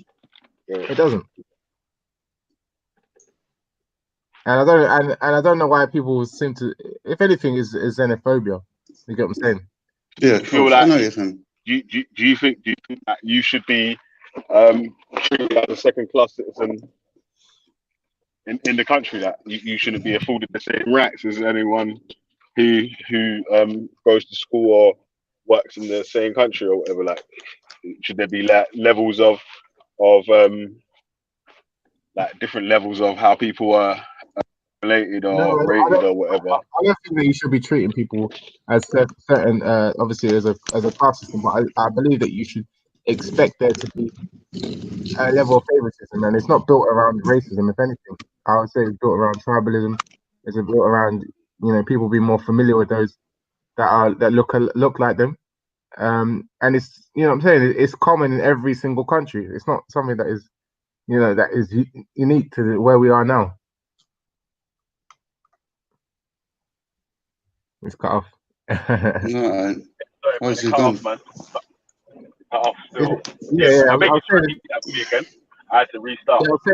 I was saying that I don't feel like it's something that whereby it's not unique to countries to see someone different from yourselves and feel like, okay, I need to take care of my own first. You get what I'm saying? Or I need to make sure that my people are employed before I start looking at other people. You get what I'm saying? It's not something that is unique. We should be on that point where this is 2020 now, yeah. We should be on that point about racism and things like that. Do you know what I mean? We went through this years and years ago. Now it's still coming up to the, everywhere you know, it's about that, it's about this, it's about that. Well, Like know what, the yeah? government, I reckon the government is doing it. If Go on, sir. if the biggest fight was that we need to be left to alone to be doing our own thing in Africa within Africa, then I'll be like, okay, fine, that's fair enough. You're fighting for your own sovereignty. But when you come Are here, you then it's originally like, from Africa? yeah, I still What don't part? get what the biggest thing is though. it's asking me two different things. Oh, sorry, no, I was saying, what part of Africa are you from? West Africa, What, Nigeria, Ghana? Nigeria, there's Nigeria. nothing wrong with that. Yeah. Being in Nigeria. He's asking me what the biggest issue is for black people in this country. Yeah. The biggest issue for black people in this country, I think, like I said, is for me, you know what I'm saying? That's why I feel like there's a divide in opinions here. Because some black people think that the biggest thing for us is to cut down the amount of people that are dying under police brutality. But some of the people or I even say most of the people that I seem to, I'll say my circle, most of us don't even like come, we can't even relate to people when they talk about police brutality, etc. Because we're not. Yeah, but bro, listen, you keep saying that, yeah, but I keep asking you, what is it that you feel is the biggest issue? What do you personally? What's your group? The people that surround you. What's the biggest issue? Tell us what The biggest issue for us, for me, in terms of black people, is the way that we work together to be able to lift ourselves out of what is what do you call it? What is us being behind everybody else? You know what I'm saying? That is the biggest issue for me. You think that instead of that there's not enough internal black groups trying to make links between each other.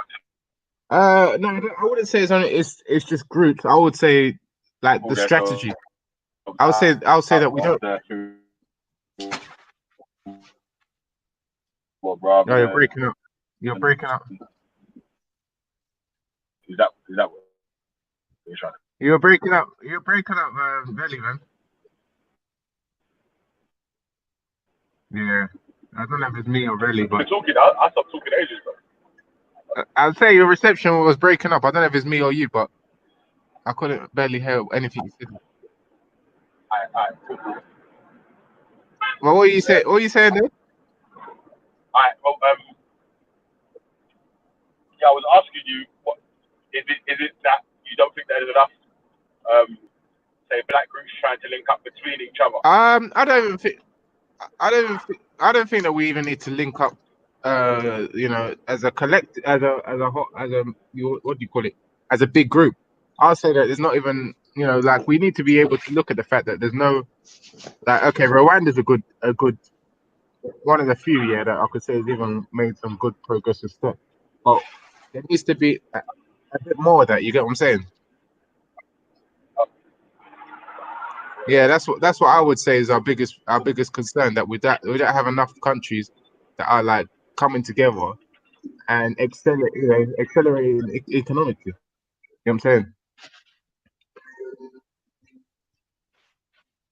But do you feel that there's not enough black role models in England for young kids today?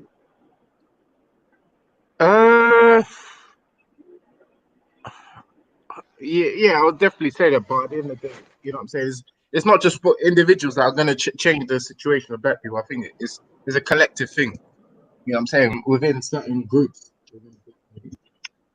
Because What do you think, Ned? What do you think? What is the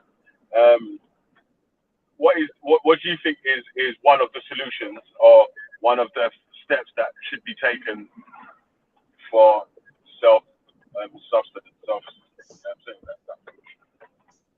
Well, okay, for ourselves, like in Nigeria, you probably hear a lot of people say this, and some people are in denial, of course. But like for Nigerians, we have a big issue with corruption, and it's not just cyber corruption or cyber fraud. We have a problem. All right, pause. Because we keep skipping from places to places. Yeah, we're not talking about Nigeria now. We're talking about the black people in the UK. Yeah. What do you think? Yeah. We was asking about what do you think is the biggest issue for the black people in the UK. You didn't think it was anything to do with like racism, police brutality, or anything like that. You thought there was other issues. So that's what I'm trying to get at. Like, what are those issues, and what are the solutions to those issues? Well, black people in the UK are unfortunately, we're not. I look at other communities as a reference point, and you have to say that we're not really. We've got so many different nationalities. You get what I'm saying? And every nationality has its unique or cultural way of doing things. So from that standpoint, it's very difficult. I don't believe that all of us can come together and do, what they call it, group economics, or just unite on the fact that we're black, and because we've got so many cultural differences between us. You get what I'm saying? So and you know, when you was talking about the corruption thing, yeah. Do you not think that there's no corruption in the British government? Oh, definitely there is, but it's not holding them back from what they want to achieve. What? Not holding them back? Yeah, from what they want to achieve. No. It doesn't hold them back. It doesn't stifle them the way that it stifles us. You get what I'm saying? What I was trying to bring out is like, okay, you get people like, okay, you heard Tommy Robinson the other day, with Sarah. But one of the things that he said that was actually quite interesting was, that the British working class people or white people are now less likely to go into further education or something like that. Like 30% of them are still going to school or something like that. So hey? Further, you mean like university, further education? Yeah, further education. Whereas in our community, the Nigerian community, I can't speak so much for the wider black community, but Nigerian community is very, very common, and it's got a spike in the number of people that do take education, go to university. You get what I'm saying? So that just demonstrates that we are very good academically, but that thing that we acquire through our academics and learning is not being facilitated or being used in the right way. You get what I'm saying? To be able to improve the country. But is that instilled in you as a child? You know, like your mother and father tell you, you go to school, learn. Yeah, that's what I mean. Yeah, a lot of the bar within my community, the Nigerian community, is moving from getting a BSc, which is like a normal degree, standard degree, it's a 3-year BSc. Yeah. To now getting a master's for a lot of people. That is like the standard now for a lot of Nigerian community. Yeah. But you know what I'm saying? But then the flip side, like I said, what you might have heard of a guy called Hush Puppy. He was in the news quite recently. He done a big hit. He did a big haste of fraud with the Premier League and America and stuff. Yeah, and we were talking about 2-3 weeks ago, and they caught him with like 40 million cash from cyber fraud. You know what I'm saying? Wow. Now that person, some people think, oh, what an immoral this and that, and I can agree with that as well. But at the same time, the intelligence to be able to stifle, to be able to acquire that amount of money is mind-boggling. You know what I'm saying? Yeah, but wait, hold on though, Reggie, yeah, because this is Nigerians get tarred with a lot of corruption and all that, yeah. Like other governments ain't got fully corrupt ways that's facilitating how their shipments are. If you talk about the city of London, yeah, the parliament's controlled basically by the city of London. If the alderman that's in the parliament says no to a new law or statute that goes into the thing, but we don't even pass the, you know what I'm saying? Like, we don't even pass the bench to get brought to the MD. So There's not one country. You're right. There's not one country you can point to and say there's not corrupt. That's fair enough. But at the end of the day, this country still allows people to be able to live above the breadline, right? So there's hardly. Forget about that. The tit for tat for the corruption thing. Yeah, let's try to look at the solutions then. Innit? What does Reggie think the solutions for the black community, the UK black community, really to be self-sufficient, have sort of and try to all the problems were all going about to try and get rid of a lot of the issues or whatever. I think that people that want to build something here, that people that want to stay here and be, part of the British society or community, they're best off integrating, because I don't believe that some people, when people here come and give lip service that they don't want to be part of the community, but yet they're living here and the way on the other side of what they're saying, they seem to be fighting to be accepted here, etc. And it's like they say they don't want to be here, but they're so much invested in what is going on here and in changing the society here. And if that's the way you feel, then I'm saying, then for you guys, it becomes a priority to be able to transform the whole nation and stuff like that. But for people that are sure of where they're from, and people that just feel like that this country, we're here to work, and if we can be integrated and accepted the way we are, and if the people decide that later on they like us, and then naturally then things should improve. But some people that want to transform everything, then that is more of a question for them, really, right? It's for them to. I want to go back on a point though, yeah, because I noticed that you separated yourself from one group, and then you didn't separate yourself from the other group. So you're saying that there's a certain group of black people that want to stay in England. Yep. But and then what? What was the rest of that? So I was saying there's a group of people here that, like black people here, that want to stay in England. They are happy with the way that the British system works. They have concerns about some elements of racism. They have some concerns about the way that people are treated as foreigners, etc. But at the same time, they realize that they've come here as guests. They're privileged to be in this position. There's a lot of people that want to come here, and they recognize that it takes time, and it takes a lot more time than it is actually.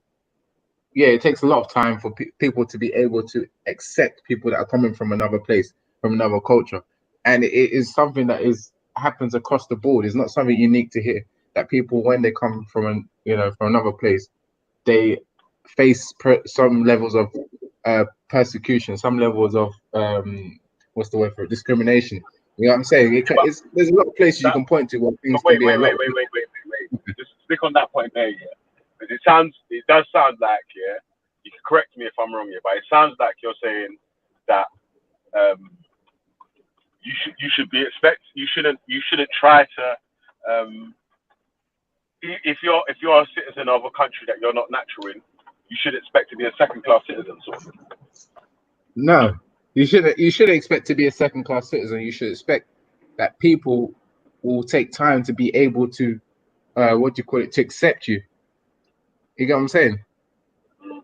But I think that this country is at a faster level than a lot of other countries. I think that this country is an example to a lot of countries when it comes to being able to put black people in a higher position, being able to put Asian people in a position. You don't see that in many other. Do you feel accepted here? Do you feel accepted in this country? Yeah, I do. I do feel accepted. but at the same time, I feel like you know, like depending on what I want to achieve from life, I have to be able to realize. I have to come to a realization that depending on what's most important to me, if I feel like, oh, I never want to experience racism again, Africa, I don't think I will experience it. You know what I'm saying? If that's the most Yeah, important thing to me. But this is why I keep going back to this point, yeah, because it seems like it does seem like you're saying that right. If you go to somewhere, yeah, and say people are treating you bad or whatever, and you don't like it, don't complain about it. Just go back to your own country. No, what I'm saying is that at the end of the day, not everything is down to racism. A lot of it is down to xenophobia. A lot of it is down to the fact that Whatever it's down to, though, should you be? Why shouldn't you be voice your concerns for when you feel like you're being treated unfairly? Yeah, you should, but at the same time, I feel like people don't show enough analysis. They don't show enough understanding, and they're not able to analyze things. They make it sound as if, okay, this country is unique in that regard. That America and UK, they treat black people this way, that way, as if there's not a whole big world out there, and the rest of the world is not treating black people the same way. You get what I'm saying? You know what I'm saying? It's Yeah, but not. you can only speak on the place where you are, though. So if you live in the UK, yeah, if you live in America, So you don't speak about America then, Veli? no, but I'm saying, like, if you live in the UK or you live in America, yeah, you can speak about what's happening there, but your experience is going to be from the places where you live, really. Innit? So, like, Yeah, but I've heard people. Your experience of racism is not the same as Black Americans' experience of racism, innit? Like, yeah, I don't know if you might not even experience no racism in the UK. I don't know if you have. But Veli, I've heard people speak on Africa here when they've never been to Africa. I've heard people speak on America when they've hardly even been to America, or they hardly go. You've made an assumption still. That's hearsay. Wait, hold on. You keep saying that people speak on Africa and they've never been to Africa. Yeah, but They've never been to the parts of. There's a lot of people here who've never been to sub-Saharan Africa for starter. Talkers of some. You know what I'm saying? But they talk for sub-Saharan Africa.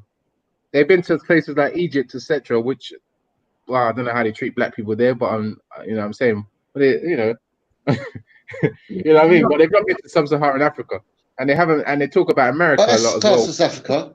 So sub-Saharan Africa, yeah, that's a different part of Africa, yeah.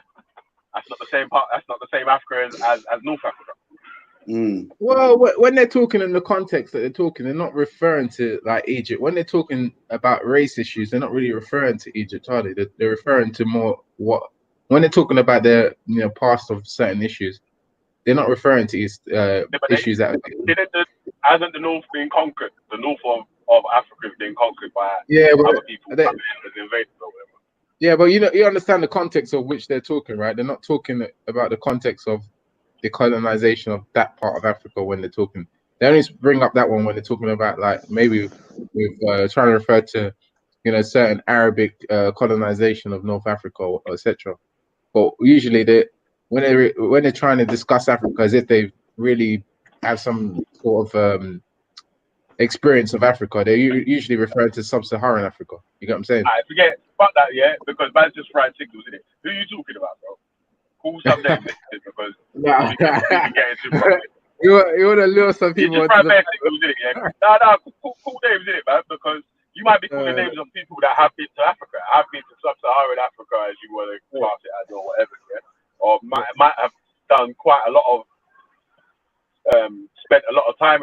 You got to remember, yeah, not everyone is free. Not everyone's free with their information, like what they've done, where they've worked, the stuff that they do to help people, or what. Do you know what I'm saying? Like, because there might be some people that are doing a lot of work here, but they don't say shit. You get they put the work in, they jump on, they talk but they don't want to. Yeah, they don't want to pick themselves up. A lot of the people I'm referring to are very vocal, and I strongly believe if they'd been places, they would constantly be referred.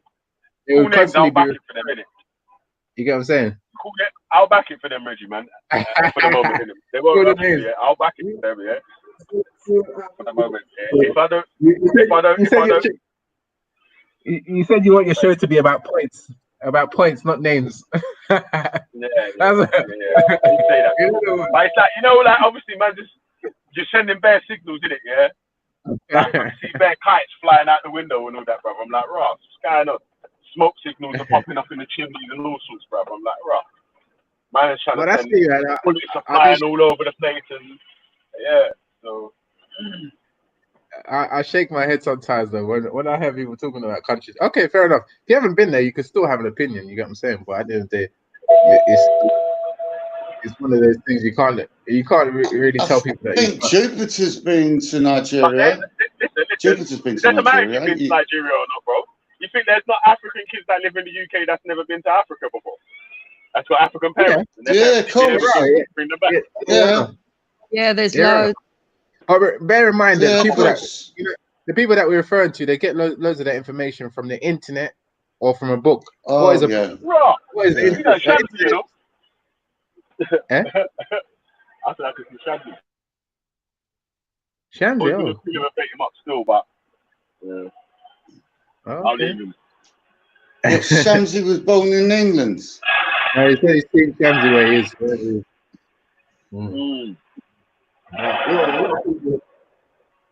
Yeah, especially on this panel. That's why I don't know. It's a funny environment sometimes. They speak so confidently about areas that they're not really been, which is it's insane. All right, then forget about that part then. Yeah. What about this complaining or being disgruntled about the treatment that you receive in countries that you're a citizen of? If you're a citizen of a country, is it okay for you to? Are you equally? Remember, we've had this as a question of the day, you know. Yeah, I remember. Yeah, if you're a citizen of the country, are you equally allowed to complain about the stuff within the country? Because it seems like some citizens are not allowed to complain if they're not from some country or whatnot. You know what I'm saying? That. Yeah, but it comes down to what you're complaining about. It comes down to what you're complaining about. Why does it go? Why is someone that's a British person allowed to say England shit, yeah, and they hate it, but someone that's an African person that's got a British citizenship ain't allowed to say England shit? What's the two difference? What's the difference? I haven't heard. I don't know if there's any white person that's come on here and said English shit. Because maybe we can actually ask them why they feel that way. But I don't think there's many white people that actually feel that way. You It was just an example. I don't think anyone's come on here and just said English shit just in general. But I was just giving it as an example, innit? They're both saying the same thing. It's just two different. It's just two. One's English and one's African with British citizenship. But that's why it's important to be very specific about what they actually say, because a lot of white people do complain about the country, but when they're complaining, like Jupiter often is disgruntled about immigration, for example, and she might have a good reason why she's disgruntled about it, and she might say the country's in a mess at the moment. So that's different from someone saying the country's a mess, a complete joke, or someone coming to complain about, oh, this country owes us a lot of money and this and that. It's different from that kind of disgruntledness. You get what I'm saying? It's just different reasons, and some of the reasons are just and some of the reasons are controversial. Some people will find what Jupiter's grievances as highly controversial, and some people go as far as saying, oh, these views are racist. You know what I'm saying? It doesn't mean that. All right, yeah, but listen, Reggie. Again, yeah, you say when you talk about people complaining about immigration and them sort of things there, yeah, why is it okay for citizens to complain to immigrants about immigration when they're not talking to when they're actually sticking to the rules? The government has told them that it's okay. The legal immigrants here, the government has told them that it's okay for you to come here. They've granted them permission and given them citizenship, giving them an area to move to, some keys to whatever flat or so and so. This is the government's giving these people that. It's not the people that came over to grab the citizenship. So what are you saying? What are you saying, Why is it okay? Yeah, we have. So why is it okay for why does it seem like it's not okay that? Why does it seem like that people are going to complain to? They're going to complain to the the fucking citizens are going to do marches outside of people's houses or whatever, but they're not going to do anything about the law, about the people that The set thing the is, law. So they're not the thing is, protesting against the government. the thing is, Valley, as we this is why it's good to have an experience of how other places operate as well. A country is not always represented by the government, right? So this country, people can have agreements but not be able to do much about it. People do campaign in in a different way, not in such a specific way about immigration. I believe that votes such as leaving the EU was a protest, a lot to do with immigration. Yeah. But at the same time, it was, in many ways, a lot of your grievances are overlooked. You get what I'm saying? A lot of the decisions that the UK government does is not backed by the people. Yeah. I think one thing. Yeah, but wait, hold on. It's who votes, but that may be true, yeah. They might not be, yeah. But they are voted in by the people. Well, Yeah, the same way when in my country, in one of my countries, because I do say I'm British and Nigerian, but in Nigeria, when you vote for whoever, it's not always what you voted for that you get. Sometimes the person will still do their fraud, and whether you vote X or Y or Z, the person will still do fraud. You get what I'm saying? So you can't say, "Oh, it's my fault because I voted for that person." It's not. I'm not responsible for the fact that the person still decided to do something wrong. Yeah, can I say something? When it comes to immigration, there's plenty of black people themselves or people of a different heritage to Britain that actually agree that the immigration has gone wrong. It is causing an imbalance, and I think the main problem was that it was mass immigration and not immigration per se. So the immigration system does need shaking up. Now, you asked if people were allowed to complain if they live here and they're a citizen. Of course they are. Of course they are. But there's a difference between sort of like saying, "Oh, I think your country's shit. They should do this for me, A, B, C, and D. I don't like the way it is. I don't like its values. I don't like the people. I don't like the weather. I don't like the system. And I'm going to leave in 10 years anyway." To somebody who says, "I want to put my life into this country. I embrace the people. I embrace the culture. But I do feel that there's problems in the system that's occurring that's affecting the community. And I'd like to be part of the solution rather than the problem." There's a big difference. Yeah, or the ones that, where you're say, coming okay, from. You're or talking. the ones that say that, Hold on a second, though, but are you saying that there's the citizens that are trying to come in to save up money that to go back home or whatever? What was it about them? No. Sorry, I didn't get that point. Yeah, because we have had No, a lot what you from. meant was they've come here and paid their taxes, worked all their lives. Sorry, Jim. Sorry. That's not what I'm saying. Yeah, there are No, some I know citizens. what. let her go. Let her say what she I'm not saying nothing. All right. I apologise. Sorry, said not saying that. There are a lot of people that have come in from even Europe, not necessarily as far afield as Africa even, that came in from Europe, that have come here just to sort of like use our resources, use our Polish national can health, do that. They'll work for 10 years and go home. earn as much as they can and leave. Now, in a way, that's not too bad for our economy because we don't have to worry about having permanent housing for them. But whilst they're here, obviously they're going to be housed and everything else. But those people are the kind of people that really shouldn't even be considered in creating the future for this country because they're not intending to remain here or be part of the community forever. And that's where the differences come in. And that's where British people will say, "I've lived here, my ancestors have lived here, I've got roots here, we should have more of a say, you don't understand, we intend living here, we're not just coming here to reap the rewards and fuck off." And there is a difference between the mindsets, and people need to understand that there is a difference between the mindsets. You also get. I'm aware of what you're saying. Sorry. Yeah, you also get some immigrants that come here that are of the mindset that they want revenge because they believe that some injustices have been done.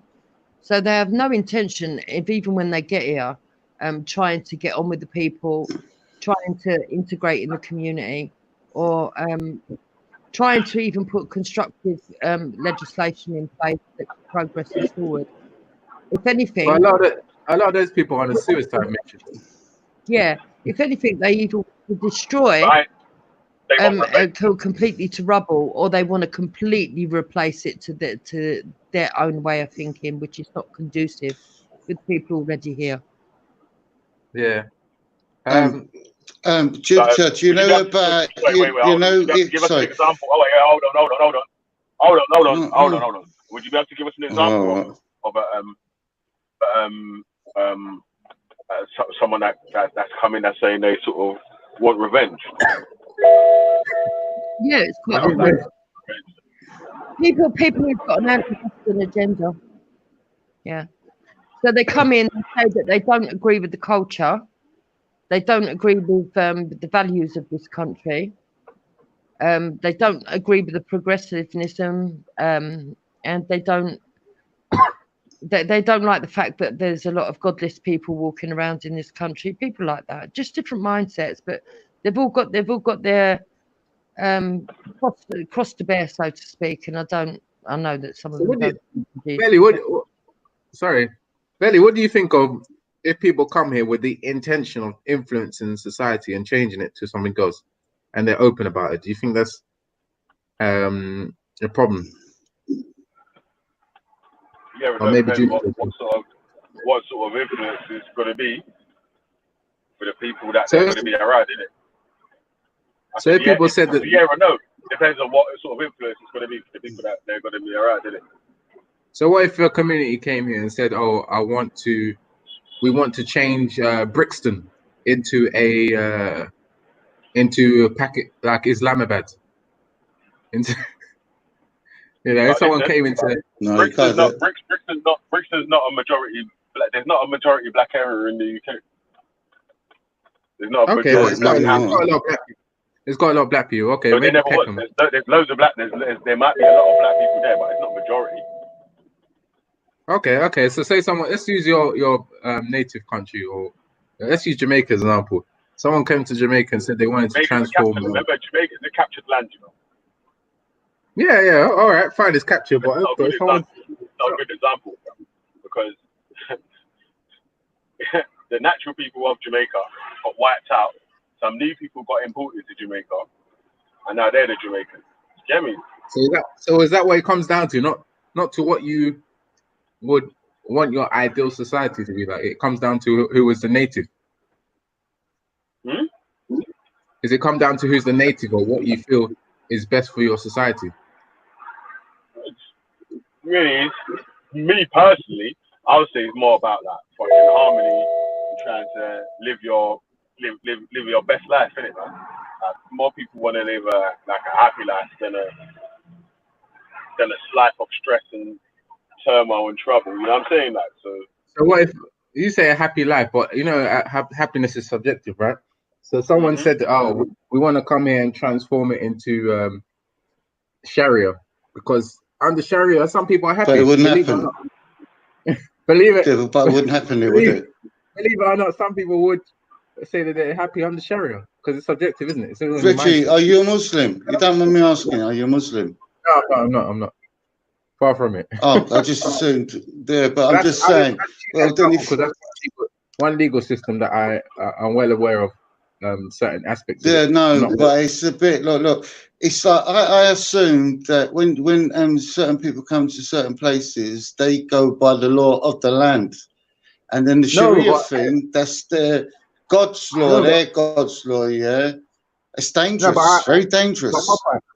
Popeye, what you could say that, and I've heard people say that they have to go by the law of the land, but at the end of the day, everybody in different facets of life has their ideals. You get what I'm saying? You obey the law of the land, but you still can have an aspiration, and you can still work towards that aspiration in different ways. You get what I'm saying? All right, I'm aware of that what you're saying, but just imagine tomorrow morning, yeah, You would walk out on the street, there would be no pubs, there would be no betting offices, no nothing. And then if you was walking and a woman had a skirt up too high, she'd get beats on the street, or she'd be told to go home and cover her face, cover her arms. No, it's like this is like we're in Europe and we're allowed to have a freedom. You know what I mean? So would you like begrudge someone if they said, "Oh, these kind of people that are coming here that actually aspire for this, we no longer want an influx of these people coming in"? And it's not just that community, but it could be any community. It could be ours, a community. It doesn't bother me. It doesn't bother me only if people are here with good intentions. Do you know what I mean? Not just to come here to work the system. Just to be happy, content, do what they're doing, bring their kids up, and not like to tell their kids that everyone. When they go, I've had children say to my son not so long ago. My son was a bit younger than. They said, "Oh, he was playing football with his kids." They said, "Oh, are you a Muslim?" My son said, "No." He said, "Oh, you're going to hell when you die." And these are children telling another child. My son come back really upset. And I said, "Why?" Do you know what I mean? That's all put into people's heads. That's sort of like, what would you say? Like the adults are conditioning their children to be like that. Do you know what I mean? With kids, and it's dangerous. Mm. Do you know what I mean? Because you're going to do that. Then what happens is with a lot of things, you're going to start causing divisions, and this is what's happening right now. There's quite a lot of divisions going on at the moment, and I think a lot of people are on the same page. But what's happening? Because they're on the same page, maybe the other page has got something different on it, and they're looking at that one, and that's the way it's going at the moment. We're all arguing against each other, all shouting and screaming at each other, but we all want the same thing. What is the same thing that we want? Yeah, well, I'm unity sort of thing. So we're all together sort of thing. We ain't arguing and shouting and screaming at each other. You know what I mean? Do you think that everybody can be unified if everybody has different aspirations? All right. Religion never ever come into the thing years ago. It's only the last, say, 20 years that religion really has come into it, i.e. with certain religions. It was never there before. Now, it's here now, and it's about where certain people have been sort of like brainwashed in a way to believe that the non-believer is a scumbag. Like we're better than a non-believer. The only aspect of religion that really probably affects people, when it comes to how peaceful a society is in this present time, is maybe when it comes to security, and also when it comes to cultural differences. You get what I'm saying? Cultural ways of expressing yourself. That's the main aspects of religion that I can see that is a big problem for people in today's society. Well, apart from that, I don't see the aspect of religion that really influences people's. For me, really, for me, I don't care what people believe as long as they don't impose on the culture that's already here. So, for example, I don't mind people coming here who believe in Muhammad and Islam and all the rest of it, like some people might, but I don't like it when they start like what we had in the park on Sunday. I think that's wrong. They know the rules are that you're not allowed to do it, but they still do it. I don't like it when I see it in car parks where they take over. Oh God. I don't like it in car parks. No one comes at me. I'm joking. When they take over car parks and make it annoying. They get into they change the social fabric and even aesthetics of Britain for their own selfish gains, because they feel they've got some kind of superiority. You see, this is why I don't agree with systematic racism as well, because I don't believe that there is supremacy in this country. I believe that there are people on the fringes who believe there is supremacy, and I believe they come in all colours. You've got the extremes of it in religions, and you've got the extremes of in it in nationalities. But in the main, most people are not extreme, and that they don't believe that they're better than other people, other than in achievements. And for that, I don't think there's anything wrong. I think you should be able to be proud of yourself, say, if you go and get a doctorate, or if you contribute highly to society, because that's what our goals and values and aspirations are in Britain, to make society better, to help everybody, to put into the pot so that everybody can take out. And even with capitalism, that works. It works. It is kind of like a very strong community when everybody has the same values. But when you've got other people coming in who don't have those values, who only want to put in the pot for their own smaller community, or only want to restrict themselves to the smaller community, it doesn't work for the whole culture. So it's not really about. Yeah. I want to ask Yeah. a question. See, you're saying about classism, yeah. So do you think that you could be a black person once you're in the 1% that you won't ever face racism or anything like that? I don't call it racism. I call it prejudice. I think racism is when somebody thinks they're superior for their skin color. But yeah, you might come up against the supremacist, but I think you're more likely to come up against someone prejudiced than supremacist. But that's the thing, Veli. That's what comes back to my initial point, that people have different levels of when they would deem something racist. You know what I'm saying? It's like anything that someone does can be pointed to and said that, oh, this is racist. It's not. You know what I mean? Well, what would be an example of racism? Or prejudice? Or what would be an example of prejudice that would usually be an example of racism for the 1%?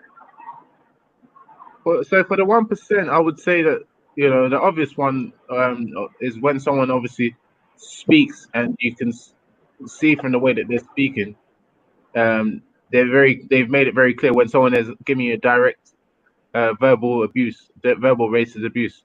You know what I'm saying? And that is the most obvious form. You don't always get that, but at the same time, for the 1%, the rest of the stuff is very underhanded, and you can't. It's just open to interpretation, isn't it? But they don't experience what you got, and a lot of other people like to refer to quite often when you talk about racism, the institutional one. They don't, the 1% of the black community, right, that you're talking about. They don't really experience that part so much.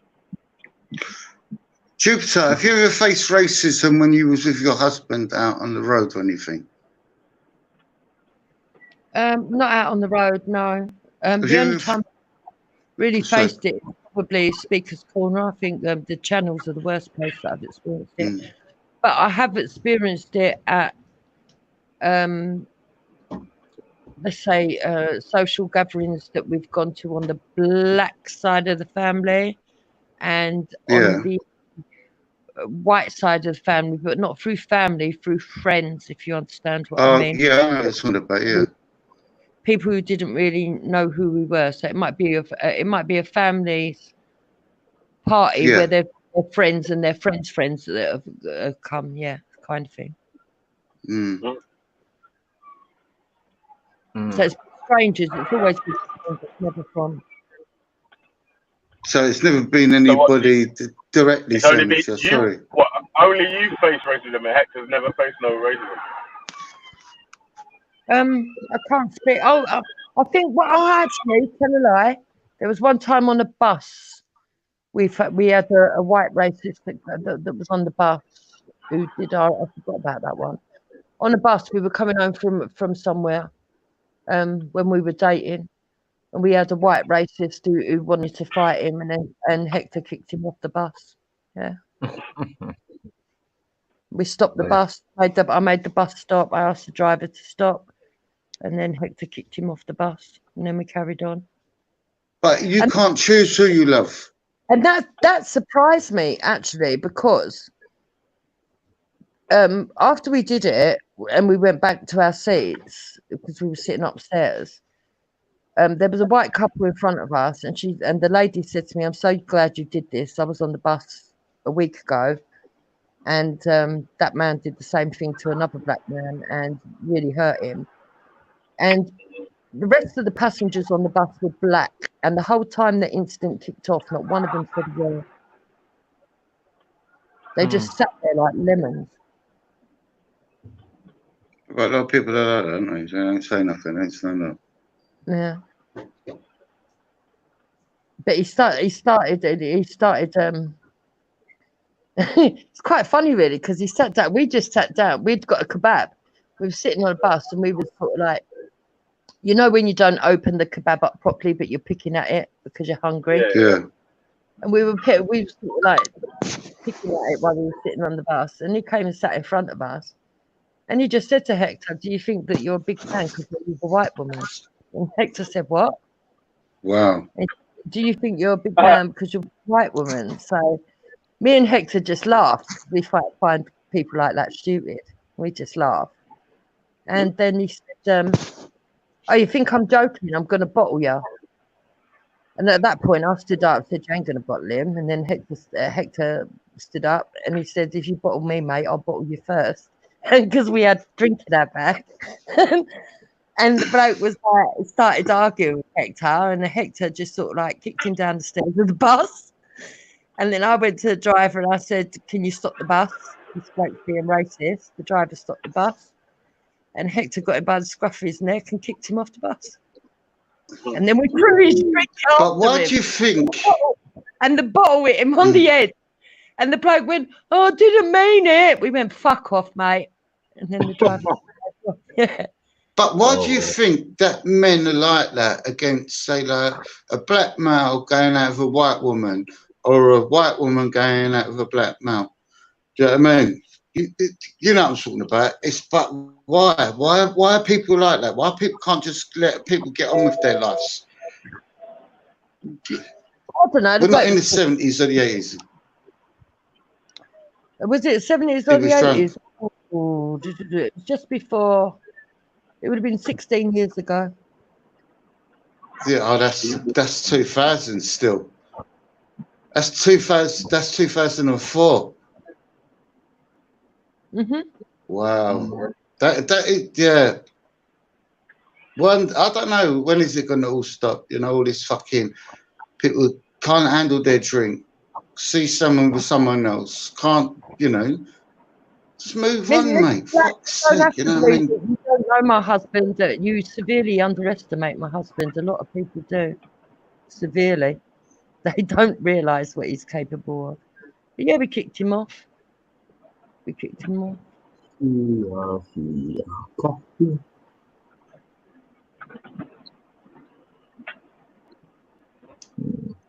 Told you, it's not that one fight I've had on the bus, actually, to be fair. Some bus drivers are just fucking thick. I remember we were once going to Abbey Wood for something with my kids. And a stupid bus driver the bus was packed, right? And there was a little old lady that had a shopping trolley in, you know where the disabled bit is? They used to have a pulled down, but they don't have it there no more, and they've just got a pole. She had the shopping trolley on one side of the pole, and then this woman with a double buggy let her come on, but she didn't have, because the pole's there, the pram wouldn't have fitted in. Yeah. And people tried to tell him as well. Other black people tried to tell him as well that there's no room there, but he still let her on. I think it's because he fancied her, to be fair, because she was an attractive black lady. Anyway, so she got on. And then as we started driving off, he said to her, "Oh, you can't stay there," because she sort of stayed by the doors, back doors, with the thing, because she couldn't fit it in. He said, "You're going to have to fit it in." She said, "I can't fit it in because there's a trolley there." He went, "Well, you're going to have to sort it out." So the black lady went, "It's moving." And it was a little old lady, I'm not kidding you, really little old lady, right? All bent up and everything. And the old lady said, "No, I want it left there." And so the driver stopped the bus, right? So the little old lady went, no, I was on here first. Where am I going to put that? If I pull that out, you're going to tell me to get off, right? And she had a point. Where was she going to put it? He went, well, one of you is going to have to get off. So the little old lady said, well, I'm not getting off. I was on here first.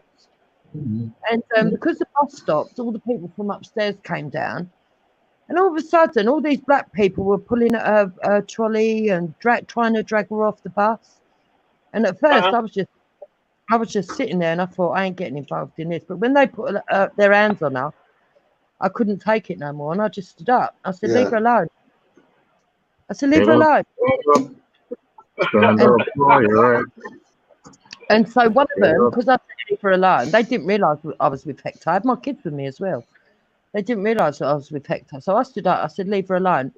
And there was literally, I was the only other white person on the bus apart from the little old lady. The woman went, oh, here we go, a racist. I said, you take the piss? And she went, no. And Hector stood up and went, why should you call my husband a racist? And she smacked him around the face, and so I beat her up. I beat her up. The fight spilled out onto the pavement because the bus driver had stopped. The fight spilled out onto the pavement.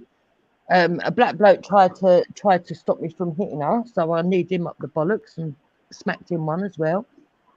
And then the black woman started crying, and I said, "You deserve that. You hit my husband." I got back on the bus and we carried on. Yeah. And the little old white lady, when I got off, thank you. Yeah. Lucky you didn't spend the night in a cell.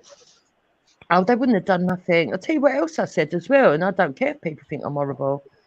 When I got back on the bus, all the black people who had been pulling at her were shouting and screaming, we're going to call the police because you've hit her, this, that, and the other. And I mean, go on then, I'm going to call police right now, and I'm calling immigration after the bus got off.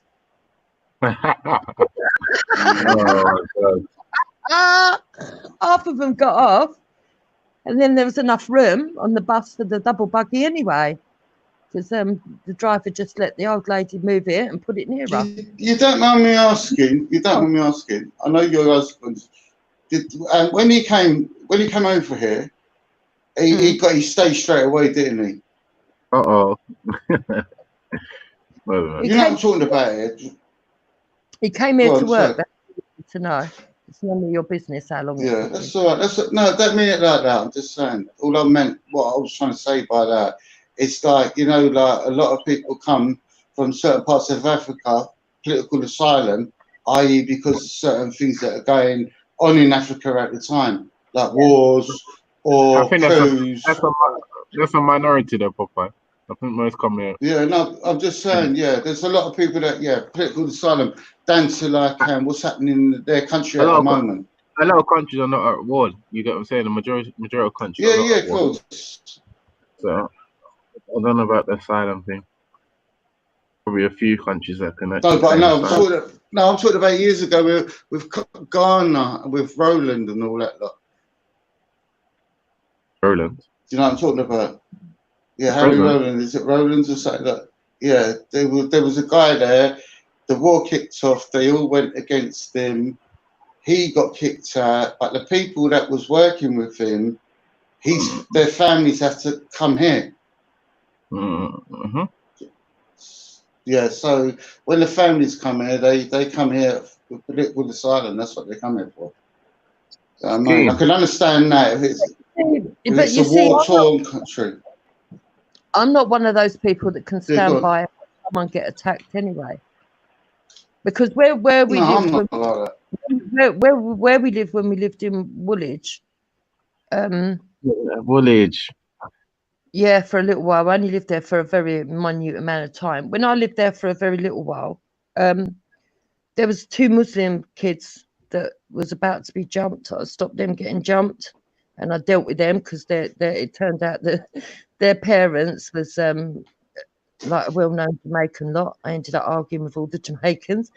Then also when I was doing when I was working There was one black girl I saved from a crowd of other blacks that were going to beat her up.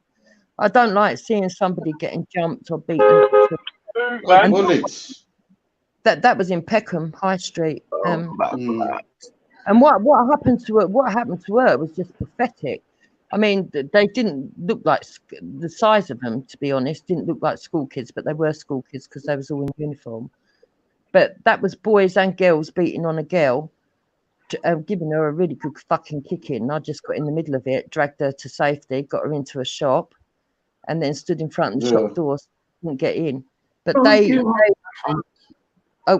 well, in fact, it wasn't the shop. It was actually the cinema complex. There was a doorman on the bottom of the cinema complex, and he called the police for her and got her parents. Because you've got your own kids, and you know the kids sometimes they argue, shout, and scream. Knife or nails or what, and basically that was all the fact that one of the girls, her boyfriend had noticed her and looked at her. So the two girls. Well, that's all it takes. Men got involved, yeah. But that Have you heard of all of these things? Again, like what surprised me? Again, what surprised me about that? Again, I was with a black colleague. I see it kicking off. I went to, oh my God, that girl's getting the kicking of her life. I'm going over. No, don't get involved. I said, fuck that. I'm not. If that was my daughter, I'd want someone to step in. And she went, I'm not getting involved. I went, you do what you got to do. I'm going to do what I've got to do. And I went there and got her out. Yeah. You know, a lot of people won't get involved. They were just sort of like, oh, be dismissive about it. Fuck it off.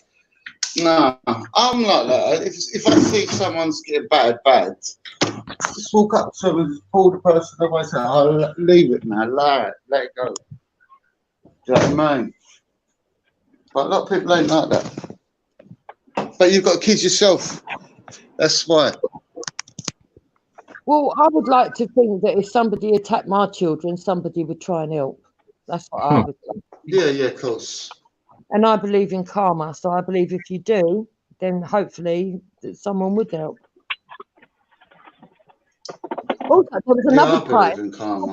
My daughter was dead embarrassed. I went to Brompton with my daughter and her husband, right? And all of a sudden, there was a kick off in the high street, and because I was used to confrontation through the work that I did, when it kicked off, I got in between them as well. The two police were frightened to get in between them, and I got in between them and stopped the fight. My daughter went, "Mum, what was you doing? You could have got stabbed up then." But it's just instinct; it just kicks in. You love a fight. That's all it is. Tell the truth. Shame the devil. You like the drama. I don't really violence at all. I don't need to. No. Don't give up the fight. Oh, Veli's off. Yeah. Veli's driving. Yeah. That's what it was. He was driving a minute ago. I think he was going through a tunnel or something. Yeah.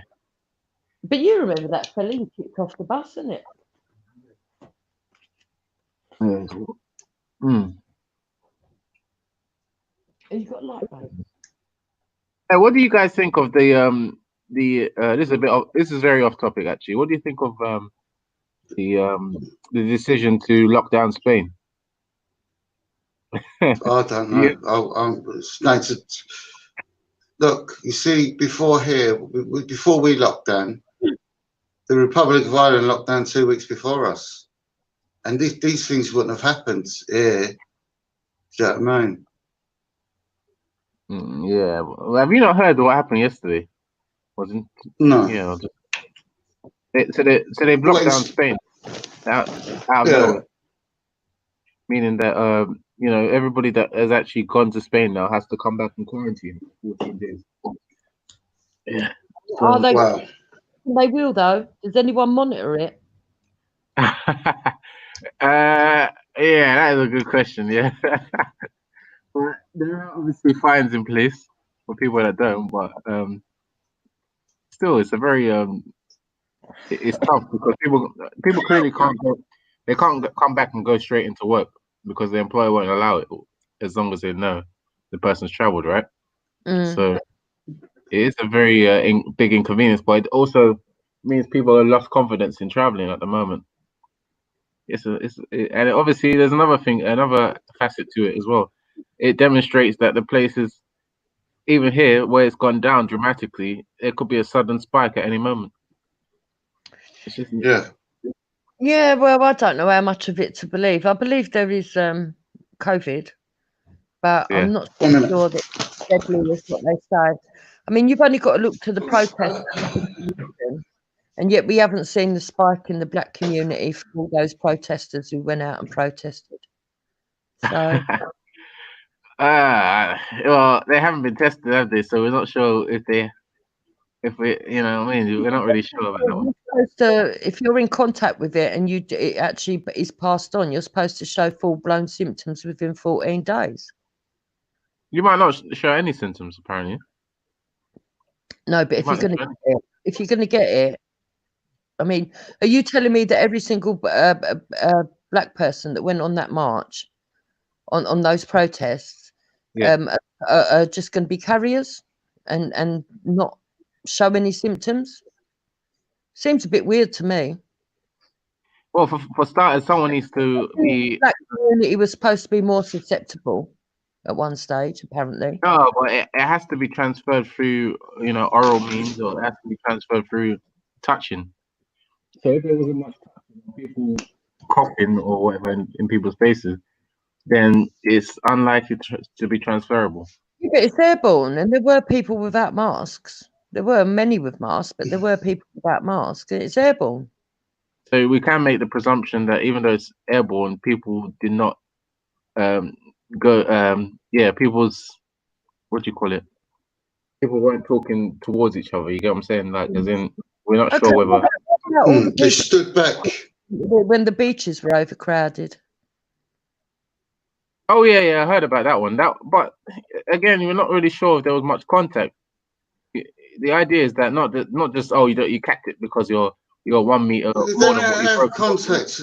All you got to do is someone touches something, a pole or a handrail, then someone else touches it, then they touch their mouth, thinking it's all gone, and then bang, it's back again. That's all it is. Yeah, Louise, the point I'm making, they said the black community were more likely to catch it than white community. They were more susceptible. So yeah, there were white. That's rubbish. But the spike should have come through the black community if it were true. You would have seen it. It didn't happen. Yeah. Look at India. It didn't happen in India. Places like that. So that's just waffle. India's got a big spike. India had a big spike. They had a big spike, but not as bad as the rest of the world, sort of thing. I know, but you think about it with India, they're still working, and they still got it now. Yeah, I think they've got a real issue with it at the moment. I think the present issue is very bad. Wow. I don't really watch the news, and I don't really watch telly, so I can't handle the news because it's all bollocks. Sorry, that's my opinion. Why? Man, I don't like reading papers or nothing like that because it's the same shit over and over again. Get up, stand up. But yeah, it's a bad situation, man. For those who want to travel, I'm saying it's bad news. I was trying to travel in September. Why are you doing Bob Marley? Yeah, man. It's that. Yeah. I don't know why. It's just what you said that got me. So, have you been travelling recently? Have you travelled out of England recently? No, it's not so recent. I think a few years, but I want to go in September. So we've got to see how things progress. At the moment, it's Poland. Yeah. I'll be off to Poland, but let's see how things happen. I mean, hopefully, I should be booking today. Actually, get that thing moving. And you're gonna fly there, or you're gonna go on the Channel Tunnel? Fly to train to Poland. What train is there to Poland? You can get a train to Poland easy. You can get a train from England to France. That way. I don't know about that one, you know. I don't know about no. Once you're in France, you're in Europe. Yeah, I hear that, but I don't know Me? about any train journey into Poland.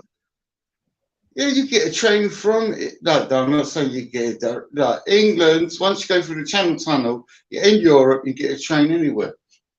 I suppose you're going to be on a mission, Yeah, man, man. because you have to keep changing and somehow Yeah, changing, of getting course, past it. That is just long. Yeah, of course. Yeah, I say you're We're gonna fly. But yeah, going for efficiency.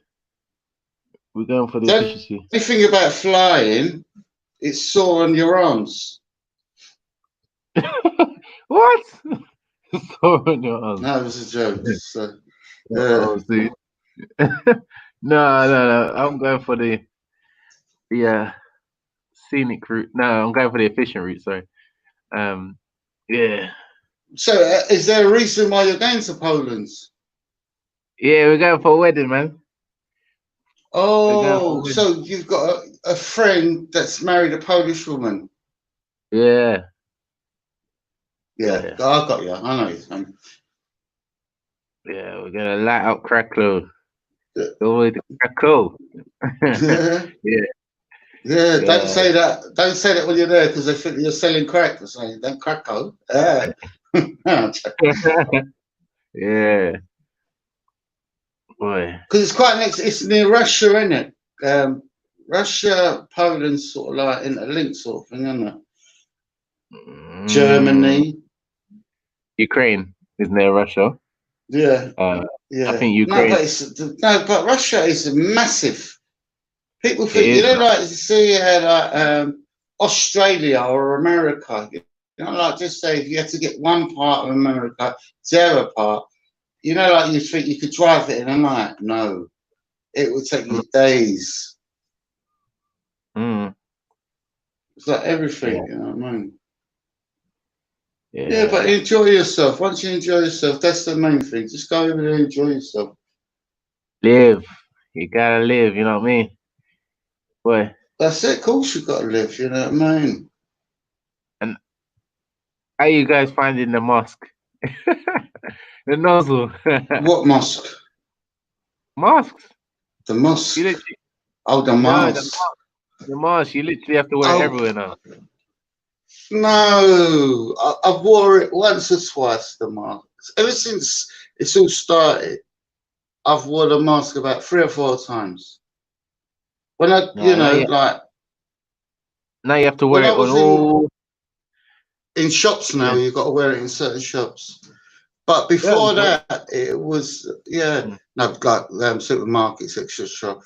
But what happened, I think that I might have had it and my son had it as well.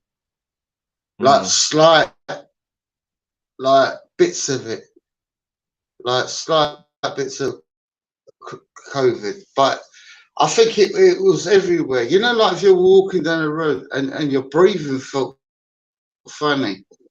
When I went to bed at night, my breathing was feeling funny. You know what I mean? Right. So I don't know. I might have had it. I might not have had it. I could have just had a fucking common cold or a flu. So a lot of people, it was more, that was like for elderly people that have had issues, or if you've got issues with your health, that would kill you off, something like that. Right. Especially elderly people. Yeah. Boy. Yo. Yeah, man like Belly. Boy. Oh, Belly. Belly, Wellington. What's going on, mate? No, he was, before you come on here, Veli, he went, oh, Veli, he's the man on the telly. Not checking. Right. Veli, have you returned to the park then? Nah, mate. I ain't been to the park for ages. Well, your mission is done there, yeah? I never went since last time. Yeah, I only used to go now and again anyway, man. So... You got the necessary clout now. No, but I used to go now and again anyway, man. You know what I'm saying? Yeah, So, yeah, in the first place. yeah. I heard. I don't know how people get dedicated to that place, man. Boy, the holy grail of debating. Going around in circles. There's a lot of people that go there. I.e., like, what's his name? Mo Dean and Rat Boy. They crack me up. And it's still even there, no? And the reason what they do, they're only doing it for drama. They just want to get like views. I clocked it because when he was on, he's got his own channel there, Mo Dean, and the original gangster and all that. Oh mate, fucking hell. He's a lula. Sorry, but that's my opinion. You say he's a loser. Yeah. A lula. I don't know, man. No, it's an Irish thing called a lula. Yeah, it's an Irish thing. It's Irish thing. But anyway, but you know, a lot of people, a lot of people start lula. That's what I. But I noticed though, Lenny, a lot of people what? They got into Speaker's Corner as a form or means of starting up a YouTube channel or starting up a and they piggyback. Yeah, of course. They piggyback to put themselves in the shop window. But loads of them reach their peak at what? A lot of them reach their peak at about 1K subscribers to 2K, and then they kind of and then the bubble bursts. Yeah, man. That's why I'm saying it's not really like a speaker's corner thing or just a so and so thing. It's just like an open platform where people can jump on and hopefully you get 50% one side and 50% the other. You get me? So now you're reaching your peak soon, Belly. Like say, look at want me to drop off? Yeah.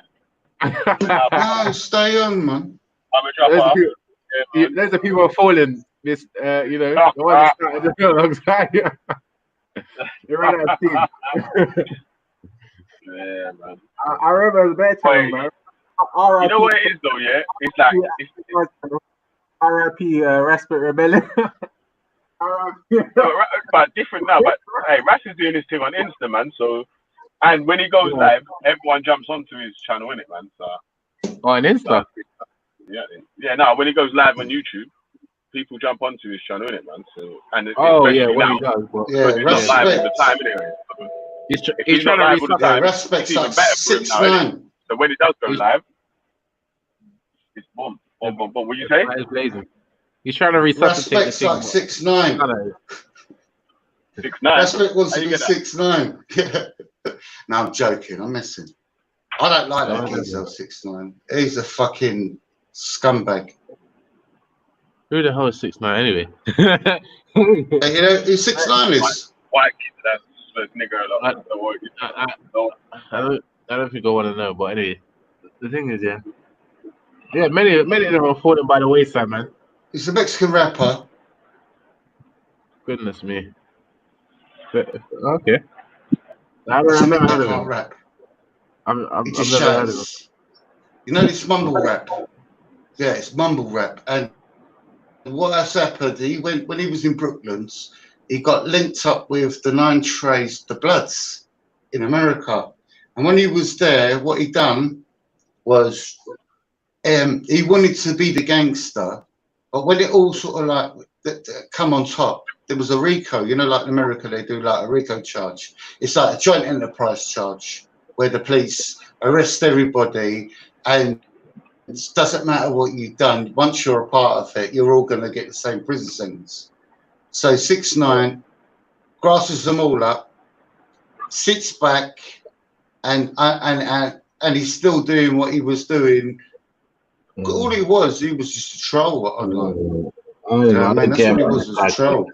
And all due respect, Popeye, man. No, I don't like like people like that. He really doesn't even have nothing. Like, it doesn't interest me at all. To be fair, I don't know about everybody else, though. I don't know, man. This guy, I don't really want No. The other day, yeah, I was walking out of my house and some geezer's playing one of these songs in his car, and I think to myself, why are you playing that? He's a fucking nonce. He's a fucking grass. But people are getting, well, you know, in America now, it's sort of like, well, you know, it's all right to inform on your people around you. You know why? Yeah, because trying to join a gang when you're 30 is an idiocy. Yeah, of course. Gang. Yeah, actually trying to turn 30 and then become a roadman instead of and guiding. Nah, man, that's not a this guy roadman. He was guiding. Nah, of course not. You're tracking it, man. No tracking it. What? I have to bind you up, man. Yeah, everybody bind you up. Yeah. Yeah, man. No, but the people that was around him, the nine trades were around him, they were all madmen. Like they would fucking kill you. You know what I mean? For fuck all. But now he's under witness. I don't know. He's still waiting for FBI, but I don't know. He's still under witness protection. But he's a horrible person. He's got rainbow hair, Reggie. Oh, right. Rainbow hair. I don't know, man. I don't know. Maybe Bill knows about this guy, but I'm not really too fussed about it.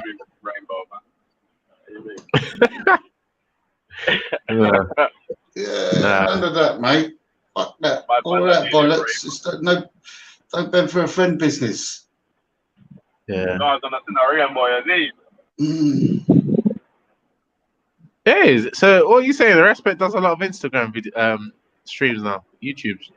Yeah, live. does that a little bit, and then goes live now and then on YouTube, man. You know what I mean? Oh, what did you do on Insta? Just posting stuff. Is that it? I don't know, man. I don't know. You have to go on Insta, click the notification thing so you get the notification when man's live, innit? Nah. You have to be man's friend or something, innit? If you're someone's friend, I think it comes up on your screen when they're live. If you're on Instagram. So then everybody jumps on. The what do you call it? Zakat wasn't enough for Respect to stay on YouTube. The what? The cat. The zakat wasn't enough. Oh, yeah. The donations. It wasn't enough. Oh my gosh. Going to trace these crazy bar legs out of Yeah, town. man. Every man's got to do what they got to do. You get me? Like, yeah, of course. It's difficult trying to make a buck on YouTube, though, man.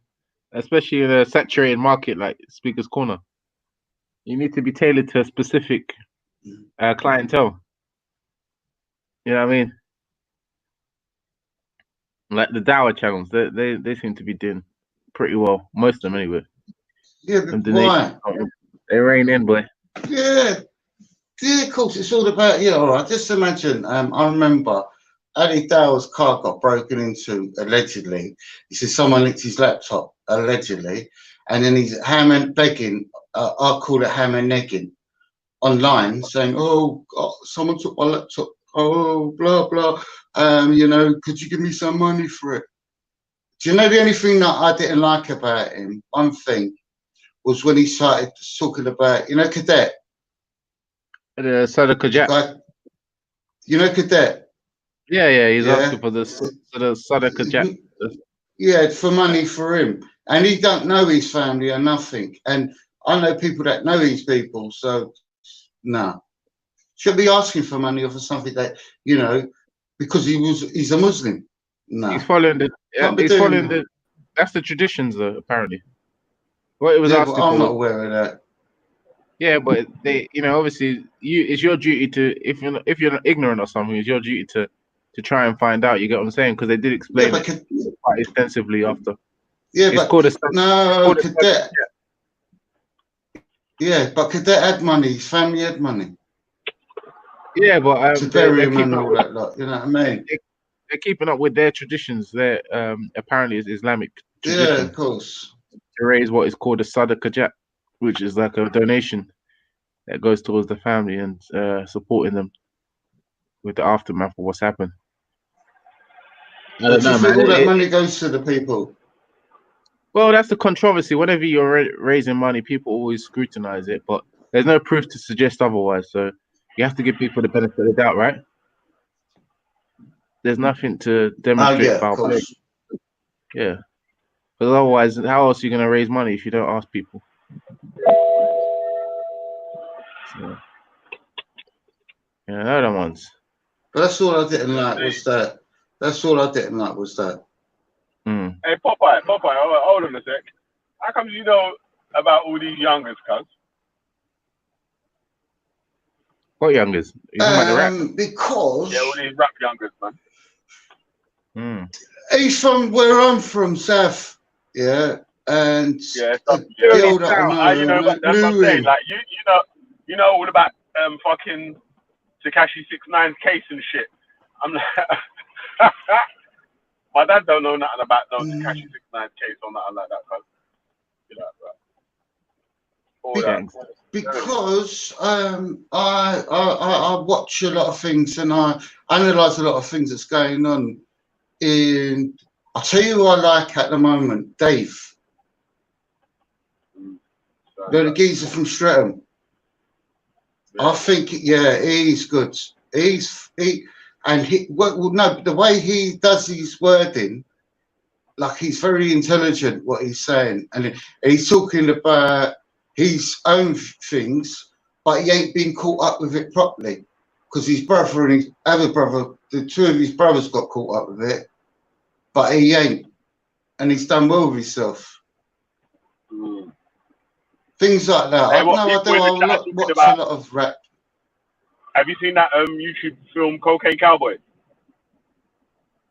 No. Well, there's part 2 as well. Cocaine. Cocaine No, I Cowboy. haven't seen it yet. Yeah. One girl But I've watched all of them things. Yeah.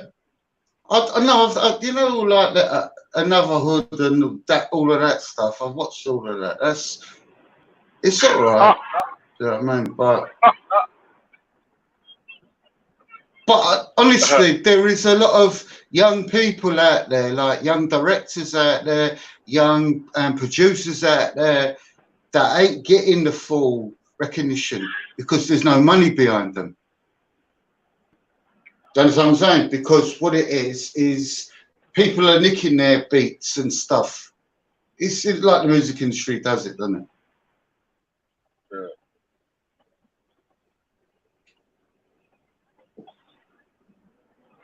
I even like him. The other guy, what's his name? Fulton Heath fella. Stormzy. He's all right. People like him. But I've listened to rap since I was a child. You know what I mean? Since I was young. And I like American rap. Then when it went to gangster rap, then it went to like NWA and all of that. Then it all started changing because it was all about. Pardon?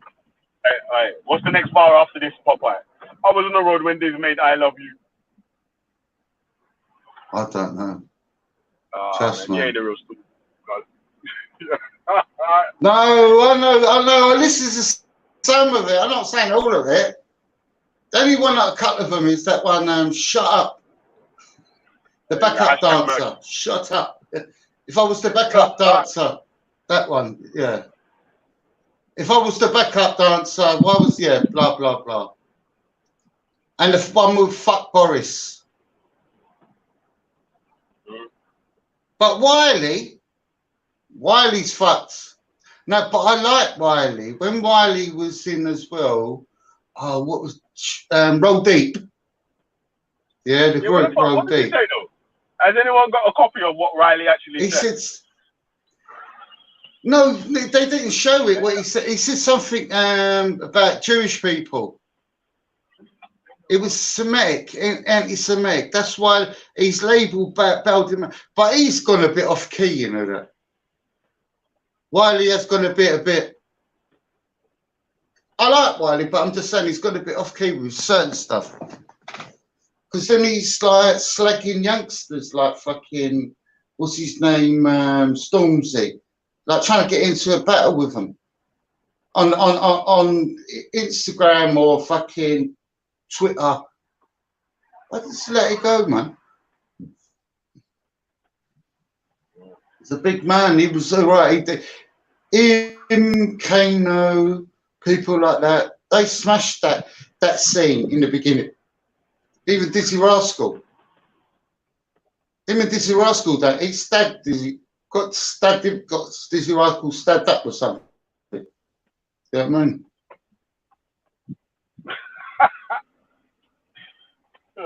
It's money, it's greed, jealousy, whatever it is. I don't know what it is. Is it greed, jealousy? Oh, because you're doing better than me?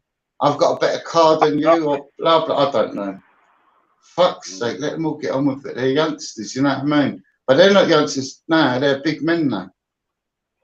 All right, we'll say, like, at the moment, with Kano and Ashley Waters, they're doing that thing, aren't they? The flats in fucking Top Boy. And it was only, what's his name, thingy come in there, what's his name? And he's trying to do Graham. Yeah, right, let me ask you a fucking, question. he's not American, You're he's... breaking this into chatty patty hour, yeah? So, is there any situation that it would be ever okay for you to hit a woman?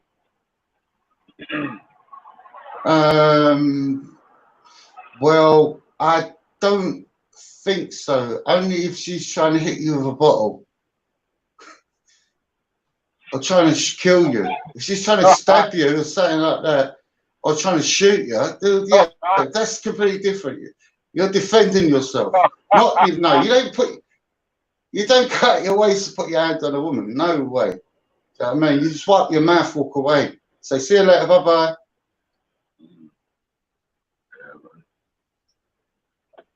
Can't be putting your hands on women. Do you know what I mean? It's just not. Yeah, look, it's like my mother always said to me, look, just, you know, I said to my son, look, don't matter how things are. Do you know what I mean? Don't put your hands on a woman. Do you know what I mean? There's no need to do it. Do you get me? My mum used to say, don't do that. Do you know what I mean? I hate you in the building. Go on, carry on. It's just one of them things, isn't it, really? It's like, I don't know. It's like, all right, but then just say a lot of men could say, well, equal opportunities. You put your hand on me, I'm going to put my hand back on you. Yeah, equal opportunities, it could work two ways. But that's only if you think like that. Do you know what I mean? I don't know. I don't know. It's like I wouldn't do it full stop because in my book, it's not my thing. It's about respect. You got kids. If anybody put their hands on my daughter, yeah. Oh, go on, Doc. Are you eating What's happening? crisps? I'm finishing off them that fruit gums that I had. When you get to be an old man like me, you got to have them nearby. Yeah, you got to have something, can't you? You got to have a vice. Hey, fucking old man. The only thing, dark magic, yeah. Don't try. You're a Liverpool supporter, Popeye. Wine gums. Yeah. You're a Liverpool supporter. Yeah, man. Yeah. Big up, man. You never walk alone, brother. Yeah, of course. Never. No, do you know what it was? Right, this is 30 years they ain't won it, and do you know what? A couple of years ago, my pal died. He was a Liverpool fan as well, and he died just before Liverpool was nearly won it, and then he died. But anyway, I was just thinking, but life's life, isn't it? It's like you move on. It's like now they've won it. It's like I don't know. This time of the year, yeah, with it all, it seems weird. But there's many more to come with Liverpool. This team we got are a gangster team.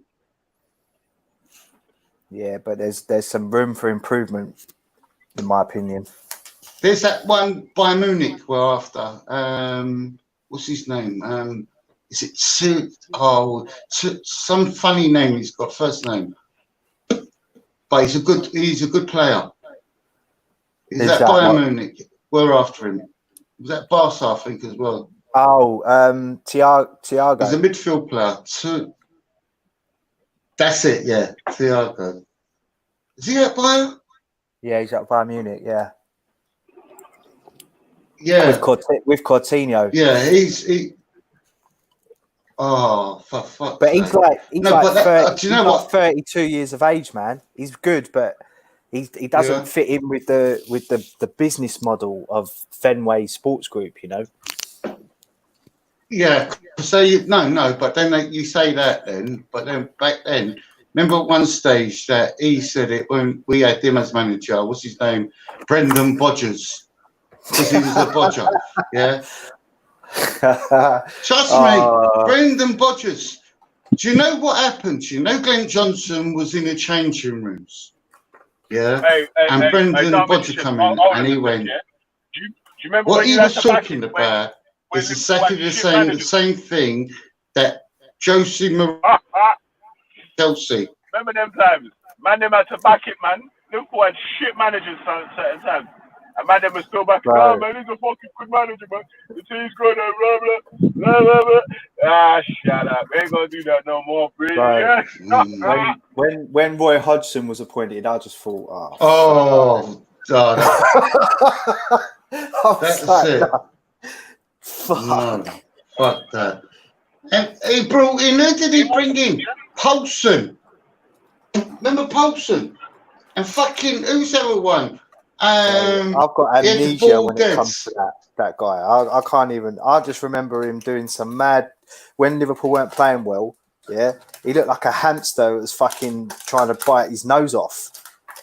He looks weird when he's, you know, like when managers. He was never ever a Liverpool manager. He was, man. He looked like an owl. That was terrible. He was a horrible manager. I do like Roy. Don't get me wrong. Roy's a geezer, but he's not like he's a never fucking waste, ever man. been allowed anywhere near Liverpool, man. You know, he's a relegation manager. He's the one that's brought in to keep them up. Yeah. So what? You know when you're a football manager, yeah, and you get you get some payments, some sort of pension. You like football manager pension. You get.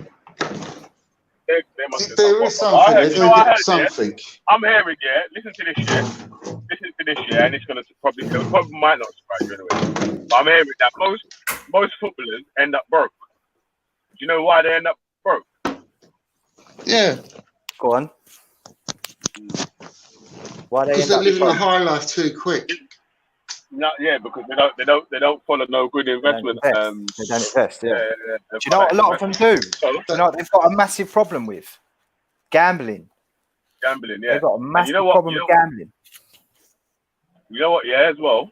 Differently, yeah. Like I was trying to say. Yeah, bad times on this channel. We giving out. Obviously, we're not financial advisors or nothing, yeah. We keep talking about. Well, I keep talking about interest-free. Well, not interest-free. ISAs, isn't it? Stocks and shares ISAs, where obviously you're buying into a fund, or you're paying into a management fund every month or whatnot, and then obviously the compound interest over time should mean that, like the footballers, when you retire, you shouldn't be broke. Unlike the footballers. When you retire, you shouldn't be broke. You get me? But even if you're in your later years now, yeah, you can still invest for 20 years, so you can. Do you know what I mean? This day and age, do you know what? If you look, after their retirement, a lot of because of the money. A lot of footballers now, they're not out like buying loads of cars and houses and stuff like that. They're not doing that. They live frugal. You know, they're just all about their training. They don't even drink anymore. You know, they don't. When you see like Liverpool and that celebrating, they're not drinkers. They're not there with like their cans of Stella and fucking bottles of champagne and that. They'll have like a couple of drinks. The drinking culture's gone out of football. Yeah. But wait, hold on. You can't be a top grade athlete and drink beer and and smoke fag. But they did used to, though, bro. I'm telling you, they did used to. Yeah, but they weren't. Yeah. They weren't. But they was never World Cup winners though. They was never so and so. So if you want to be that, Look at Arsenal with Adams. Yeah. Got Now, 4 months to drink driving. The Premier League was rife with it. Like all the like the Premier League footballers and that they were big boozers, spenders, cocaine, the lot, man. Paul Gascoigne, Paul Oh, Merson. fucking hell. He's a tragedy story. He is fucking absolute brilliant football player, and those people What a around him. gifted player. Oh, mate. Yeah. What's his name? Wonder. Charlie 50 Bellies.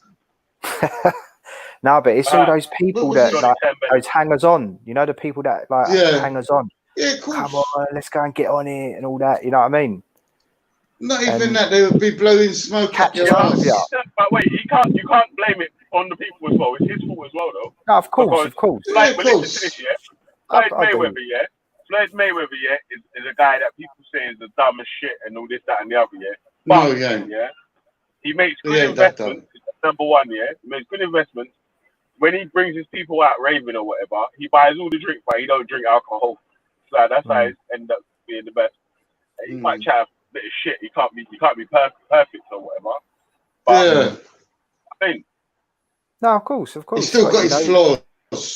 Everybody's got flaws. He's got a lot of good investments as well. Every single body's got him. He's in with Al Heyman, yeah. So and he's smart. Even when he schooled him on how to use his money, and he actually listens to it. So what he's doing, all he can do is just make more money. If I was a millionaire, I could never go broke. Simple as that. Look at Tyson with the other geezer, fucking shocked head. What's his name? Fucking the promoter. Oh, what's his name? His promoter at the time that was doing all the money was Don King was a scumbag. Don King rinsed Mike Tyson. Rinsed him. Yeah, rinsed him. But that's what promoters and that's do, what it was all about. You know what I mean? The promoters, that's what they're there for. Look at fucking Eddie Hearn. Eddie Hearn has absolutely ruined AJ. Absolutely ruined him. He ruined. Do you know what? Who else he ruined as well? He ruined Kell Brook's career. Telling Kell Brook to get in the fucking ring with Triple G. Fucking the guy shattered his eye socket. Battered him. He shattered his eye socket. And then when he fought against Errol Spence shattered his eye socket again. It's like ridiculous. Again, why are you getting in the ring with Triple G, you idiot? Like, stay at your weight, man. Yeah, instead of going up. But then you got this is what a lot of people don't understand He's a good about boxer boxing. as well, Kell Brook. He's a really good boxer. Yeah, but when you're boxing, you got to cut weight. Yeah, he does that. He does. And people don't understand about cutting weight. When you cut weight, you're in trouble. Yeah. So just imagine if you're 12 stone, you meant to hit 11 stone, whatever. You got to lose a stone. You got to sweat it out, run around, get it out to go in for the weigh-in and that. Another one as well. You know the guy that got shot. You know the one I'm talking about, the promoter that got shot. No, I don't know. Got shot allegedly by I'll tell you the guy's name. What's his name? Say some of the promoters, English promoters. Eddie Hearn. No. I'll think of it in a minute. It's what's his name? No. The old fucking guy. Oh mate, I don't really care about fucking promoters, man. You know what I mean? They're but the promoter, they should be quiet, man. They should be in the corner doing what they're doing. They shouldn't even But they're making ever their money. be in the ring talking. I hate it when Eddie Hearn gets in and starts, you know, like he's the fucking star of the show. Heyman's the man. Do you know a dark magician? Frank Warren. You know who Al Heyman is? Do you know who Al Heyman is? Yeah, of course. No. Do you know what he looks like? No, I can't remember. He's got curly teeth. Is that the guy with the curly teeth? No. He's got curly teeth. No one's seen a picture of him. Me, Al Heyman. He's never done no interviews or nothing. No one knows who he is. Yeah, I've heard his name. Yeah, he's a black promoter. He's a black boxing promoter. Yeah. Yeah. But he don't do Yeah, but that's what I'm interviews. saying. It's like Nothing. even Frank Warren. Yeah, Frank Warren is known, and you see him about, but he's not like that kind of guy who's trying to sell himself or anything like that. You know what I mean? But when I see What? people like Do you know when he got shot? Eddie Hearn, But that and might he be just his makes stuff. my fucking blood boil. What was Eddie Hearn's dad's name? Ah, Right, what's he his took over dad's from his name? dad in- Yeah. I don't know, bro. He didn't. His dad used to be the promoter before him, innit? And he took over from his dad. Okay, yeah. That probably makes sense. He's a proper East Londoner, So isn't he? obviously, it depends on the style that he's come up under. So he's So was come Eddie up under. Hearn, I think Eddie Yeah, Hearn's that's what I'm dad saying. was a Eddie promoter Hearn. as well. That's what I was talking about, man. Yeah. Oh, I thought you meant Frank Warren. Oh, okay. Eddie Hearns, he's fucking the dad's. What's the dad's name as well? Is he Eddie Hearns, the dad? Probably. What's the dad's name? And Junior. he was, yeah, of course, but narcissistic. Oh yeah, I've got to Mate, call the guy you should not be Junior. boxing. He should be in a fucking episode of Towie. You know what I mean? Like, get what the fuck Yeah, you of doing around course. here? Get the fuck out of here, bro. You know? No, he has. Oh, He's the ruined dad's name's Barry Hearn. Oh, all right. Barry Bazza. Yeah, Barry Hearn's the dad's, and the son Yeah, so is Eddie, isn't it? The son's got the style from his dad, innit? So his dad took it in the ropes, and then he took over it with his style. Yeah. Al Mate, Heyman, someone else brought him up. they should be and laying then he took over carpets, mate. They should be laying carpets. Carpet. Yeah. Yeah, you know, like carpet salesman. You always go in there, go, all right, mate. Fucking trying to sell you a fucking carpet. Want a bit of remnant? Real time. But alright, so if Eddie Hearn never managed Anthony Joshua, who else in the UK could have managed Anthony Joshua and got him to the heights where he's at now? Well, I think if he'd have had a different manager, he would have definitely fought Wilder by now for sure, 100%. I think the reason why I don't think that Anthony's scared to fight Wilder. I just think that he was told, no, you can't do it right now. You're not ready, you know.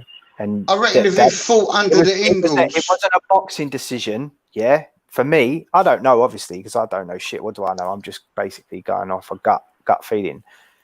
To me, it wasn't a boxing decision. It was a promoting commercial decision for him not to fight. Oh, Wilder's not signing this part of the contract, and Anthony Joshua's not signing that part of the contract. Look, I'd have just said, I'll fucking fight for free. This is my legacy I'm talking about. I don't give a fuck. But then you've got people in his ear going, you can't do that. You've got to make money out of it. It's like, I don't give a fuck. Make the fight happen. But he does have to make money out of it, and the money has to be right for him. Bro. That's why he will never be a great. That's why he'll never be a great. It's not Anthony Joshua. But wait, hold on. You can't say that, man. You can't say he will never be a great. I know what you're saying. He won't I fight can't. if the money's not right here.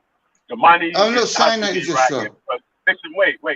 Every time you get in the ring to do boxing or any sort of martial arts or whatever like that, yeah, obviously your life's on the line as well. You know? So, literally, you can't be taking these fucking. That's why I think. Free. Look, shall I tell you where I'm coming from?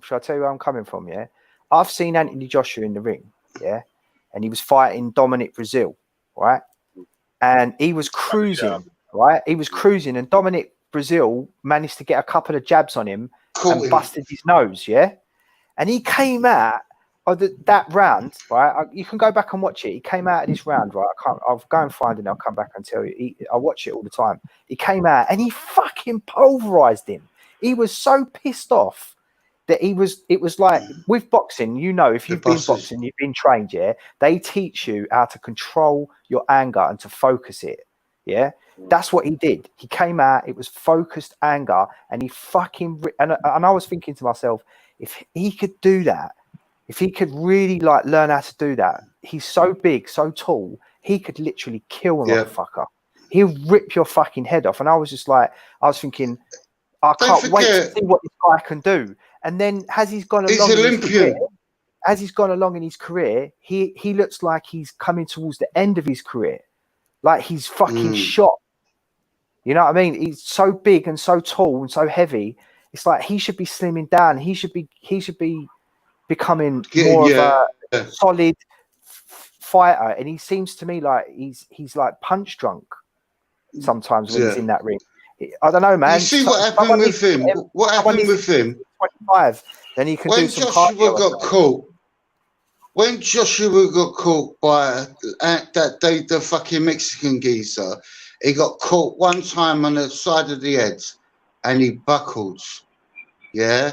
Now, look. Now, who would have thought? Yeah. Who would have thought that them two fighters at that time, that the money was all on Joshua. Yeah, he was the world champion. He had all the belts, and some little Mexican fat guy comes in that's had too many kebabs or whatever he had, and he's done one punch side of the head. He's on a penny. He ain't getting up, and that's what it was about. It's like he underestimated him because he should have took that fight. Hold on. When you're in the heavyweight division, if you get smacked in the right place with a heavyweight, it doesn't matter who you are. You're going down, bro. It don't matter who you are. It doesn't matter who you are. That's why we love boxing. That's why we love it. That's why we love heavyweight boxing. All right, boxing. All you need in boxing is 3 pounds of pressure on someone's jaw, side of the head. 3 pounds of pressure. Once that hits you, you're on the penny. You're going down. Ruiz does have he's a brilliant boxer. Watch him out. Watch how he boxes. A big puncher. Watch how he comes inside. Watch how he can work the inside. He can work the jab. Sides, he's a brilliant boxer. Anthony Joshua had never come up against him. He's got a good punch. And he probably took the fight way too easy. But even in the second fight, he didn't look. He didn't look. No, he stood back for him a lot. No, he stood back. He just wanted to jab him back. He fought him off the jab. Of course. He should have done that in the first. But that's what a great boxer does. Yeah, you know, you don't. Yeah, but you know, because Joshua is an Olympian, so Olympians they play for the points. Boom, boom, boom, hit the face. Boom, boom, boom, hit the face, sort of thing. You know, because they got the fucking it. Brilliant in the Olympics. Yeah, he did it right. He was really good, but he's even better. Yeah. He was even better coming out as a pro, and I'm just looking at him and I'm thinking he's going to be the greatest of all time. But then something went wrong, and I'm trying to think to myself, what's gone wrong with this dude? And I'm looking at Eddie Hearn, and my fucking spider senses are going off, big time. Yeah. All right. So, what do you think if he fights Tyson Fury? What do you think the story's going to be there? Tyson fucking takes him to school. Big time, but like I said, if Anthony's smart, he will give him trouble, big trouble. If there's anyone who can beat Fury, it's Anthony Joshua. Yeah, Fury absolutely. He exposed Wilder for what he is. Wilder's not a boxer. Yeah, he's one punch. If you watch Wilder, he's a fighter. He's terrible. Wilder's a fighter. Like a windmill. He's got no technique. He hasn't been in the game long enough. He hasn't learned. And he absolutely exposed him for the poor boxer that he is. But at the same time, Wilder is incredible when it comes to punching. Like if he hits you right, you're going. Good night. No, I'm not looking. Yeah, you're going down. Yeah. All right, just say good night, Fiona. See you in the morning. But what I'm trying to say with Wilder, when he fought him, when they were fighting, the first time when Wilder knocked down fucking Fury, and Fury got up, that was his second fight. Remember, that's he dominated the guy. It was only that one punch. Yes, but what it was in America, they caught him. Yeah, and anywhere else. Because to me, that's all it was. I looked at that. I looked at that whole fight, and to me, he won probably round 2, maybe, and the round that he knocked him down. Like for me, Fury that was outboxed him. that was a drawn round for me. So he didn't even win a round. So how the hell did they have him a draw? I do not know. There's no way. He maybe round But 2. in America, innit? Other than that, he dominated him. And in the But second fight, just say, God, I love that fight. He schooled him. His blood. He schooled him. He schooled him, and a lot of people are going, "Oh, his glove wasn't on properly." No. Heavyweight, one of the greatest heavyweight fighters down with a body shot. Yeah, with a body shot, bro. That's crazy. But I'm not knocking him. I'm not knocking the other guy. Yeah, Wilder. Wilder can punch you one. Hold on a sec. Man, stuff like getting knocked down by a body shot. Yeah, I'm like, yo, lift up, put your arms in the air, yeah, and let a heavyweight boxer punch you. Yeah, of course. In the solar plexus. I'm aware. Yeah, of or the course. rib. And it hurts. Down on you're standing up for. Bro, come on. When do you ever see a heavyweight Anybody boxer that gets hurt? You don't see it. You don't see him go down to a body shot. You don't really get body shots a lot. Listen, honestly. That's what I'm saying. Philly. Fury's like, that's how Philly. good Fury is. He's body shot in and Kill the body in the head. Yeah. So if Philly. that's what they do. Man will keep you body My shot man and then they'll give you back with a headshot. All right. So, Philly. Tyson Fury hit him so many times, he thought he was surrounded. He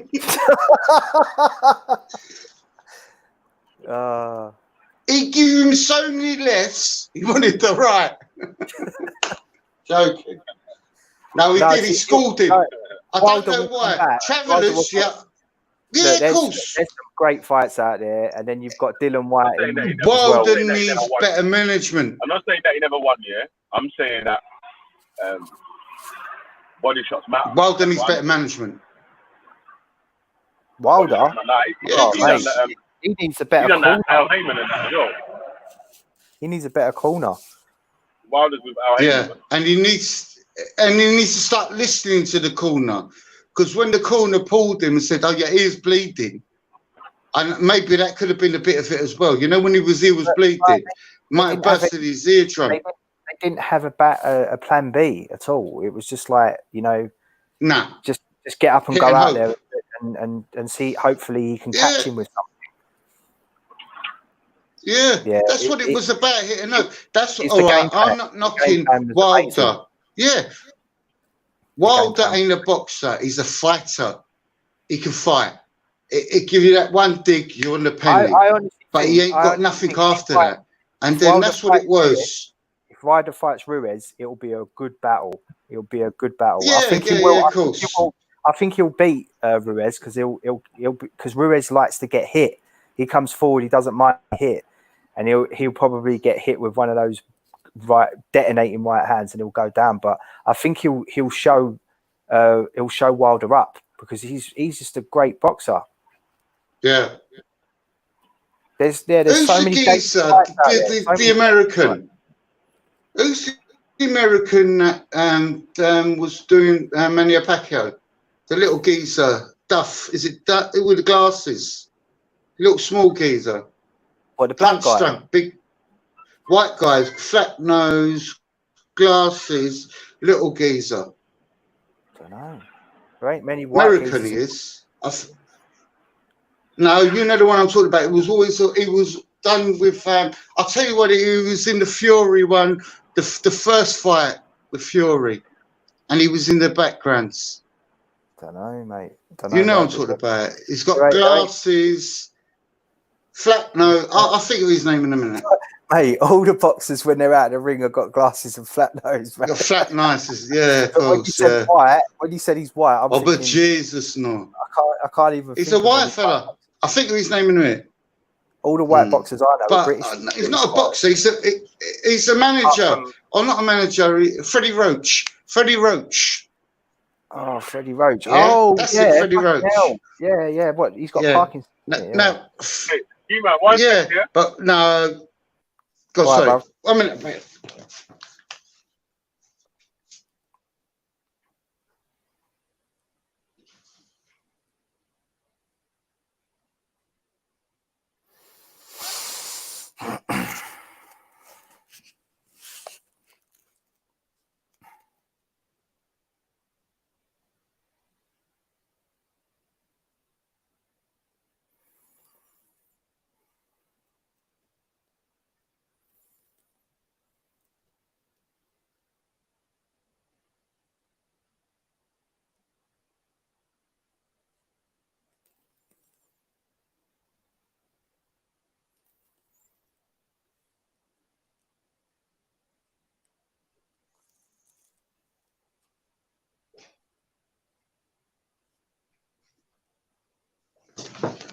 Hello. Still Popeye, there? welcome back, bro. Welcome back. No, I just wanted to tell you. Look. Remember what I said about Freddie Roach? Yeah, yeah. Yeah. Freddie Roach said before the fight between the Mexican and Anthony Joshua, don't underestimate the Mexican. Yeah. And like I was sitting there and I was thinking, I looked at it and I think, no, but this geezer has got fucking insight into boxing, this fella, Freddie Roach. Yeah, of course he has. Do you Yeah, know what I yeah. mean? Yeah. Don't forget he had Manny Pacquiao and all them lot. Pacquiao, oh, what a fighter, Manny Pacquiao. Yeah, he's got a wild card, Jim. Mm. Oh, you see all of that yet? Now, has he got Parkinson's or is he punch Yeah, drunk? No, he's Parkinson's because he used to be a boxer, Yeah. innit? He used to be a Yeah, boxer. no, but a lot of them get punch drunk, you know that? Yeah. Yeah, Definitely. punch drunk is where they seem like they're drunk, but they're not drunk. They're fucking. Too many licks to the brain. Yeah, of course. I tell you, like, there's a lot of Ricky a lot of Hatton. boxers. Ricky Hatton. Yeah, I know. No, do you know what his nickname was? Ricky Fatting when he went and fought. Yeah. No, he was a good boxer. In between fights, he was sitting in the pub drinking Guinness and snorting cocaine. You know what I mean? It's like, you know, if he'd have given half the dedication to his sport, you know, instead He would of have been better than what he was. he would have. Yeah, it's because like I know he wasn't exactly the best boxer in the world, but the way he used to come forward and his ferocious body shots, he would have been much more of a force, I think. But he ruined himself he was in the pub all the time. He was snorting cocaine. Yeah. You know, big breakfasts in the morning, like big fry up and all that lot. Not taking it serious. Because when he started winning and the money's there, that's when it all happens, doesn't it? All right, just say for an example, right? The hunger goes. Well, it's not just that. Your hunger's there, but your body don't follow because you've ruined the stamina that you have by, you know, with chemicals and fucking Pearl barley. Drinking beer and snorting cocaine. Of course, that's going to do something to you. You know, like it's going to drain you out. And then he's got to try and, you know, make weight all the time. And it's you can only do that for so long. But if you dedicate yourself, you eat right, train right, live right, then you're going to have them extra years. You're going to have that extra in the tank than everybody else. Just imagine when he went back to Manchester, they were all blowing smoke up his ass, and he'd be in a pub and that's why he made a comeback. That's why he made a comeback. Have a Guinness, and he remember that comeback fight. He picked some fucking obscure Romanian. Thought, I'd easily beat this guy, and the guy was losing to him. I think he lost every single round up until like the 8th or 9th, if I remember rightly. And then the guy came back and beat him because he had the stamina. He was a younger guy. And you know, like in boxing, it's not all about how many points you're scoring. It's if you're still in there, you've got a chance. And he ended up stopping Ricky Hatton. Did you ever see or 9th or something like that? Did you ever see the mixed race English guy fighting that guy, the French guy? And the French guy is throwing shapes. He's knocked the English guy down a couple of times. Right in the last round, he's gone bang, knocked him spark out. You ever see that one? No, this is the sort of like, it's a mad one. But that's what I'm saying. With boxing, names, there are hard work. Some names with me. You know, Carl Frampton. Yeah. Yeah, Carl Frampton. Then he brilliant fought. boxer. You know the little Leeds fella, the fella from Leeds, little small, little lightweight. Yeah, what's his name? Oh, The one that, yeah, he lost, didn't he? He lost to him. no, he beat Frampton. He beat Yeah, that's what I'm saying. Frampton. I said Frampton lost to him. Yeah, and he beat the other one as well, the other Leicester geezer. But that guy can fight. Little small geezer, lightweight though. But there's a lot of British fighters at the moment that we're up there in sort of like the sport-wise boxing. It's Warrington. Do you know what I mean? I don't know how. Yeah. Do you know what I mean? It's Warrington. Yeah, Warrington. Yeah. Warrington. Josh Warrington. Yeah, he's Josh Warrington. Yeah. Oh, he's brilliant. He's quite. Yeah. Oh, he's dangerous though. I'd like I to won't see go him in the ring with him. I want to see him Yeah? fight Martinez. Yeah. But that's what he needs to do. I can't wait to see. I can't wait to see Lomachenko fight again as well, because there's some peachy fights out there for him. Oh, yeah. I want to see him really tee off with somebody who can stand with him and fight with him. Because of the lockdown, this is where it's all gone a bit bandy. Yeah. Do you know what I mean? With all of it, It's you know, now it's for a like, fighter, because imagine if you had a fight coming up and you're all ready for it, and they're like, "Oh no, sport's just been closed down." And you're like, you've literally been busting your gut to make weight for the past week. yeah. Just told you that your Fuck fight. that, I'm on the kebabs.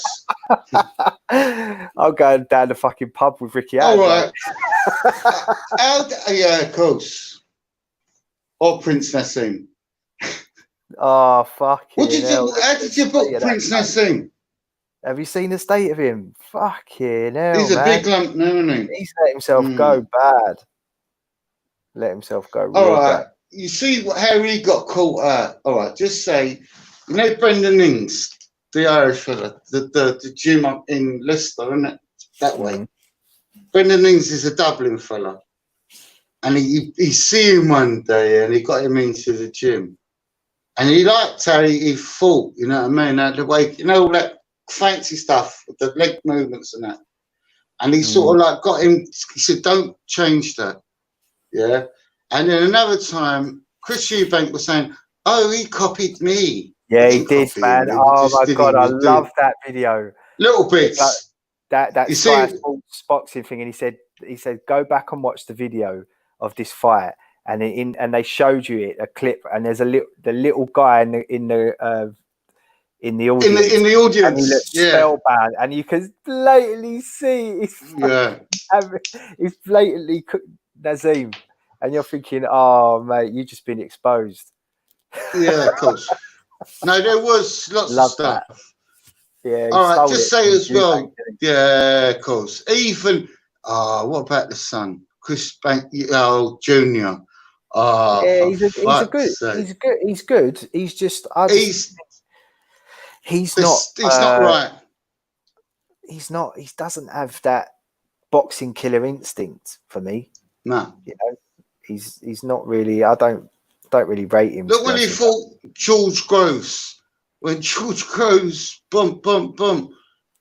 Yeah, man, all over the gaff. Yeah, but that was a really terrible fight, man. In the end, it was just like they were all over He each broke other. his shoulder, didn't he? Did he shoulder in the fight, didn't he?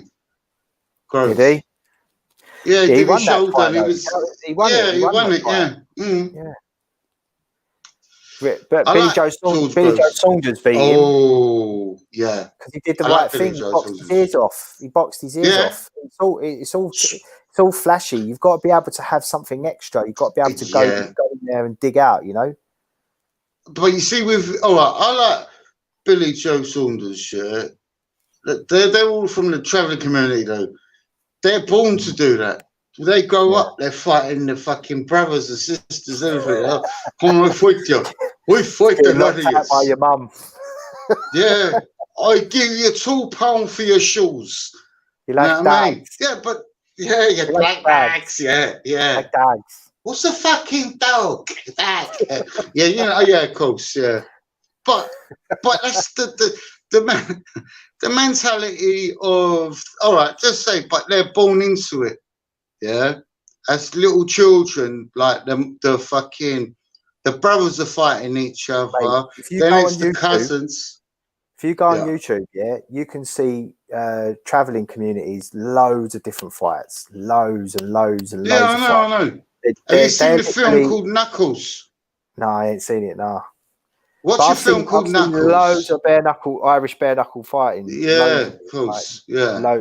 Honestly, like I've seen videos of kids just in the street. They have a little bit of a bit of tape with each other, and they just finish it out with a little dust up, and then there's always someone there, like refereeing the fight. Play. So no gouging. Yeah. No biting. But then they're on the phone, yeah. They're on the phone, like talking, yeah. No, but with the film Knuckles, they were putting grands involved with the fights, like 20 grand. Yeah. And then you get someone says, hello. Do you hear what I say? I tell you what I do. I fucking put 20 grand up and I fight the fuck out of you. Hit me, blah, blah, blah. Ah, for fuck's sake. You know what I mean? Some of them, right? There's some of them. They've got like a little. It's basically like a square meter made out of hay base. Yeah. And they have to stand in. They have to stand inside that hay base square meter. Yeah. So they cut bales of hay, and it's just two men in there, and they just stand there until they fucking punch the shit out of each other. They just keep swinging at each other until one of them can't stop, and there's guys doing it until they can't even throw their arms anymore. Their heads are still there, but they can't. They're just throwing so many punches they can't lift their arms anymore. Yeah, that's the challenge. Yeah, of course. Loads of different fighting. Yeah, the traveling community. No, but then you've got the dirty fight as well. You know that you've got the clean fight where there's, you got the dirty one where they fucking bite your ears off and all that shit. Fuck that, man. I don't want to watch shit like that. You know what I mean? All right, UFC, yeah. Go on. Have you seen those? Have I seen what? Have you seen those Eastern European fights where they all turn up with no tops on and just shorts, and there's like one's dressed in red, one's dressed in blue, and there's like they're football hooligans, and they just turn up for a fucking dust up. They just run at each other in the fucking field. It's like they're Russian or something, or they're all knocking each other. I know you're Polish or something. Yeah, of course. Yeah, it's like phones.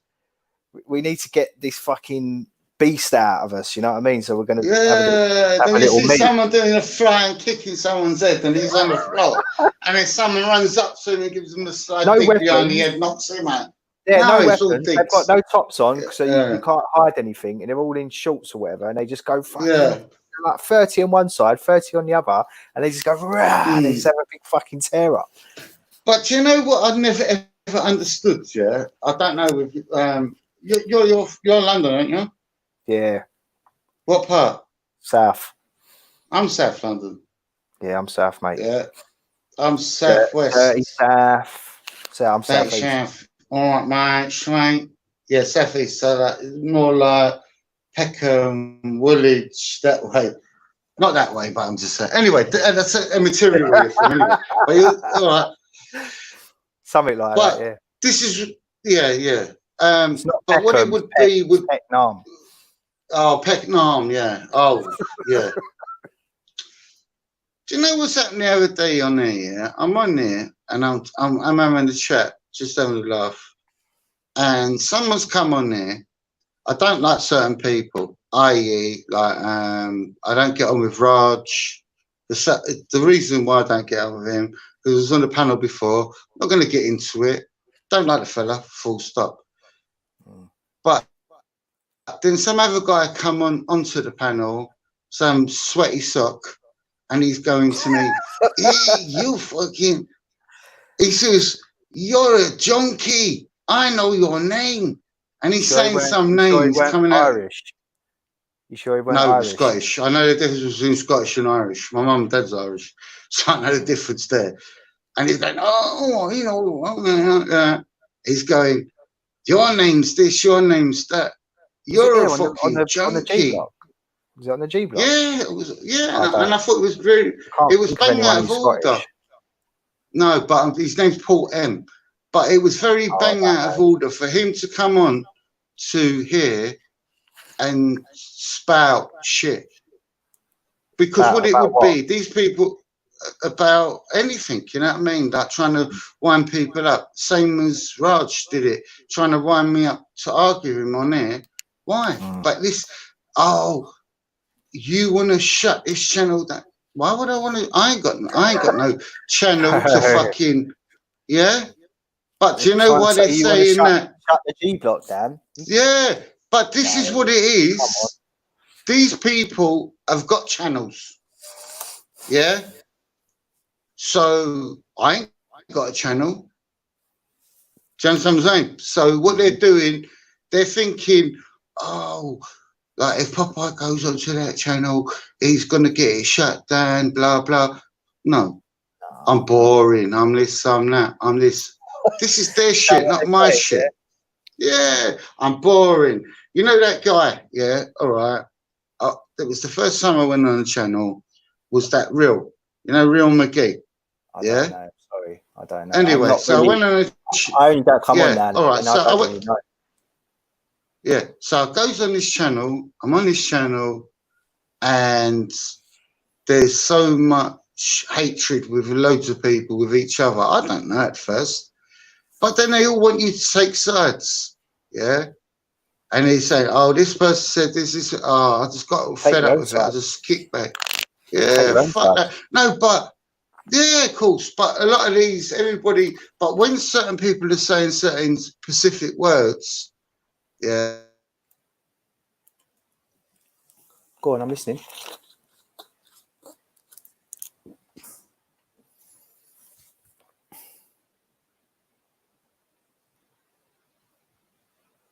We was in the back chat. You wanted to go to McDonald's with me, and I thought, oh, mate, he's a fucking weirdo, this one.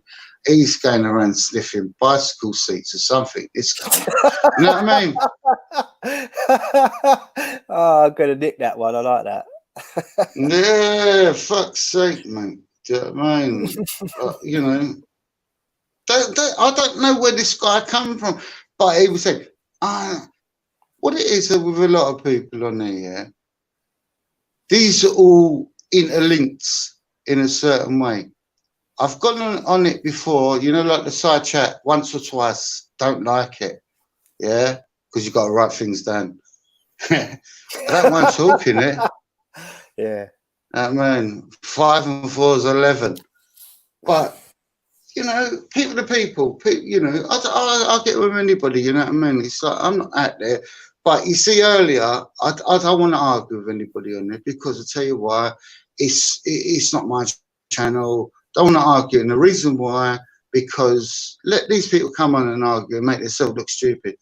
Not me. I'm not going to be stupid. Next time people, oh, Popeye this, Popeye that. You done it. I ain't done nothing, mate. Do you know what I mean? These people are just sort of got hang-ups because the truth was told to them.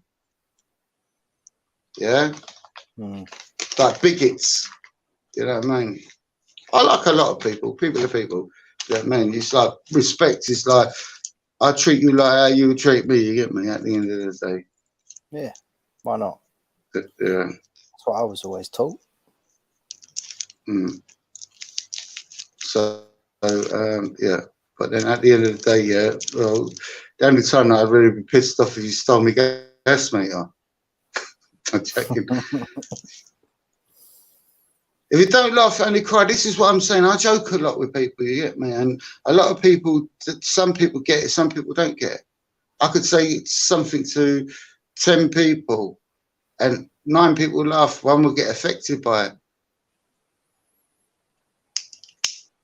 That's just human nature. There's nice people that come on there. There's, you know, I think Veli's all right. I ain't got no issues with Veli. I think he's a nice person. Do you know what I mean? He just gets on with it, does what he's doing. But then I there's think all that's you. why. I think that's why people like coming on here, because like you get a melting pot of different people with different beliefs, Yeah. different cultures, different whatever, and everybody gets a chance to say what they got to say. There isn't no press 1 in the chat if you like what's being said and all that crap. You know, there's no bias like that. You know, you come on, you say your piece. Yeah. If you can't stand, you can't stand. You don't think you can come on the G block and you're going to stand up and talk shit. You know what I mean? Because someone's going to come on, they're going to challenge you, and they could be from any walk of life and any other channel. Like, you know, like you're saying, there's groups in there and there's cliques, obviously, but there isn't no cliques over here. So everybody's welcome to come and everybody's welcome to have their say, and nobody gets censored. Nobody gets, you know, bullied out of it. Everybody's free to come here and say what they've got to say. And I think that is like a neutral space for people. Yeah. Everybody The other feels day, free to come here. the other day, even today, oh, Papa, you think you're black? How the fuck do I think I'm black? That's what 2 people have said that. I'm not going to say they are, but I'm just saying. Fucking Cockney geezer. What are you talking about? Yeah, I'm black. Yeah, I come from South London. All right, I grew up in fucking Brixton. You know what I mean? But that's immaterial. You get me? And I ain't got no issues with people's colour. You know what I mean? What, you're black because you say you get me. Fucking yeah, you get me. It's a figure of speech. Like yeah, it's a figure of speech, isn't it? Just talk how you fucking want to talk, man. Yeah, of course. I'm not going to change my ways for anybody. You know what I mean? Fuck them. You know what I mean? But a lot of people are very like, like, you know, like they want to be high and mighty and be on a pedestal. If you come on here, if you come on anyone's feed, if you come on the internet at all, you're gonna have to be ready to take on people like that. You know, it's just a simple fact. You've got to have that rhino skin if you're going to come on a panel. I know, I've got that a long time ago. Exactly, that's what I mean. Like, fuck yeah, it. I fell out the pram when I was a baby. Yeah. Shut up, bro. Hit my head off the floor and I ain't been right since. Oh, fuck. You know, you said that, not me. Yeah, no, it's only a joke. It was just a joke. Yeah, but bro, man, there's going to be people that don't like you that's going to use I don't really give a fuck what they say, you know what I mean? It was a joke. Yeah, of course. It's a joke. Me and you were talking in general. Exactly. I think it's wonderful if someone can take the piss out of themselves. You know what I mean? It's fucking. Yeah, I don't mind. It don't bother me. You know what I mean? What's that? Gandalf the Great. Same old dead topic. Well, come on and talk then, Gandalf. Come on, elaborate. What would you like us to talk about? Chat so dead. I see yeah. In the morning. Take the day off, you got the job. M Black, dead panel. Well, come on, M Black. Come on there and talk. Do you know what I mean? Put your views across. Now, this is all it is, you know. It's like, what I do, that ain't my name. Doyle. Look, that ain't my name. He keeps it. Taking the piss, bro. Where's Bodie? Doyle. Father Doyle. Yeah, Father Jack. Oh, they're taking the piss, bro. Come on. No, what it was, someone thought they had all my details. This Dean Stevens, whatever his name is, and some other this one, but the guy come across like some fucking like weird one. You remember I told you about sniffing the bike seats? That one. Ooh, Dodge. Yeah, they were saying Popeye, man. I do like you, Popeye. The few times I've seen you about now, I do like you. Honestly, you're a top geezer, man. You make me laugh. What's the hack? All it is, what hack? Tell Dark I said come to the hack. What's I that? ain't seen that yet. The hack. Maybe the back chat or something No, stupid. it's in the main chat. Pop says Oh. Gandalf says Popeye, tell Dark I said come to the HAQQ. QQ, I don't know. What's that mean? Come on, elaborate on the Oh, Islam. Okay. HAQQ. Oh, Islam. I'm an atheist. I got no issues with Islam. I'm an Yeah, atheist. I don't believe in. I'm God.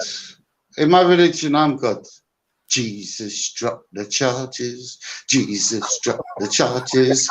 I was guilty.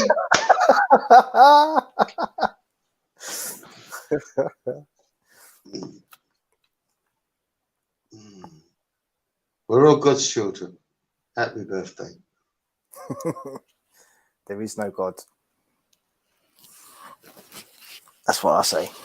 Honest, Dean Stevens, that ain't my name. I might have said a few things, but it wasn't, that ain't my name, honestly. But what it was of certain things I've said, that ain't my name now. Then I've got some Dean Stevens, I've got some guy come on here, say Paul M, and he's talking about Oh no, they've done it to me as well. We was They've done it talking, to me. yeah. People We was saying, talking in the side chat the other day. do you know someone called Matthew M? Yeah, of course. And do you know Elvis? No, I don't know who these people are, but I'm being told that I'm Matthew M. And then No, I was I told, don't. Then I was Yeah, told I of was course. Matthew M's brother. I was like, what the fuck, man? But you know, that's what happens, isn't it? Like you're going to get people. Like most of the time, I think people are just they're just trying to see if they catch you out. You know, just say any old shit. Yeah. No, because what I had before, my name on here was Popeye Doyle in the French Connection, the film. So that's where you're I after that think, character in the film, yeah. Yeah, Gene Hackman. It's a film called The French Connection. Yeah. And that's what I'm thinking. And they've put one and one together, and they've got 16.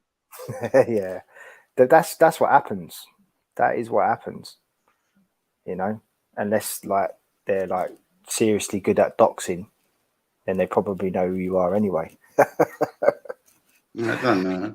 Look, I don't really care if they can dox. They can dox me all they want to dox me, but none of these idiots will come to my door. Do you know what I mean? It's just all waffle. They're all keyboard warriors. Yeah, it's true. Keyboard warriors. Yeah.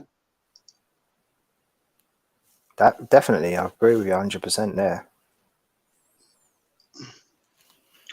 But you was in the film too.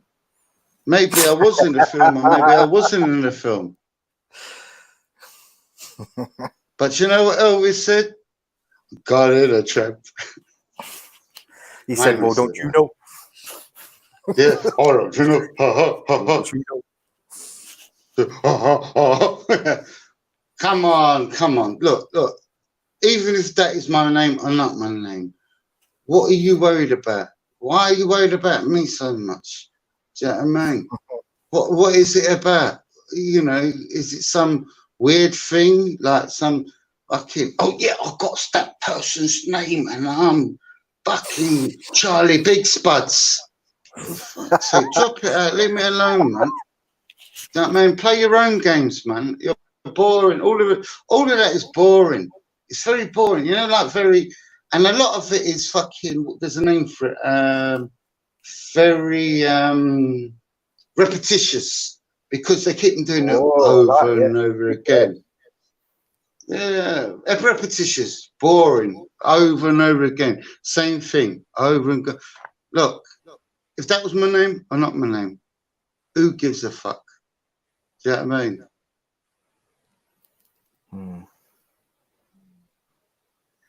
Because my real name is Elvis. Got in the trip. I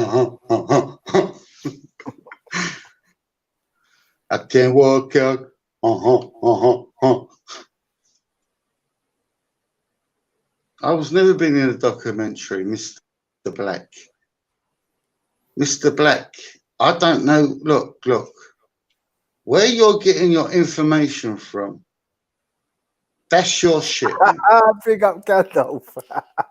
Fucking Ian Bill. You cunt.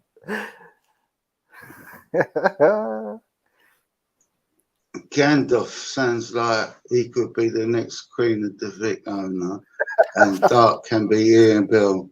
Thank you very much. Yeah. Yeah. Take the day off. You got the job. Take 2 weeks off.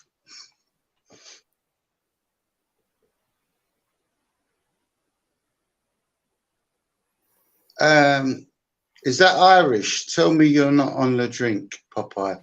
Is that Irish? Yeah, that's the Brown is an Irish name. No, but her name, there was an Irish woman on the other channel that used to be called Irish. All right, Brona, is the Pope a Catholic?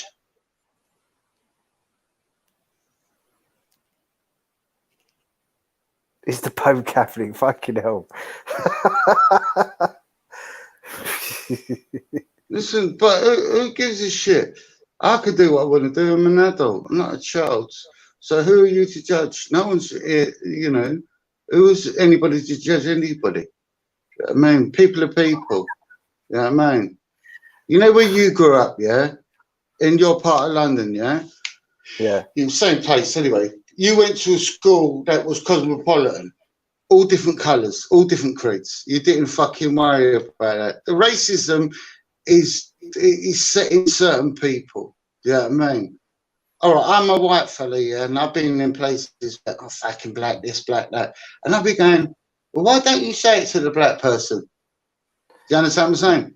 Yeah, I know. I've come up against that all my life, mate. You know, all my life. Yeah, I don't like it. Where I lived, there was a certain group of like racist people, and when they found out the family and that I had, you get targeted as well. You know what I mean? But that's the way it goes. You know what I mean? That's the way it is. Fuck it, you just fight. You keep fighting. I remember being in my class in school, and there used to be like there was like 3 black kids in my class, right? And one time they weren't, all 3 of them weren't in, and the kids, some of the girls were trying to like being racist and that. And I stood up and I was like, if they were here, you wouldn't say that. You wouldn't be saying any of that shit. And from that day, you become a target. You become a target because people don't like it when you call them out on their fucking bullshit. But you got to say it anyway. Fuck it.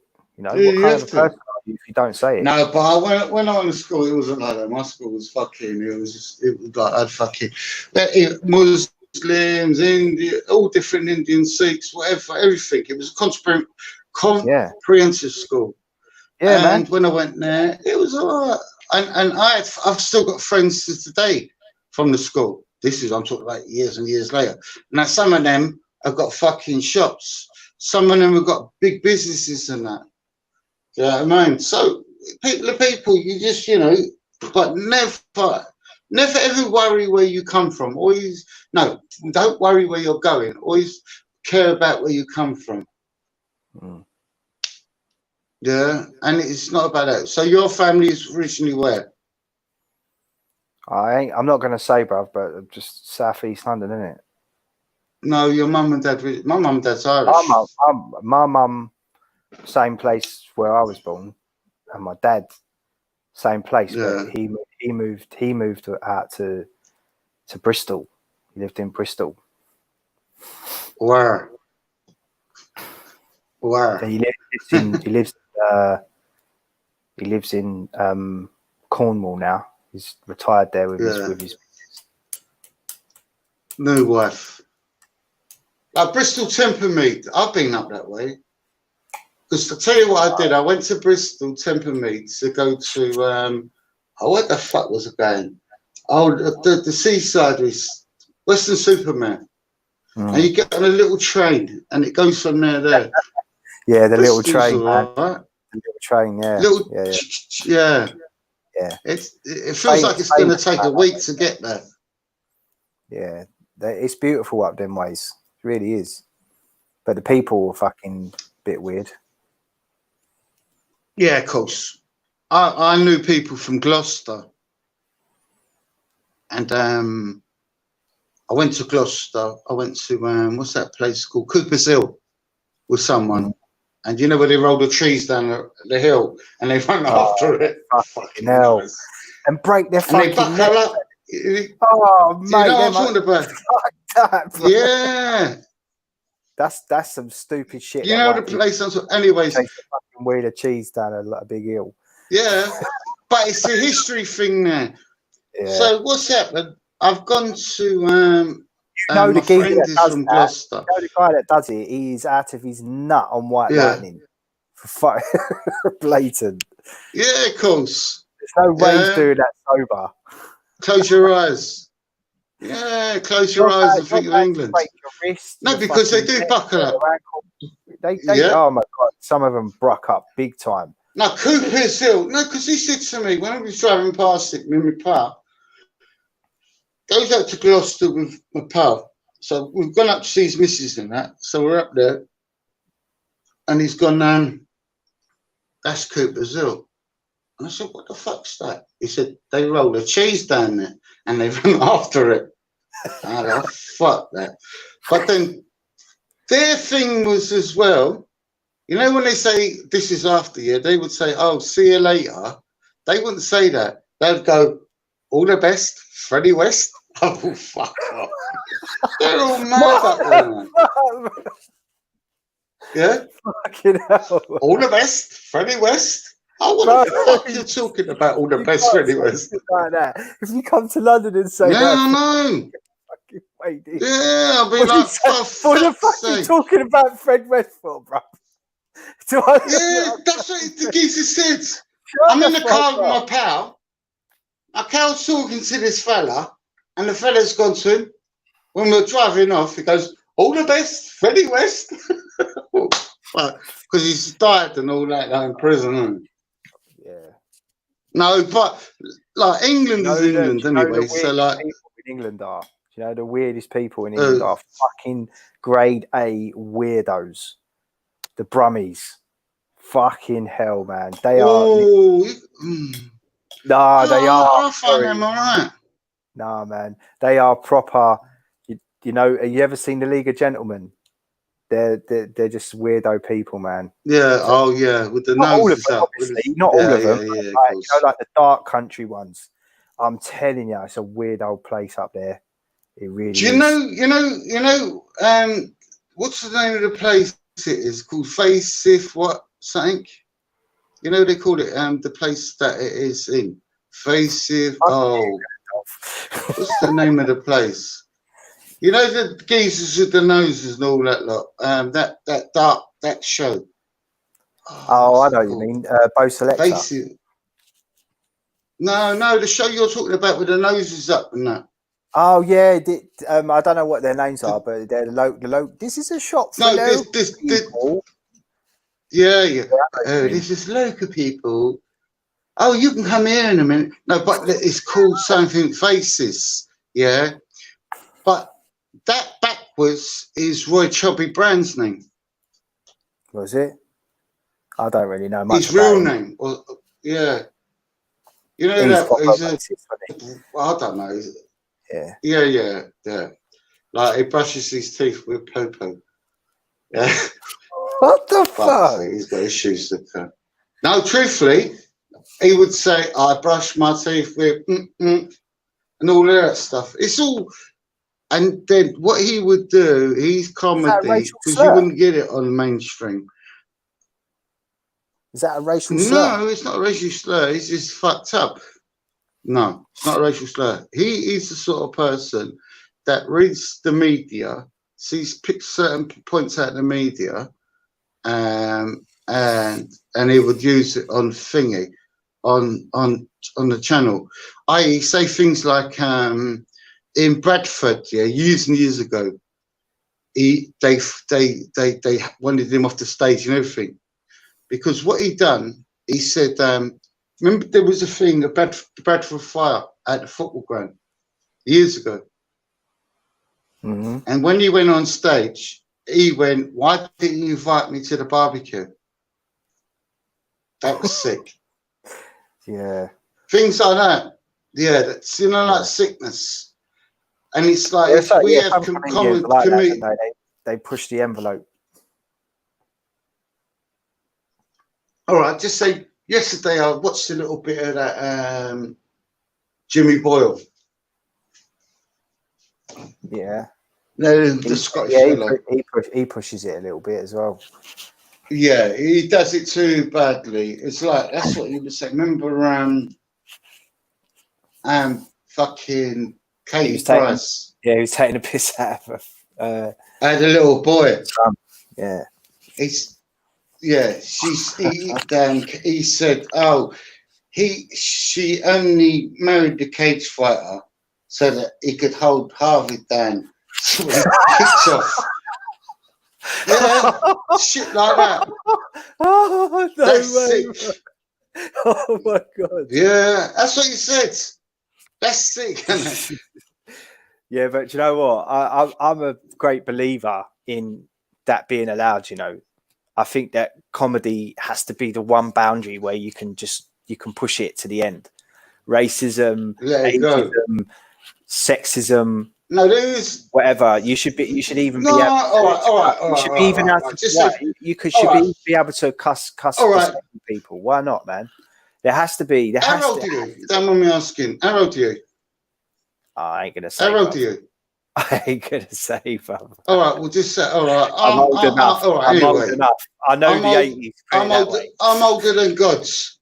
Yeah, Royston Vasey. That's it. That's the thing. Also, that's Roy Cherry Burns. Anyway, what it was I was saying about in the 70s, you'd have like fucking Love Thy Neighbor, the black and white minstrel show, shit like that, and that was disgusting. We didn't know because we was brought up on it, yeah. Because racism was sort of like no, not in the 70s it didn't. 80s, 90s more. We started becoming aware of it, yeah. So say in the 80s. Well, then even that in the 2000s, Bo Selector and all that lot. Now they're all saying, "Oh, well, I apologise for doing what's his name's face, Bo Selector and all that lot." Yeah, what's his name? Lee Francis.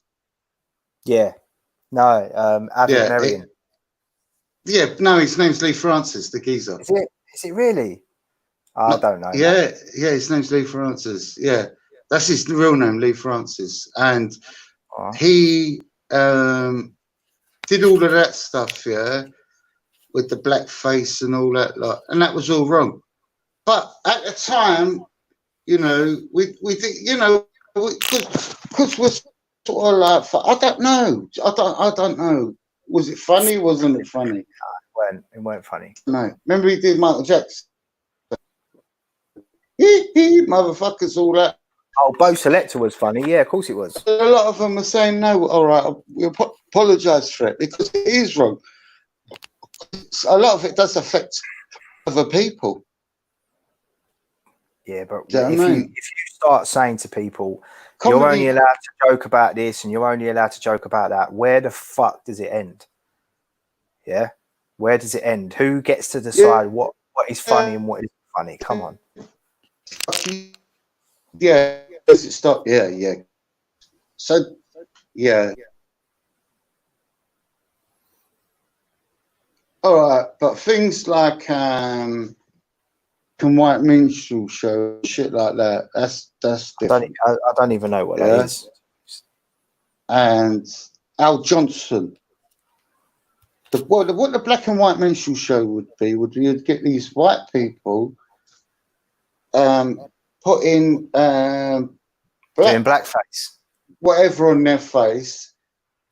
Blackface, no, but with big white lips, white gloves, yeah, and like Al Johnson. All right, Google Al Johnson. Like they'll be like, "Mammy, I walk a million miles for one of your smiles." All that bollocks, you get me? And it be that horrible racist stuff. It's the But same. just It's like, imagine, all right, with England. Jim Davidson's just like that. He's got Oh, yeah.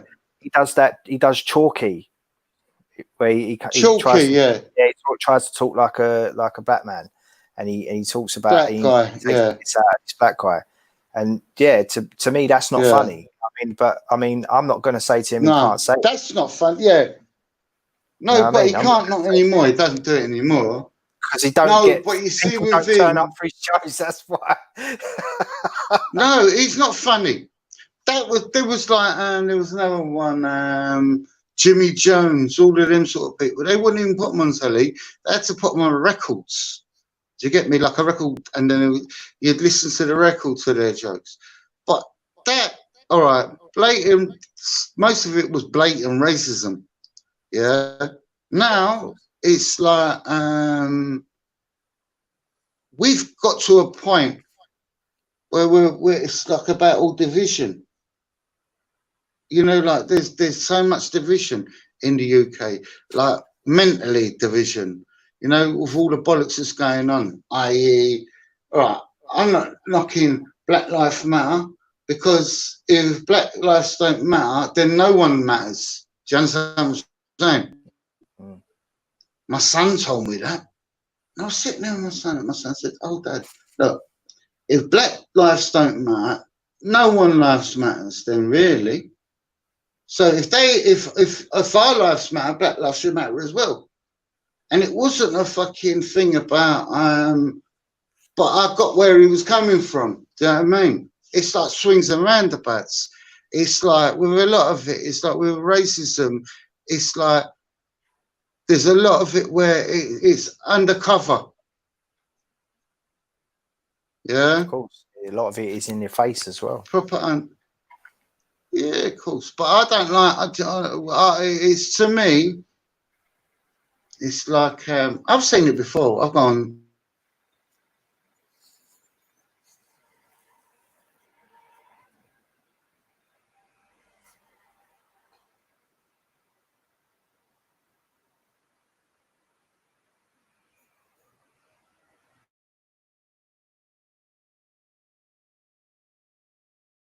I don't have that.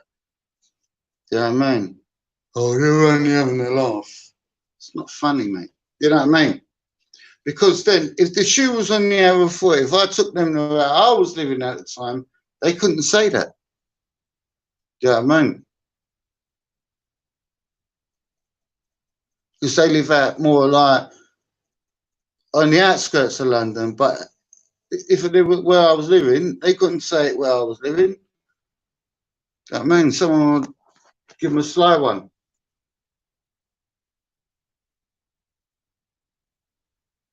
You're still there? Yeah, sorry, bro. I just had to go and do something.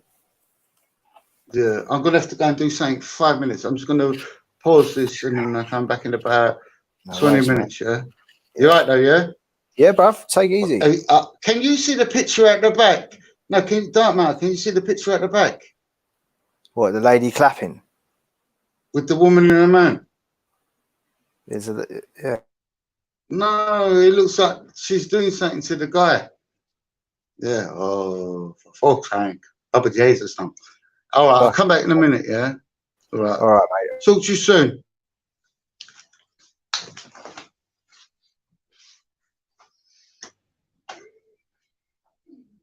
Sure.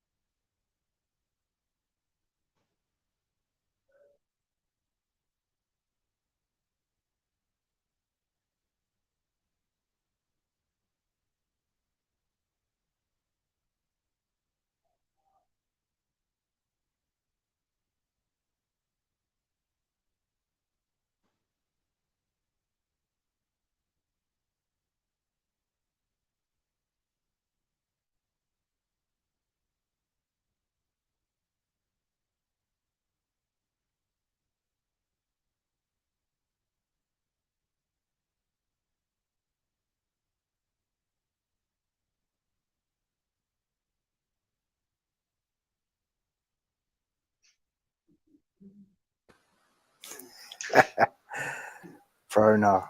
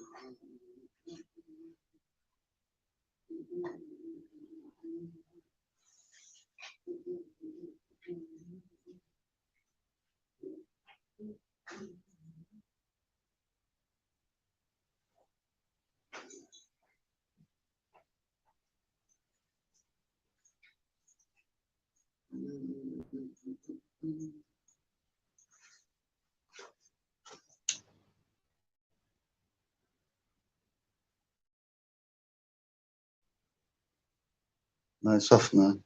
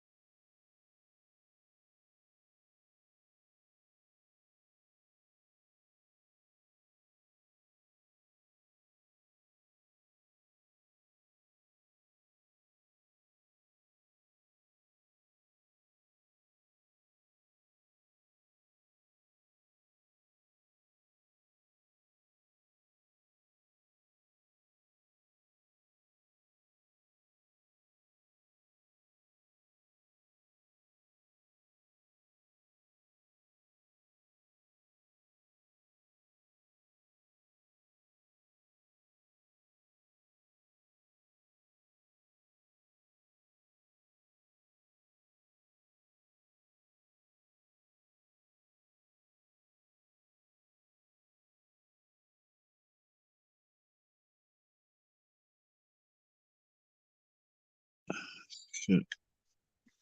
Hello, can you hear me? This fucking thing gone mad. 1 sec, yeah? I'm What's gonna up? jump back on the 2 sets. Yeah.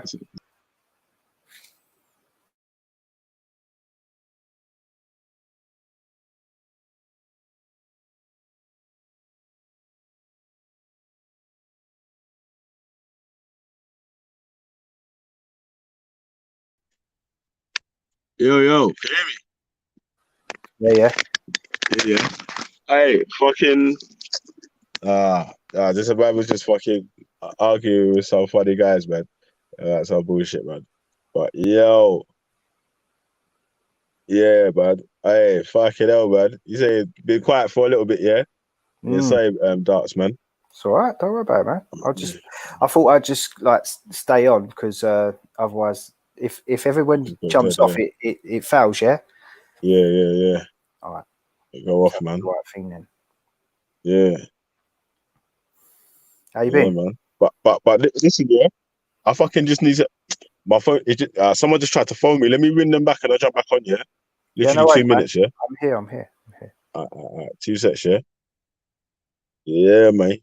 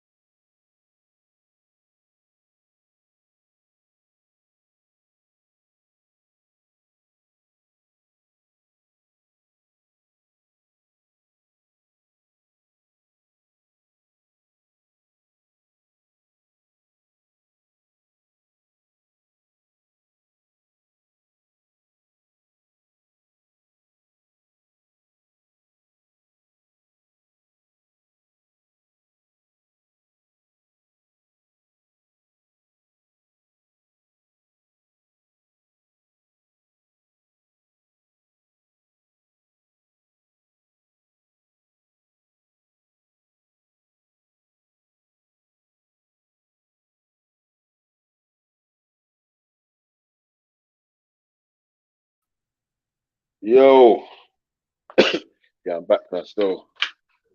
Yeah, so mad thing still, man. No, people them are hating cause you get me. Man, like can't sort of no evidence. This thing's mad still.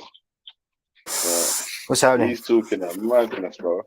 He's saying something like there must have been one troll in his name, but he had a gay DP in it. Like he had a gay picture on his thing. What's this about, man? Yeah, so the guy was trolling Council of Nice Ears or something, but he had a gay picture in it. Yeah. But then you know when the pictures like when I'm on YouTube on my phone, yeah, the thing's quite small in it, yeah, and I usually got it on split screen. So I got the YouTube and the Streamlabs, yeah, so the pictures are quite small. So most of the time I can't really see the pictures like that, innit? Yeah, but boom, if I see a picture and it's got like a pornographic picture on it, the thing's gonna get deleted.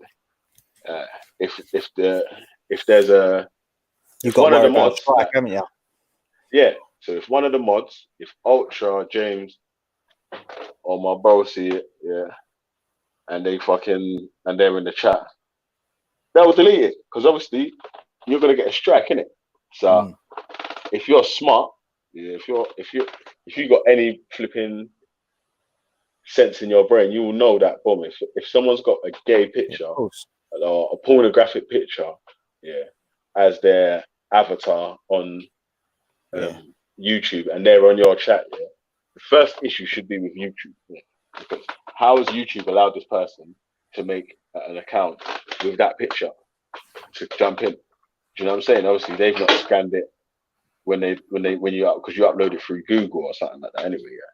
So he knows that because he has to upload his picture to his avatar. So he's a fool, bro. I'm like, bro, you're an idiot, man. Kind of shit, man. He's like, well, you have to be sensitive with us guys because we're so sensitive and we don't like it when people critique us too hard. When people talk to us and they talk too strongly, yeah, we don't like it. So we're not going to come round to your channel no more. We're just going to hide. Like, so what, man? It's like you know, it's like when you're going to leave somewhere. It's just the one brother who's about him, man. He was smiling, innit? Spilling his fucking tears like a fucking. He was spilling his tears like a fucking. You get me? Like a fucking heartbroken teenage girl. You get me? So you was talking to him on the phone, was you? No, just on Jedi stream, man. I was chatting to him on Jedi stream. Okay. Yeah. So complaining Yeah, about he was chatting shit about man on Jed's stream. So Jed's hollered at him and said, "Yo, jump on, man." Man was saying this, that, and the other.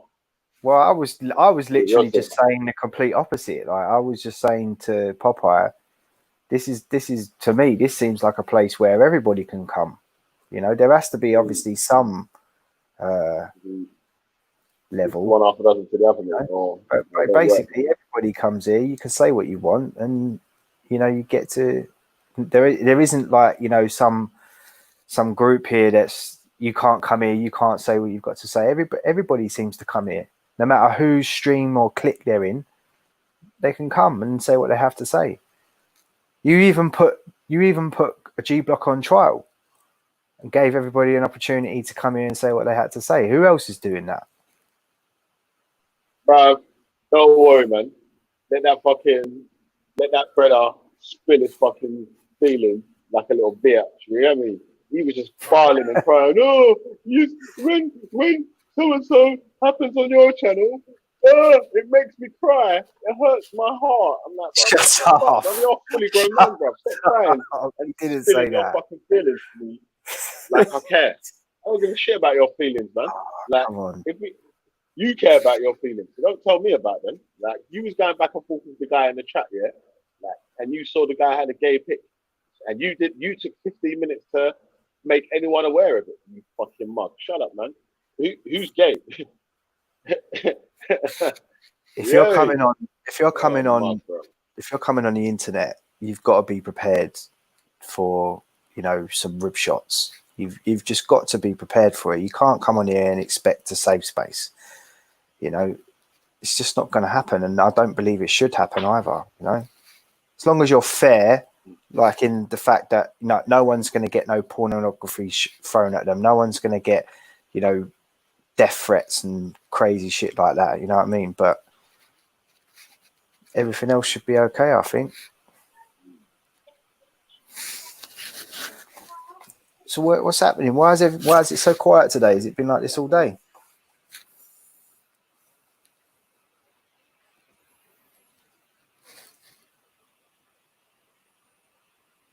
Sorry, man.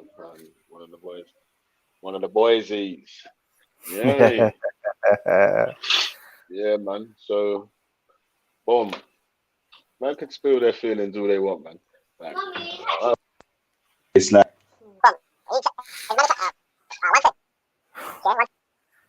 Bro, your mic's gone a bit funny.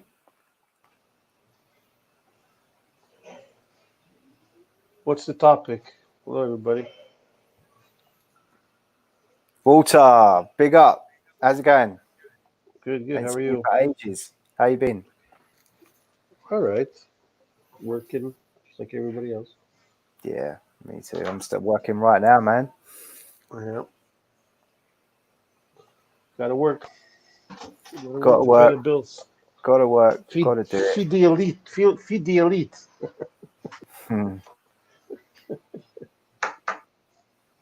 That's what the boys on the panel would say. Well, some of them. Gotta feed the elites. So what do you What do, happened with Walter? the video? Production, man. What type of production? What television? Oh, it's like cleaning products. Ah, okay.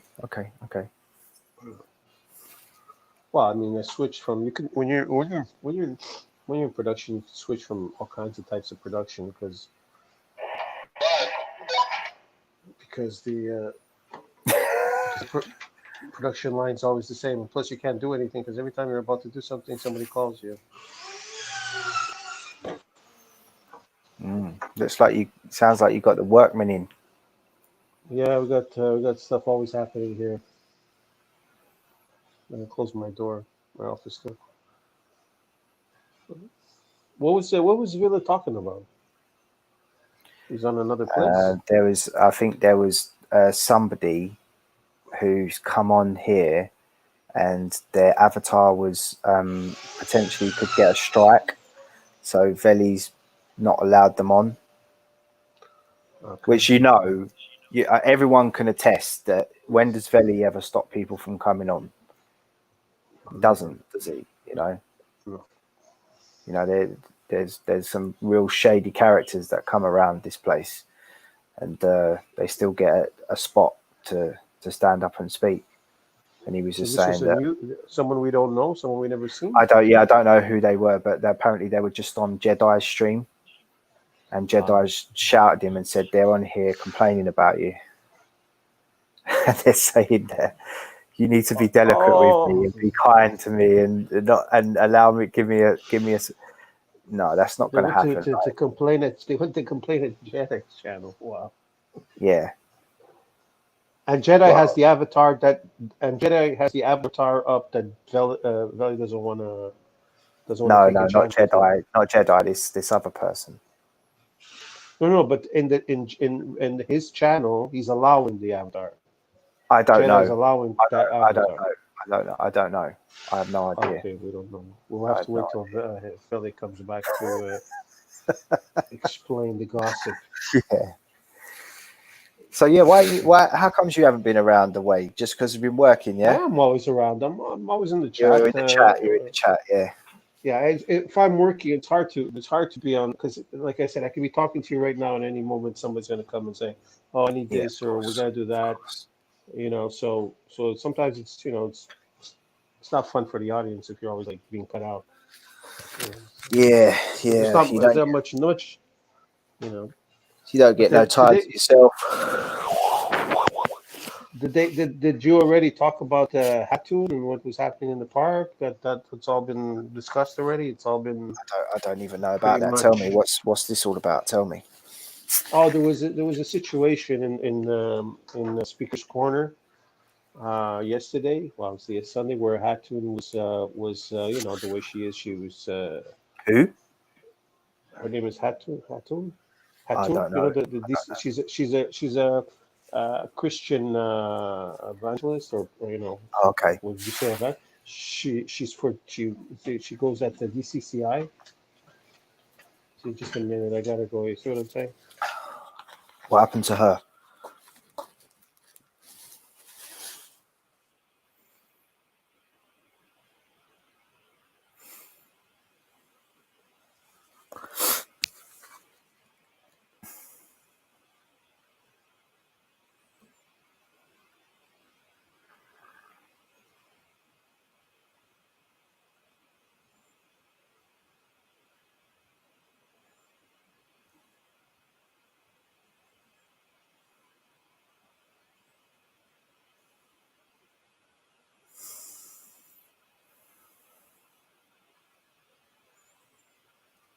Yo, can you hear me?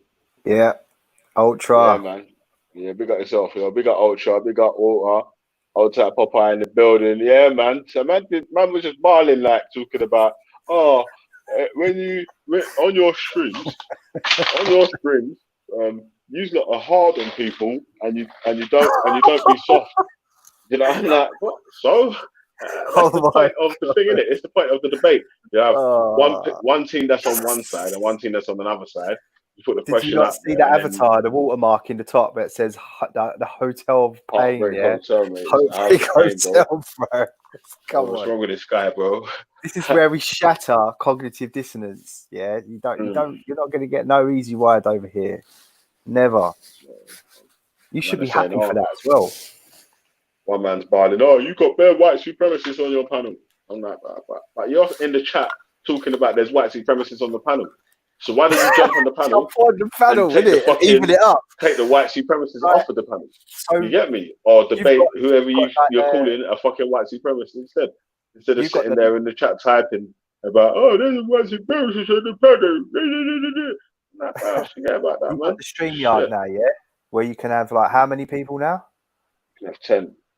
10. That's fucking, yeah. 10, That's 10, like 10. no one can say now they can't get on the panel. Come on. Come on. There's room for everybody. There's people coming on this panel justifying like kids getting married and shit. You know what I'm saying? And you can't come on the panel and say one thing. Just come and say something, innit? How's things with you anyway? One second, I'm just trying to put my Bluetooth back on, yeah? Yeah. Echoes when I'm on loudspeaker.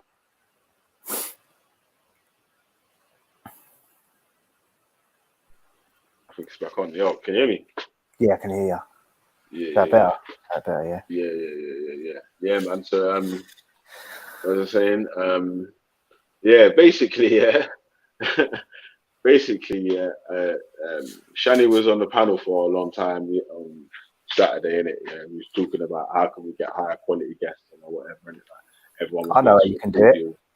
So wait though, yeah. Give your idea for us in a bit though, yeah.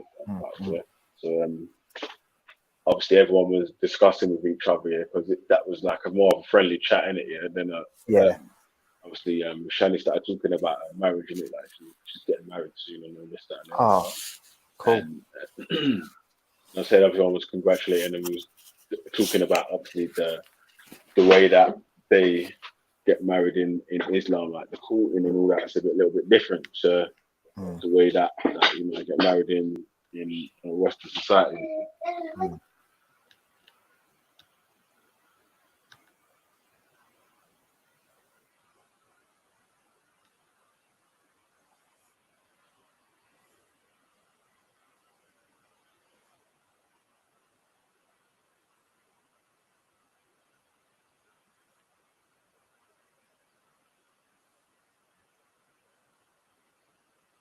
Hello? Yeah, I'm still there, bro. All right. All right, son.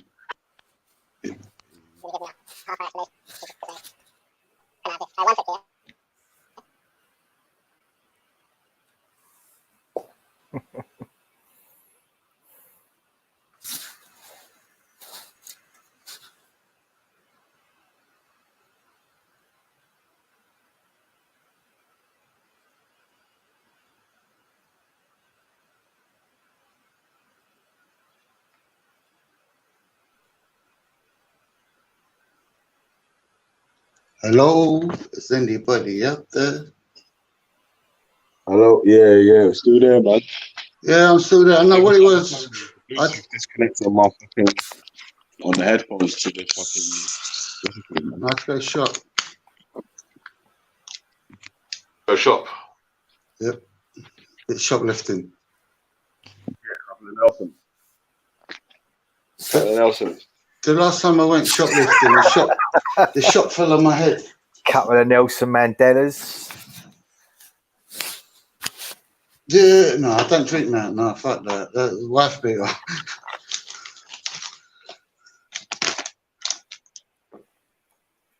No, it's the cronies that get See, you he's coming out with all the Cockney slang. Yeah, very well. Dark man. Do you know what Radio Rental? Do you know what Radio Rental was? Yeah, I remember Radio Rentals. Yeah. Mental. Yeah. That's what they used to say slang. You know, like Pete. That's an old one. Yeah, Radio Rentals.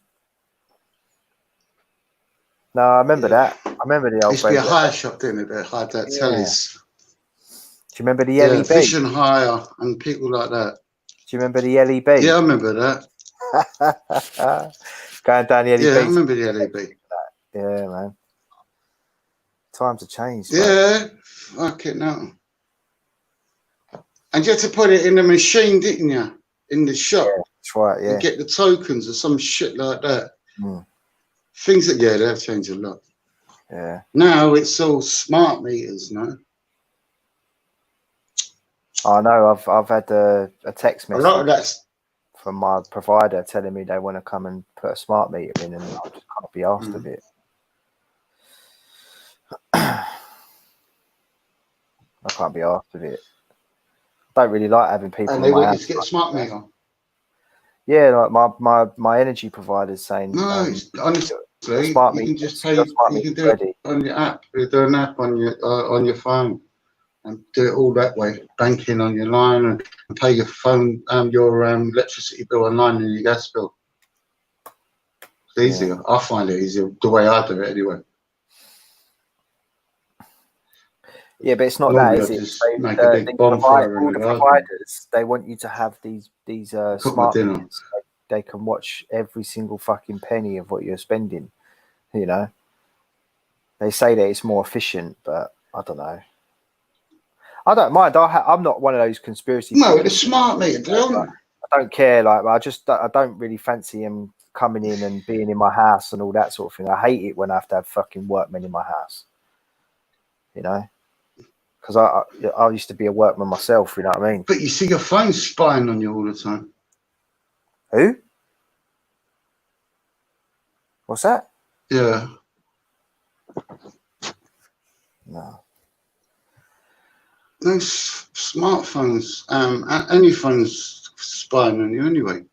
Phones are spying on you all the time. Yeah, of course, mate. Yeah. You notice you say something, yeah, and the next thing you know, you're looking on the internet and it comes up. No, because they use algorithms to listen to what you're saying. It's not that there's an actual person listening to what you're saying. I don't know what that's down to. Do you know what I mean? I just thought that I was Mystic software. It's software. That's all it is. That they pick up on conversations you're having about certain products, and then the next thing you know, you're seeing it in your browser. You're seeing them in, the adverts, and like, so say you're talking about cats and whatnot, you'll start seeing stuff about cat food. Yeah, that's all been that's all been disclosed. That information, but it's not like there's somebody literally listening to your conversation. It's a computer algorithm that's listening to your conversation, and but I think that's quite disturbing anyway. You know, because what it shows is that but you got smart tellies. Your device can be hotwired. That's what they can actually listen into you wherever you are. If they can localize where you are and what you're doing, they can activate your cameras. No, they can pinpoint. Yeah, they can pinpoint wherever you are with your IP address, anything. Look, they I have an OK Google in my house, Do you have one of those? What's that? Okay, Google. Songs is only available for YouTube Music Premium members. Can you hear it? Like this station. Yeah. Okay, Google. Yeah. Does a bear shit in the woods? On the website en.wiktionary.org, they say, a rhetorical question in response to a question whose answer is an emphatic yes. Okay, Google, stop. So why don't you just say it first? No, I wouldn't trust nothing like that. I'm just saying, but then everything's around you anyway like that. They're saying in China at the moment, they're doing all face recognitions and all that bollocks. Like in certain places, there's cameras everywhere. They do. But I mean, if there's nothing you can do about it. So why? No. There's nothing. It's there. It's happening. Nobody. When we were told about it, Ultra.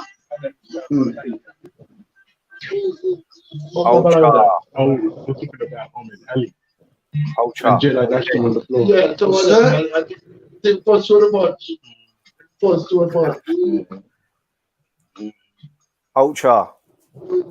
Yo. What's happening? Alexander the Great. Never use that word. Alexander the Greek. Alexander the Greek. Yeah.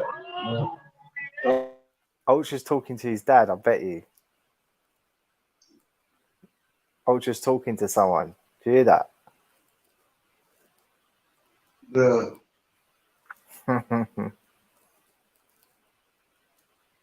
Oh, listen, I've got to mute up for a second. Ultra, do you think that Rasta works for CIA?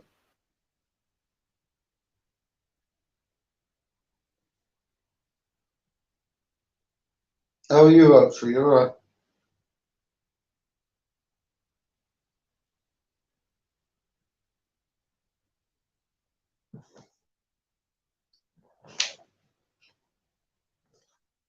Yeah, man.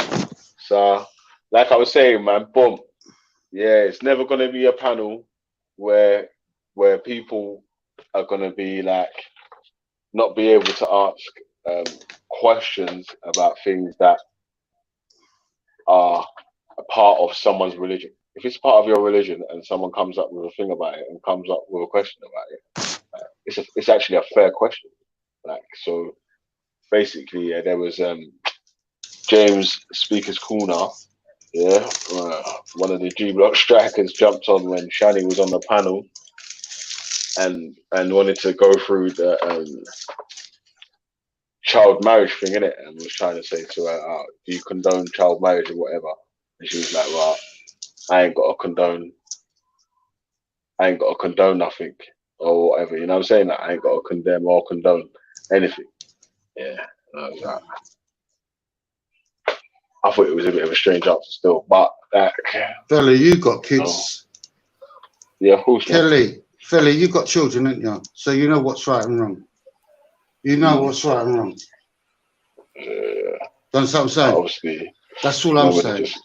Yeah, but wait, what it is, it's the same thing as with this Age of Aisha thing, because it's a part of the this Asahi Hadith and all this, that, and the other culture. It's making so that means that even if in your mind you might disagree with it, you still got to say something that you might agree with or whatever. Like that. So that's what basically we're saying. Sort of like catch. No, I wouldn't agree with something like that. Sorry, but in my book I wouldn't. I came on late. And I caught the end of that conversation. It was quite interesting. Yeah. Because they had no answers whatsoever. Yeah, but now it's instead of I couldn't answer or I refuse to answer. It's you're gay. You shouldn't. Yeah, they start saying to me, "Oh, you're gay. No, but I'm saying no. But instead of saying right, boom. Yeah, I'm a lesbian. Whatever, I refuse to answer. Or whatever you just said that you've refused to answer or whatnot. Like you're saying that it's the panel host is or the channel's fault that people come on and ask you questions that you find hard to answer. But that's not true at all. Obviously, if there are questions about what you follow, then you either answer them or you don't, innit? But it's still part of part of what you're. Well, You know what I'm saying? What you're taught or whatever. I said in the chat, yeah, if I was like a follower of Islam and someone came on and said the stuff that James was saying, I would not rest. I would work day and night to refute what they were saying, and it would be it would be easy for me to do that, wouldn't it? It wouldn't even be hard because it's the most perfect thing in the world. So it wouldn't even be hard for me to do that. It'd be like an hour and a half or a day, half a day's worth of research, and I could easily come back and just go bush, bish, bash, bosh. You see what I mean? Well, yeah. Well, it's not like that. Actually. You might be able to.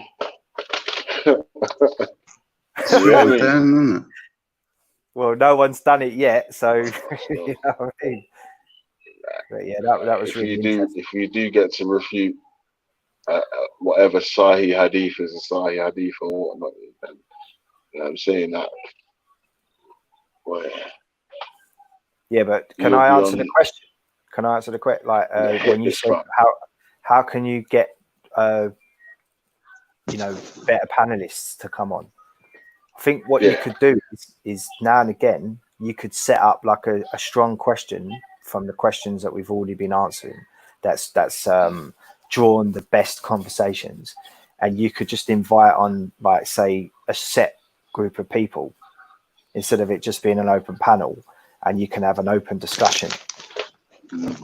That will work if it was just like, and not say I about was here in religion. the daytime. Yeah, no. So if I was here in the daytime, all the time or whatever I was about in the day, able to maybe you set up a time. You set up a time, so you've got enough people who you're in contact with now, and there's some really good discussionists that come on, and you could say to them, we're going to have like a 2 or 3 hour discussion. Yeah, and to me it seems like the panel's on all day, yeah, and everybody comes and dips in and dips out. But when the discussion, everybody has their madnesses during the daytime, they get that out of their system, and then the discussion really starts to begin just as the panel's about to shut down. Because obviously everyone's tired, you're tired, you've got to get up for work, blah, blah, blah. But do you see what I mean? Like if you was to pick a late night chat, a late night talk or something like that, where, a couple of people were invited to come on at a certain time, designated time, to talk about a designated discussion, I think you'd get mad hits, because that's what people will be doing. Like they'll be coming after work to wind down and listen to some G's talk about some really don't good let anybody on else, just let them talk. Yeah, because it's like, look, we could be talking and having a good conversation. Next thing you know, Raj is there and he's just completely taking over the whole thing. Or but it depends though, man, because like spraying up the place.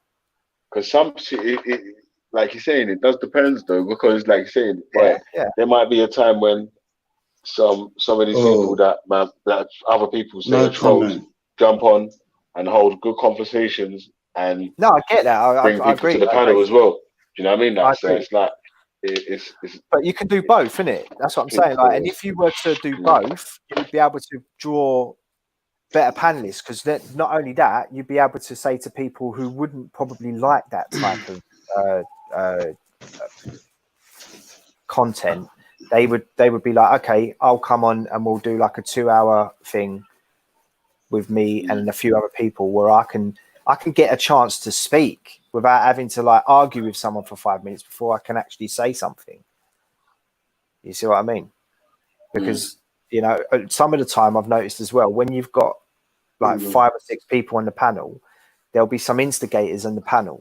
You know what I'm saying? And they're not even there to talk. They're just there to. They'll be making some mad noises in the back. And they're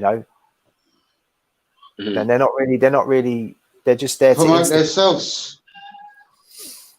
Well, not even to promote themselves, but they're just there to troll and just just do some madnesses and that. And because the point I'm trying to make is that conversations. No, there is a few people that are like that. Listen to this, right?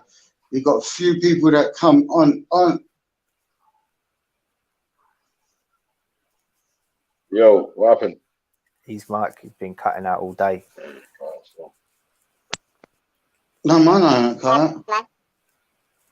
No, conversations are two-way street, isn't it? It works both ways. With certain people, they just come on because I was on another panel a long, long time ago, and I disagree with certain people, and I'm allowed to go on any panel that I want to go on, but they're switching it. Oh, you did this, you did that, but no, they only want to come on there because the reason what they're doing is to big themselves up, come off of there, and then put a link in the background. Oh, my channel's starting in a minute. Yeah, trust me. Really, trust me.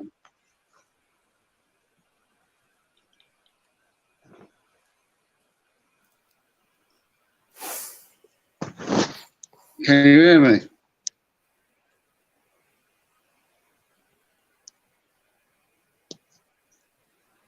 Can you hear me? Hello?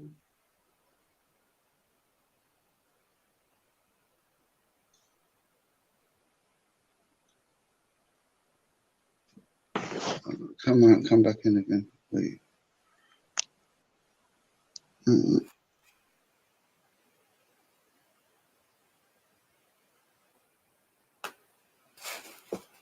One sec, bro. Yeah?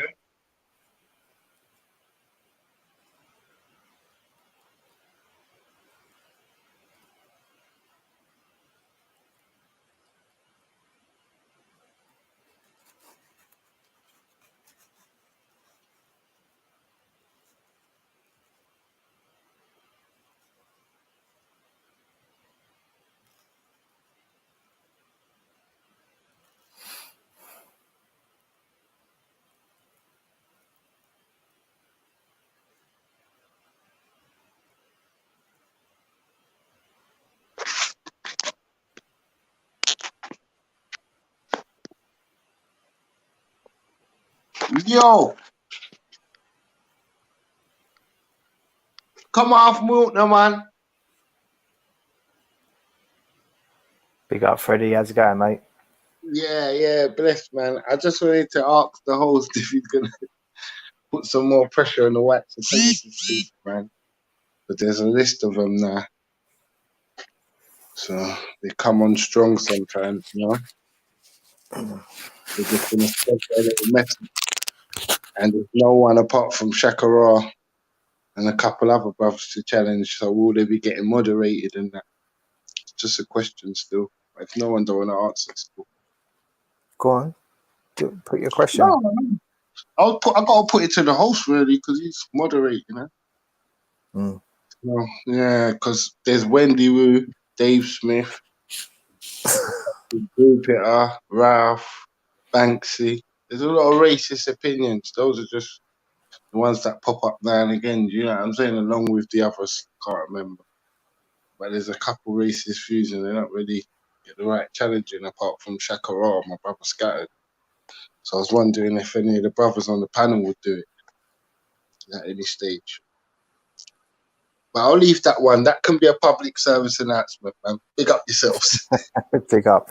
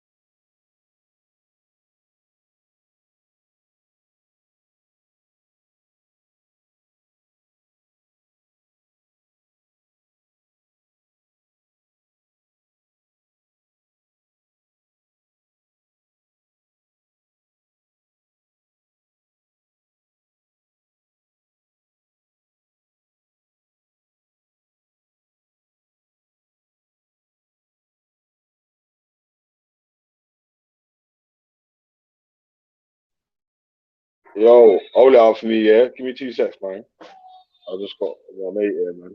Leave him in a sec.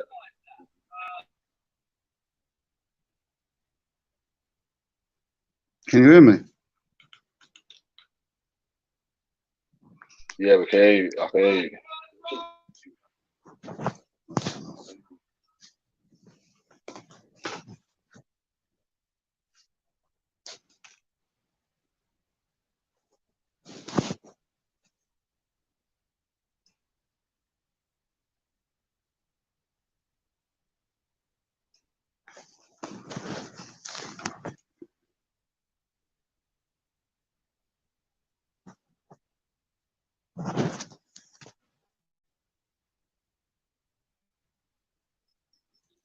Where's everybody gone?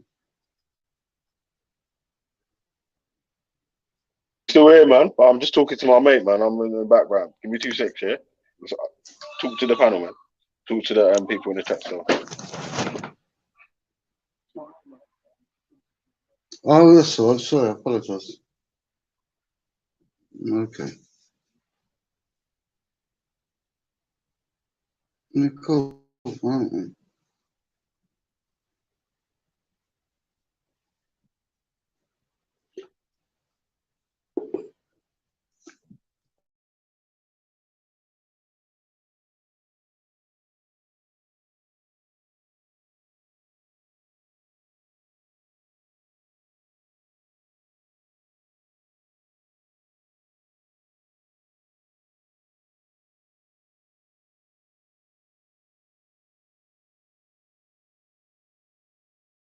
Yo, yeah, man. My bad. My mate was over, man. Still, so I had to quickly do something. Still, man. Yeah, you know how we do, man. You get me? Bad man in the building. Yeah. Yay. Bye bye, bitches. You get me? Yeah. So, boom. Like we're saying, I don't even know what Freddie was talking about, man. Like, I don't know. Still, I don't know what Freddie's talking about, man. But he's always barling about something, man. You get me? Just, maybe you should stop barling and come with a blood clot argument where, or an answer to something, and not just a 1 minute, man. No one cares about that, man. You get me? It's not gonna do nothing, and it's not gonna get you nowhere. Yeah. Yeah, because yeah, so, yeah, man. But oh, isn't it? Yeah, man, I had to jump over the road for a real quick, man. The car, isn't it? But don't worry, man. You can't crash it. Yeah, and Freddie's not trying to crash the block. Yeah, so I will never try to put that on Fred. Yeah, he supports the thing still. He's giving his opinion in it. But I'm saying that anyone that's really thinks that they can crash the thing, they can't crash it. You know what I mean? Yeah, man. I'm still here, man. Guy's strong. You get me? So you educate these fools. Oh my gosh. Is this Christian guy gonna come on and tell us about Christianity, yeah? Oh God. Alright, get yourself in there, man. I seen you running up in the park, yeah. Ralph was taking the piss out of you the other day. Captain Bloodfire. Called you Captain Bubblegum. You seen him running about, yeah? Captain Bubblegum. Like, Bloodfire. Oh, your Christian brother. Yeah.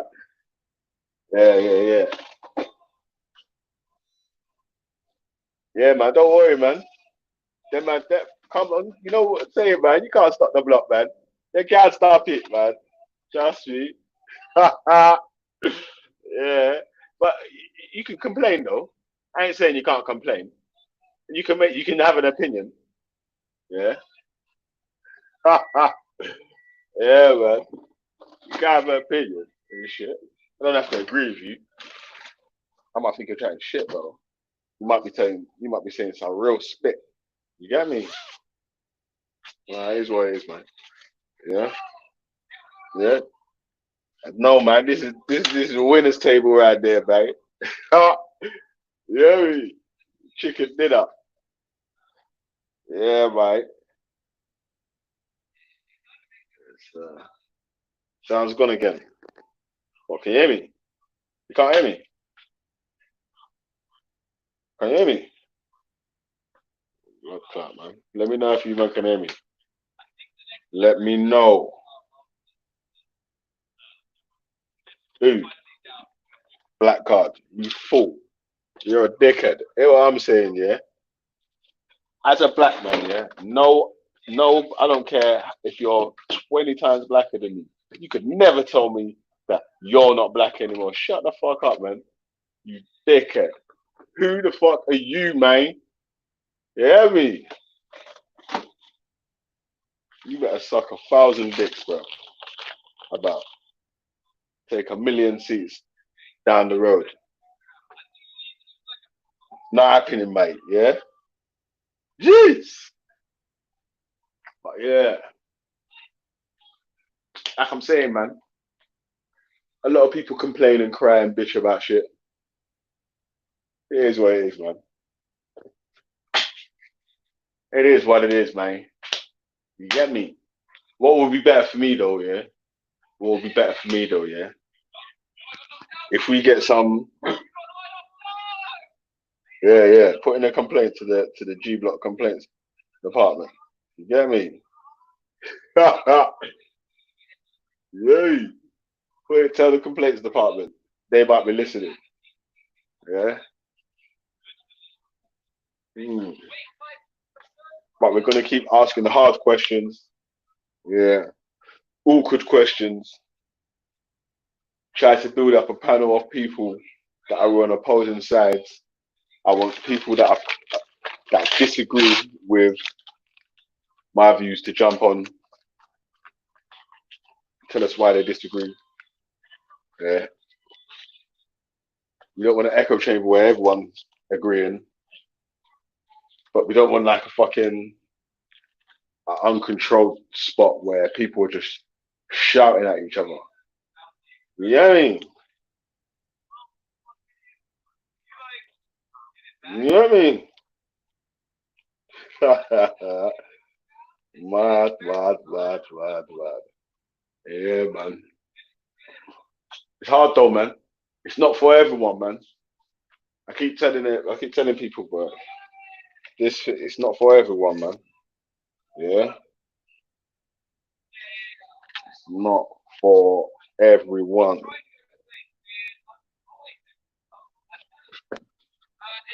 Trust me, daddy.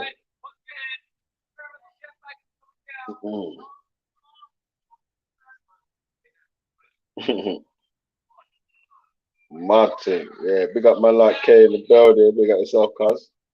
Man said morning, you know. Yeah, man. So, we got the Aussie gang. You got yourself, your damn self.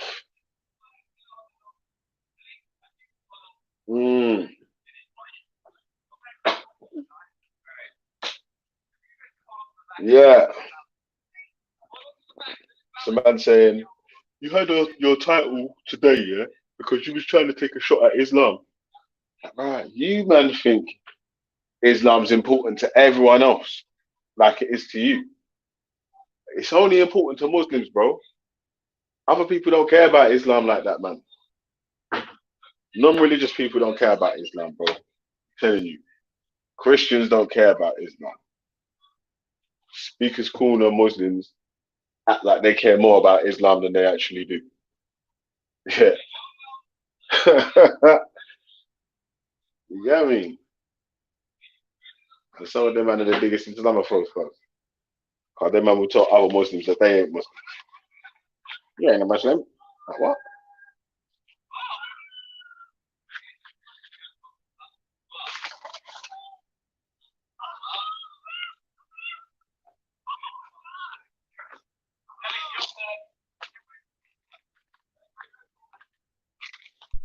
Billy.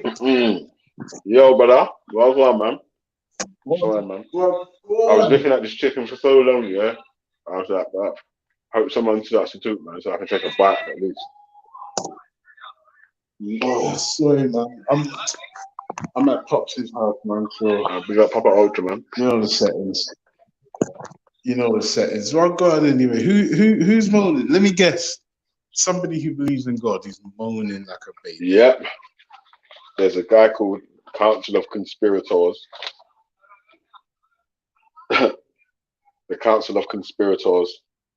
He decided to have a rant on Jedi's platform about his feelings. Wait. He had a rant about Jedi. No. He was on Jedi's platform having a rant about G Block. He said, so first of all, he tried to make a fake claim here saying that someone had a gay DP, that we saw it was a pornographic gay DP and left it there on purpose. What? Yeah. Which obviously is dumb, yeah, because who does it affect if YouTube detects the person with the picture? Ugh, that doesn't even need to be explained. That doesn't even need to be explained. So he went on Jedi and had a moan because of G Block. I can't lie again. If I'm honest with you, I think I'm gonna have to side with the religious people on this one, right? Because since last year, you've just been hurting people's feelings, bro. Like, who do you think you are? Like, who do you think you are to hurt these people's feelings? Mad thing. Hold on a sec. All the religious questions of the day came from your WhatsApps. What do you mean? Yeah, but that's because I'm honest with it. I'm honest with you, bro. Everyone knows. All religions are fanciful nonsense. It's fairy tales for grown-ups, right? And while these religious people really believe that their thing is true, right? The problem is, it's not. Now, because if you think about it, everyone seems to think that they've got the truth, right? Now, they can't all have the truth. They can't all be right, but they can all be wrong. And obviously, the main claim is that we obviously have I obviously have no morals. Obviously, no, of course I'm not not. religious. Of course you're not, because that's why I'm sure you've been in the newspaper and the news raping and killing and murdering and robbing. Yeah, obviously. But do you know what the funny thing is with it? This is why G Block's important, right? Because imagine you will get people who genuinely believe that because you don't believe in their God or a God or some other made up bullshit, you couldn't possibly be a good person. Now, if you think about how asinine that is, it's important that there is another voice out there. And if you don't want to hear it, change the channel. If you don't want to have your religious sensibilities challenged and destroyed and debunked and looked at sideways or scrutinized, then don't come to the G Block. And to be fair, Belly, do you know what's funny? Feelings seem to be getting hurt more now that we're not discussing religion.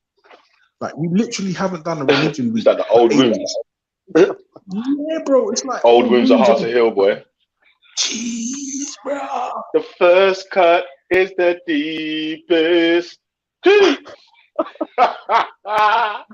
The first cut is the deepest. And do you know the funny thing is, Belly, if you break this down, break the argument down to its bare bones, right? And I said this earlier, I don't know if you're listening, right?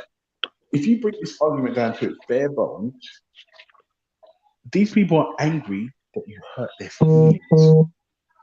Like, just think about that. Like, we're not talking about children.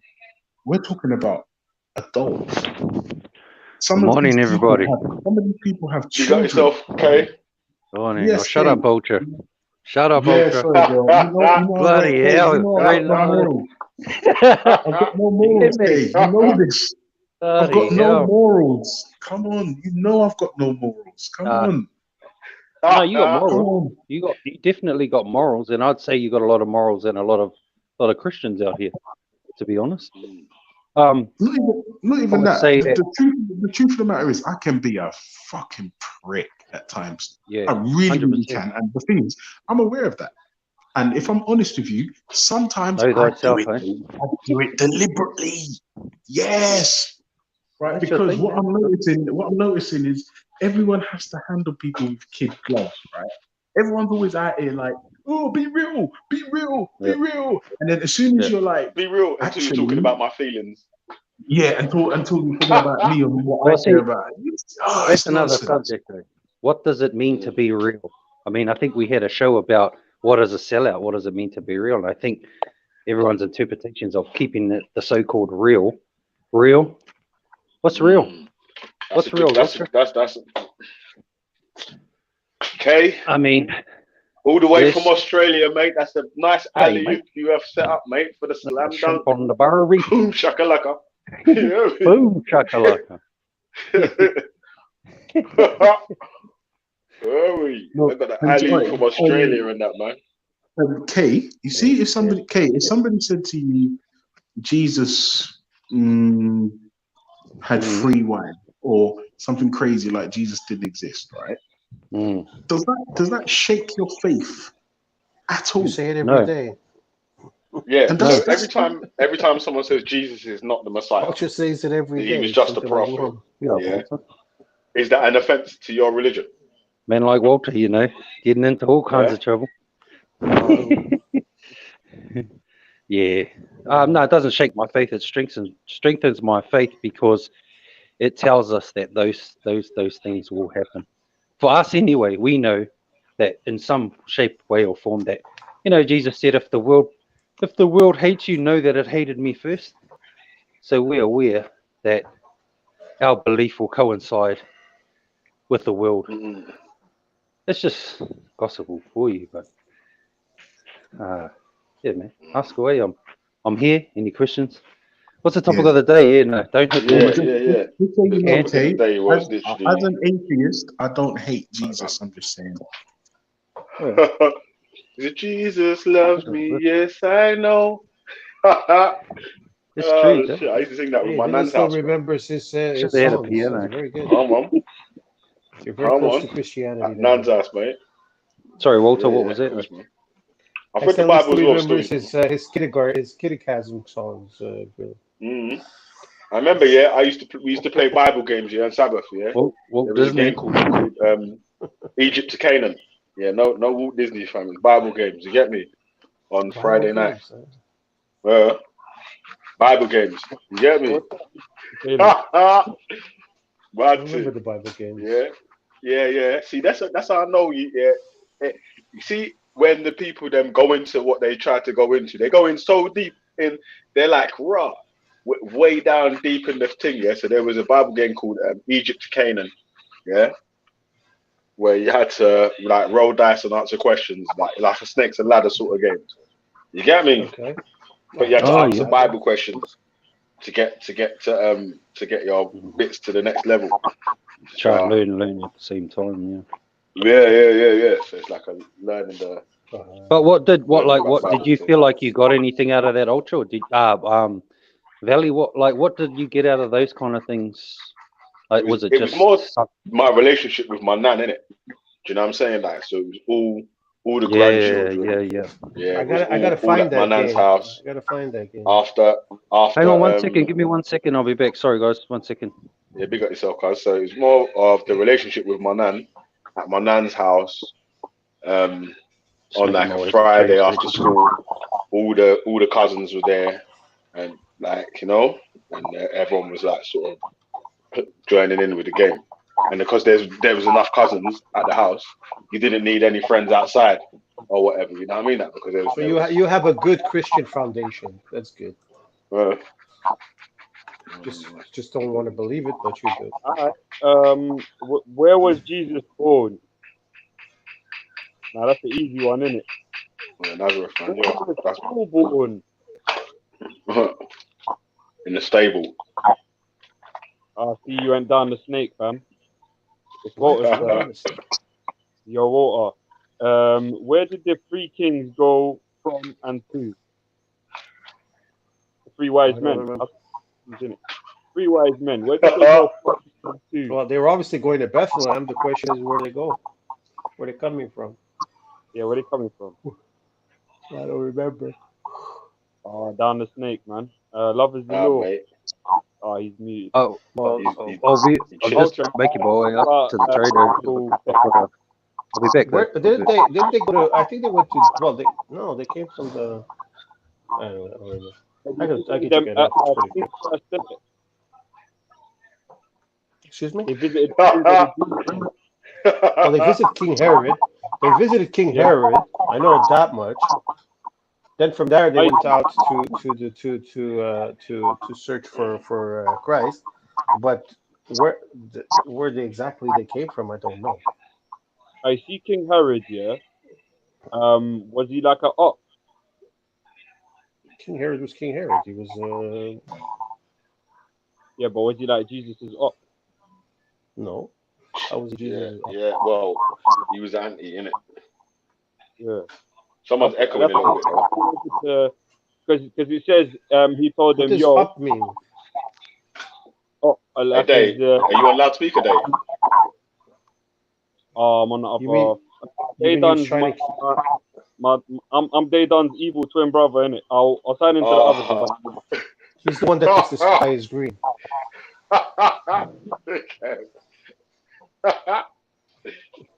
They does my evil twin, you know. Mad, man. Yeah, man. Don't worry, man. Don't worry. I'm free now anyway, man. You know what I'm saying? Nah, main. What do you mean the wife's not home? Nah, main. Free agent now. The wife's not home. My life's not. Yeah, no, nothing's free, man. You get me?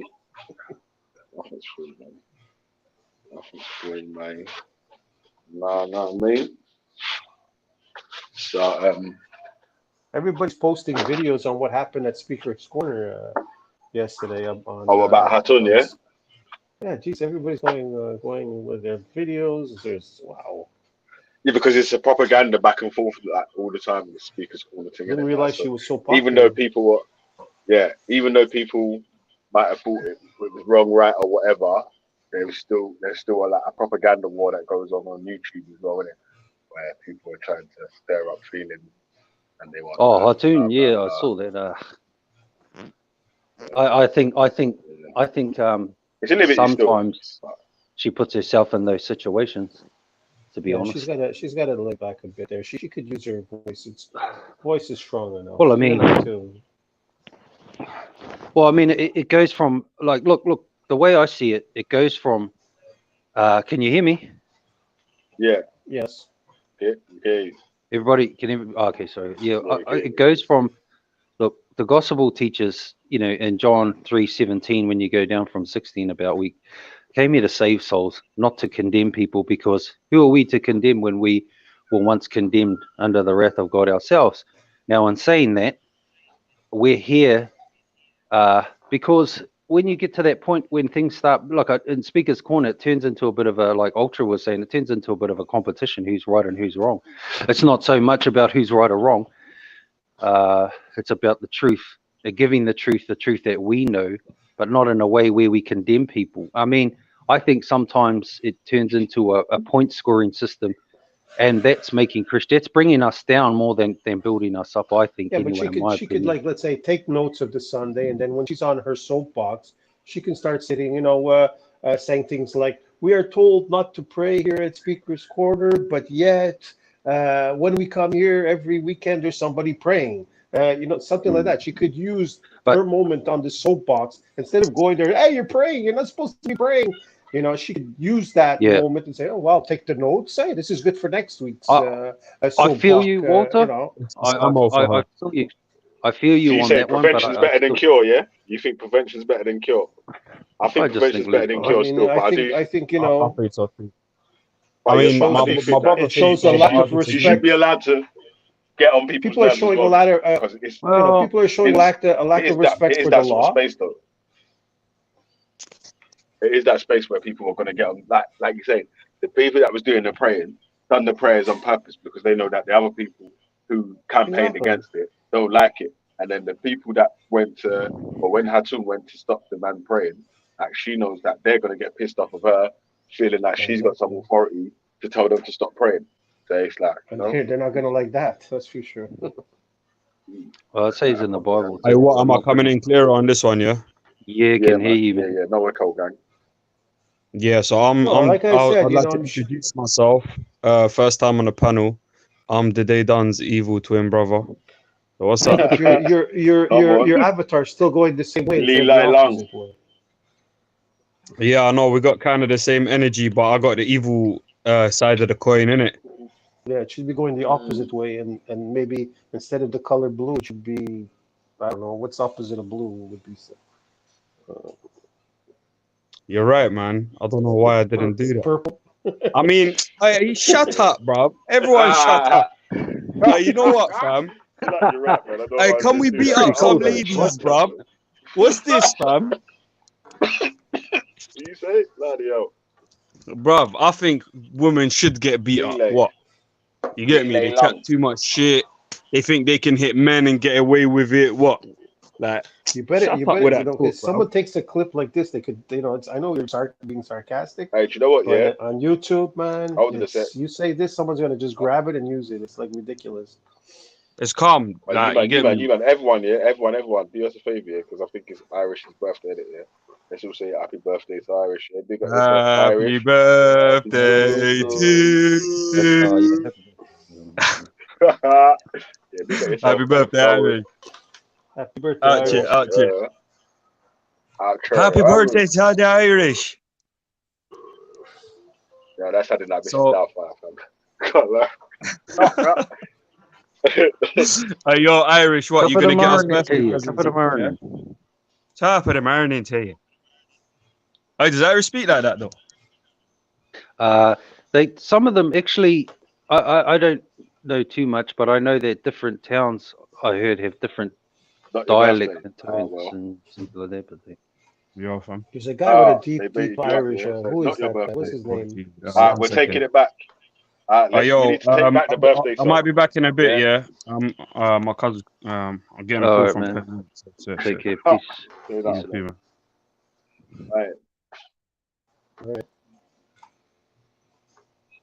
Yeah. So the One topic sec, of the yeah. day. Let me make a phone call real quick. Yeah, I got. Yeah, cool, man. But yeah, I'm gonna leave you on water on the panel. Yeah, keep it Christian, Cool, like you know, hallelujah and all that. Always, Amen and all always. that. Right? Yeah. Oh, Yeah. wow. So I'll be back in 2 minutes. Look at him. Oh wow. So, you know, I'm back in a second. Yeah. Yeah. So topic of the day, Walter. What's your thoughts? I mean, I was thinking Well, of a like I said, scenario.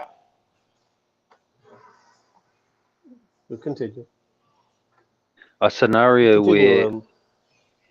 Yeah. Thanks. Sorry for cutting you off. A situation where a man hits a woman out of. I mean, like, have you ever heard of those moments where someone can just make a split decision on a heated argument with his girlfriend, like it just where you see red, say you hit your wife or your girlfriend just on that moment and then regretted it, never done it again? Is that something where, not saying it's acceptable, but you hear stories that people just clicked and lost it? I don't know. I'm just thinking, obviously it's not good to hit your wife or your girlfriend, but what's your view on the thing? I never really got to hear your side of the story. Me personally, I'm totally against hitting a woman. I mean, obviously, I mean, there's obviously situations where you can defend yourself. Do you bring it a point? Do you bring it a point of like beating the crap out of her? I don't think it has to go that far. I think most men are capable of subduing a woman, putting her in a position where they can't, I mean, so most guys are twice the size, twice the strength of women. I mean, I know someone will always say, "Oh, I could take this guy down or whatever," but there's, Do you think if two people have been in a relationship for, say, 10 years and he's never hit her, but they end up in a serious argument, say he hits her, do you think like that at that point it's that's up it? to her. Like, I mean, Yeah, exactly. At that Yeah, point, it's up to her to say. It's up to her to say, well, he's obviously. It could happen. Maybe he lost it. Men will lose it. I mean, obviously we see it happening all the time. You can't deny the fact that some women can play the game in a man's head to make him lose it. I'm not saying that's not. I've seen it. I mean, I've seen some women bring a man to the level he probably throw himself off a building. You know what I'm saying? So it's there. I mean, they know there's women that know how to pull the strings, but at that point, the guy has to either walk out or he's just just because at any it's point another it's thing too. the guy's never going to be the guy's. It's never justified in a way. You know what I'm saying? I mean, it's Because never justified. once you allow it to go, it's just going to go. It is going to. It's just like when is it and when is it not? When is it? It's like kids. Remember when kids used to get corporal punishment? You go to school and the teacher used to beat you. Was allowed that, right? Cane Back in and the day. strap. Yeah, Yeah, and all that stuff was allowed. But that was getting over. It was ridiculous. You're getting hit for everything. You didn't do this, bang, you got hit. You got this, got bang, you got that. Bang, it never stopped. So you say, you know what? No more hitting. It's over. You're like, we got to figure out another way to punish these. Well, men got to maybe figure out a way to punish the woman that's driving him nuts instead of losing it. Yeah, I mean, You know. for starters, discerning and getting in the right relationship with someone for a period of time first before obviously getting married and stuff. But another point is, do you think that the system curbs more to the woman like thing these days rather than because I feel like Well, sometimes it's the only men get the natural, shorter end back of the in the stick. day. Yeah, I know, but that's because a long time men have been getting the big part of this thing. Men back in the day could get away with anything. So at one point the laws had to come out to protect the women. Now, obviously, like usual, there's always going to be somebody who wants to take advantage of the system, Of the just like system, yeah. unemployment, just like welfare. There's Yeah. always somebody who's going to take advantage of the rules. They know they can, and they play the rules very nice. Play That's around it, always yeah, there. It's 100%. always been there. You know. It's sad. It's sad, but it's Yeah. true. I mean, you put a system in place like to protect you from welfare. Well, here we are. Some people are sitting together, 4 people in a place, making money off of welfare, and you're the person who really needs it doesn't get it or something because we put something in place to help people, and some people like, hey, wait a minute, let me try to take advantage of this, right? And that's I think that's humanity. I like the That's idea being of human.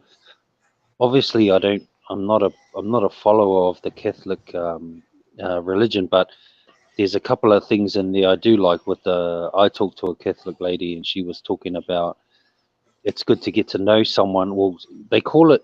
I think you used to be Catholic. I think they call it discerning with someone as a potential partner. So you might discern with that person for a year and a half. The most you can do is hold hands and stuff like that. Try and get to know the person, because if you think about it clearly, if the person is just all about sex, then they'll get frustrated and they'll leave after 3 months or 4 months. Because I think something like that is something to. Do you think that's a good thing to live by, like a discerning period Well, of for course. I a mean, year or two? Yeah. I think that's one of the greatest way to build a relationship that young kids are missing today. Is a lot of our relationships back in the day were built young. Jump We were straight in building bed. our lives. Yeah, we were built our lives young. We were putting it together, and respect and honor was always there. And once a man and a woman respect and honor each other, there's nothing that could go wrong. What are you going to tell a person who's respecting and honoring you? Oh, I'm bored. Doesn't mean it's like you're going to be bored here. You're going to be. What's the difference? You don't travel What's the enough. Like, difference? what I'm saying, you're supposed to be in love with somebody. You're supposed to be communing together. You're supposed to be working together to achieve a goal of living together as one unit. Today, I don't. that does not Yeah, happen 100. anymore. I don't know if you see the I don't know if you see the pattern, Walter, but there's a pattern. There seems to be a pattern, not with everyone, for the majority, that relationships now, from jumping in bed straight away, usually tend to last about 4 years. And I think that's due to not discerning, to getting to know someone, because a lot of people jump in bed and 4 years later there seems to be that because it's like they give everything at the start, you know, put on the big show, and you know, and then later on obviously the truth comes out, all the things, and then they just it fades away. You know, they have so much sex, so much things that they just burn out the relationship. 4 years later it's all over. That's why I was asking you Well, with the discerning it's not period, only because it that, makes but sense. it's not only that. Since you know, since contraception has come into play. You know, before you know, young adults used to be respectful of each other because they know if they make a mistake, you could have got pregnant, something could have happened, something. So there was like this Exactly. period of respect. You know, like you're not just gonna sleep with a girl because you could get her pregnant. You could all of a sudden, what's she gonna do? You know, there's always something that's gonna happen, and so there was like, and a woman also used to be like, nah, I ain't gonna just sleep with any Joe because this guy, you know, he could father my kid just by accident or something, you know. But today, well, who cares? It's like fun time Well, all the way exactly. through. I mean, there's so many dating sites. I think you could be of the mind that, okay, well, if my relationship dies out in 3 or 4 years, I can just jump in bed with someone else. But the problem with that is you're doomed to repeat it and repeat it, and at the end of it, you're left empty.